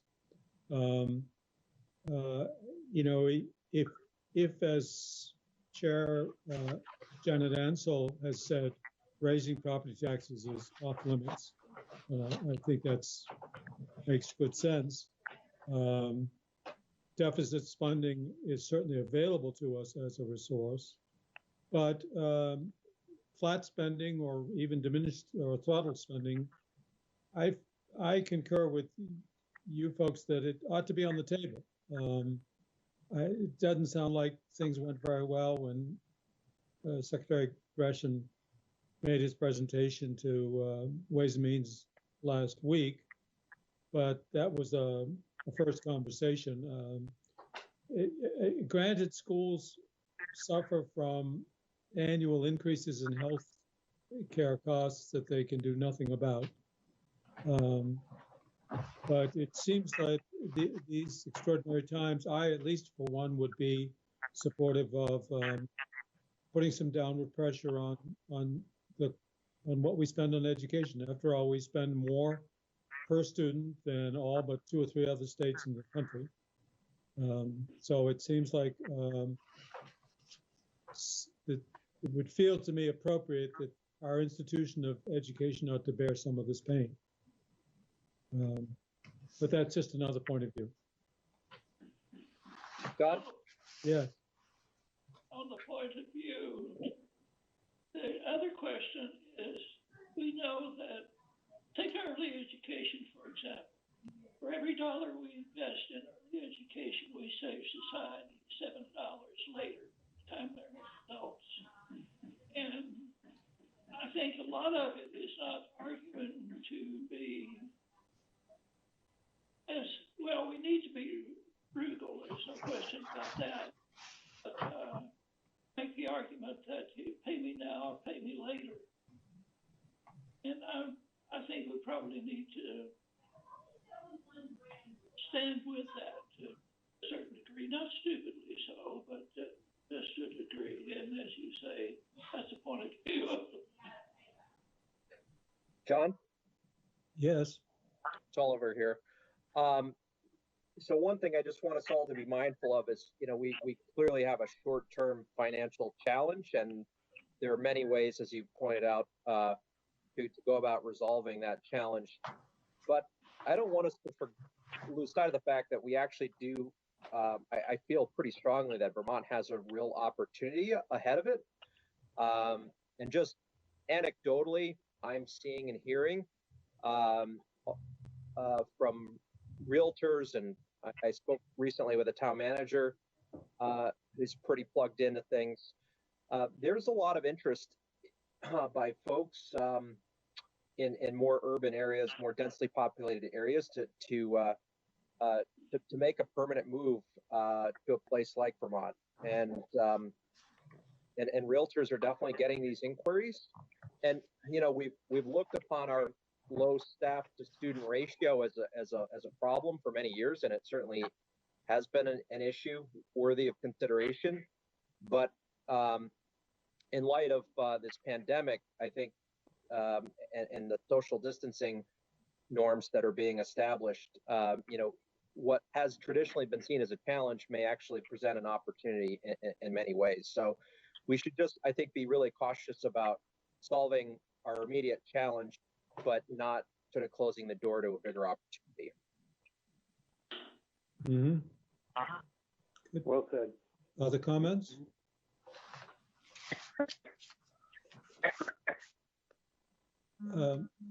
Dan, do you have any more you'd like to fill us in on? No, I think it's fair to say, I think planning for the fall is the bigger construct, and there's I can share any of those sort of documents with you. Every question that's been raised today is well understood and documented nationally in every state. You know, the nice thing, we're all working together on these issues. To your earlier observations, some are interjecting more political aspects into their decision making than others. I think we've been really fortunate as a state to put the science in the forefront of our decision making, and that will continue to be the basis by which we go forward. But what I'm seeing in this sort of broader pattern of work, there's some general ideas. We all understand there's going to be, it's not return to normal. There's going to be some remote learning. We're going to have to figure out how to keep schools clean and social, all those elements are well known. I think where the challenge now is how to adapt that to the specific Vermont context and to figure out the decision making to implement that sort of local or regional discretion within a larger public health framework that could ensure the safety of all Vermonters. So, we're just going to have to go forward into that, and I think we have the expertise, or at least can tap into the expertise that's necessary to do that. But that's really the focus of the work in front of us right now, and it's going to be an interesting, to say the least, series of coming months as we position the system to do that work. Dan, this is Peter. In regards to remote learning, I know you've mentioned this in the past that it would be most applicable to the secondary level, not the elementary level. Do you have anything more to say about what those opportunities might be coming next fall or beyond? Yeah, sure. I think there is a role for the state to, develop infrastructure, both from an equity standpoint and for giving people the ability to, develop new approaches and to share them. Back to this idea of sharing things across district boundaries, always sort of a perennial issue in Vermont due to our local control. So there's a series of discrete strategies we're using and system investments that we're making. One is we've made an investment not using COVID funds, but just our state and federal grants to expand access to the Vermont Virtual Learning Cooperative. That's an entity that's been around for about 10 years. This is essentially our virtual high school in Vermont. And they use a learning management system called Canvas, which learning management systems are an essential piece of infrastructure to deliver courses online. So we're basically eliminating barriers for districts to participate in that system. So they'll have access to a learning management system. They also get access to expertise on how to teach online, because one of the functions of VTVLC has been to teach teachers how to teach online. So we have a considerable amount of expertise in that organization to do that.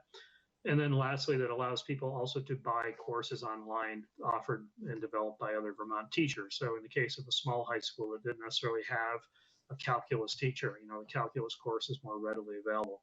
So that whole piece we sort of nailed down early on in our response, and that's really, I think, more appropriate for grades 6 through 12. And I use the word course, in learning management systems, the course is the primary paradigm for organizing instruction.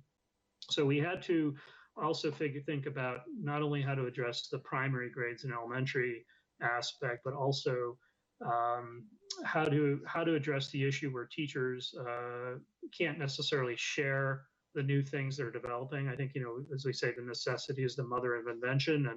And as much as we've thrown folks into the deep end of the pool with continuity of learning, we are seeing patterns of good practice emerge, and we want to be able to ensure those can spread more rapidly. So we have made an investment. We're about to announce that probably next week in a system that allows basically teachers to collaborate more readily, more fluidly, and also provides a very lightweight sort of learning management system that's organized around a class as opposed to a course, which is the more typical organization for the primary grades. So we'll be rolling that out next week, I believe. We're starting that. Another piece, this gets to the assessment conversation I started earlier, is you might remember the conversation earlier in the year on metametrics and Lexile and quantile scores. We've finalized that agreement with them. And this will there's a portal of tools that teachers will have for free that allows them, and parents and students as well, that allows them to identify resources that are benchmarked off a specific level, if you will. It also sets the stage for us to do more work statewide on benchmark assessment in addition to our SBAC testing. But this issue of figuring out where to focus remediation on and so forth. We'll be setting the stage to have a statewide framework that's not so subjective, although the subjective reference of teachers is important. This provides a more objective criteria that could be applied across the system. So, those three elements, putting the infrastructure, those pieces of infrastructure in place, and then the sort of last piece is just to provide the capacity of the agency to support, questions that come in by teachers and board members and legislators and so forth. So trying to wrap around a complete support ecosystem and an FAQ sort of knowledge-based, frequently asked questions, knowledge-based around that is sort of where we're going from an infrastructure standpoint. Great, thank you. Board, thank you, Dan. We're going to come back to Dan in a pretty short time. I just wanted to see, we're now at item I, and this meeting has given you a taste of the opportunity to start to grapple with some of the big picture stuff that's keeping Dan awake and occupying, I'm sure, 60 hours of his week. I wanted to see if the board has any instinct or vision about how its own work in the next through the summer might be engaged with issues of this sort. They're scheduled to have a meeting in June. We're scheduled not to have a meeting in July. And then we're scheduled to have a meeting in August, followed by the usual September meeting plus the so-called retreat in September. So that's the current landscape of meetings planned. Although we're free to add or remove meetings as we collectively see fit.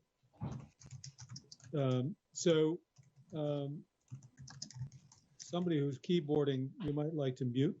So the question gets to be, do you foresee the board in June or in August convening anything a little bit different than its usual meeting, in which we attempt to create a forum for a broader public understanding and our own understanding of the issues, maybe a little bit like what we did today with the conversation with the stakeholders, and again, just now with Dan.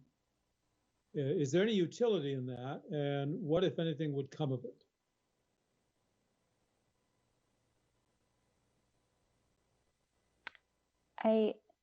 It's Kim. So I wonder if June would be too soon to have the broader perspective. And I have a sense that if we were to get to a place where we were able to actually either partially be meeting in person or give people space to have a rear view mirror look at where we are, we might have more valuable feedback. I'm also wondering if there are close out the school year issues that might need our attention in June. So I could certainly imagine it to be helpful to be convening conversations. I just am not sure that we would necessarily know what those would be just yet. And I would want us to be able to do so when it's most beneficial for as many people as possible, and gives us the feedback that people might be looking for. Thank you, Kim. Other thoughts? Yeah, this is Jenna.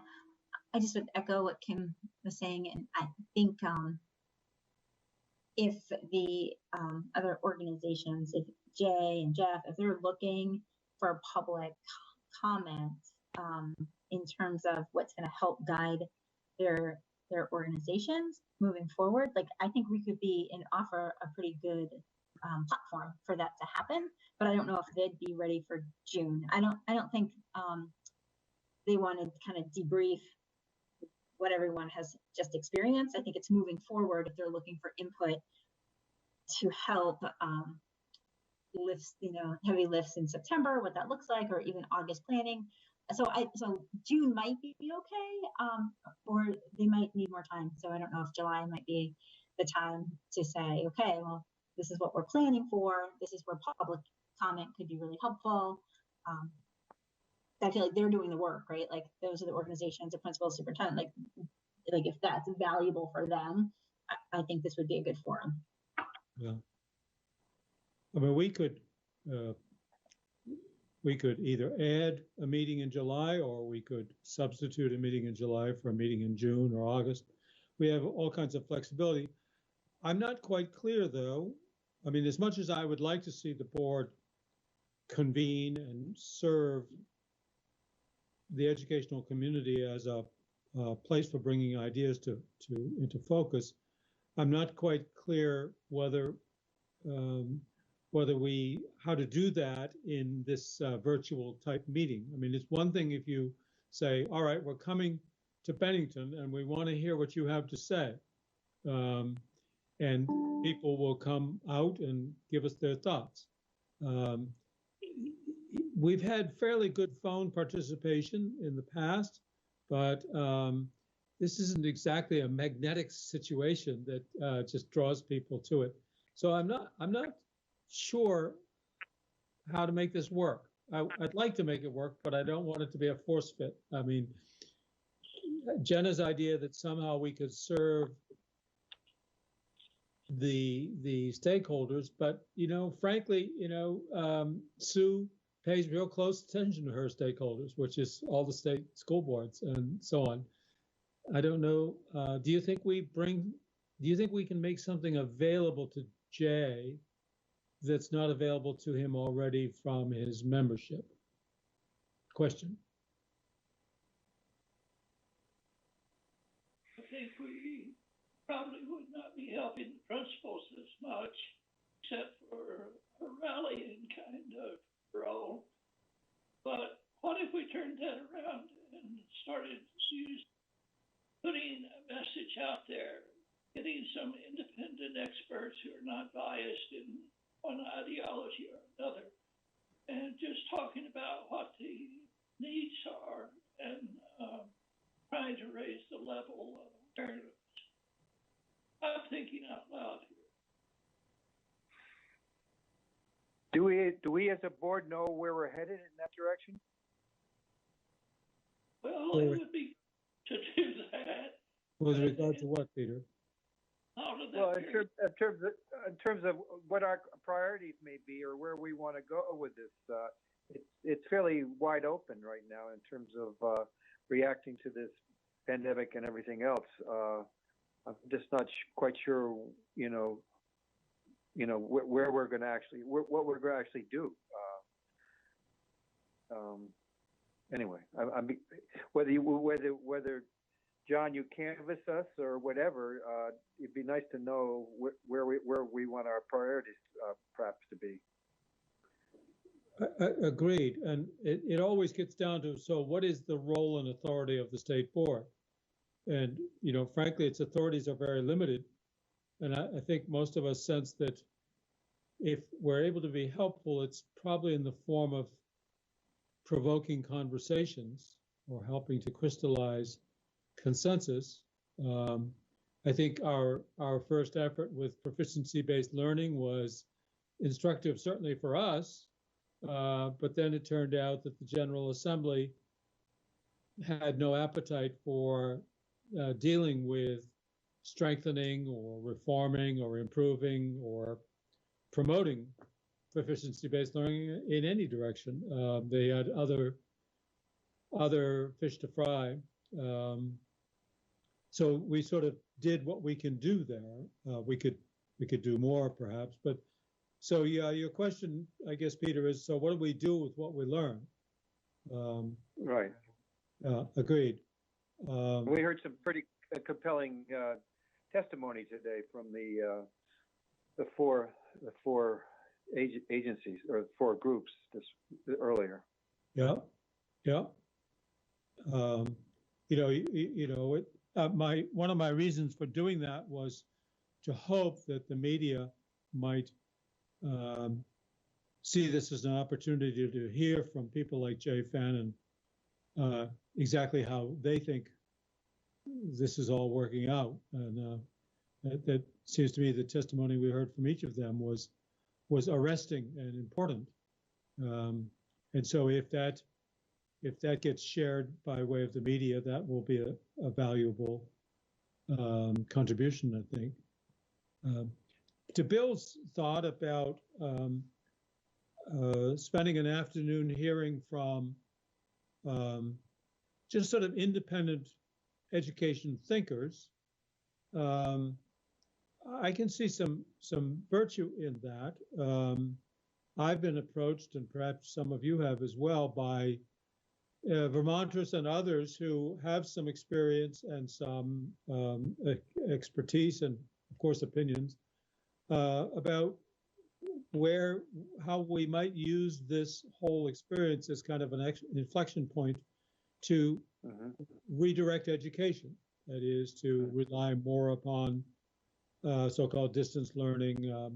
For example, the Vermont Virtual Learning Center is potentially an enormously valuable resource, providing academic courses that small schools simply cannot make available, but which are taught by Vermont teachers.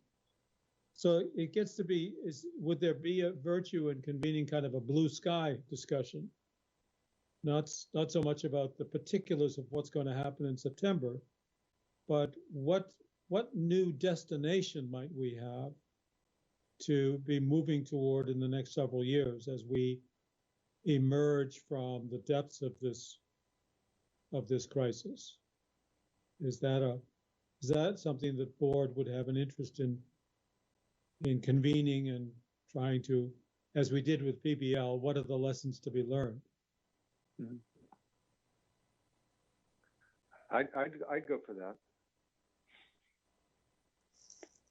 I think it needs to be structured very well. And what would that look like, Bill?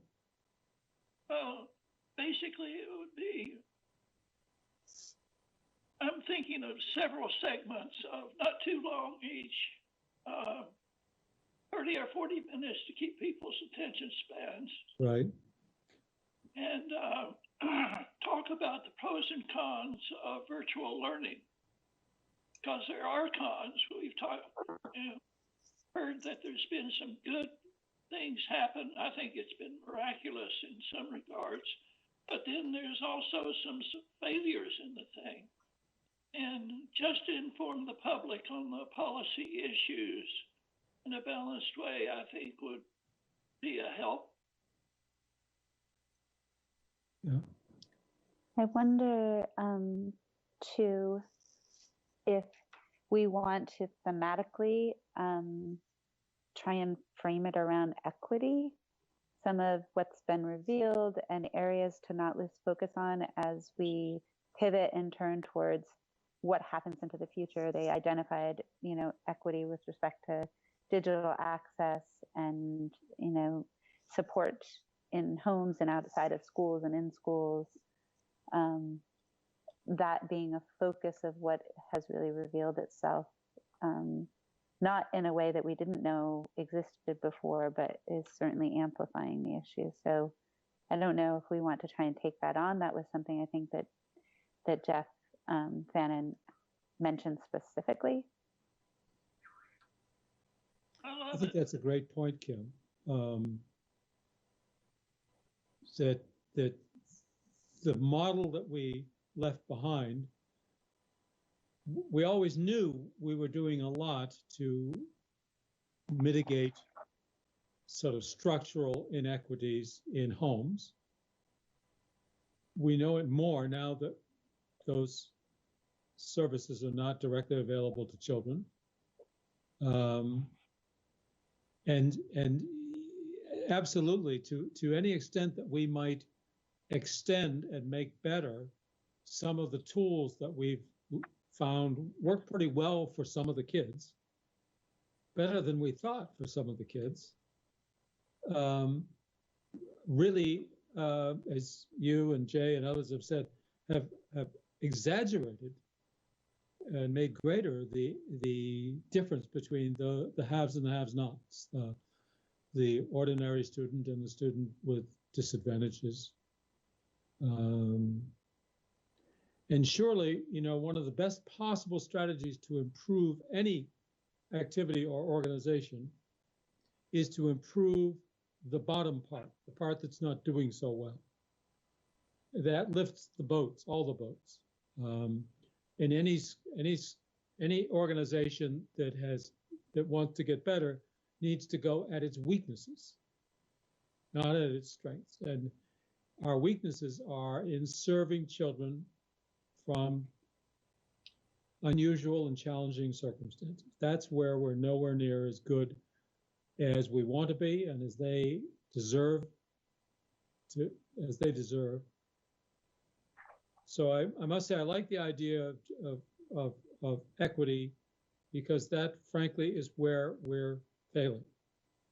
And by the way, so is every other state, I'm sure. I'm not trying to pick on Vermont by any means. In fact, by many measures, we do better about that than many states. But still, we're nowhere near as good as we want to be.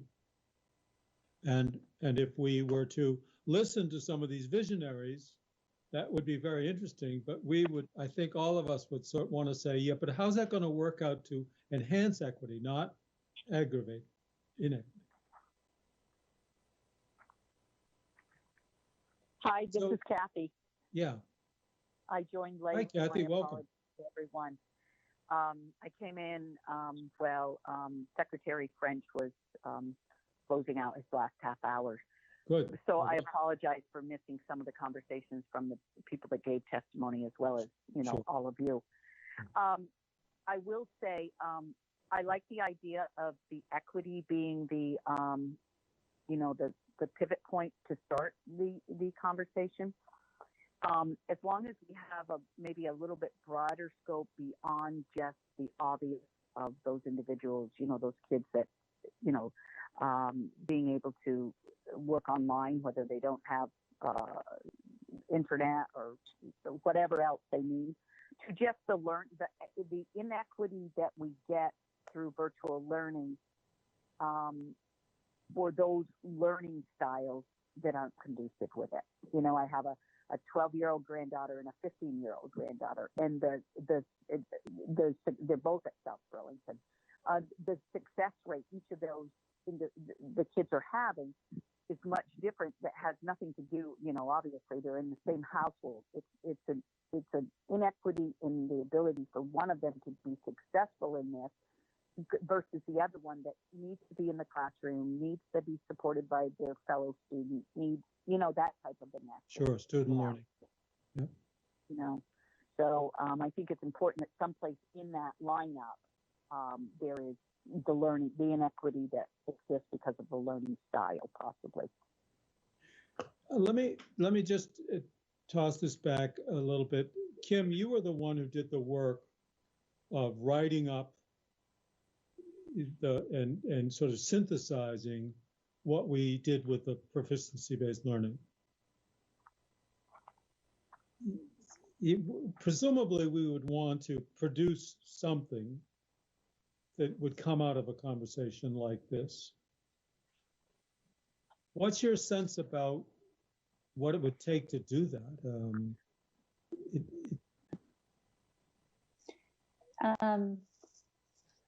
I think trying to write that was difficult, not knowing what we were sort of looking for as we were going in. And I think conversations are richer if you're not predetermining what you're looking for necessarily. But I think if we had goals of what we were trying to report out, we could try and frame the discussion in a way that lends itself to hearing what's being said. So we are trying to get the outcome, feedback for the outcome that we're looking for, not the content being predetermined, but rather the framing of it would have been helpful in writing if we had sort of had that going in. I think it was absolutely invaluable to have the notes that Chelsea and Yeah. Mike, I think, took for us. That was invaluable. And I think in this format, if we are working in this format that's virtual, I would say there's a limitation to the amount of time people have capacity for this. So that these conversations, I think it probably Bill, I think said, maybe there are several 45-minute conversations or smaller chunks. Maybe we look at it from a digital equity lens and we think about what those broader things are we're hearing from the field. Equity in the context of what? We heard 3 different areas, I think, and invite those topics in small pieces over the course of a few different meetings, maybe. I think I would look for... Oh, go ahead, Kathy. I'm sorry, I didn't mean to interrupt you. I got a feedback here. I wonder if we took the approach of several little conversations, and that we twist the equity piece for what a child needs, what a child's needs are. So when you're talking about equity, a child's number one need when you're talking virtual learning, of course, is the technology piece of it, right? But what are the other needs that a student has, I should say, a student has towards being successful in the virtual classroom? So there's the really big technology need, right? There is the support that is needed by the family, just the environment that the student is in, and the more attention to detail that the parents are having to take. Then there's the social aspect. Maybe those by separating them, it would spur interest by people that have experienced one of those things as a parent or as a student, where they feel there's inequity because they don't have the ability to converse and be with their classmates that support them, or maybe it's the inequity of the technology, whatever. But I'm wondering if we approached it that way, it would trigger people that have had that experience with a student as a parent or a teacher or some other way, that it would spur a conversation or a thought. Yeah. I think between the two of you are getting onto something here, and it's starting to get enough granularity, I think, that we could actually arrive at some, if not recommendations, at least some insights about what to look for as any new paradigm for education emerges from all of this. I mean, as you're speaking, I'm hearing about technology, yes. I guess the other one is sort of the setting within which the learning happens. Right. Yep. We sort of have discovered from all of this that the setting of school really, really is vital for some kids. Whereas for other kids, the setting can be at home, could be at their mom's office. It probably could be any number of places. Right. And for some kids, the social setting and having classmates and all that and is important. And for other kids, it does not matter. And so it would be I think it could be quite wonderful to sort of parse out, if you will, what are the elements that contribute to success for children in different kinds of kids, so that we are making available to children the whole package of learning, the environment and setting of learning that works for them. And that we understand that and we think about that, and that is so that in some cases, virtual learning remotely would be just fine for some kids, for some courses, and would really be anathema for other kids. And that we need to sort of codify that a little bit if we could. Not that we know that much, but perhaps we could ask educators to help us think that through. I think we know that, and the three of you have just triggered some ideas, and one of them I'd call the 7 deadly sins, which is the way that we institutionally end up causing inequities or contributing to inequities, but we just don't address them. But they would break into segments pretty easily, like early education. It's not equally distributed. Tracking keeps kids apart. Teachers who are being assigned, the higher track students get the better teachers. Sorry to say it, but that's the truth. And it goes on, and it would be easy to put together at least an outline of what some of those things are if we wanted to use that kind of structured, coherent, concrete approach. All right, this is. Can I just add one thing to this Please. discussion?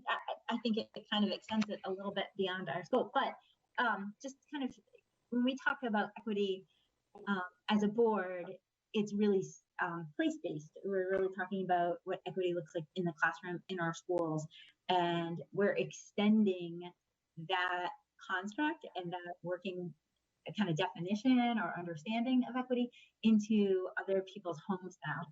And I think we can come up with some best practices to recommend to schools when trying to reach their students, and we can certainly recommend some guidelines, but they're really looking at now parenting, right? Like, what does parenting look like in everybody's homes, and where there's some judgment around what equity means in or access, what that means or what that value is for families, because I think there's lots of also children who can be engaged, whose families are really opting out of this whole practice altogether, and they're well-educated families who would rather not have their children in front of computers that are saying, go play, go read a book, and so it's kind of this broader scope of equity, access, and a kind of a belief system of what a kids need to be successful. And I just think it's a really interesting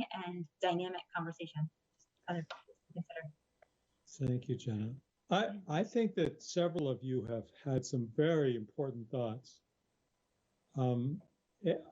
How would you be willing, each of you, to just put pen to paper, as they say, fingers to keyboards, and just jot down your thoughts about many of which you've expressed, and wherever those thoughts take you, and send them to all of us. Let's maybe have a sort of an open conversation among us and see if from that there emerges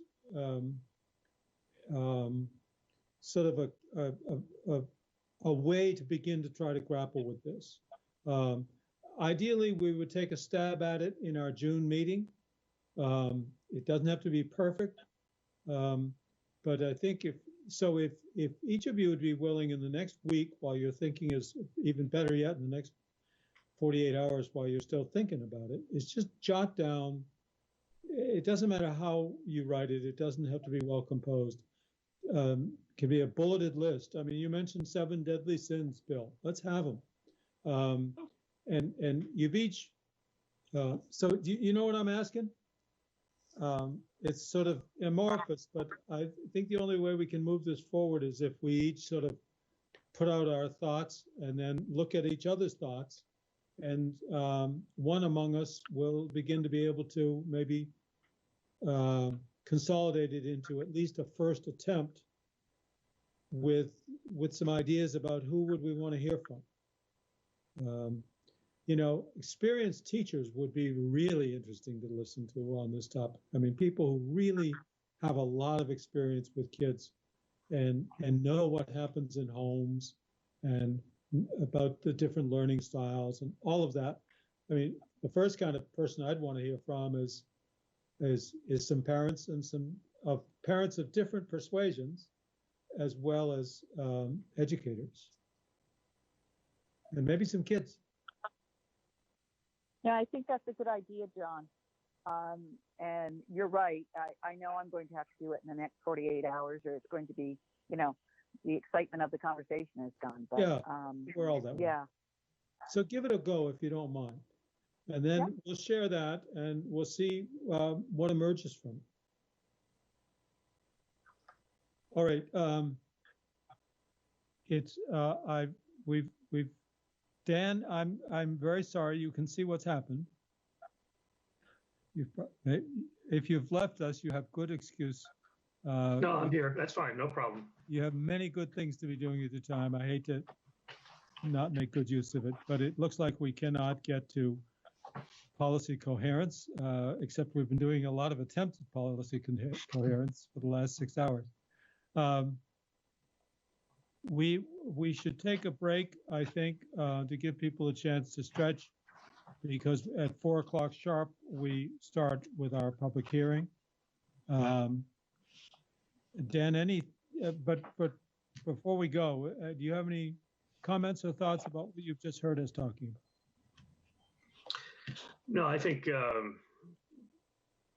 Oliver's earlier observation, I mean, it's we hear often people nationally as well making the observation there's opportunity here.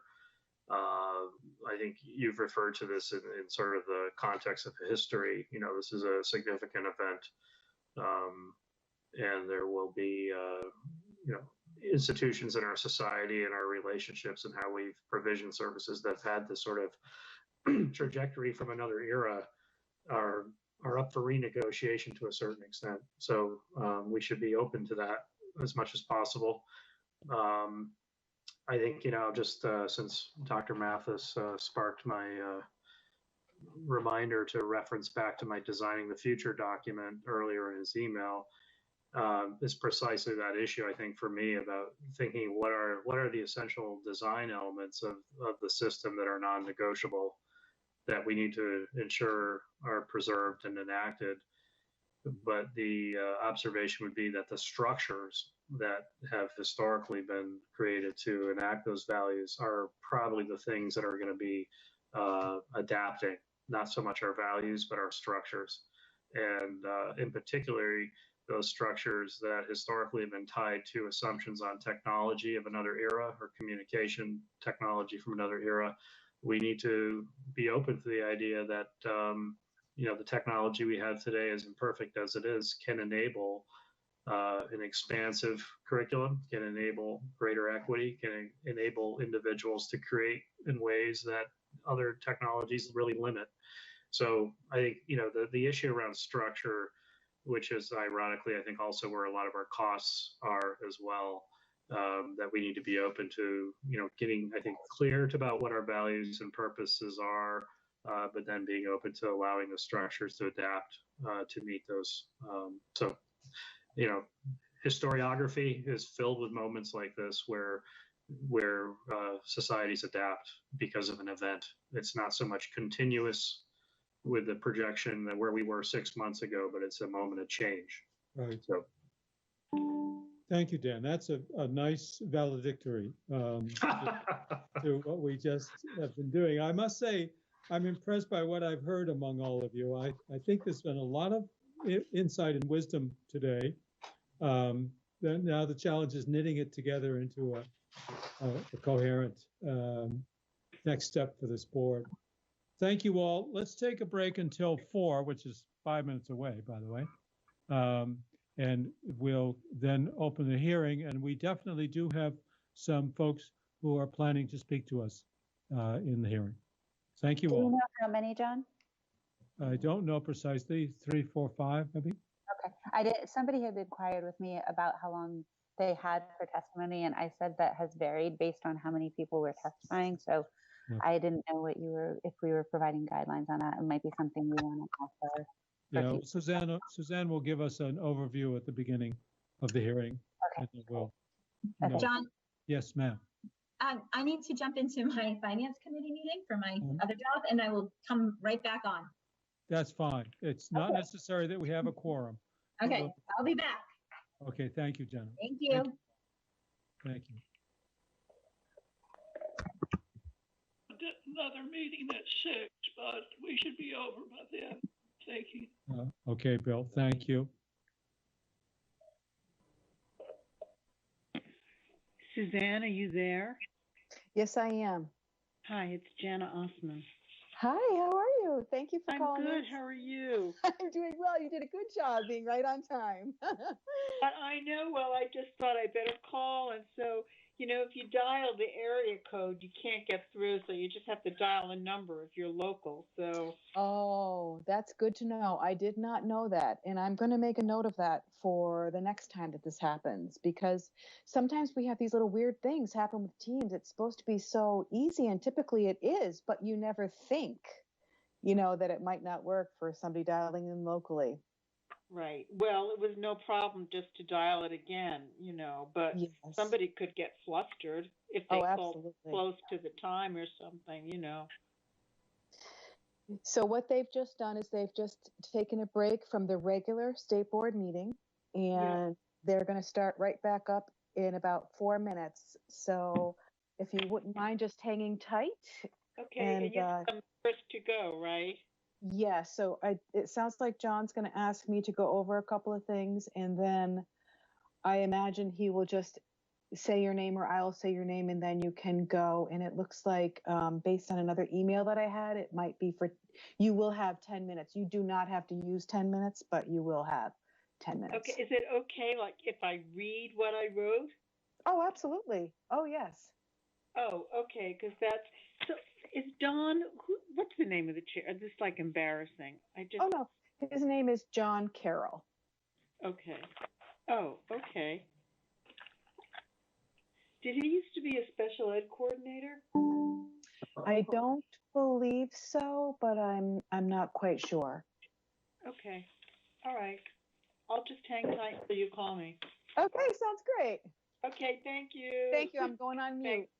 Yep. Okay.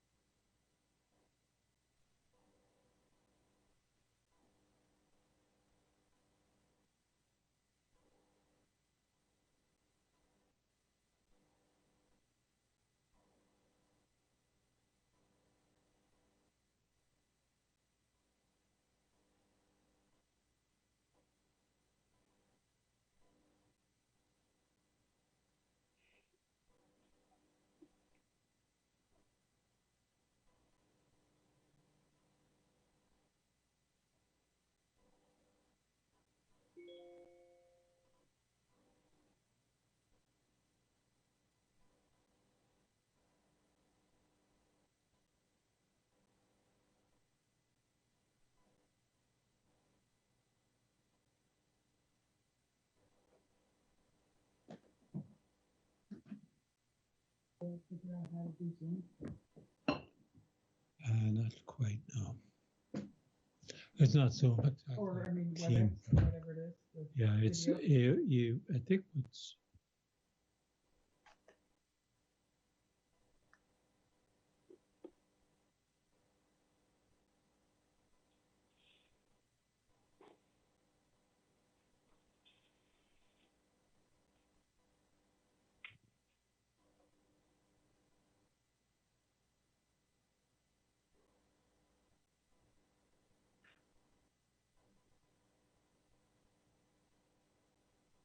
All right, everybody, we'd like to resume our meeting.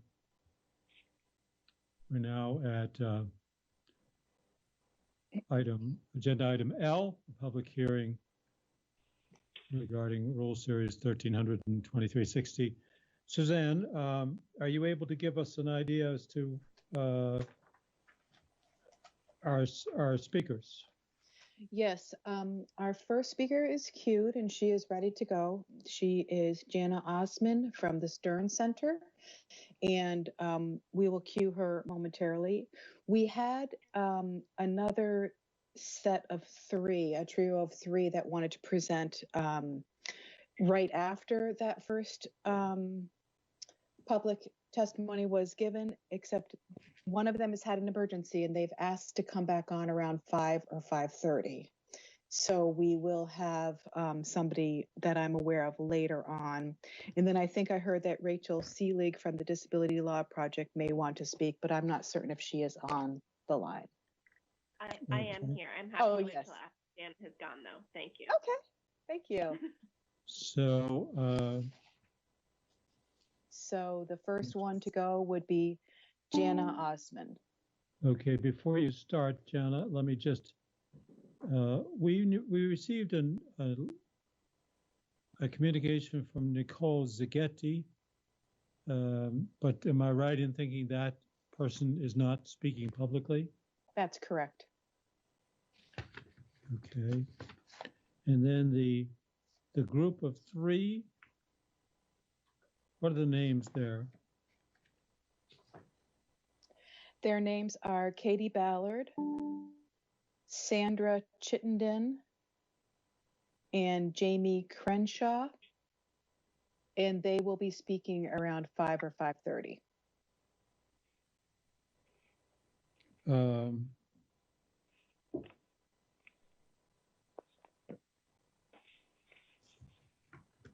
Just a sec. The third name was again, please? Was Rachel Seelig? No, Katie Ballard, Sandra Chittenden, and... Apologies. Jamie Crenshaw. Thank you.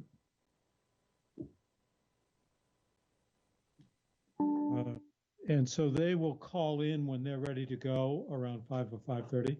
That's what I'm thinking, yes. Okay, good.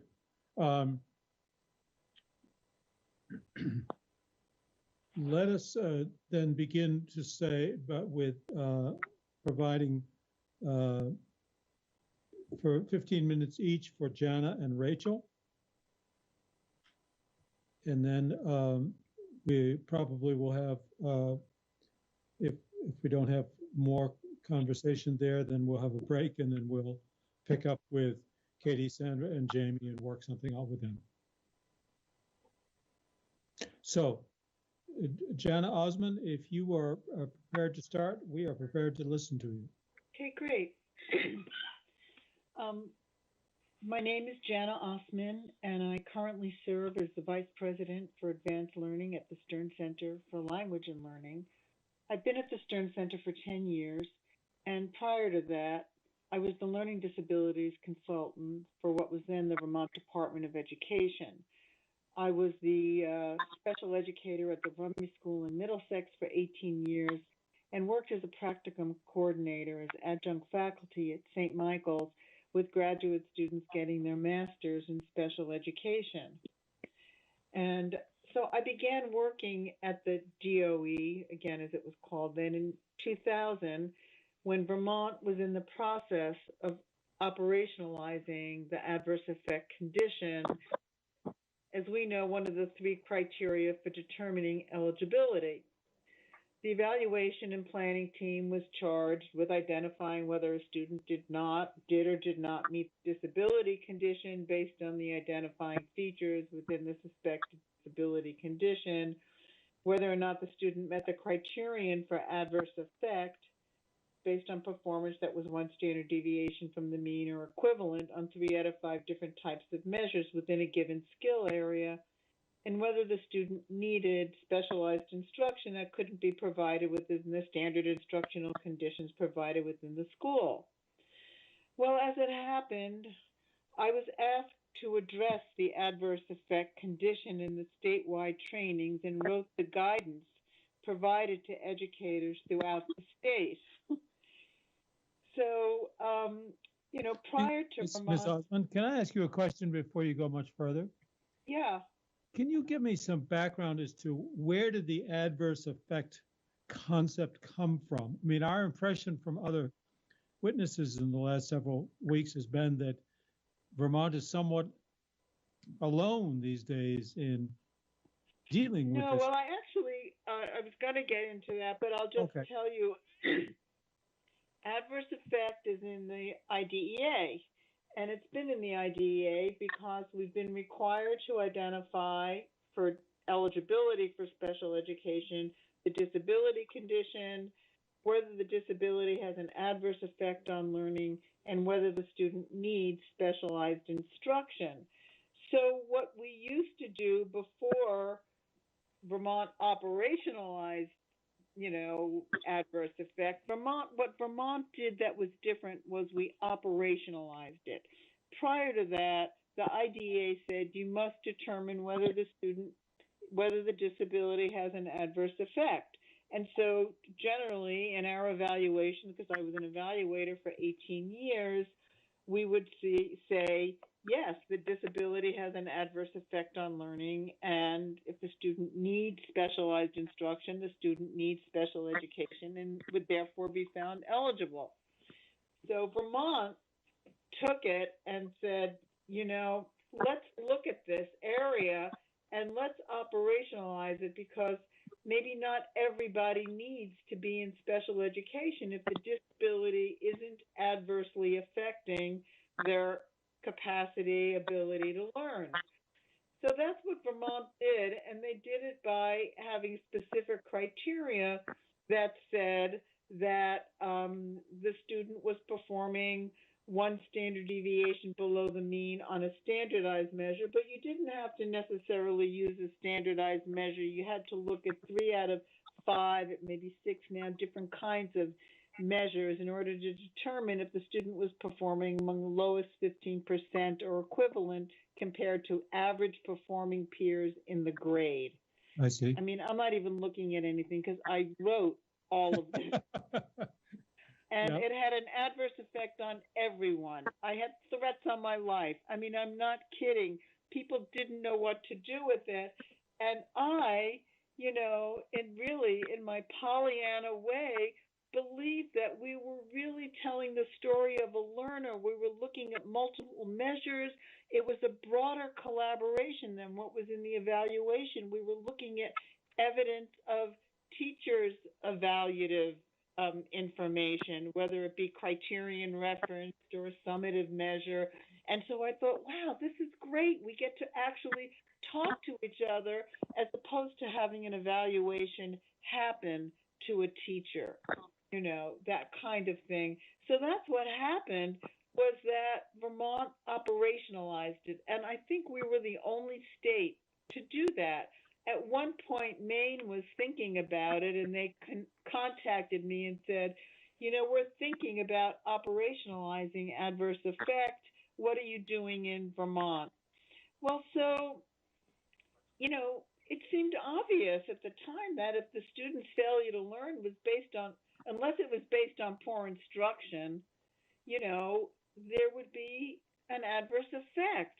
So I really thought we were drilling down and building this case study, a student profile, so we could develop the accommodations and supports for acquiring basic skills.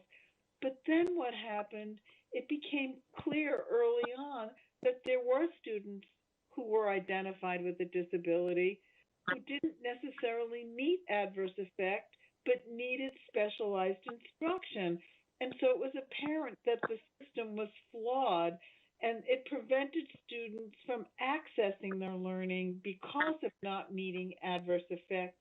They might have partially met adverse effect, but let's say you have a really bright student who is identified as having a disability, has an emotional disturbance that crosses the 3 areas, community, school, and home, and the criterion, there's chronicity and all of those things under the disability conditions, and the student meets that, and they're given a comprehensive evaluation, and on a standardized measure, they have a strong performance.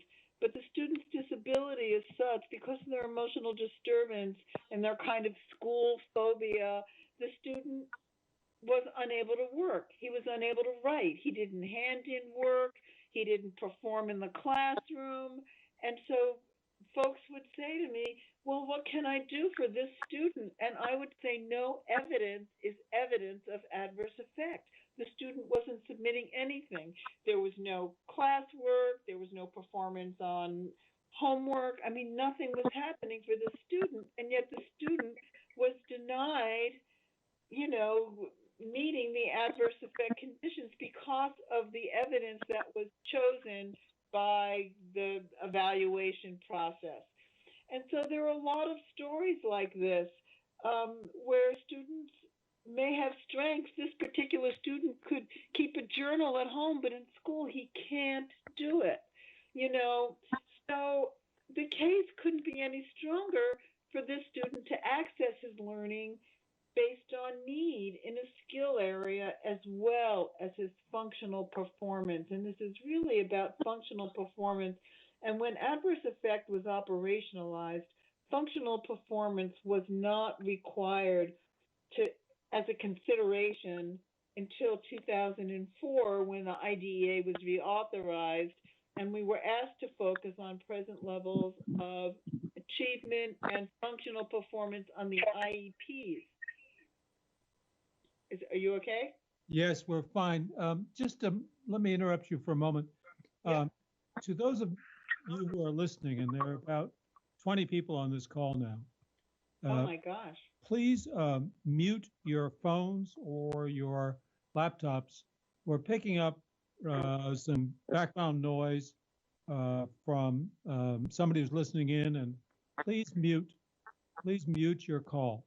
Thank you. Go I'm not. right ahead. I'm not going to mute my call. Okay. No, all but you. Okay, so in 2004, the IDA was reauthorized. I also, by the way, was responsible for launching responsiveness to instruction in Vermont. So in terms of what are those systems of supports available for all learners. So anyway, in 2004, the IDA was reauthorized with a focus on present levels of achievement and functional performance on IEPs. But the evaluation procedures used to measure a child's functional skills, as it was said in the Federal Register, must meet the same procedures described in what has to happen in an evaluation. So there was an imbalance. There should be a parallel structure between what we must do in the IEP and the information we need in the evaluation to reflect in the IEP.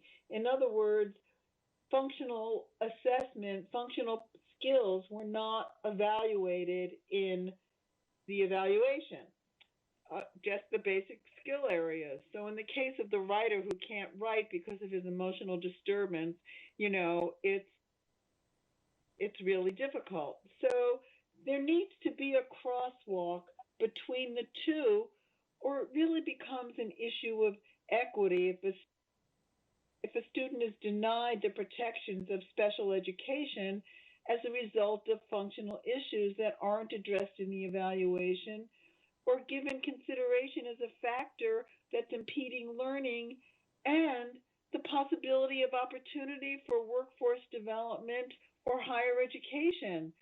I mean, what do we want our students who struggle with both academic and functional performance? What do we want for our students? And so it really is time to retool, because the retooling will make our special education rules equitable and have a positive impact for Vermont students to realize their hopes and dreams. You know, and so when we're deciding who's eligible for special education and who's eligible for an IEP, we have to consider functional performance and not just academic performance. And so the eligibility rules should be changed to accomplish that. Thank you. Thank you. Let me just ask a follow-up question. So Sure. is it your recommendation then that not that the adverse effect concept should be eliminated, but that the elements in a youngster's case that are evaluated should include functional considerations as well as academic. Yes, I do think that we have to comply with the IDEA, which requires that we consider adverse effect. So if we can consider adverse effect without the specific criterion that Vermont applied for identifying that condition, other than showing the evidence, the strong evidence, then, you know, that's really what I would prefer, rather than operationalizing it so that it ends up being discriminatory. I think that we need to be able to report. So we must report adverse effect. That's in the federal guidelines. We must do that. How we do that is the question. I think Vermont is a stringent application that is at times discriminatory. We've received testimony that more or less comports with what you've said. In fact, at least one witness said that the purpose seemed to be to restrict access to special education services, or that at least had been the effect. Would you say that there's merit to that claim? Well, I do think that's true, but when you look at this, the whole comprehensive evaluation process, when we come to need, for example, if one school is better resourced than another, then within one school, within the same district, it may be determined that the school has the capacity to provide, has the system of supports available to meet a student's needs, where a less resourced school, who also may not have had the tools that professional development and programs and applications provide, you know, would not be able to do that. So we have injustices throughout this entire evaluation, eligibility, disability determination, and eligibility system. I think that the guidelines around disability are clear. The guidelines around adverse effect are discriminatory, can be discriminatory. The guidelines around need are variable and there's not a one-to-one. If you are in one school and you move to another that doesn't have that system of supports, you would have to reconsider whether or not that school was able to honor the evaluation that might have identified that the student needed support under Section 504, or whether they needed more explicit support that could only be provided in the IEP. Okay. All right. Thank you. Let me ask you to do this, please. Yeah. As you know, we're dealing only with the rules, the new rule 1300 and 2360, where so if you would be prepared to give us in writing your recommendation of exactly how the present rule, the present proposed rule, should be modified, that would be very helpful to us. Okay. I mean, you have my testimony for today, but I will definitely develop that further so I can make recommendations for modification. The more you can give us how your concern translates into changes in the rule, the more helpful your testimony will be. Okay, great. Okay, I can do that. Yep, thank you for letting me speak today. You're most welcome. Thank you for joining us, Ms. Osmond. Yep, my pleasure. Bye-bye. Goodbye. Next, we'd like to hear from Ms. Seelig. Great. Are you there? I'm here. Yes, I am. So let us take 15 minutes, and if you need more or we need more, we'll find it. Thank you. Terrific. Well, thank you again so much for having me. And my name is Rachel Seelig. My job is to be a staff attorney in the Disability Law Project, but you've already heard in prior public comment from my colleague Marilyn Mahusky about what legal aid's position is on the rules. So I'm going to leave that to the side today. I also serve as the chair of the Vermont State Advisory Panel on Special Education, which was until very recently known as the Vermont State Educational Advisory Council, or the SEEC. Is that the group that's an adjunct of the Agency of Education? So I was actually going to give you a little bit of information about what the State Advisory Panel is, because I think we maybe have not spent as much time in front of the board as we should moving forward.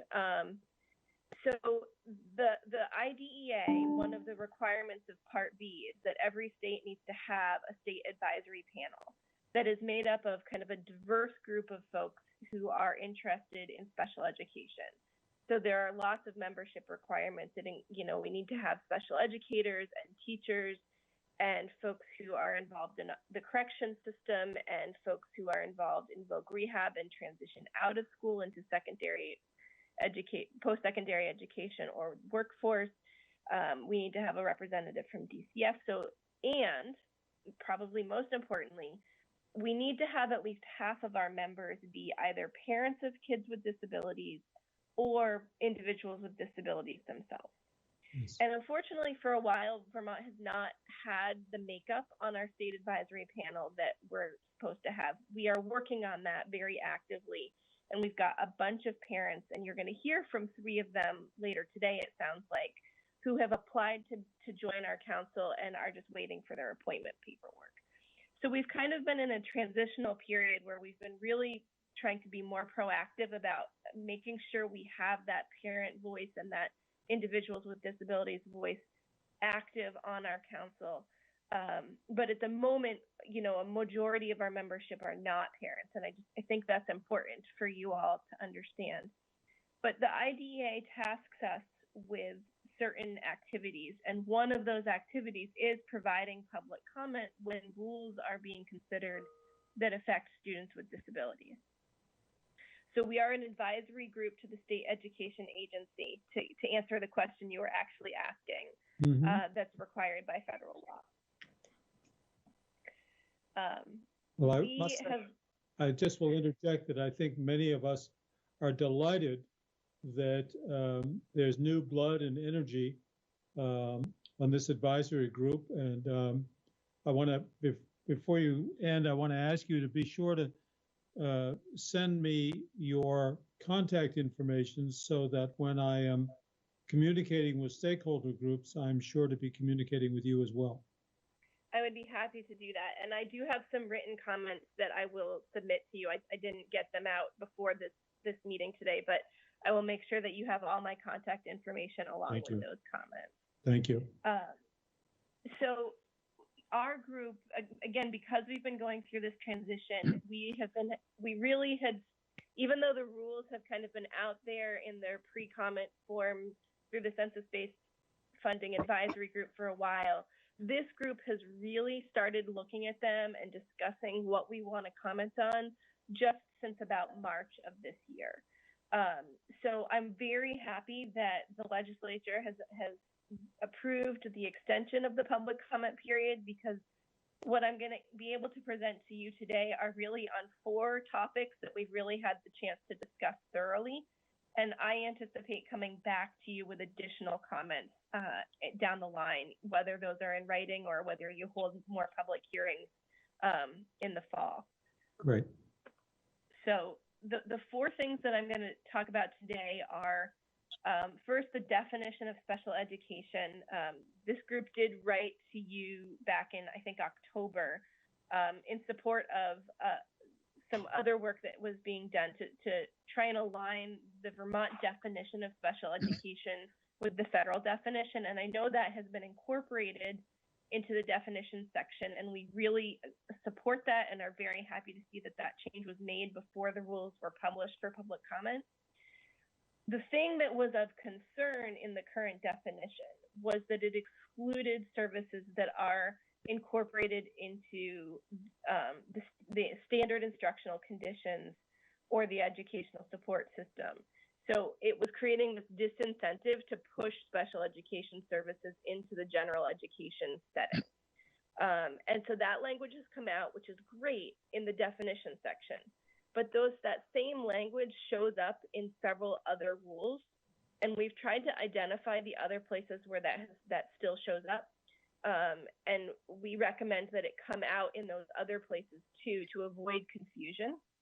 And we also recommend, because the definition of special education services does show up in a couple different sections, that the same definition show up in each of those sections rather than referring back to one particular section. And that piece is really more to try and make the rules easier to follow. You know, when parents are trying to understand these rules, they're dense, they're hard to follow. If you find definitions in one section, you might not go looking for definitions in another section. And so to make the rules easier to use, we just recommend that definitions, if they show up in multiple sections, be the same across sections. And the written comments that I have identified those places where we've found that.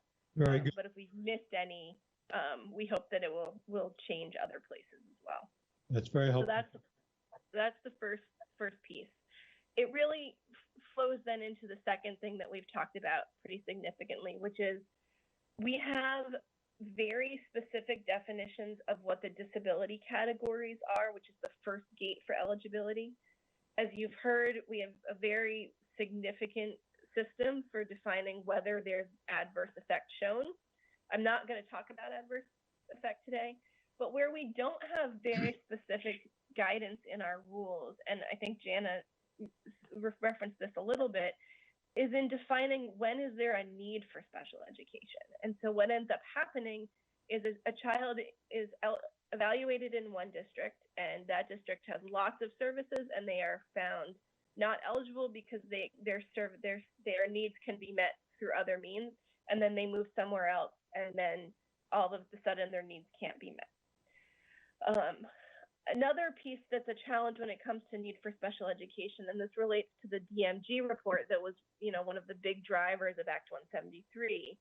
DMG recommends that we ensure that learners who struggle receive all instruction from highly skilled teachers. And one of the things that our council has talked about a fair amount is that sometimes, not all the time, but sometimes, and enough that a bunch of people, had identified this as a problem. Once a student is identified as eligible for special education, they get told they can't access some of those non-special education supports like a reading or math specialist. And so our special educators are great, and they tend to be expert in disability areas, but they're not necessarily also the reading expert and the math expert and the writing expert, right? Mm-hmm. And so we want to make sure that the rules are written so that students don't lose access to those non-special education providers just because they do have a disability. That means they also need specialized instruction. And one of the solutions— There's no language that you would propose to achieve that? We do have some language that we would propose to achieve that. And again, it's in my written comments, but essentially what it says is, students' needs for special education services are to allow them to access and benefit from their educational program. And so they need to be receiving all instruction from highly skilled teachers and continue to be eligible to benefit from supports available through other tiers of a multi-tiered system of support. And so again, that language will be in my written comments so that you have that. So that's the second big chunk. And then the third piece that we talked about is, concerned that even though Act 173 says, you can't use an MTSS system to delay evaluation, we've seen challenges with that in other states. And so some language around, you can be providing MTSS services and evaluating for eligibility, that we're not going to delay evaluation, we think is really important. So those are the three things that we've really discussed in depth in terms of the special education rules. The fourth thing that we've— Before you leave the third point. So I'm sorry? Before you leave that third point about MTSS, is there evidence that that LEAs or schools do use MTSS as a reason to delay evaluation? So I'm going to take off my SAP hat for a second and put back on my disability law project hat. Yes, I have absolutely seen in my work and, students who have been on an educational support team plan or been receiving other services. And so they're told, we got to try this first. And that's just not what the special education rules say. And that's not what Act 173 intends. If you have a student who is suspected of having a disability and may be in need of specialized educational services, and someone asks for an evaluation or someone's referred for an evaluation, we evaluate, we don't wait. Now you can provide services in the meantime through an MTSS system so that they're not just languishing with no support. But we think it's really important that that child find obligation be just reinforced so that students don't end up still with delayed referral to special education. And again, hopefully a strong MTSS system will mean that we maybe don't suspect as many kids are going to be in need of special education interventions, especially if it provides those services earlier. But some kids will still need that. Yeah. But did you just say that the existing rule aligns with this requirement? So if that's the case, then the problem is more of practice than of rule. I think it's a little bit. I think it's a little bit of both at this moment in time.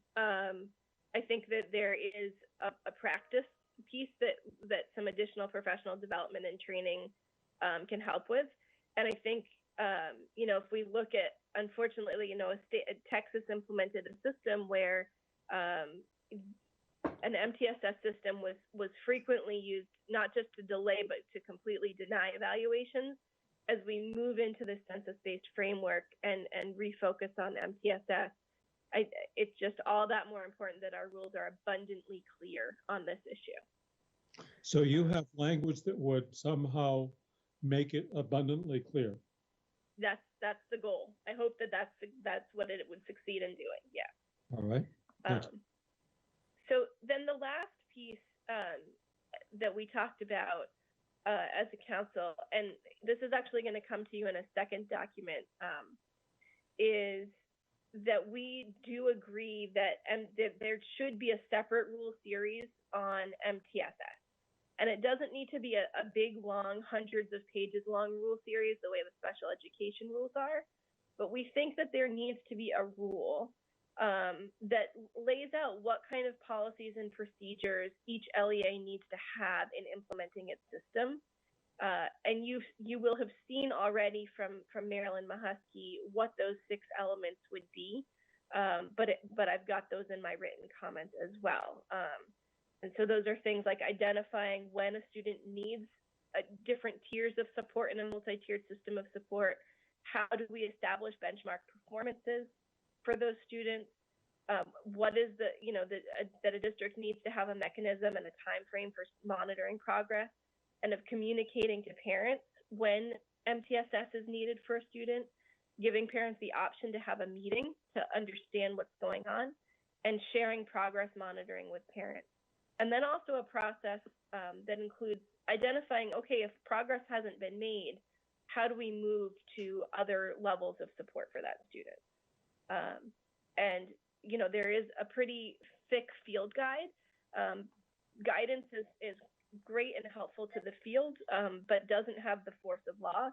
And to make sure that these kind of fundamental policies and procedures are in place in every district, we think is important because we've just seen so much variation across districts in terms of what's been implemented so far.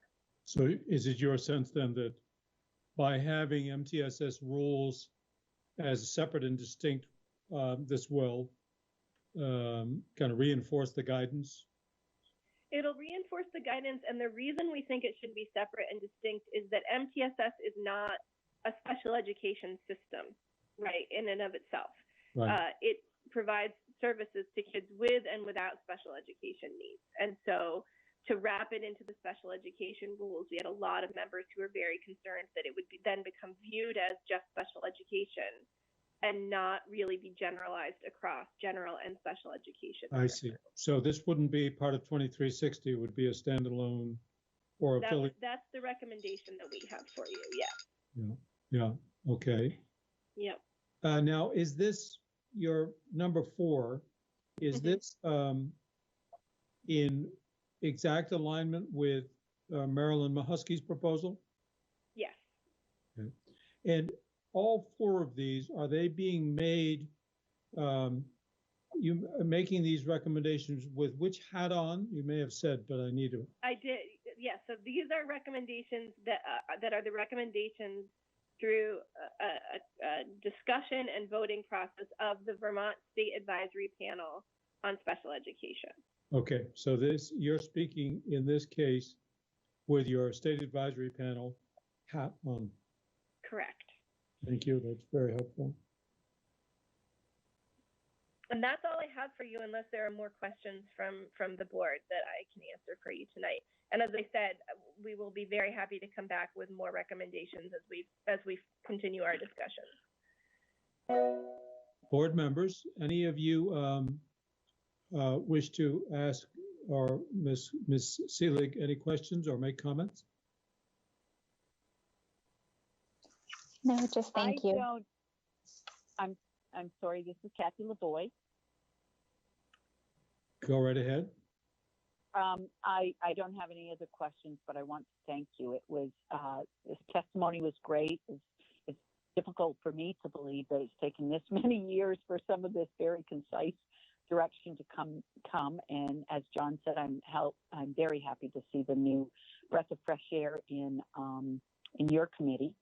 And having had a nephew with some pretty good special needs that experience the fluctuation or the differences, I should say, going from one community to another, I am so happy that some of this may bring some greater definition to what is allowed, what is needed, and how we need to support. So thank you very much. Thank you. Thank you, Kathy. Kim, did you want to say anything more?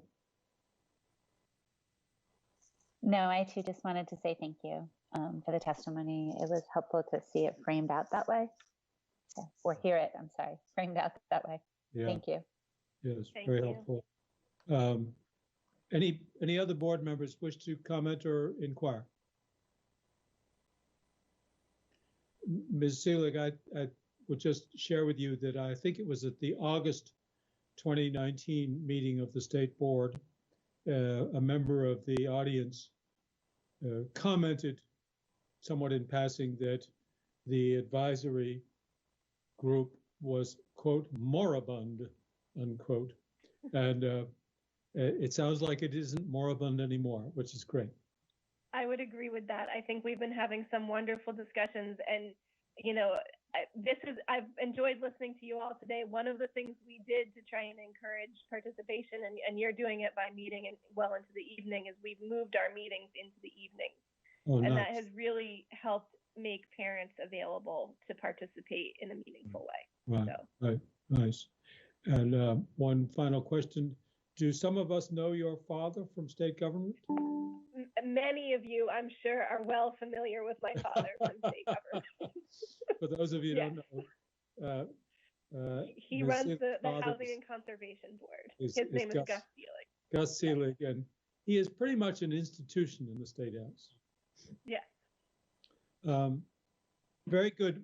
I will be in touch with you and with other advocacy groups and the advisory group to just get your guidance about how to make best use of this extended comment period that we now have been conferred on us. Of course, the governor has not signed the bill, but I think there's no reason to expect he will not sign the bill that was passed by House and Senate. So as soon as we have the governor's signature, I'm going to be in touch with all of you to say, okay, so how can the board best be available to you and your stakeholders to make good use of this additional time. That sounds great. We'd be happy to help. Thank you so much, Ms. Selig. Thank you. Suzanne, Yes, John. so we are complete with that, and it's 4:40.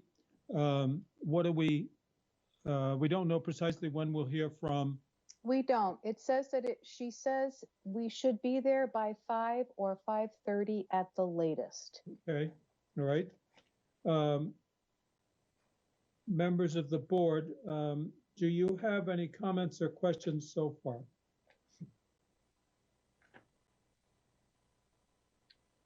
Hearing none, then I would suggest that we all feel free to stand down till 5 minutes of 5, or even 5 o'clock. Yeah, let's stand down till 5.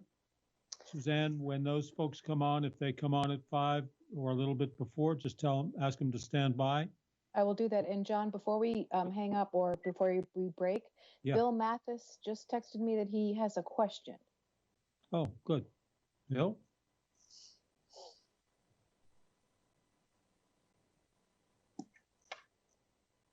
But Bill, I don't we can't hear you. know. Perhaps you need to be unmuted, Bill? Can you see if Bill is still on the call? I can't. John, I actually have a question. Maybe Yes. while we find Bill. Yes. It's Kim. And I think it's probably maybe not appropriate for the hearing for us to discuss it as a board, and we don't even have a quorum. But the question that we raised at the end of the other session to consider our responsibility in sort of cleanup in these rules, even to the extent they are not particularly or directly related to the law that we are generating the rule because of. And I just didn't know if we might put that on a future agenda and have sort of a legal opinion or guidance on where we go with that. Indeed. Recognizing that there are some areas that seem dated in this particular one. It's my first experience with this, so I don't know if you all have had this situation before, but yeah, you're absolutely right. That's a question that I think we want to be briefed on. We certainly would give the agency an opportunity to brief us with their legal expertise. I am provisionally making arrangements with the Attorney General's office to provide independent counsel for the board on this topic. And of course, we put Ms. Mahosky on notice that she would be invited to brief on this question. And I'm thinking that we should do so kind of at our convenience, but certainly in the autumn at the latest. There's no point in waiting until the public comment period is all over. Because once the public comment period is all over, we should move as quickly as we can to revising the proposed rules into final rules. And so knowing the boundaries of how far we can excurd into this stuff would be necessary. And so were you thinking also of doing something before the end of the year to address this question? I was hopeful to understand our role and responsibility in this through that lens, so that we are doing somewhat what you are doing, John, is asking for specific recommendations on language and other areas. This last Rachel shared that some pieces of this appear in multiple places, and should be addressed in those multiple places. So it would be helpful for us to understand what our range of responsibilities are in this, so that we can keep that in mind as we're taking testimony and considering future drafts, I guess is what I would understand the process to be. Yeah, it's sort of tricky I did talk with Emily Simmons about this. She gave some advice that was helpful. She sort of said that we probably should approach this public comment period as receiving all public comments that are offered and not foreclose any by saying, well, that's outside our territory. But that we are, Emily's thought was, but when the public comment period is closed, then we are free or even obliged to decide what is kind of admissible testimony and what is beyond our authority to do. So, but there's no harm in addressing this question before we have to make the decisions. In fact, it makes good sense to understand John, these this is sooner rather Emily. than later. Go ahead. John, this is Emily. I just wanted to let you know that I'm here, and I guess the comment I would add to Kim is that there should be no fear in the board in taking this question on. It sounds really big and intimidating. It's not. If you want to go ahead and put this on even next month's agenda, I would be happy to be available for that conversation. I've already written a very short opinion anticipating that you all would need this. It's not going to be hard or complicated. You can also go outside of me, but I'm definitely prepared to discuss that with the board. Thank you, Emily. Thank you, Emily. I'm glad you're there. I hope I characterized fairly your advice to me. I think was given over in an agenda conference one day. Right. Yeah, I think it would be nice to have that conversation you and I had for the benefit of the full board. Yeah, yeah, good. So, other comments, questions before we take a little break? All right. So let us all be back at 5 o'clock, please, for those of you who can. And if you can't, it's understandable and it's not a problem. We're not obliged to have a quorum for the work that we're doing here. Thank you. See you at 5. Prepare it and post it. And once I get the link to that, I can shoot it off to you. Okay, thank you, Suzanne. Sure. Okay, we're back. It's 5:01, and we have not, am I correct, Suzanne, in saying that we've not yet heard from Ms. Ballard, Chittenden, and Crenshaw? We have not. Okay. Somebody just came back on. And there's a fourth person who may call in separately. Yes. Ms. Morse. I think at this time, we're sort of on standby, board members. What I would just suggest you do is mute yourselves and but keep your audio on. And Suzanne, will you just give us a yell? I will. Just a loud screech will get our attention. I will do that. Okay, and we'll come scurrying back. Okay, thank you. Thank you, Suzanne. Suzanne, can you hear me? I hear Hi, Bill. you. Yes. Oh my goodness. Did you get both of those emails? I received that you had a question, and then I received the email with the questions, and I forwarded those to John. Oh. Yeah, just a little bit ago. I imagine you haven't received it yet, or you're not checking your emails.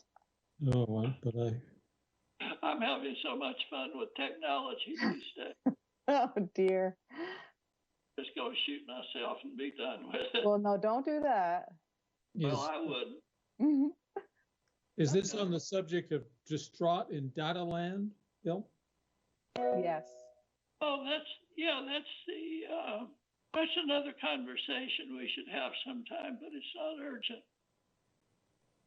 But I just picked one that has a Suzanne address label and used that as the carrier. Okay. Hey, while we're just killing time here, Emily, we're standing by. I see you're on board. We expect some folks to call in, but they haven't yet. So Suzanne will give a loud screech when somebody's on board and ready to talk to us. So anyway, Bill, have you been receiving invitations to meetings that you? How would I know? How would you know? You would get an email from Suzanne that would say something like, Suzanne is inviting you to a meeting.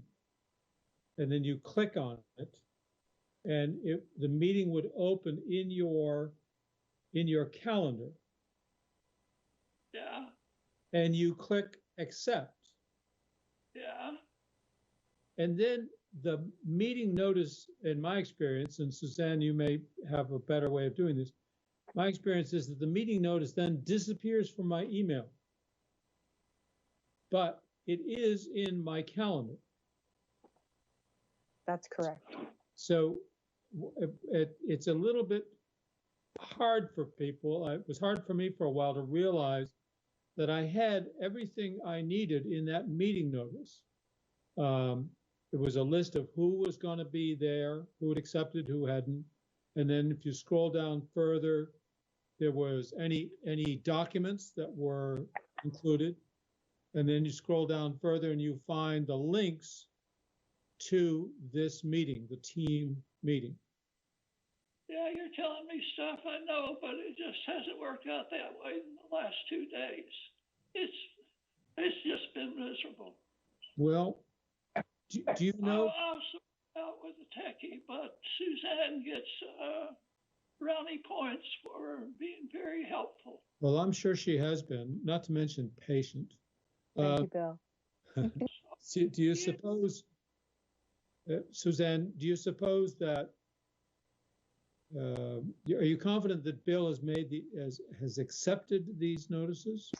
I am confident, not that he's accepted them. I'm confident that he's received the email because it just goes to his vermont.gov unless he's experiencing some issues with, his own personal side of the internet or his computer or something. In terms of Teams, we do have our IT people helping Bill try to figure out why he can't log into Teams anymore, because we did see him at one of the hearings, right? But we haven't seen him since. So they've been working with him to try to figure it out. Is there any way, Suzanne? Is there any way to? Hi, Jenna. We're just killing time. If you want to just stay nearby, but you don't need to be in front of the camera. We're waiting for some people to call in. Oh, thanks. I was going to just add that I didn't get anything for this meeting unless I am impaired technology-wise as well a little bit, but it didn't come the same way it came for the last meeting, that's all. And then I have to call Kim to say, are we getting anything for this meeting? And she got me into Teams because I didn't even know how to get in here because I don't use this platform at all. But I'm getting better, but I don't know if that makes a difference on your end to have that feedback. It is helpful. Now, the initial meeting invitation went out on last Tuesday afternoon. Yeah, I don't have anything. Okay. So it appears some people received it and some people didn't, but I don't know why that would be. Suzanne? Yes, John? I noticed on the email that you sent out today. Yes. That the Jenna name that you used was not Jenna O'Farrell. Oh, dear. It was Jenna at rural something or other. Oh, and I was just going to say, I didn't get anything today. Oh, dear. So that was my error. So I will take 100% of the blame for that. Well, I sent it to the wrong email, Jenna. My apologies. I should have sent it to the vermont.gov. That's okay. I know that world. I don't. Oh, dear. So I think that solves one. Jenna, I'm sorry, Suzanne, is there any way that I can change my settings so that when I receive the email that has the invitation, the meeting notice and invitation, and I click on it and I accept, that I don't lose the email that carried it? I think it might be in your deleted items. I don't think it goes away altogether. It goes out of your inbox and it sets in your deleted items until you delete it. I see. Okay. There's no way you can change your settings on the sending end, because I would think that there must be a setting that says delete after acceptance or not. Well, I don't know, John. You know, I won't do it now, but Yeah. I will do some experimentation Okay. tomorrow Yeah. and see if I can figure something out. Yeah, possibly, because for a lot of us, for me anyway, it's my email that is sort of the repository of all my communications. And it turns out that this communication disappears from email and is available only in my calendar, which is an Apple application. I presume if your Bill is perhaps using Microsoft, he must have a calendar presumably to which the meeting notice goes. Yeah. And in which it resides. Actually, I think I probably got all the stuff from the agency. All right. Okay. I think it just has to do with my system. All right. Suzanne, this is Peter. My Outlook was not functioning, and then Harry Ruffner helped me get it back on, but now it is just miserably slow. It takes minutes, over 5 minutes to come on, and then I just put it on, and it's still not fully operational. I don't know what's going on with it, but it's very frustrating. Okay, well, what I can do is I can have Harry give you a call or reach out to you by email, one or the other. I'm not sure what what he's doing, but I'll put in a help desk ticket and ask him to reach out to you to try to rectify the problem you're having. Yeah. It's just the timing is gruesomely slow, very slow. That's frustrating. It is. Thank you. Sure. You're welcome. Suzanne, what with the three of us here, Bill and Peter and myself, if all else, doesn't work out in your career, you could always work in a nursing home. You're so funny. Yeah. And you'll be attending all three of us. Yeah. John, I appreciate that. I just got a great belly laugh out of your comment, so that's a nice moment. None of this applies to you, young lady, but it certainly does to Peter, Bill, and I. Yeah, another generation. You guys are doing great. You are. I'm excited. It's a lot. It's a steep learning curve, and lots of new platforms and devices and. All right, I'm going to mute and stand by for the screen. Yes, Bill, I'm here. Well, now that we've had this break, I've got the 7 deadly sins. You want to look it over? Yeah, send it along. Okay. I'm just going to sit. If we had you on video, you could pantomime them for us. Well, now we're on video. I can do all kinds of things. But Yes, thank God. yes. Thank the baby Jesus that you're not. Exactly. So, Bill, send that too, if you don't mind. Yeah, send it to everybody, Bill. It'll be part of your thoughts, which I'm just now writing an email to all of you to ask you to follow up with your thoughts about our next conversation. Okay, well, this is what this does. Good. But we'll expect more. Bill, we know you. Oh, it's a topic of great interest to me. It certainly is. It's something you speak about often. Yep, I'm afraid I do.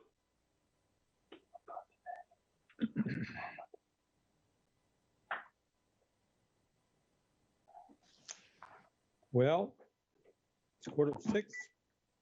We'll just keep. Yeah, I staying. think I'm gonna depart. So All right, Peter. bow out of this. So thank Fair you. enough. All right. I have a golf date with my wife that I pushed back to 7:00. We play pasture golf out on our lawn here, Oh, good for you. and it's a lovely evening for being Sure is. outdoors. Well, I'm heading out in my convertible. Bless Well, I your got my heart. too. You should do Well, that too, Bill. Yes. You That might guys. be one of your deadly sins. Yeah. Yes. All right. All right. Good meeting today. I thought there was a good exchange on all fronts. Yeah, pretty big questions there for us to grapple with. Yeah. All right, Peter, God bless. Take care of yourself. Yeah. Carry on. Take care. Yeah. Bye-bye. Bye-bye. Well, instead of going golfing, I'm going to another board meeting. Oh, lucky you. I get to do two, you know? You should be so lucky. Indeed. All right, Bill. Well, nice to hear your voice. We hope we'll see your image before long. And I'll look forward to your further thoughts about convening further discussions about the future of education, in particular around equity, what we've learned from our experience so far. You got it. Thanks, Bill. Take care. John, Yes. Katie and her 3 colleagues will be joining shortly. Great. They did ask for a time frame, and I told them that I thought that you were going to offer them an additional 10 to 20 minutes. Yep. And I imagine that they will be calling in the next couple of minutes. Great. Good. Excellent. Thank you. Thank you very much. Sure. Hi, John. It looks like Cynthia Gardner-Morse is going to be calling in momentarily. Great. Good. And we haven't heard yet from Katie Ballard and those folks yet. They only said that they were going to be calling in shortly. So we're just in standby pattern. Sure. Then let's start in with Cynthia and then make time for the others. Okay. Hello, Suzanne. I'm wondering where Ms. Morse is. Hi, John. Yes, I gave her the call-in details. We're just waiting for her to give us a ring. Okay, great. And now I'm starting to worry about the time. I'd like to give 10 minutes to each person, so we'll just do our best. Yes, I agree.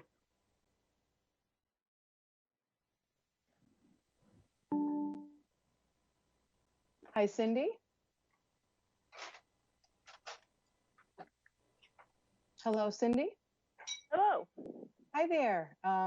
Chairman Carroll, Cynthia Gardner-Morse is on the phone. Ms. Morse. Hi, I'm Cynthia Gardner-Morse. I appreciate being able to partake in this conference. So I work as a literacy tutor, and I've been doing that for a very long time. Excuse me, I don't know, before more than 15 years. Yes. Yes. Before you start, can let us talk about how long you will speak. Where this hearing closes in 30 minutes, and we think there are some more folks eager to speak to us, but we're not sure about that. So will 10 minutes suffice for your presentation? Oh, heavens, yes. All right. That's more than enough. Go right ahead, please. I work as a literacy tutor. I've been doing that for more than 15 years. My training and background are as a elementary education teacher, and I taught first and second grade and kindergarten, which meant I was teaching reading. And I got my master's in teaching reading because I wasn't happy with how the instruction was going for the students I was working with. They really needed phonics and direct instruction and phonemic awareness and that sort of thing. So I'm calling in this time right now because it's come to my attention that about 85% of SLD students are not identified until they're in 3rd, 4th, and 5th grades. These students can't read, but we're not teaching reading by the time we get to 3rd and 4th and 5th grade. hold on. Can you get back to that other screen with the list? Thanks. So my concern is that we're not identifying students early enough. When you say we're not teaching reading in 3rd and 4th grade, does that mean that we are teaching it in 1st and 2nd? Well, some places are doing a better job of that than others, as you can see from the scores that schools are getting. It seems to me that the schools that are, and it seems to the research that I've read about reading, that the students who are being taught to read are using direct instruction, they're using phonemic awareness, they're using phonics, and they're using, especially for students who are dyslexic, they're using a program that is repetitive and supports the skills that the children are learning at the time that they're learning them.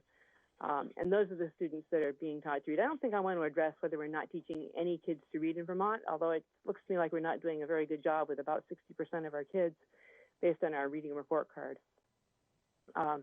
So very few students are identified as specific learning disabled, SLD, in kindergarten to 3rd grade. They're usually diagnosed later than that. And yet SLD is our largest group of special education students by the time we get to 5th grade. And I think this is because we're not teaching reading well in the lower grades, and we're not catching dyslexic kids by screening them in kindergarten or pre-K in order to give them the instruction that they need. And I think this is important not only because they need to learn to read, but because it'll save us money if we catch them at the right time, and it will save their social emotional state. Okay. So I would like to see the rules changed to include to ensure early identification of students.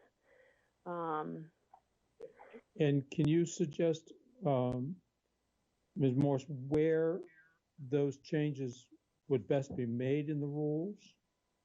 I can work on that, and I can send you that in a follow-up letter, which I will do. But it seems to me that under Child Find, we should be able to have a screening that will screen for the signs that a student might have dyslexia. Those are well documented, and there are a number of screeners that would work well. I have a couple of recommendations from experts in the field that would be good tools to use for that. So I think I'd like to get back to you on how that screening would work, but it would come under Child Find. One problem that I see, so I work with a lot of students now as a private literacy tutor. I often get students in 5th or 6th grade, sometimes later, sometimes as late as 7th grade or 8th grade, that really can't read, and they've been struggling along, and they're smart, and they have good verbal skills, they have good vocabulary, so it looks like they can read. But when you sit them down and have them read something without pictures, something where they need to sound out the words, they really don't have the phonics skills that they need to work with that. They've been taught to guess by the pictures, to guess by the first letter. This is a reading system that people are using to teach kids to read, and the more successful I am with the students depends on how well I can get them to stop guessing like that. It's very hard once you've been taught to guess what it might be to change that. So I see. I think early identification and better reading instruction in the lower grades would be really helpful for that. Yes, yes. Another problem that I see is the discrepancy model to base for eligibility. It looks to me like there's a couple of ways that we can determine whether kids are eligible for special education. One is RTI, the response to intervention, or the MTSS, compared to the discrepancy model. So the science-based best practices, eligibility is already within the rules, but the criteria are too restrictive. It only allows students in the lower 7% to be eligible. Yet we know that 10 to 15% of students have dyslexia, and they'll benefit from the repetitive instruction in phonemic awareness and phonics. By repetitive, I don't mean tedious and boring. I mean that you work with the students until you see that they've mastered a skill. I'm looking for them to master it at 80 to 90%, probably 90%. And then I come back and revisit the skill a week or 2 weeks later and make sure they still have the skill. That's the kind of instruction that students benefit from. We know that 32% of our 4th graders, based on the nation's reading report card, 32% of the 4th graders cannot read, and yet we're not teaching reading by 4th grade. So how are they going to get the instruction they need to catch up with their peers? That's one of my concerns. And I guess I have two other points that I'd like to make. Just to clarify about the discrepancy model, you say the criteria are too restrictive. Could you again? Yes, it's only catch students in the lower 7% of the 1.5 standard deviations below that. So it's that's what I mean by too restrictive. And if that's not clear, I'll put it in a follow-up letter. Yeah, again, if you're able to refer to the section in the rules that you believe needs to be different. Needs to be reworded? Yeah, I can work on that. That would be very helpful. Okay, I'd be happy to do that. And who am I talking with? This is John Carroll, and I'm the chair of the state board. There are other members of the state board on the call, listening in as well. And there are staff from the Agency of Education also listening in. So you're actually talking to about 5 to 10 people. That's great. Thank you. I appreciate that opportunity. So another concern that I have is that we have something in Vermont we call adverse effect on educational performance. I believe Vermont's the only state in the country that's using this adverse effect to restrict students being eligible for special education. Some people refer to it as the wait to fail model, and really I've been in special education meetings where people say this child qualifies for help, meets all the criteria. We can see that they have a disability based on their WISC scores and the other scores that we're looking at, but it's not having an adverse effect on their schoolwork. We need to wait for them to fail. They use that word sometimes, those words sometimes, so that then they would be in the bottom 15% or 1 standard deviation below the mean on 3 of 6 measures. So 3 of the measures are subjective. The school grades are pretty subjective, and curriculum-based measures are also subjective, and their student work or portfolios is again subjective. And one problem with this is that because so many students aren't being taught to read, a lot of their peers aren't reading very well either. So I work with a little boy in Barrie, and when the parents went in for the meeting, he's in 7th grade now, or maybe 8th grade, and they said, well, he's reading about the same as most of his peers, and his father said, but he's not reading, so I'm worried about all of his peers. This is really not a good reason not to be giving our son the help that he needs. So schools are using these subjective measures to help deny students the support and help that they need, the instruction that they need. The other thing I wanted to say about this instruction is it's going to help all students with their spelling and with their reading skills to receive instruction in phonics and sequential instruction. It's not, I can't see that it would ever hurt anyone, and it will benefit such a large percent of our population that we can see are not reading by the nation's report card, 60% at fourth grade or behind. And the rest of the people will be able to spell better, because spelling is a big part of the instruction. You can tell that's going on with that. May I ask a question about adverse effect? So we have heard comments from others about this, and some have suggested that it is a way almost of limiting caseloads. Is that your impression? Well, it is certainly denying services to students that I work with in the upper elementary grades or in high school that should have had services earlier. And we know from the research that if we reach these children when they're younger, they make better progress, they have better self-esteem. And I don't know if you've heard of something called the Matthew effect in education, but the students who have better vocabularies tend to keep building better vocabularies. The students who are falling behind tend to keep falling behind. So it's really a socioeconomic, social justice kind of an issue, in my opinion. Mm-hmm. I wanted to also say that the reason I think this adverse effect, this wait to fail, should be addressed under Act 173 is because best practices would be RTI, would use RTI and MTSS. That's what the recommendation was, and that would help us catch a lot of students. So once the students fall behind their peers, remediation is harder, they've lost confidence and self-esteem, and it costs us more money to remediate older students. in the time. It just takes longer to teach them the reading that they need. Sure, sure. And you had a fourth topic, I think. Yeah, I just wanted. I guess so. That's one of the goals of Act 173 is to use best practices, use RTI. Yeah, my last point here was that I am really concerned about special education funds being given to school districts in block grants. I go into classrooms and I sometimes see the special educator who should be working with a particular student being used to float around the room and help all the students who are behind. And I think the students are behind because we're not using a very effective method to teach reading with them. But the point of having that person in the room is to give instruction to that student. And I'm not saying an aide should, or a special educator should not answer questions, but to see them intentionally being floated around in a reading period to help all the students or most of the students or even a third of the students when they're in there for a specific child who's on an IEP, I find that really worrisome. And I think that if the funds are coming in a block grant, it'll be easier for schools to let that happen. And I think the funding and the point of PL 94-142 is to help people that have special needs, special disabilities that interfere with their ability to get to access public education because they have trouble reading or they have trouble spelling or whatever the problem is.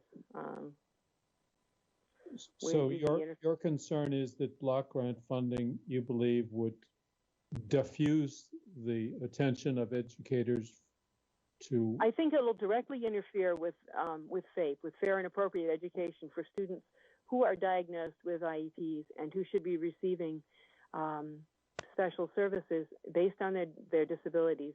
And in their IEPs, they should have measurable goals that are being attained and checked regularly. This is what I think would be a good thing with MTSS, is to check their goals, check them every 2 or 3 weeks and make sure that students are making progress in attaining goals.